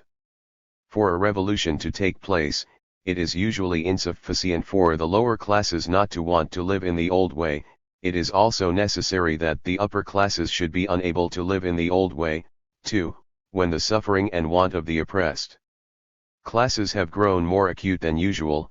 3. When, as a consequence of the above causes, there is a considerable increase in the activity of the masses, who uncomplainingly allow themselves to be robbed in peacetime, but, in turbulent times, are drawn both by all the circumstances of the crisis and by the upper classes themselves into independent historical action. Without these objective changes, which are independent of the will, not only of individual groups and parties but even of individual classes, a revolution, as a general rule, is impossible. The totality of all these objective changes is called a revolutionary situation. Asterisk. But, Lenin further emphasized, for a revolutionary situation to turn into a revolution, these objective factors must be accompanied by a subjective factor, the ability and readiness of the revolutionary class to carry out revolutionary mass actions strong enough to overthrow the old power and establish their own. Only concrete historical conditions in a given country could produce this coincidence of objective and subjective prerequisites, Lenin believed. There was no such thing as introducing revolution from without. It was the duty of the Marxist Party to do its utmost to facilitate the development of the revolutionary movements and to strengthen the alliance of the working class, as the leading force of the revolution, with the BOA$1s sections of the working people, primarily with its main ally, the peasants. Lenin held that leadership of the working class revolutionary struggle by its Marxist Party, was the decisive condition for the victory of the socialist revolution. Lenin always regarded socialist revolution in any country as a component of the world's socialist revolution. He therefore held that it was the sacred duty of all Marxist parties and groups to strengthen the unity and solidarity of the world revolutionary socialist movement and to be guided always and everywhere by the great principle of proletarian internationalism. Such are the cardinal tenets of Lenin's theory of socialist revolution. On the basis of this theory and tactics, the Bolsheviks developed their work in Russia and rallied the left forces in West. Zin 11 Neerwald and Kienthal conferences. Early in June 1915, Lenin and Krupskaya moved from Bern to Sarenburg, a remote mountain village. Lenin intensively prepared for the conference of socialist internationalists, now clearly necessitated by the growth of the international labor movement. The fraternization at the firing lines, and the strikes and demonstrations in a number of countries were indications that the masses had started a revolutionary struggle. In various countries the left socialists were displaying more boldness and energy. The need, an urgent one, was to unite the left internationalist forces around revolutionary tactics. Lenin, through his extensive correspondence with left socialists, worked to bring about closer cohesion and unity of policy. He suggested drafting a joint declaration prior to the conference. The first International Socialist Conference was held on August 23 to 26, 1915, in the Swiss village of Zimmerwald. 222. And was attended by 38 delegates from 11 countries. 2 days before the conference was due to open, Lenin had a meeting with the Russian and Polish delegates in Bern. Then, on August 22, he met in private with all the left delegates and read a report on the nature of the World War and on the tactics of revolutionary internationalists. At the conference itself, Lenin organized the Zimmerwald Left, composed of 8 delegates. There was a sharp ideological struggle between this close-knit group of internationalists, revolutionary Marxists headed by Lenin, and the Koskiets and Prokoski delegates, headed by George Ledbuhr, the German Social Democrat. the lefty submitted a draft resolution on the war and the tasks of the Social Democrats, and also a draft manifesto. One of the first to speak in the general debate was Vasil Kolarov, representative of the TES-11 Jockey, the Bulgarian Socialists. Lenin followed his speech with keen attention, seeing in the Bulgarian party experience during the Balkan War added confirmation that the Bolshevik proposals on work in the army were ftnly realizable. The conference majority rejected the drafts submitted by the lefts, but on the insistence of Lenin and other left delegates, a number of basic propositions of revolutionary Marxism were incorporated in the manifesto. However, the manifesto was inconsistent, and left much unsaid. It did not include the proposition that Imperiali.sm was the eve of socialist revolution, did not explain the causes of the Second International's collapse, the need to break with opportunism, etc. Even so, Lenin considered it right to sign the manifesto. He was guided by the important tactical principle of revolutionary Marxism, the principle of avoiding sectarianism. Lenin called the Zimmerwald Conference the first step in developing an international movement against the war. Lenin felt the reign of the conference, at which he had to wage an uncompromising struggle against the Koskietes.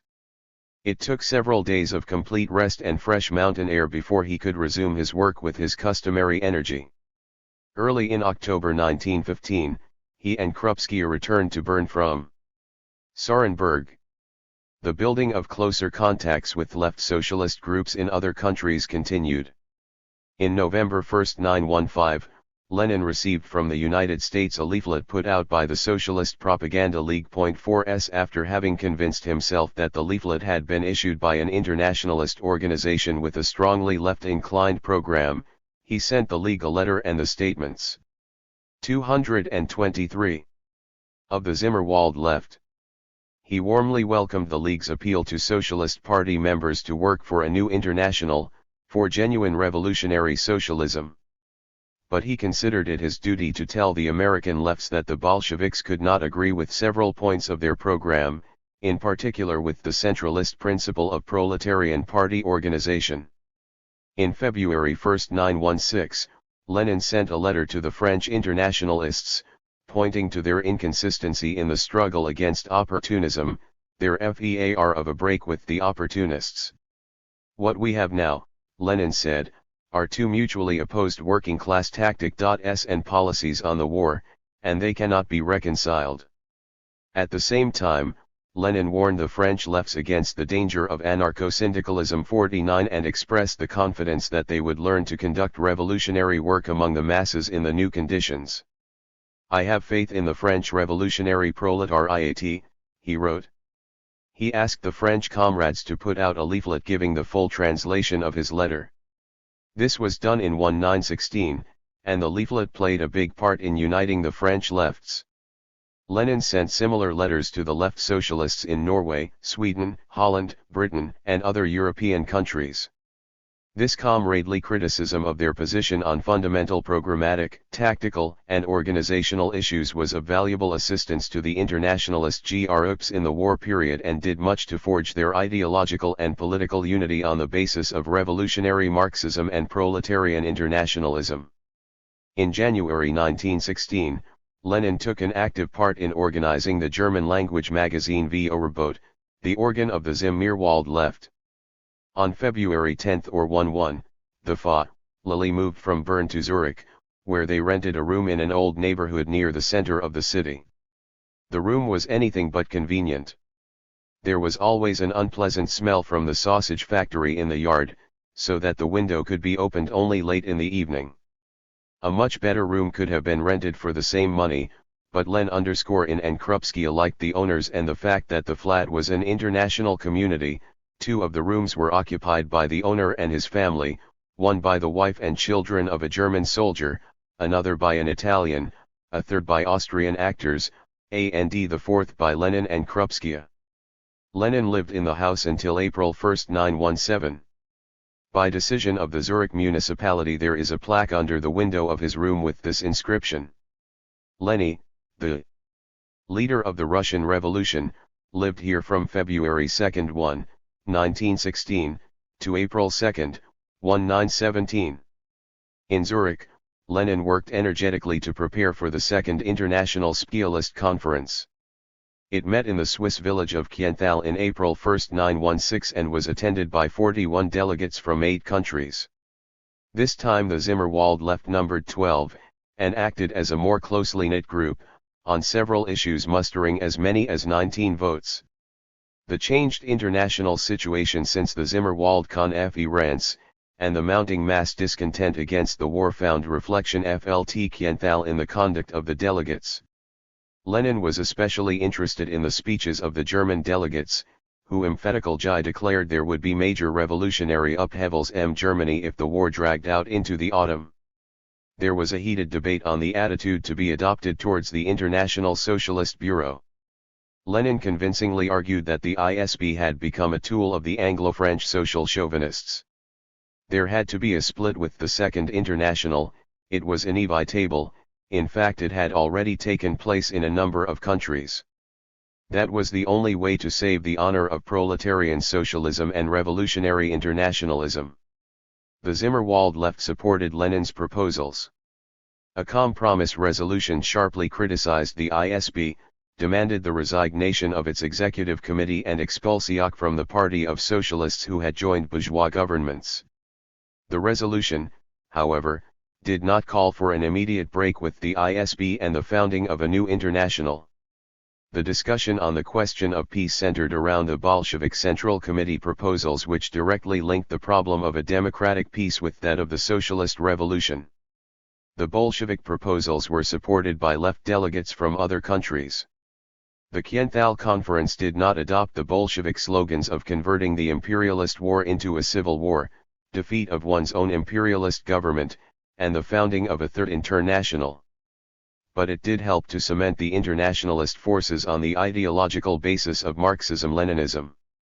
In his Fils du Peuple, Maurice Thorez describes how he, then a farmhand in the Creuse department, learned of the Zimmerwald and Kienthal conferences and the policy advocated by Lenin and the Bolsheviks. His landlord, N. 15-826-225. Elderly revolutionary-minded stonemason named Menager, told him about Zimmerwald and Kienthal. In 1915 and 1916, from these villages hidden in the Swiss mountains there came, through the acrid smoke of battle, the voices of a small army of genuine socialists led by Lenin and the Bolsheviks, who were true to the ideas of proletarian internationalism and revolution. Antonio Gramsci, a leading Italian Marxist, was one of those who carried to the masses the revolutionary ideas of Zimmerwald and Kienthal. And it was through Gramsci that Togliatti learned of the appeals of Zimmerwald and Kienthal left and together with Gramsci began to study the theory and practical activities of the Russian Bolsheviks. The vitalizing influence of Lenin's ideas was felt by many other socialist internationalists during the years of imperialist war. Subsequently, they formed the communist parties which, under Lenin's leadership, joined together to found the Communist International. Discussion on the right of nations to self-determination. A close study of the national and colonial question is still another aspect of Lenin's work in the years of the First World War. The imperialist war, and indeed the whole era of imperialism, made this one of the pressing problems of socialist revolution, especially the question of the right of nations to self-determination. An international discussion on the subject developed in 1915-16 in which, besides the Bolsheviks, German, Dutch and Polish socialists took part. Between December 1915 and February 1, 1916, Lenin drew up his theses The Socialist Revolution and the Right of Nations to Self-Determination. They represented a new Bolshevik programmatic declaration on the national and colonial question, in which the national question was treated as an inseparable component part of the question of socialist revolution, its reserves and allies and its direct support of the anti-imperialist struggle of the colonial and oppressed nations. In the summer of 1916, Lenin wrote his famous articles The Junius Pamphlet and the Discussion on Self-Determination. Summed up. In both articles Lenin reviewed the international discussion on the national question and criticized the erroneous views expounded by Rosa Luxemburg, Anton Pannekoek, and others, who maintained that the demand for national self-determination should be abandoned in the imperialist era. Lenin amplified and substantiated the theory and tactics of revolutionary Marxists on the national question in the era of imperialism and proletarian revolutions. Lenin gave a clear and lucid answer to the question of how to educate the working class in an internationalist spirit, both in the big, oppressor nations and in the small, oppressed nations. The approach cannot be the same, because, from the standpoint of the national question, the position of the working class is not the same. There is the economic difference that in the oppressor countries part of the working class gets the crumbs from the super profits the bourgeoisie receives by exploiting the working people of the oppressed nations. There is also the political difference that in the oppressor nations the workers enjoy a privileged position, compared with the workers in the oppressed nations, in many spheres of public life. Lastly, there is this difference: the workers of the oppressor nations are trained by the bourgeoisie in a spirit of contempt for the workers of the oppressed nations. For that reason, Lenin believed, the internationalist education of the proletariat in the oppressor nations should center around the demand for the right of colonies and oppressed nations to secession. On the other hand, the socialists in the oppressed nations must advocate and implement unity of the workers, of all working people, of the oppressed with the workers of the oppressor nation. Without that it would be impossible to uphold the proletariat's independent policy and class solidarity with the proletariat of other countries. The socialists of the oppressed nations must under all circumstances combat national narrow-mindedness, egoism, exclusiveness, and aloofness. The internationalist education of the working people, Lenin explained, would remain a cardinal task even after the proletarian revolution. Lenin subjected to comprehensive and profound criticism the erroneous views held by the Polish, Dutch, and German left socialists and the Bukharin Piatakov group, all of whom were opposed to national self-determination, arguing that it was unfeasible under imperialism. Of course, Lenin explained, under imperialism national self-determination could be achieved only by overcoming immense difficulties. But that did not at all imply that revolutionary socialists should reject an immediate and most resolute struggle for this demand that would only play into the hands of the bourgeoisie and the reactionaries. On the contrary, what they should do is to raise the oppressed peoples against every variety of national and colonial oppression, for full implementation of the right of nations to political self-determination. Lenin expressed the conviction that the victory of the working class in only one of the imperialist powers and, even more so, revolutions in a number of countries would create particularly favorable conditions for the development and success of national liberation wars and uprisings and for the gaining of independence by peoples oppressed by imperialism. Of exceptional importance to this day is Lenin's proposition that, under imperialism, the winning of political independence does not mean that a nation has acquired economic independence. Finance capital is such a great, such a decisive, you might say, force in all economic and in all international relations, that it is capable of subjecting, and actually does subject, to itself even states enjoying the fullest political independence. Nations oppressed by imperialism, Lenin taught, must seek not only political, but economic independence. But colonial and semi-colonial, the small and weak nations cannot hope to obtain genuine economic aid from the imperialist powers. On the contrary, under the guise of economic aid the colonialists try to tighten their stranglehold on these nations. Lenin held that only socialism will usher in an era of genuine liberation for the oppressed peoples. He put forward the programmatic proposition that when the working class comes to power in the developed capitalist countries it will not only give all the Colorado Nile and dependent peoples the right of self-determination up to secession, but will also make the maximum effort to establish closer ties with the backward peoples of Asia and Africa who have taken the road of independent development, extend disinterested aid to them and help them to pass to the use of machinery, to the lightening of labor, to democracy, to socialism. Lenin's brilliant forecast has been fully confirmed. Imperialism today is being subjected to more and more pressure. The main thing is that the struggle for national liberation in many countries has in practice begun to develop into a struggle against exploitative relations, both feudal and capitalist. The countries which have taken the non-capitalist path of development, that is, those which have taken the long-term line of building socialist society, are the advanced contingent of the present-day national liberation movement. The opponents of national self-determination claimed that the national state slogan was no longer valid under imperialism. Lenin conceded that, historically, it was an old slogan.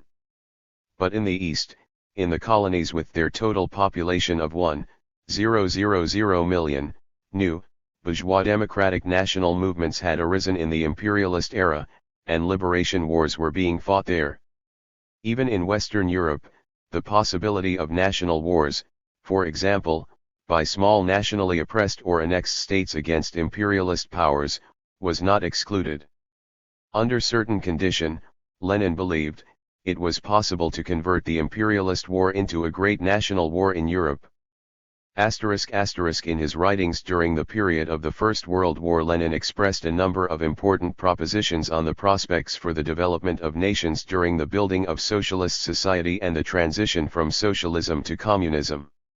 He showed that the Polish left socialists, the supporters of Rosa Luxemburg, were mistaken in arguing that nations in socialist society would have the nature only of cultural and linguistic units, and that territorial division, insofar as it remained, would be determined only by the needs of production. Criticizing these arguments, Lenin stressed that their authors were proceeding from the fact that there would be no state under socialism.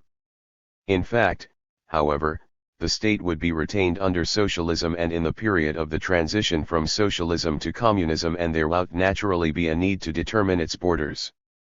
Hence the question of national relations retains its importance. Socialism, Lenin pointed out, by organizing production without class oppression, by ensuring the well-being of all members of the state, gives full play to the empathies of the population, thereby promoting and greatly accelerating the drawing together and fusion of the nations.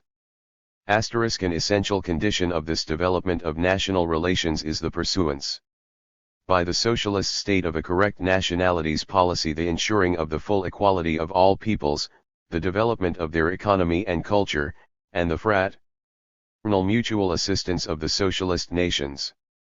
Combining the struggle for democracy and socialism. The summer of 1916 was spent in the mountains because of Nadezhda Konstantinovna's health. They stayed at a modest boarding house, the THIRD-WORLDISM, in the little village of Flums, not far from Zurich. They chose it because it was cheap, probably the cheapest in all Switzerland. This was important because Lenin and Krupskaya had to practice the utmost economy. In fine weather they would take walks in the mountains, and during these walks, Nadezhda Konstantinovna recalled, Lenin's PQKE of the problems uppermost in his mind. One of these was the role of democracy in the development of the proletarian class struggle under imperialism. Early in September they returned to Zurich, to their former room. From August to October Lenin wrote a series of articles in which he continued to develop the Marxist teaching on the socialist revolution and the dictatorship of the proletariat, the world revolutionary process as a whole, and national relations, adding new important propositions which have enriched scientific communism. Many of the left socialists in the West and in Russia who had opposed the right of nations to self-determination were now repudiating the struggle for democracy under imperialism. This time they argued that since imperialism was itself a negation of democracy, it followed that democracy was unrealizable under imperialism, and all the talk about democratic rights and republican form of government was meaningless. The struggle for democracy diverted workers from the struggle for socialism. Lenin vigorously opposed this theory, qualifying it as imperialist economism, the same kind of ugly caricature of Marxism as the economism of 1894 to 1902. He qualified imperialist economism as a striking manifestation of dogmatism and sectarianism in the world socialist movement. In the articles The Nascent Trend of Imperialist Economism, Reply to Pikievsky, a caricature of Marxism and imperialist economism, written in the autumn of 1916, Lenin explained in detail that though imperialism signified, politically, 230. A sharp turn from democracy to reaction, an attempt to abolish democratic freedoms and institutions, it inevitably engendered and accentuated democratic tendencies among the masses. And it was not a matter of indifference to the proletariat and the working people what kind of state they lived in. The more democratic the state is, the easier it is for the proletariat to conduct a broad, open, organized and united struggle against capitalism and the bourgeoisie. The transition to socialism requires a socialist revolution and proletarian dictatorship. But the working class cannot carry out the socialist revolution unless it has prepared for it by a comprehensive, consistent and revolutionary struggle for democracy. The struggle for democracy is part of the struggle for socialism. One should know how to combine the struggle for democracy and the struggle for the socialist revolution, subordinating the first to the second. In this lies the whole difficulty, in this is the whole essence, Lenin wrote in December 1, 1916. In his articles written in 1916, Lenin consistently upheld and developed the cardinal revolutionary Marxist principle that proletarian dictatorship is an objective law of development common to all countries in their transition from capitalism to socialism. Whoever expects that socialism will be achieved without a social revolution and the dictatorship of the proletariat is not a socialist. He formulated and substantiated the proposition that different nations will pass to the dictatorship of the proletariat and to socialism in different ways. This has been fully confirmed by the development of a number of countries after World War II. All nations, Lenin wrote, will arrive at socialism. This is inevitable, but all will do so in not exactly the same way. Each will contribute something of its own to some form of democracy, to some variety of the dictatorship of the proletariat, to the varying rate of socialist transformations in the different aspects of social life. Unlike the anarchists, the Marxists hold that the state and its institutions can be used in the fight for the emancipation of the working class. They advocate the breakup of the old, bourgeois state machine in the course of the proletarian revolution and the creation of a proletarian state. Revolutionary Marxism is recognition of the fact that the state will exist until victorious socialism develops into full communism. In the closing months of 1916 and the early months of 1917, Lenin made a special study of Marx's and Engels' works on the state, making copious notes from them, giving his own comments and demonstrating, first and foremost, that on this question too the opportunists of the Second International had openly renounced the views of the founders of scientific communism. Writing to Anissa Armand after rereading Engels' THEHO using question, Lenin remarked that he could not calmly bear the attacks on Marx and Engels. The materials he collected made up a notebook, Marxism on the State, and served as the basis for his book State and Revolution. A revolutionary situation had arisen in Europe. Fearing that it might develop into a revolution, the capitalists tried to conclude an imperialist peace. The social chauvinists and Koskiets took a pacifist position, seeking to reassure the peoples with the prospect of a democratic peace granted by the imperialist governments. Soon after the Kienthal Conference, the entire Zimmerwald right in major European countries France, Germany, Italy slid into social pacifism, which had been rejected at Kienthal, and openly aligned themselves with the social chauvinists and reformists against the revolutionary internationalists, who supported the Zimmerwald left. R.O. Bert Grimm, one of the leaders of the Socialist Party of Switzerland and chairman of the Zimmerwald and Kienthal Conferences and of the International Socialist Commission, which was set up by these conferences, sided with the social patriots in his country. He screened his defection with abuse at the social patriots of other countries. Lenin publicly branded the desertion of the centrist majority in the Zimmerwald Association to social chauvinism, relentlessly exposed C.L. Grimm's sneaking tactics and called upon the lefty internationalists to form a genuinely revolutionary working class international and to organize in all countries proletarian parties of a new type, parties capable of heading the revolutionary struggle of the working class for socialism. February. Revolution. While he was in Switzerland, Lenin gave much of his attention to the local working class movement, notably to the Swiss socialist youth. All the Bolsheviks, including Lenin, were members of the Swiss Social Democratic Party. Swiss workers heard Lenin speak at their rallies and meetings. He had direct contact with Fritz Platen and other Swiss left socialists, attended many of their conferences. 232.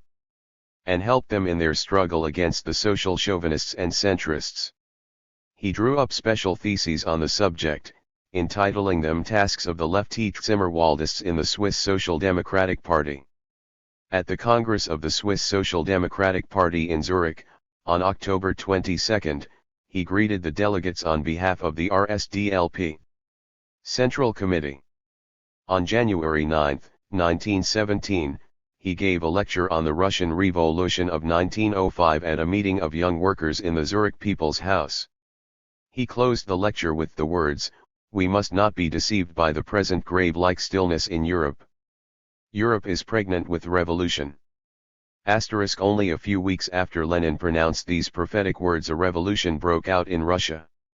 In February 1917, the Tsarist autocracy was overthrown. The revolution was victorious because its leader and chief motive force was the working class, which carried with it millions of peasants clad in army uniform. The Bolshevik Party had inspired and organized the militant alliance of the workers and peasants in the revolution. Lenin learned of the revolution in Petrograd from the Swiss papers of March 2. He was ide himself with joy. The revolution stirred the entire world. Lenin at once got down to appraising it and defining the new tasks of the proletariat and its Bolshevik party.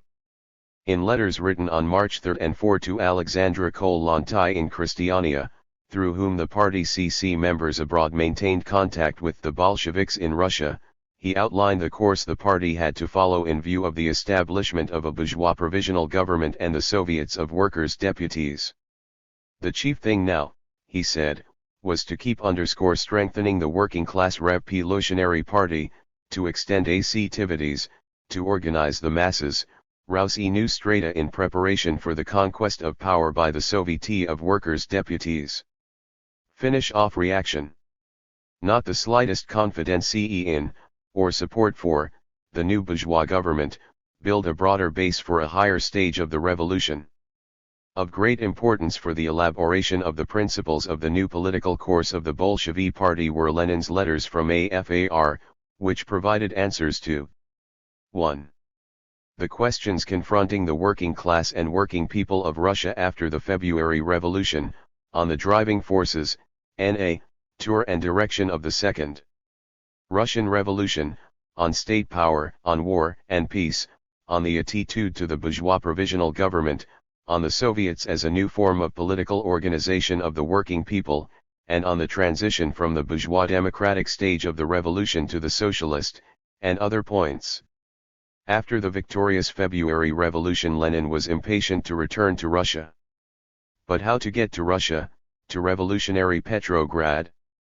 Since all lines of communication from neutral Switzerland to belligerent Russia were in the hands of Britain and France, the plan arose of Lenin and the internationalists traveling legally via England. Soundings were made. When it became clear that Russia's allies, the democratic British, who freely allowed war supporters into Russia, would not let Bolsheviks, revolutionary proletarian internationalists, through, other ways had to be sought.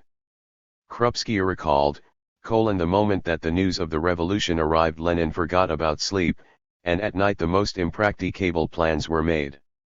Like flying over on an aeroplane. But such fantasies could arise only during sleepless nights. As soon as one said it aloud, the impracticability, the unreality, of the plan was immediately obvious. It would be necessary to get a passport of a foreigner from a neutral country, preferably a Swede. A Swede would arouse the least suspicion. A passport of a Swede could be obtained through the Swedish comrades, but poor knowledge of the language was a problem. Perhaps a dumb Swede? But suppose you talk in your sleep. Fa won't work. You might talk in your sleep. You might see the Mensheviks in your dreams and you would be muttering, What scum, what scum? And then everyone would know you're not a Swede, I laughed. There was a suggestion that they travel via Germany, by exchanging Russian political emigrants for German war prisoners. Lenin seized on the idea. With the help of Swiss socialists, notably Fritz Platen, the secretary of the Swiss Social Democratic Party, permission to pass through Germany was obtained. Under the agreement Platen had reached with German representatives, permission to pass through Germany was granted to all émigrés irrespective of party affiliation or attitude towards the war. Krupski recalls, when we received the letter from Bern that all the arrangements had been completed and we could start on our way to Russia, Ilyich said, "Let's catch the first train." We had only 2 hours to pack and I hesitated. We had to wind up our household, return the books to the library, pay up our rent, etc. "You go and I'll follow tomorrow." "No, we'll go together." The household, 234, was wound up, the books packed, letters destroyed, some clothes and other essentials packed, and we took the first train out. Lenin and Krupski left Switzerland on March 27 together with 30 other émigrés, among them 19 Bolsheviks. Shortly before his departure from Switzerland, Lenin had prepared a leaflet entitled "To Our Comrades in War Prisoner Camps," in which he told the 2 million Russian war prisoners in Germany and Austria of the revolution and of the tasks in the coming struggle for socialism in Russia. Furthermore, he wrote a farewell letter to the Swiss workers. On March 26, it was discussed and approved at a meeting of Bolsheviks departing for Russia. In it, they conveyed their deep gratitude to the revolutionary workers of Switzerland, with whom they had worked as fellow socialists, and comprehensively explained the historic tasks confronting the Russian proletariat. At Gottmaidingen, the German frontier station, the Russians were put in a separate carriage, 3 doors of which were sealed and the 4th, back door, left open. 2 German officers were installed in the last compartment as representatives of the German command, and a chalk line was drawn across the corridor to indicate the boundary between the Russian revolutionaries and the German officers. Only Fritz Platen, who accompanied the group, was allowed to cross the line without permission of the Russian passengers. In Stuttgart the party was met by Janssen, a member of the General Commission of the German trade unions. He had come on the instructions of the opportunist trade union leadership to try to enter into conversation with the Russian political leaders. He was vigorously rebuffed by Platen, who acted on Lenin's instructions. The German press had strict orders not to publish any reports about the Russian émigrés until they had left German soil. The authorities feared that such reports might lead to demonstrations of sympathy. On March 30, the train reached Zsznitz on the Baltic seaboard. All the passengers were put on a Swedish cargo vessel that took them through the minefields to the Swedish port of Trelleborg, where they were met by the Polish Social Democrat Hanecki and the Swedish journalist Otto Grimlund, and then traveled by train to Stockholm. In Stockholm Lenin and his comrades were given a warm welcome by the Bolsheviks living there and by the Swedish left Social Democrats. Lenin decided to spend only 1 day in Stockholm. During his short stay in the Swedish capital he set up a bureau abroad of the R.S.D.L.P. Central Committee, attended a meeting of Swedish internationalist Social Democrats and a banquet in honor of the Russian comrades. He conversed in German with Father Strom, speaking of the coming socialist revolution in Russia, the prospects of the world revolutionary movement, bourgeois democracy, the dictatorship of the proletariat and other important problems. On March 31, warmly thanking the Swedish comrades for the hospitality and attention accorded to them, the group left Stockholm and 2 days later arrived at Tornio, the Finnish frontier station. Their sudden appearance on the very threshold of the revolution highly annoyed the Allies. The British officers stationed at the Swedish-Finnish frontier gave vent to their spite. They took Lenin into a separate room and subjected him to a humiliating search. Ilyich remained calm throughout the procedure, Mikitskaya wrote later. When he noticed that the gendarmes were disappointed at not having found anything suspicious and were obliged to set us free, Ilyich burst out laughing. He hugged me and said, "Our ordeals are over, Mika. We are on our own soil and will show them, here he shook his fist, that we are worthy martyrs of the future. Lenin did an immense amount of work during the First World War. In these difficult days, when the Second International's betrayal of socialism had plunged the world labor movement into deep crisis, it was Lenin who upheld revolutionary Marxism and dealt crushing blows at social chauvinism and centrism. It was Lenin who laid the foundations for the new Third International and raised aloft the banner of proletarian internationalism. Lenin appeared before the world as the recognized teacher and leader of the international proletariat. Chapter 9. Inspirer and Leader of the October Revolution. From now on, a new phase in the history of Russia begins, and this, the Third Russian Revolution, should in the end lead to the victory of socialism. Lenin. In the small hours of April 3, 1917, a train carrying Lenin and a group of political emigrants crossed the Finnish frontier from Sweden.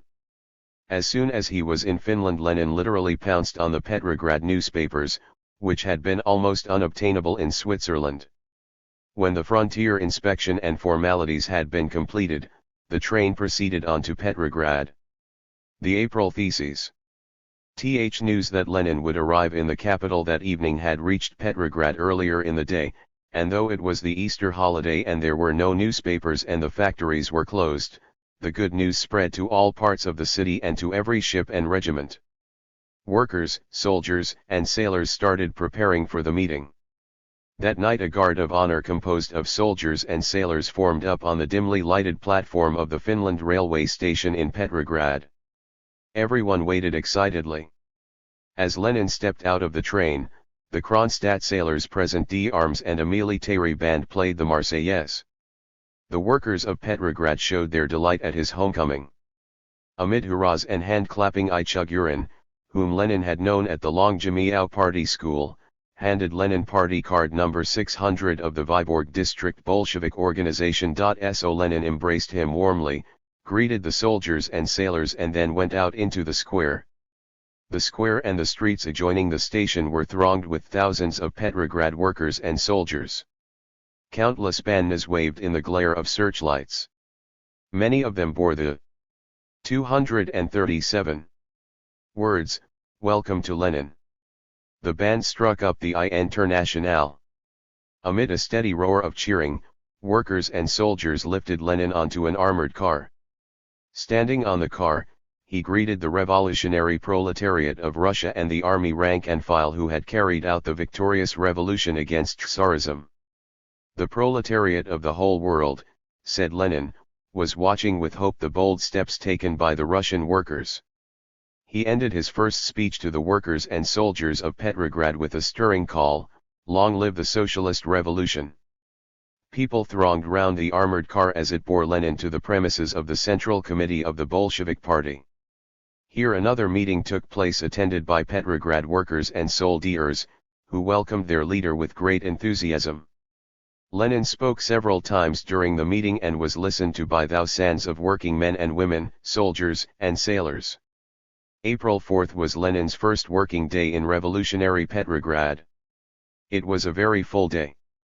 In the morning he had a meeting with leaders of the Bolshevik Party at V. Bunkbruyevika's flat. In the afternoon he spoke twice at the Turda Palace. The same day Lenin attended a meeting of the Executive Committee of the Petrograd Soviet of Workers and Soldiers Deputies, at which the question of the emigrants' return to Russia was discussed. Lenin described the circumstances of their journey back to Russia through Germany and proposed that the journey be approved by the meeting, and that steps be taken accordingly to get a corresponding number of interned Germans set free, particularly the prominent Austrian socialist Otto Bauer. Lenin's proposals were not accepted. That same day Lenin managed to visit Kovo Cemetery, where his mother and sister Olga were buried. Lenin's return from abroad was of tremendous importance to the Bolshevik Party and the people of Russia. It was vitally important not only to the Russian but also to the world revolutionary liberation movement as a whole. The February Revolution had radically altered the situation in Russia. The task to which the party had given priority from the outset, the overthrow of the Tsarist autocracy, had been carried out. Now the Bolshevik Party and the working class were confronted with a new historical, truly great in scope and significance task: the struggle for the victory of the socialist revolution. As soon as he arrived in Petrograd, Lenin took direct control over the Central Committee and Pravda. Since the February Revolution, the Bolshevik Party, having emerged from underground, had been mustering its forces, working 238 out its tactics and extending its activities in a highly complex situation. To lead the struggle of the working CIS and the rest of the working people under the new conditions effectively, the Bolsheviks had to make a correct Marxist appraisal of the February Revolution, elucidate its class character, take into account the changes in the balance of class forces, and define the specific features of the new historical situation. The Bolshevik Party was the only party that had not hauled down its socialist colors. It was explaining to the masses the class nature of the provisional government as a bourgeois government and exposing its imperialist policy and the conciliatory tactics of the petty bourgeois parties. From the very first days of its legal existence, the Bolshevik Party began to organize and strengthen its ranks, to extend political work among the masses. The main propositions on the revolutionary strategy and tactics of the proletariat, its tasks in the new historical conditions after the overthrow of autocracy, had been formulated by Lenin in March in his letters from AFAR. However, not all the members of the Central Committee shared Lenin's views of the prospects for revolution at that time. Some did not agree that the bourgeois democratic revolution in Russia was completed and that there must be a struggle for the transition to a socialist revolution. Before Lenin's return to Russia, the letters FROMAFAR had not been generally known in the party. Only the first one had been published, in abridged form, in Pravda. The leading party bodies in Russia felt the need for new, additional explanations by Lenin of fundamental questions concerning the new and remarkably bold political course of the party elaborated by him. The party officials were in need of personal contact with Lenin. On the morning of April 4, Lenin delivered a report, The Tasks of the Proletariat in the Present Revolution, at a meeting in the Turda Palace of the Bolshevik delegates to the All-Russia Conference of Soviets of Workers and Soldiers Deputies. These were Lenin's April theses, which armed the party with a scientifically based plan of struggle for the transition from the bourgeois democratic to the socialist revolution. Lenin repeated his report at a joint meeting of Bolsheviks and Mensheviks, who had taken part in the above-mentioned Conference of Soviets. Lenin's theses defined, first and foremost, the attitude to be adopted by the party to the war, the most vital of all the issues facing the peoples of Russia and the whole world. The war that Russia was waging, even under the provisional government, wrote Lenin, 239, continued to be a predatory, imperialist war because of the bourgeois character, aims and policy of that government. Dependent financially and diplomatically on the more powerful British and French imperialists, the capitalist class could not wage any other kind of war but an imperialist one. It was therefore impossible to end the war unless the power of capital was overthrown, unless state power passed to the proletariat and the poorest strata of the peasantry which supported it. Only such a government could give the people peace, bread, and freedom and set the country on the path to socialism. Hence the Bolshevik slogans, no support for, not the slightest confidence in the provisional government, and all power to the Soviets. In the April theses, Lenin proclaimed the goal as victory of a socialist evolution, the specific feature of the present situation in Russia. He wrote, is that the country is passing from the first stage of the revolution which, owing to the insufficient class consciousness and organization of the proletariat, placed power in the hands of the bourgeoisie, to its second stage, which must place power in the hands of the proletariat and the poorest sections of the peasants. This proposition is the basic and central theme that runs all through Lenin's theses. As far back as 1905, Lenin had regarded the Soviets not merely as instruments of armed uprising but as the embryo of a new, revolutionary form of government. Mindful of the experience of the Paris Commune and the Russian revolutions of 1905 and February 1917, Lenin saw in the Republic of the Soviets the political form of the dictatorship of the proletariat and placed before the party and the working class the task of establishing such a republic in Russia. Marx had spoken of a new form of state power of the type of the Paris Commune. Marx and Engels said that the working class could not simply take over the old state machine ready-made and rule by means of it, it must replace that machine with a new one and convert its political supremacy the dictatorship of the proletariat into an instrument for the socialist reconstruction of society.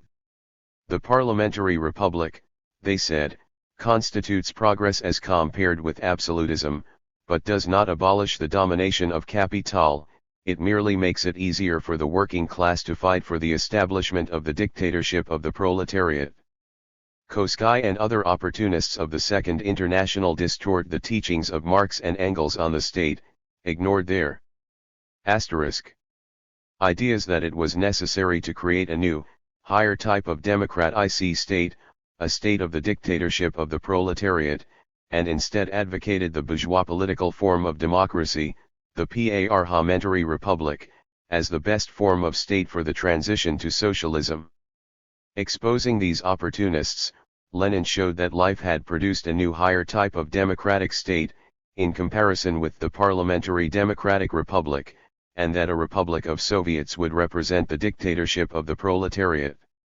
This was a great discovery in Marxist theory, a discovery that was to be of the greatest importance in ensuring the victory of the socialist revolution in October 1917, in setting up Soviet power and building socialism in the USSR, and in evolving the political forms of the dictatorship of the working class in other countries.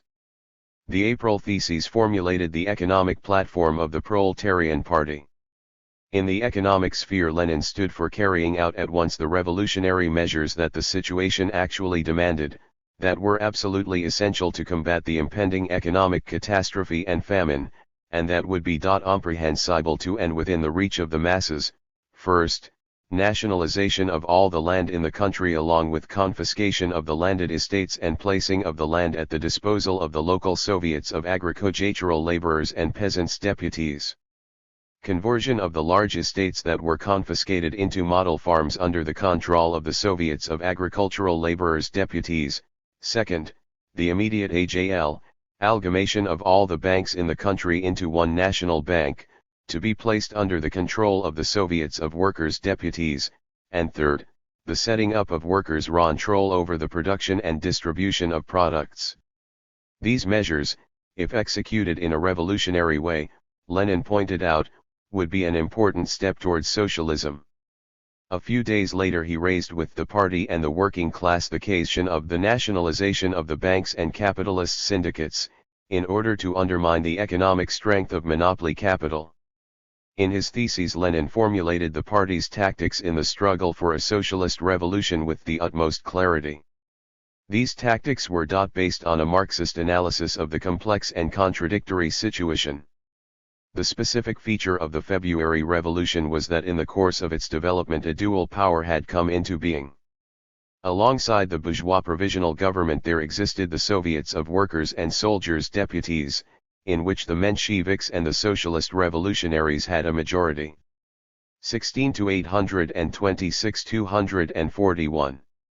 The great mass of the people, who were taking part in political life for the first time and had no experience of politics, were temporarily disorientated and could not immediately distinguish friend from foe. In this situation, Lenin said, the majority of the working class, the majority of the working people, must be won over to our side. The anti-popular, imperialist nature of the provisional government must be exposed, this government must be deprived of the confidence and support of the workers _LD soldiers. By this profound analysis of the historical situation obtaining at the time, Lenin proved the possibility of a peaceful transfer of power to the proletariat. He armed Marxists with yet another convincing argument against the false allegations of the enemies of the proletariat, who claim that the communists have always, under all circumstances, favored the forcible seizure of power by the working class. At the same time he urged Bolsheviks to prepare for other forms of struggle also and called on them to arm the working class, the people. Concerning matters within the party, Lenin called for the immediate convocation of a party congress and amendment of the party program. In his opinion, the new program should give an assessment of imperialism and imperialist wars, expound the teaching of Marxism on the state, and advance the task of setting up a Soviet Republic. Lenin proposed that the party's name be changed from Social Democratic to Communist Party, as Marx and Engels had called the proletarian party they had founded, since the official social democratic leaders in almost all countries had betrayed socialism. This name was scientifically correct because the ultimate aim of the party of the proletariat was to build a communist society. "It is time to cast off the soiled shirt and to put on clean linen," wrote Lenin. In the sphere of the international working class movement, Lenin proposed as a practical task the creation of a third, communist international. Lenin's April theses provided an ideological basis for the unity of the Bolshevik party organizations. They roused tremendous enthusiasm in the ranks of the party and the working class and inspired the workers to fight for the establishment of the dictatorship of the proletariat. Lenin's theses were published in Pravda on April 7. The open party discussion that followed lasted nearly 3 weeks, and Lenin's position quickly won over leading party workers and party organizations. The April theses incensed the enemies of the revolutionary proletariat. A slanderous campaign was launched against the Bolsheviks. Provocatory inventions and lies of the lowest kind were put about by the bourgeois press, primarily against Lenin. The fact that Lenin and other Bolsheviks had come to Russia through Germany was used to suggest that the new arrivals might be helping the German imperialists. The effect of this agitation was that some people started shouting in the streets for physical violence against Lenin. Plekhanov declared the April theses to be anarchism and Blanquism. 51 Lenin has only just arrived, he doesn't know Russia, bawled Dan. Lenin is destroying Marxism with his theses, announced Tsereteli, making play with a quotation from Engels's The Peasant War in Germany, which stated that a class that seized power prematurely would perish.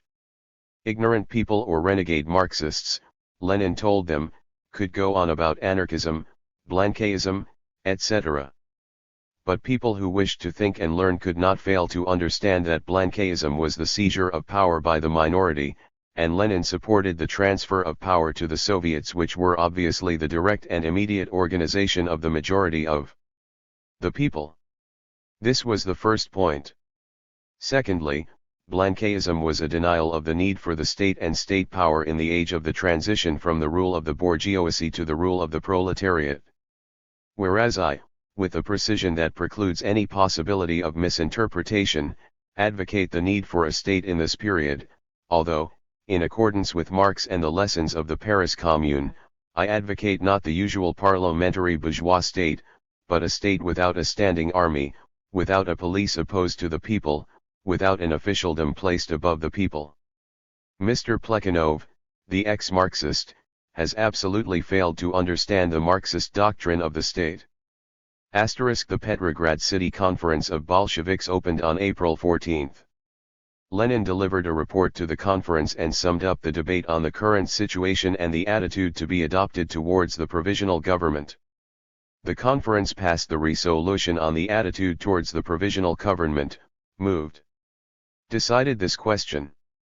But since power had, in fact, passed to the bourgeoisie, and to the landowners who had become bourgeois, the February Revolution had not given the people bread, peace or freedom. To withdraw from the imperialist war, to win real freedom, and secure bread and land, it was necessary to transfer all power to the workers and the poorest strata of the peasantry, united in the Soviets.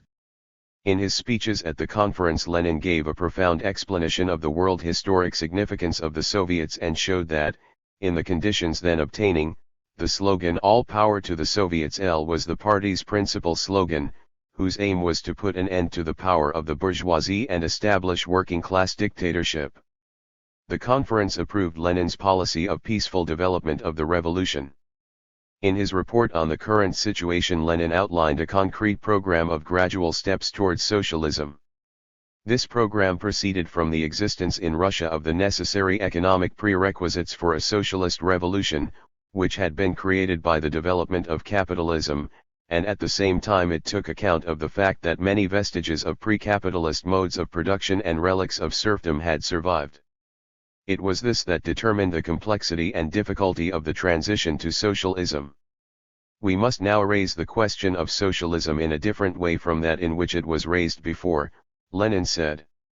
We must transfer it to the sphere of practice.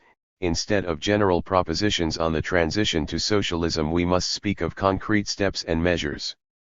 Some of them are ripe, and some are not. Lenin denounced the bourgeois slander that the Bolshevik Party intended to introduce socialism by decree, without taking account of the objective economic conditions and the will of the majority of the population. He considered the growth of the activity and organization, the utmost use of the initiative and diverse creative ity of the masses as the main condition for the victory of the revolution and the taking of steps to socialism after the establishment of the power of the Soviets. The conference unanimously approved Lenin's policy of developing the bourgeois democratic revolution into a socialist revolution.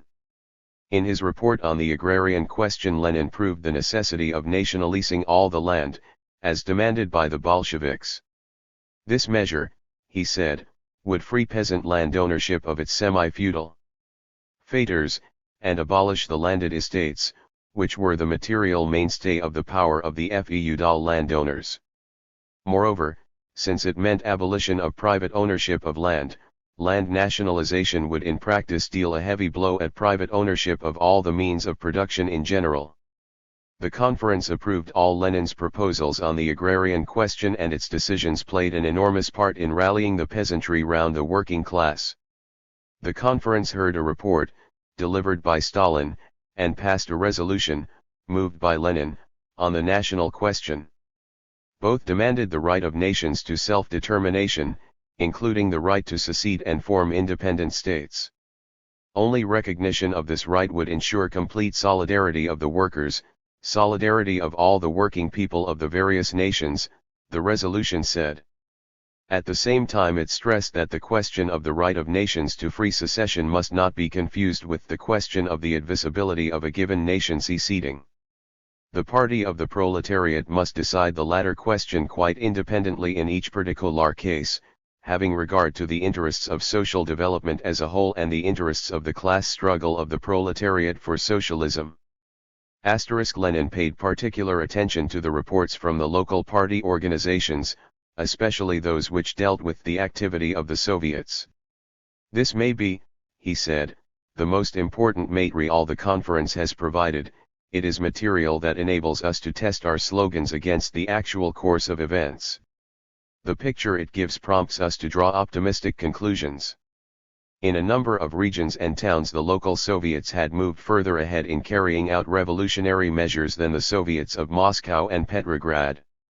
This confirmed that Lenin was right in his policy of calling for preparation on an all-Russia scale of forces for the second stage of the revolution. The conference passed a resolution on rallying the internationalists. The resolution admitted the need to bring together and unite groups and trends that really stood for internationalism on condition that they broke with the policy of petty bourgeois betrayal of socialism. On the basis of Lenin's report, the conference passed a resolution on the revision of the party program and indicated on what lines it was to be carried out. It also instructed the Central Committee to take the initiative in forming a Third International. The All-Russia Conference of Bolsheviks was of tremendous importance in the work of the party and the development of the socialist revolution in Russia. In importance, this conference was equal to a party congress. It elected a Central Committee headed by Lenin. On May 8, Lenin delivered a long report summing up the results of the April conference at a general meeting of the Petrograd Bolshevik organization. Lenin warned his audience that an awareness of the need for a new, socialist revolution must be acquired by the people through its own experience. When the majority of the PEOPLE did not want because it did not yet understand to take power into its hands, the minority, no matter how revolutionary and intelligent it might be, could not impose its will on the majority of the people. Hence also the actions of the Bolsheviks. Each Bolshevik must turn himself into everything, an agitator, a propagandist, and an organizer of the party. Lenin particularly emphasized the need to be as firm as a rock in maintaining the proletarian line against petty bourgeois waverings and to prepare for a revolution 1,000 times more powerful than the February 1. In revolutionary Petrograd, the first All-Russia Congress of Soviets met at the beginning of June. Out of a total of 1,090, the Bolsheviks had only 105 delegates at the Congress. The bulk of the delegates belonged to the Menshevik Socialist Revolutionary Bloc and the groups supporting it. The report on the question the Provisional Government and Revolutionary Democracy was delivered by the Menshevik leader. He was followed by Tsereteli, Minister of Post and Telegraph Services in the coalition government and leader of the Mensheviks. Tsereteli made a long speech rejecting the Bolsheviks' proposal to set up a Soviet government. Supporting Lieber's thesis that it was necessary to consolidate the bloc of all democratic parties and form a coalition government, he stated, "At the present moment there is not a single political party in Russia that is prepared to say, 'Hand over the power to us, get out, and we will take your place.'" Whereupon a firm and resolute voice rang out from the middle of the silent hall. "There is such a party." The voice was that of Lenin, the leader of the Bolshevik Party. People who were present relate that his words came like a thunderbolt, and caused a great stir in the hall and confusion on the platform. The hall hummed with voices. Tsereteli, the smooth flow of his oratory interrupted by Lenin's unexpected retort, hurriedly rounded off his speech. Lenin went to the rostrum. He made a forceful speech on the attitude to be adopted towards the provisional government. Referring to Tsereteli's assertion that there was not a single party in R1:1 that would consent to assume full power, Lenin exclaimed once again, "From the rostrum, I reply, yes, there is. No party can refuse this, and our party certainly doesn't. It is ready to take over full power at any moment." The impression made by Lenin's speech was so powerful that when his time was up, nearly the whole Congress demanded an extension. In the second part of his speech Lenin warned the Congress of Soviets that it was a question of advancing or retreating. During a revolution it was impossible to mark time, power must be transferred to the revolutionary proletariat, supported by the poorest strata of the peasantry. Lenin's second speech to the Congress, which he made on June 9, dealt with the question of the war.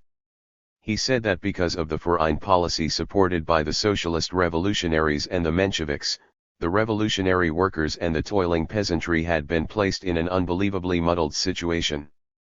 As working classes they had no interest in plans of conquest, but because of the trickery practiced by the bourgeoisie, the socialist revolutionaries, and the Mensheviks, many had taken up a defensist standpoint.